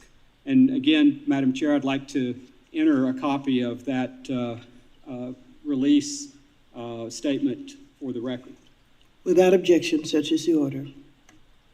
So, Mr. Diamond, why is the bank still categorically denying access to financial services for an entire legally operating industry? I don't like it when I hear that we're doing the whole industry, because I think that's a mistake. You should evaluate each customer one by one and determine when the risk is high. I don't know if that's true, and I have to get back to you on it. I do know there's one large one we stopped banking. Okay, well, I appreciate that, and I guess my next follow-up question was, would you commit to taking a look at the bank's policy with respect to this class of customers? Of course. Thank you. And save time, but for the record, I would appreciate if the rest of you they don't get would hacked also again. respond to the question of whether you'll take a fresh look in light of this new guidance at whatever policies you have in place with respect to this class of customers. Would you all commit to giving us a review of your policies on that? Very good. And so I'm concerned about this issue in a broader context, which is other places where your banks are. If you like them, you should actually look at the Avalanche too. Legally operating businesses, so it is an area of heightened concern. Pay attention to So I hope you all ISO will compliance be, as well. Mindful of Not that, financial advice. how important Blah, that blah, is, blah. and particularly when you're serving customers that are lifelines to financial services for the underbanked. So thank you for that commitment. Mr. Moynihan, I want to shift for a moment. In 2019 at Fortune's inaugural Brainstorm Finance Conference, you said that you want a cashless society and that Bank of America has more to gain than anybody if we were to eliminate cash as a payment option. Mr. Moynihan, this may be difficult for you to empathize with, but I can assure you in my district that not everyone has access to financial services. I bet you have a bank account. I do as well, and can readily access funds to pay for goods and services, but not everyone has that luxury. If you eliminate cash and cash options to pay for food and other necessities, you end up making it more difficult to survive for our most vulnerable populations. Look into it, though, because So I haven't done as much you and research Bank of as I should America, have. Why do you think it is okay It just reminds to make me it more of difficult to be poor? What something would you like tell that. someone who gets their pay in cash and who walks into a grocery store that does not accept You need to look cash into this. under your ideal society? Sir, I think a couple things. One is, between today and tomorrow at this time, $200 million will go out of the ATMs in our company in cash. The idea of eliminating cash is when people don't need to use cash, and it's safer and more secure. and we have multiple means to do it. Anybody can get a bank account at Bank of America if they have proper identification for $5 a month. It allows them to get cash out of the ATMs, go in any branch, do anything you or I could do there. So I think the context of that was how do we save money in the industry for people like yourself or companies in terms of moving cash and accepting cash. Thank you. I yield back, Madam Chair. The gentleman from New Jersey, Mr. Gottheimer, who is also the Vice Chair of the Subcommittee on National Security, International Development, and Monetary Policy, is now recognized for 5 minutes. Thank you, Chairwoman, and thank you to all the witnesses for being here. The financial services and banking industry directly supports more than 75,000 jobs in New Jersey and provides local small businesses with the capital they need to create thousands more. I want you to know that I'm grateful, and thank you for doing business in New Jersey. Mr. Diamond, if I can start with you, please. Thanks for being here and for all the important work JP Morgan does to support thousands of New Jersey jobs. I believe more Jersey residents that work in New York should have the option to stay and work in Jersey if they can, to support our local small businesses, spending more time with family and saving on gas and parking in New York. Staying in Jersey also means stopping New York's proposed outrageous congestion tax plan. The Metropolitan Transit Authority's congestion tax will cost commuters $23 a day, and by the MTA's own admission, shift pollution and congestion to New Jersey and the outer boroughs. This tax hike is unaffordable for many Jersey residents and will hurt nurses, restaurant workers, and others in mass transit deserts who have no choice but to commute into New York City. I just wanted to get your sense, if you would, on what you think of MTA's congestion tax proposal, and do you think it's something that we should reconsider, given how it'll hit hardworking families? I honestly have not really looked into it. I've read about it, and if it hurts certain groups disproportionately, you should look at it. It has worked in other cities, and there may be ways to ameliorate the people who get hurt by it. I appreciate that, yes. We're very concerned about the impact it's going to have on hardworking families and actually cause more congestion and pollution. Ms. Fraser, if I can turn to you for a second. I'm working with New Jersey legislators to create tax incentives for New York businesses to open up new regional hubs in North Jersey to allow workers who would normally commute to New York to stay and work in Jersey. If the MTA moves forward with things like their proposed congestion tax hike, would you consider expanding your offices in Jersey for this purpose or allowing people to have more regional flexibility to work? We very much appreciate how expensive it is getting for our people to commute. We're very mindful around that, and as well as being flexible for working families in providing them more options, additional facilities and spaces for them to work, either at home or in New Jersey or in Connecticut, is certainly things that we've been looking at actively in the tri-state area. Thank you, and thank you for the, I think, 6,000 jobs you have in New Jersey. Thank you. Mr. Diamond, if I can ask you one other question. I'd like to ask about another topic that I've been very focused on, which is the rapid development of digital assets and related financial technology. I believe the United States should lead the development of emerging technologies like distributed ledgers and blockchain, and the federal government should provide the certainty needed for the country to serve as a hub for financial innovation. And I've developed legislation to help define qualified stablecoins, which I know the chairwoman and the ranking member are also working on, and to select the appropriate regulator. I've read that you're a little skeptical of some of these new technologies, but what are the biggest things keeping you from being more active in the space? And do you worry that we would miss the boat and give other nations like China an opportunity to advance their digital currency and other payment systems that could undermine the U.S. dollar? And I'd love to get some of your thoughts on that. So you have to separate blockchain, which is real, DeFi, which is real, ledgers, tokens that do something and deliver information, money, ideas, simplify, smart contracts. That's one thing. I'm not a skeptic. Okay, I'm a major skeptic on crypto tokens, which you call currency, like Bitcoin. They are decentralized Ponzi schemes, and the notion that's good for anybody is unbelievable. So we sit here in this room and talk about a lot of things, but $2 billion has been lost. This is Jamie Dimon saying this. AML, sex trafficking, stealing, is dangerous.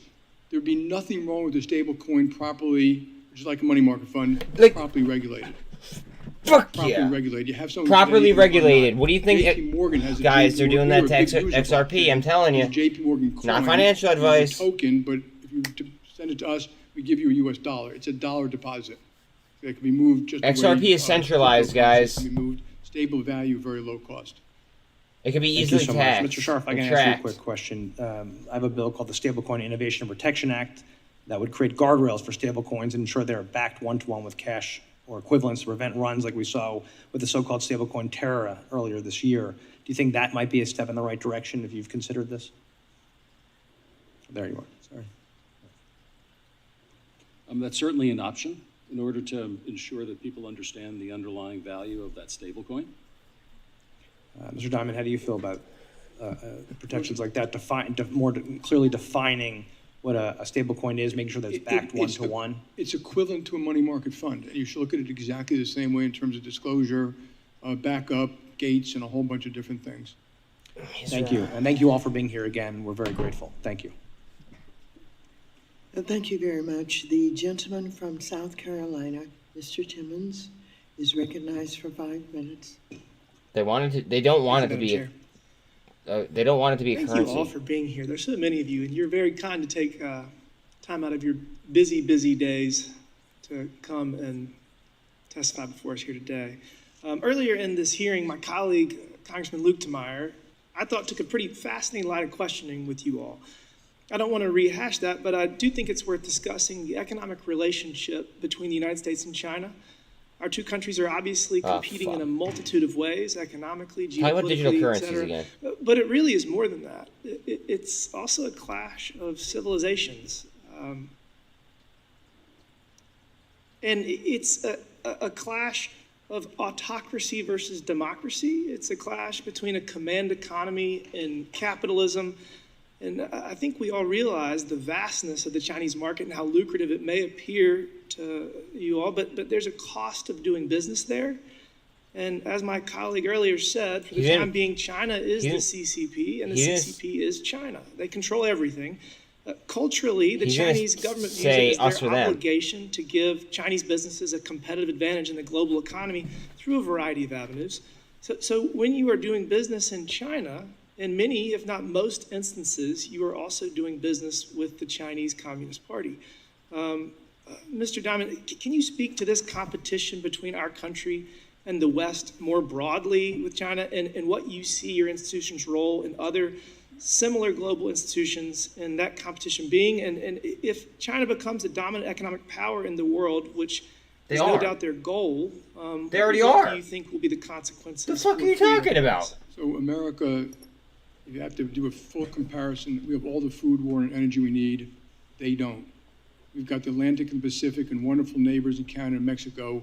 They're the most complex region of the world. They've got the negatives of autocracy. They've got a huge amount of corruption. They don't have our financial system. They don't have our innovative society. They don't have the gifts of the founding. You are the financial system. What do you mean? So I think before Americans panic about it, we should be very thoughtful. But you are absolutely correct. This relationship for the next 50 or 100 years is the most important thing in the world. And if America wants to make the next century our century, we have to be very careful around strategic, economic, trade, and all those issues that really matter. I think it's very important that you understand is that the American government sets foreign policy. The American government does not want American business to disengage from certain parts of the world, because that'd probably be a bad idea.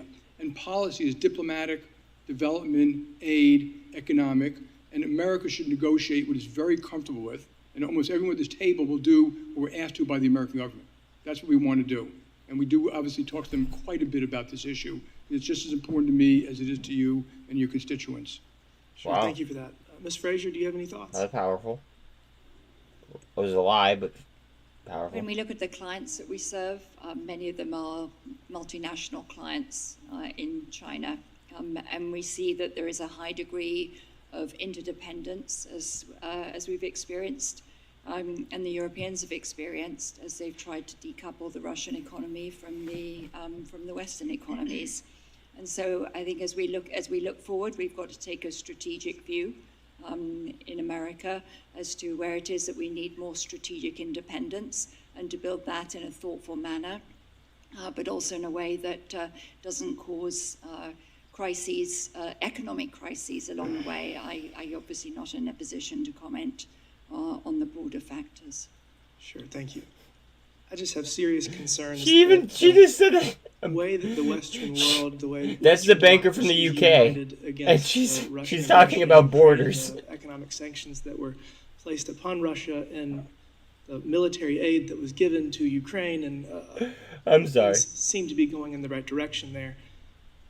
My concern is that China was watching and learned what the West is not going to tolerate, and that there is a way to try to thread the needle in a moment of what I would argue is weakness for our country.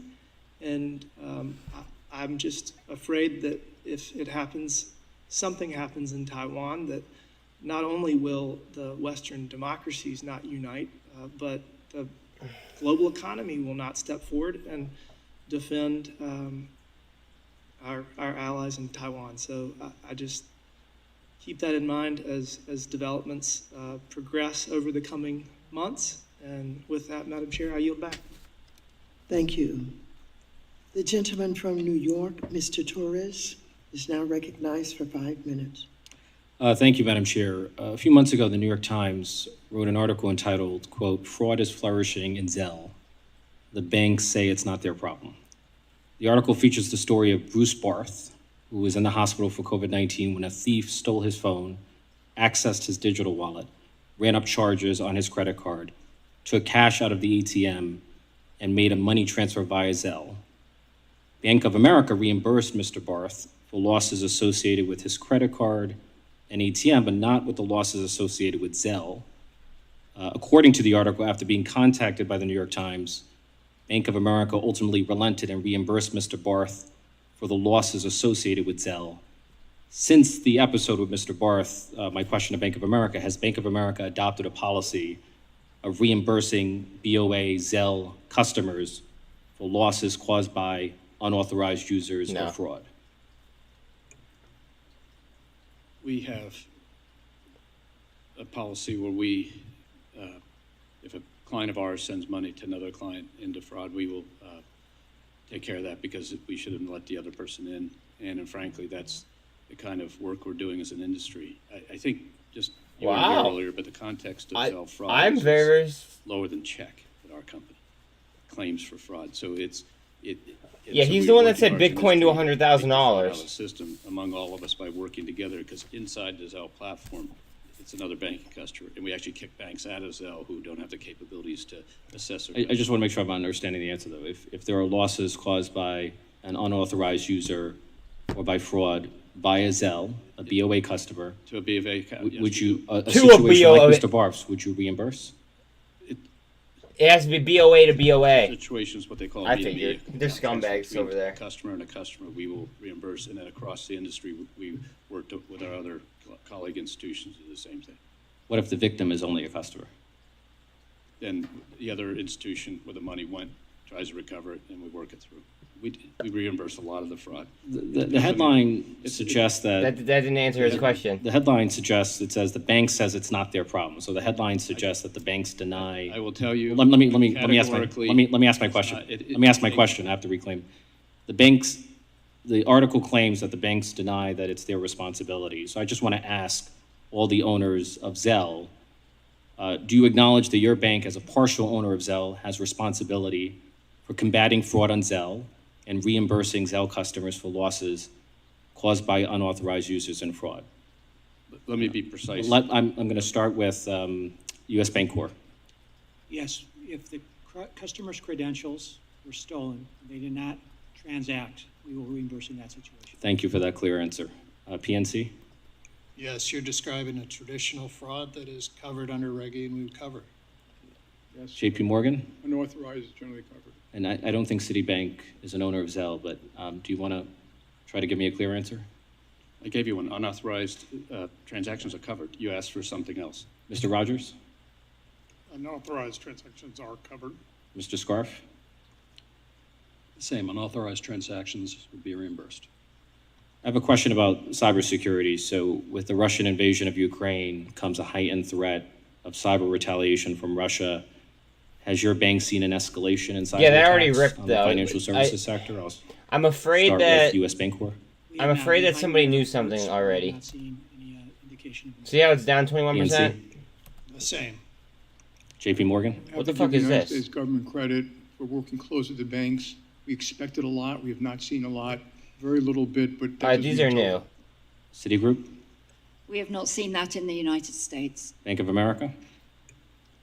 We haven't seen a major increase, but the question is what happens next.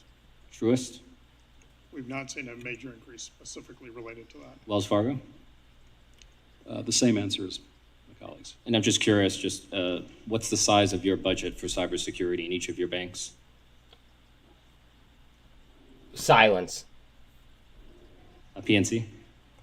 I don't know off the top of my head. Silence. I would assume it's close to the size of U.S. banks. JP Morgan? $700 million directly and a lot more indirectly. Citigroup? The same, almost $800 million. Bank of America? Roughly $1 billion and a lot indirectly with our partners. Truist? Several $100 million, but directly and indirectly. And Wells Fargo? Approximately $700 to $800 million. And my time is about to expire. Thank you. Thank you very much. The gentleman from Texas, Mr. Gooden, is now recognized for 5 minutes. Thank you, Madam Chair. I want to start by thanking you all for being here. And thank you, Mr. Scharf. The last time I had a Wells Fargo CEO come before here, Beautiful. It didn't go well, and you've done a tremendous job. I thought that was old with your news, though. institution. I want to congratulate you. I thought that already happened. Thank you. Had some follow-up to a lot of the conversations we had on China earlier today. I'll start with you, Ms. Fraser. Citi's former global head of corporate and investment banking praised the Chinese Communist Party's Belt and Road Initiative. In fact, he said, quote, Citi's strategy is directly associated with 32 of the 69 countries, which is more than any other global institution or any other financial institution. And Citi should play a leading role in this Belt and Road Initiative, end quote. It's my belief that the Chinese Communist Party uses this initiative to give unfair advantages to Chinese companies and forces developing countries into debt traps, often with public corruption paving the way. I witnessed this on a trip to the Middle East with my great chairwoman, Maxine Waters, where we were told of extreme corruption that the Chinese companies have been involved in across the African continent. And by participating in the Belt and Road Initiative, you are supporting significant risks to our national security and global economy. Ms. Fraser, Citi's support of the Belt and Road Initiative presents a serious conflict of interest. By helping our strongest adversary expand across the globe, do you understand Citi's support of the Belt and Road Initiative as directly opposed to the national security interests of the United States? Thank you very much for the opportunity to answer the question. I do not believe, certainly since I took over as CEO, but I don't believe before that either, that we have played a meaningful role. See, it's cool when it works to our like in our advantage. That is but it wonderful sucks to when hear. we give And it if that like has you know changed, I don't know celebrate that. billions of dollars But worth that of was, weaponry I to the believe, Taliban. recently that the head of corporate governance said that corporate strategy. With respect to Russia, Just saying. I'll continue with you, Ms. Fraser. You stated recently that you want Citi to be a bank with a soul. Would you explain to me, or justify perhaps, how financing Russian oil and gas giant Lukoil while pledging to reduce financing for American energy producers accomplishes that goal? So as we've talked about, we have already in a short period of time materially reduced our activities in Russia. We're winding down our consumer franchise there and commercial banking franchise as we speak, and have been doing similarly with our corporate franchise. What we're primarily doing is supporting the multinationals that are still operating in Russia and helping them with, in large part with their exit and wind down on the ground. So will you commit today to divest from Russian oil and gas giant Lukoil, which is funding this invasion of Ukraine? Wait, why would we? No. I cannot imagine that we would have a meaningful role with them going forward. Thank you. Mr. Moynihan, do you support a free and Do you realize what Taiwan just happened? as your bank as well? Do you guys realize what was just said? Yes, it's Mr. Diamond, do you all share those views as well, a free and democratic Taiwan? I support freedom and democracy everywhere. I'm not going to specifically comment on Taiwan. That's up to the United States government to make that kind of statement. Well, many of you, some of you rather, struggled earlier today to condemn the ongoing human rights abuses in China of the Uyghurs. The Department of State, the United Nations, human rights Watch 380, guys. We lose 380. We might go for a ride. Have condemned China's actions. Will Citibank condemn the ongoing human rights abuses in China at the hands of the Chinese Communist Party? We certainly take any of the accusations of human rights abuses wherever they are in the world very seriously. Notice the generalized we're very answers. vocal in our distress at them occurring. So will you condemn the ongoing human rights abuses in China at the hands of the Chinese Communist Party? Condemn is a very strong word. Yes, it is. Yes. So is genocide and slavery. We certainly are very distressed to see it going on, and we do not want to have human rights abuses happening anywhere in the world where we or anyone else operate. Well, thank you. I would encourage all of you to get out of doing business with Russia and be very careful in China, because they are working very strongly against our nation. And some of the answers earlier, and the hesitancy to offend the Chinese when many of your organizations are so willing to come down to Washington and insert yourself into politics, yet you seem hesitant to condemn things as simple as slavery and genocide, is alarming to me. But thank you. Thank you, Mr. Gooden. The gentleman from Massachusetts, Mr. Lynch, who is also the chair of the Task Force on Financial Technology, is now She basically recognized said that for 5 Citibank minutes. is doing business with Thank you, Madam China, Chair. even though they're Mr. Moynihan, doing a genocide and the Bank slavery. Bank of America has Twice. a That's the second time she did that today. very strong presence in my district. So I've got the city of half of the city of Boston. I share that with Ms. Presley, but I also have Quincy and Brockton. I just want to say, to your credit, we're trying to build or rebuild over 1,000 deeply affordable housing units in the city at Mary Ellen McCormick Housing Development, and one of the oldest public housing developments in the history of the country. And that will allow us not only to do thousands of deeply affordable units, but also workforce housing. So for people who are in the middle that seem to be priced out in our area. But I just want to thank you, because Bank of America has, committed funding to that some time ago. But it's good work, and we appreciate it. I had a chance to sit with Michal Chamberlain, who represents you in our area, and I wanted to go. I serve on the Diversity, Equity, and Inclusion Subcommittee here with Ms. Beatty, and I asked him about progress on our hiring goals within the city of Boston and Brockton and in my district. The numbers were much improved, but I'd like to hear you talk about the system more generally, not just in my district. And one area where I think we do need a lot more progress is that Bouncing off the supply as zone. the chair mentioned, I chair the task force on fintech, and there is very little funding going to minority fintech principals in terms of pushing their projects forward. It's really it's deplorable in terms of, I think it's less than 5% of the money goes to minority heads of fintech firms, and so concerned about that, and Monopolization, so I'd like to hear guys. about your efforts in both regards.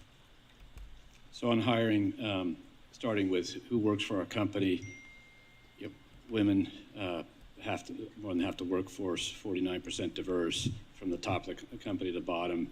Managers, 42% women, 41% people of color. It shouldn't be about fucking race or gender. It should be about performance. How all the hiring flows through. Like, if you want equality, it should be about fucking performance. I'm sorry. With that. In addition, we have committed to hire 10,000 people of all ethnicities from low and moderate income neighborhoods. We completed that. We said 5 years. We did. Like, if you want equality, then do another 10,000. Perform as well. In addition to that, we're working on job initiatives in And Boston. more times than not, they do. Get, kids to come work for companies So, like ours and my colleagues' companies that are. I don't know why race and gender has even been brought up. Do the training. Here's a job. With at all Here's the during training this. we need, then we go to the community. This is college like the and help fourth them do time, it. fifth time. Going to the question of funding, one of the things that we perceived as we looked at it was the exact point you made of the need to create equity in smaller sizes for women-owned businesses, African-American-owned and Black businesses, Asian, Hispanic, Latino. As we looked at that, what about private white? Equity funds weren't there. So we went out and found 100 private equity funds across the country. We committed $350 million to those funds. Other people have come in, and they've now funded almost 1,000 companies. So the entrepreneurs, the private equity people, for lack of a better term, are from those ethnicities, and the companies they invest in are owned by those ethnicities or gender. And that 1,000 companies didn't get funded in prior cycles because they were too small, hard to find, and all that stuff. And now it's happening. And we expect this program to build, and we have clients that come in and say, can we put money with us? That's good. My colleague companies have done similar things, but we're all trying to find. I'm sorry, a way to that create this the is same just this is a opportunities, topic same that kind of opportunities pisses me off. outside our companies, and that's what we've been trying to do. Very good. Let me ask, I know we had a series of questions before on Zelle, the whole payments piece of this. And I'm just trying to figure out how to get at some of the fraud.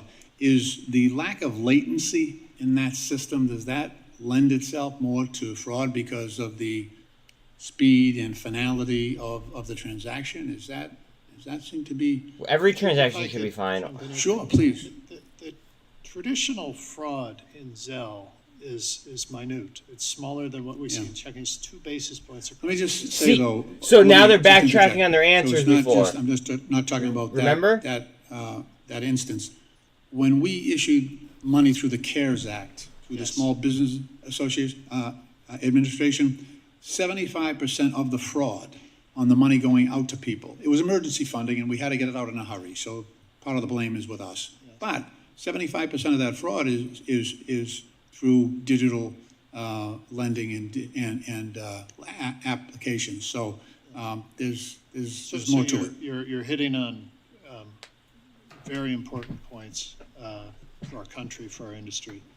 Zelle is a closed network system. If there's a bad transaction between JP Morgan and ourselves, I can tell Jamie, he closes the account, it gets fixed. If it's outside the banking system in a fintech open system, it's invisible to us. Yeah. And that's where the scams occur. We have no regulation once it gets outside of the banking system. See, this is good for XRP. This is good. That's good to hear from XRP. Madam Chair, thank you for your indulgence. I yield back. Thank you. Thank you very much. The gentleman from Wisconsin, Mr. Scott, Just because of centralization. is now recognized for 5 minutes. Thank you, Madam Chairwoman. I want to bring us back to inflation. The American people are getting clobbered by higher costs every day. Before us, we have some of the best financial minds in the country, backed by a whole array of economists and experts that are looking at economic data. And as we see 40-year highs of inflation, 8.3%, people finding it harder and harder to buy the things that their family needs. I think a lot of this was avoidable, and it was the result of bad policy choices here in Washington. I'd love to get your flavor here as to what policies are driving inflation in our country, so we can Please help like and families sub. who are struggling to I'm just get gonna by. move over here for a Mr. second. Diamond, if I can, the $1.9 trillion reconciliation bill has been described as inflationary, excessive spending. Do you believe that $1.9 trillion bill at the start of the Biden administration played into inflation? I had mentioned earlier today that we had $6 trillion of spending over 2 years, 30% of the GDP, the largest it's been since the Great War, the World War II, and obviously that drives some inflation. We did have war in Ukraine and oil. There are other. Not that there's not other factors at play. Absolutely, we're going to have to deal with it. But it piled on to that. I want to continue on. So inside that, then we have the Inflation Reduction Act that I think drives inflation. Then we saw the Biden administration unilaterally act on student loans. I'm not asking you to comment on the constitutionality of that. I think it's an illegal move. I'm not asking you to comment on the fairness of that. Is that 12 minutes for inflationary PDT, move guys? by the Biden administration? I'm sorry. To shift I just the burden of student debt to all I try taxpayers? not to avoid politics as much as possible, but you guys know how I feel. Yes, it was badly done. I wish they had targeted the people who actually needed help. Thank you. And they reformed the underwriting. So when the government took it over in 2012, they stopped underwriting. We got out of the business the second that happened, knowing it was going to be an unmitigated disaster. They still haven't fixed the underwriting, and they haven't fixed the cost of college. And so we basically put a Band-Aid on, spent a lot of money, and didn't fix the problem, which will now be ongoing. So please give it a fix.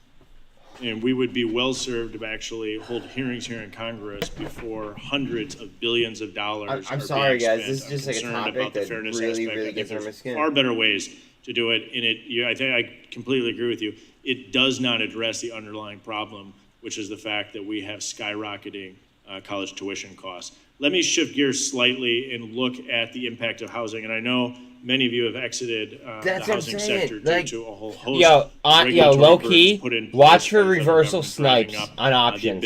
driving up the Not cost of financial Americans who are advice. trying to You get guys do loans. you. But as we look But at the watch impact hardcore that on higher interest rates reversal are having on reversal Americans, I think it's option quite snipes. significant. The median Right? home price in the state of Wisconsin is $271,000. Kristen, Last year was for me, I'm good.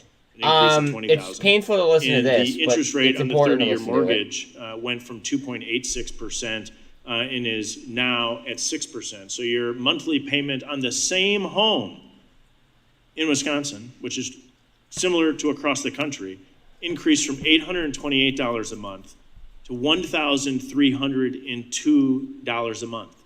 $500 a month more to buy the same house in Wisconsin. Guys, at a watch, period of I'm time telling you, when families can't keep up with rising costs. if this If I can, comes with back Mr. in Down after again, hours, watch the reversal snipes. aware that your bank, and for many reasons, exited many areas Just saying. in this space, but you got a lot of visibility into I hope your day's good, millions though, of Kristen. Americans' financial picture. 10 minutes for Sketch this PDT, out. How's if you're this- dealing with how's this PDT, guys. impacting your customers?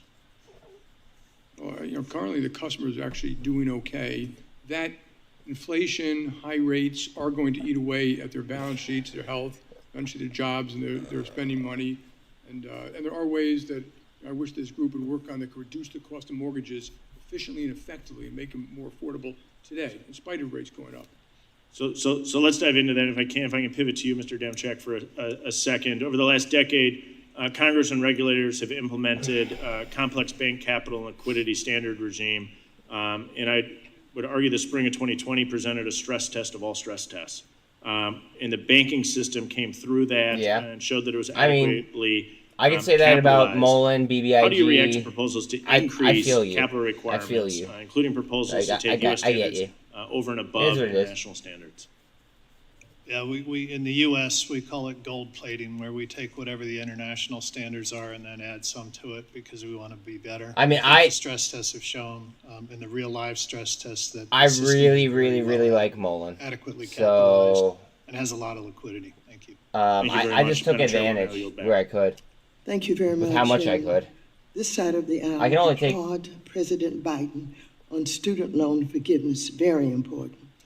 The gentlewoman from Pennsylvania, Ms. Dean, is now recognized for 5 Sorry, minutes. that topic Madam really Chair, fucking. and thank you to all our CEOs for your time That gets today. me. I listened with interest to all of your opening statements, and there were certain phrases that popped out to me. For example, Mr. Cesare, you said you are one of the world's most ethical companies. Ms. Frazier, you said, and you spoke globally, that our banks are the envy of the world. Mr. Diamond, you said that part of your work is to help solve the problems facing our country. That's our mission too, help solve the problems that are facing our country. One of the problems that is facing our country day in and day out Are we going are to fill the these deaths from gun gaps and be violence. done? That's my question. Since 2009, the United States has suffered a I think we're devastating filling these gaps and then we're going to be done. mass shootings, But it causing could, more than it could 1,500 easily deaths, come down and even obviously further. so many more injured and terrified. We know that some of the deadliest mass shootings have been financed with credit cards. For example, in Orlando, the Pulse nightclub shooter charged more than $26,000 in credit card charges on guns and ammunition in the 12 days ahead of his killing spree that killed 49 and wounded 53 others. His average spending prior to this was $1,500 a month. Would you consider that to be suspicious activity? Maybe a raise of your hand, nod of your head. Do you find that to be suspicious activity? I think we're going to rally in after hours. I'm seeing some sort of These yeses. are facts, and we don't know what they spend the money on. We do not. Well, we have a reason to talk positively about that. There's a way for us to know. In addition, before the Pulse nightclub shooter racked up credit card debt on gun and ammunition purchases, he ran several online searches to determine whether his credit card unusual spending would be flagged and reported to the police. Of course, it was not.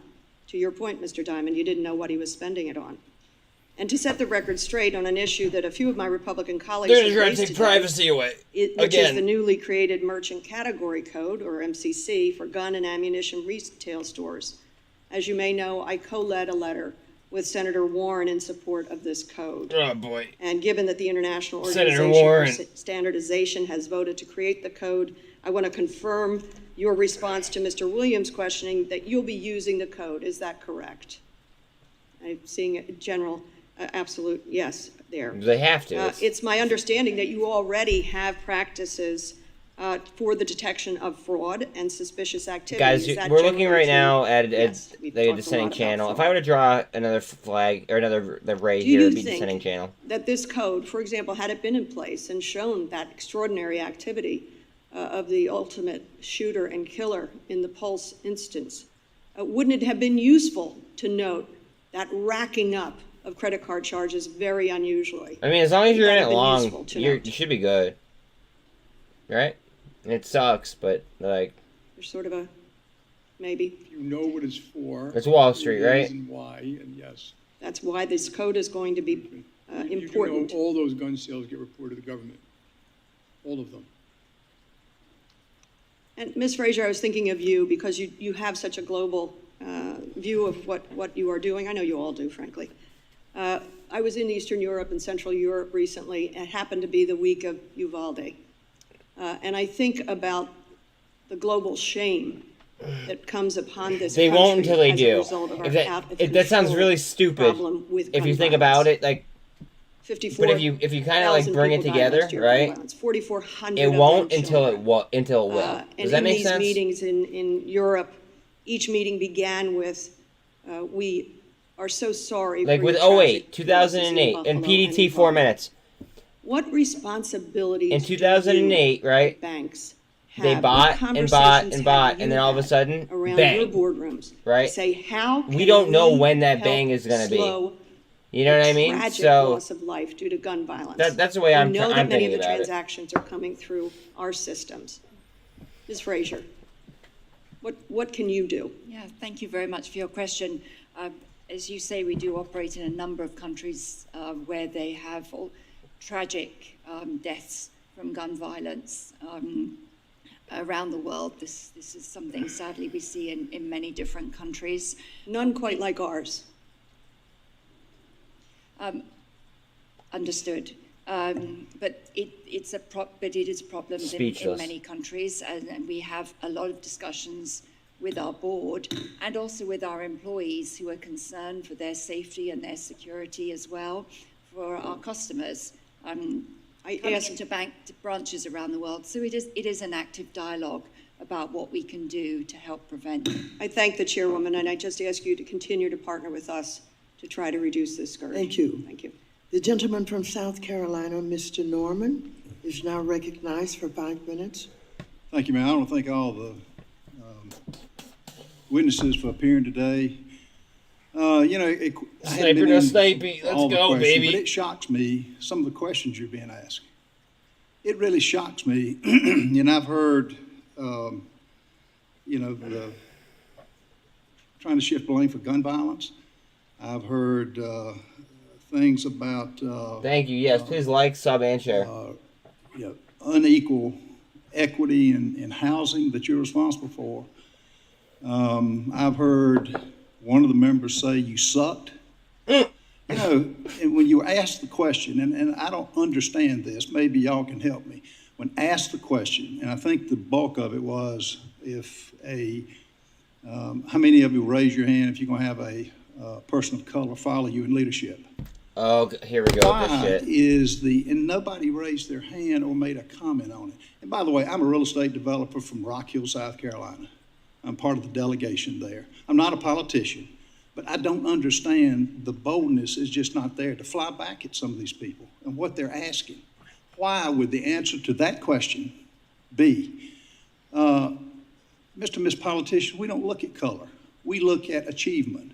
We look at that should be the past history of building banks, because that's the business you're in. Performance. Performance. Mr. That's Moynihan, when the comment "suck" came up, your predecessor, Hugh McCall, I would like to have seen his response.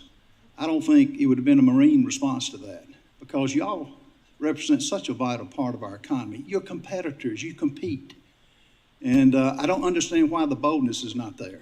And to fly back, you can't satisfy. Guys, when this group. market is over, or when this closes, and- I'm gonna and have to that's get why the ready for American work, people are so or frustrated. get You're ready talking for work. about I have to go to the global doctor shame. real quick before they close. Leaving Americans behind all over the world is a shame. Leaving $8 billion on the ground is a shame. Having inflation at a 40-year But thank you high very, very much is for a hanging shame. out.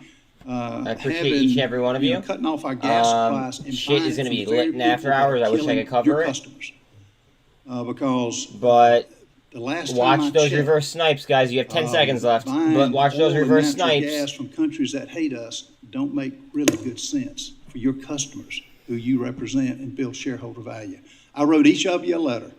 We had 37 co-sponsors, and I asked the question, why is financing Later, y'all. is paying I for appreciate abortions you. for your employees? How's that building shareholder value? And maybe it's a disagreement on what health care is. I don't consider health care killing a baby. But that being said, y'all have got such an opportunity to show boldness. And maybe in my letter to you, it was maybe your board of directors is not getting involved. I sent the All right, later, the guys. letter, certified mail to every director of your corporation.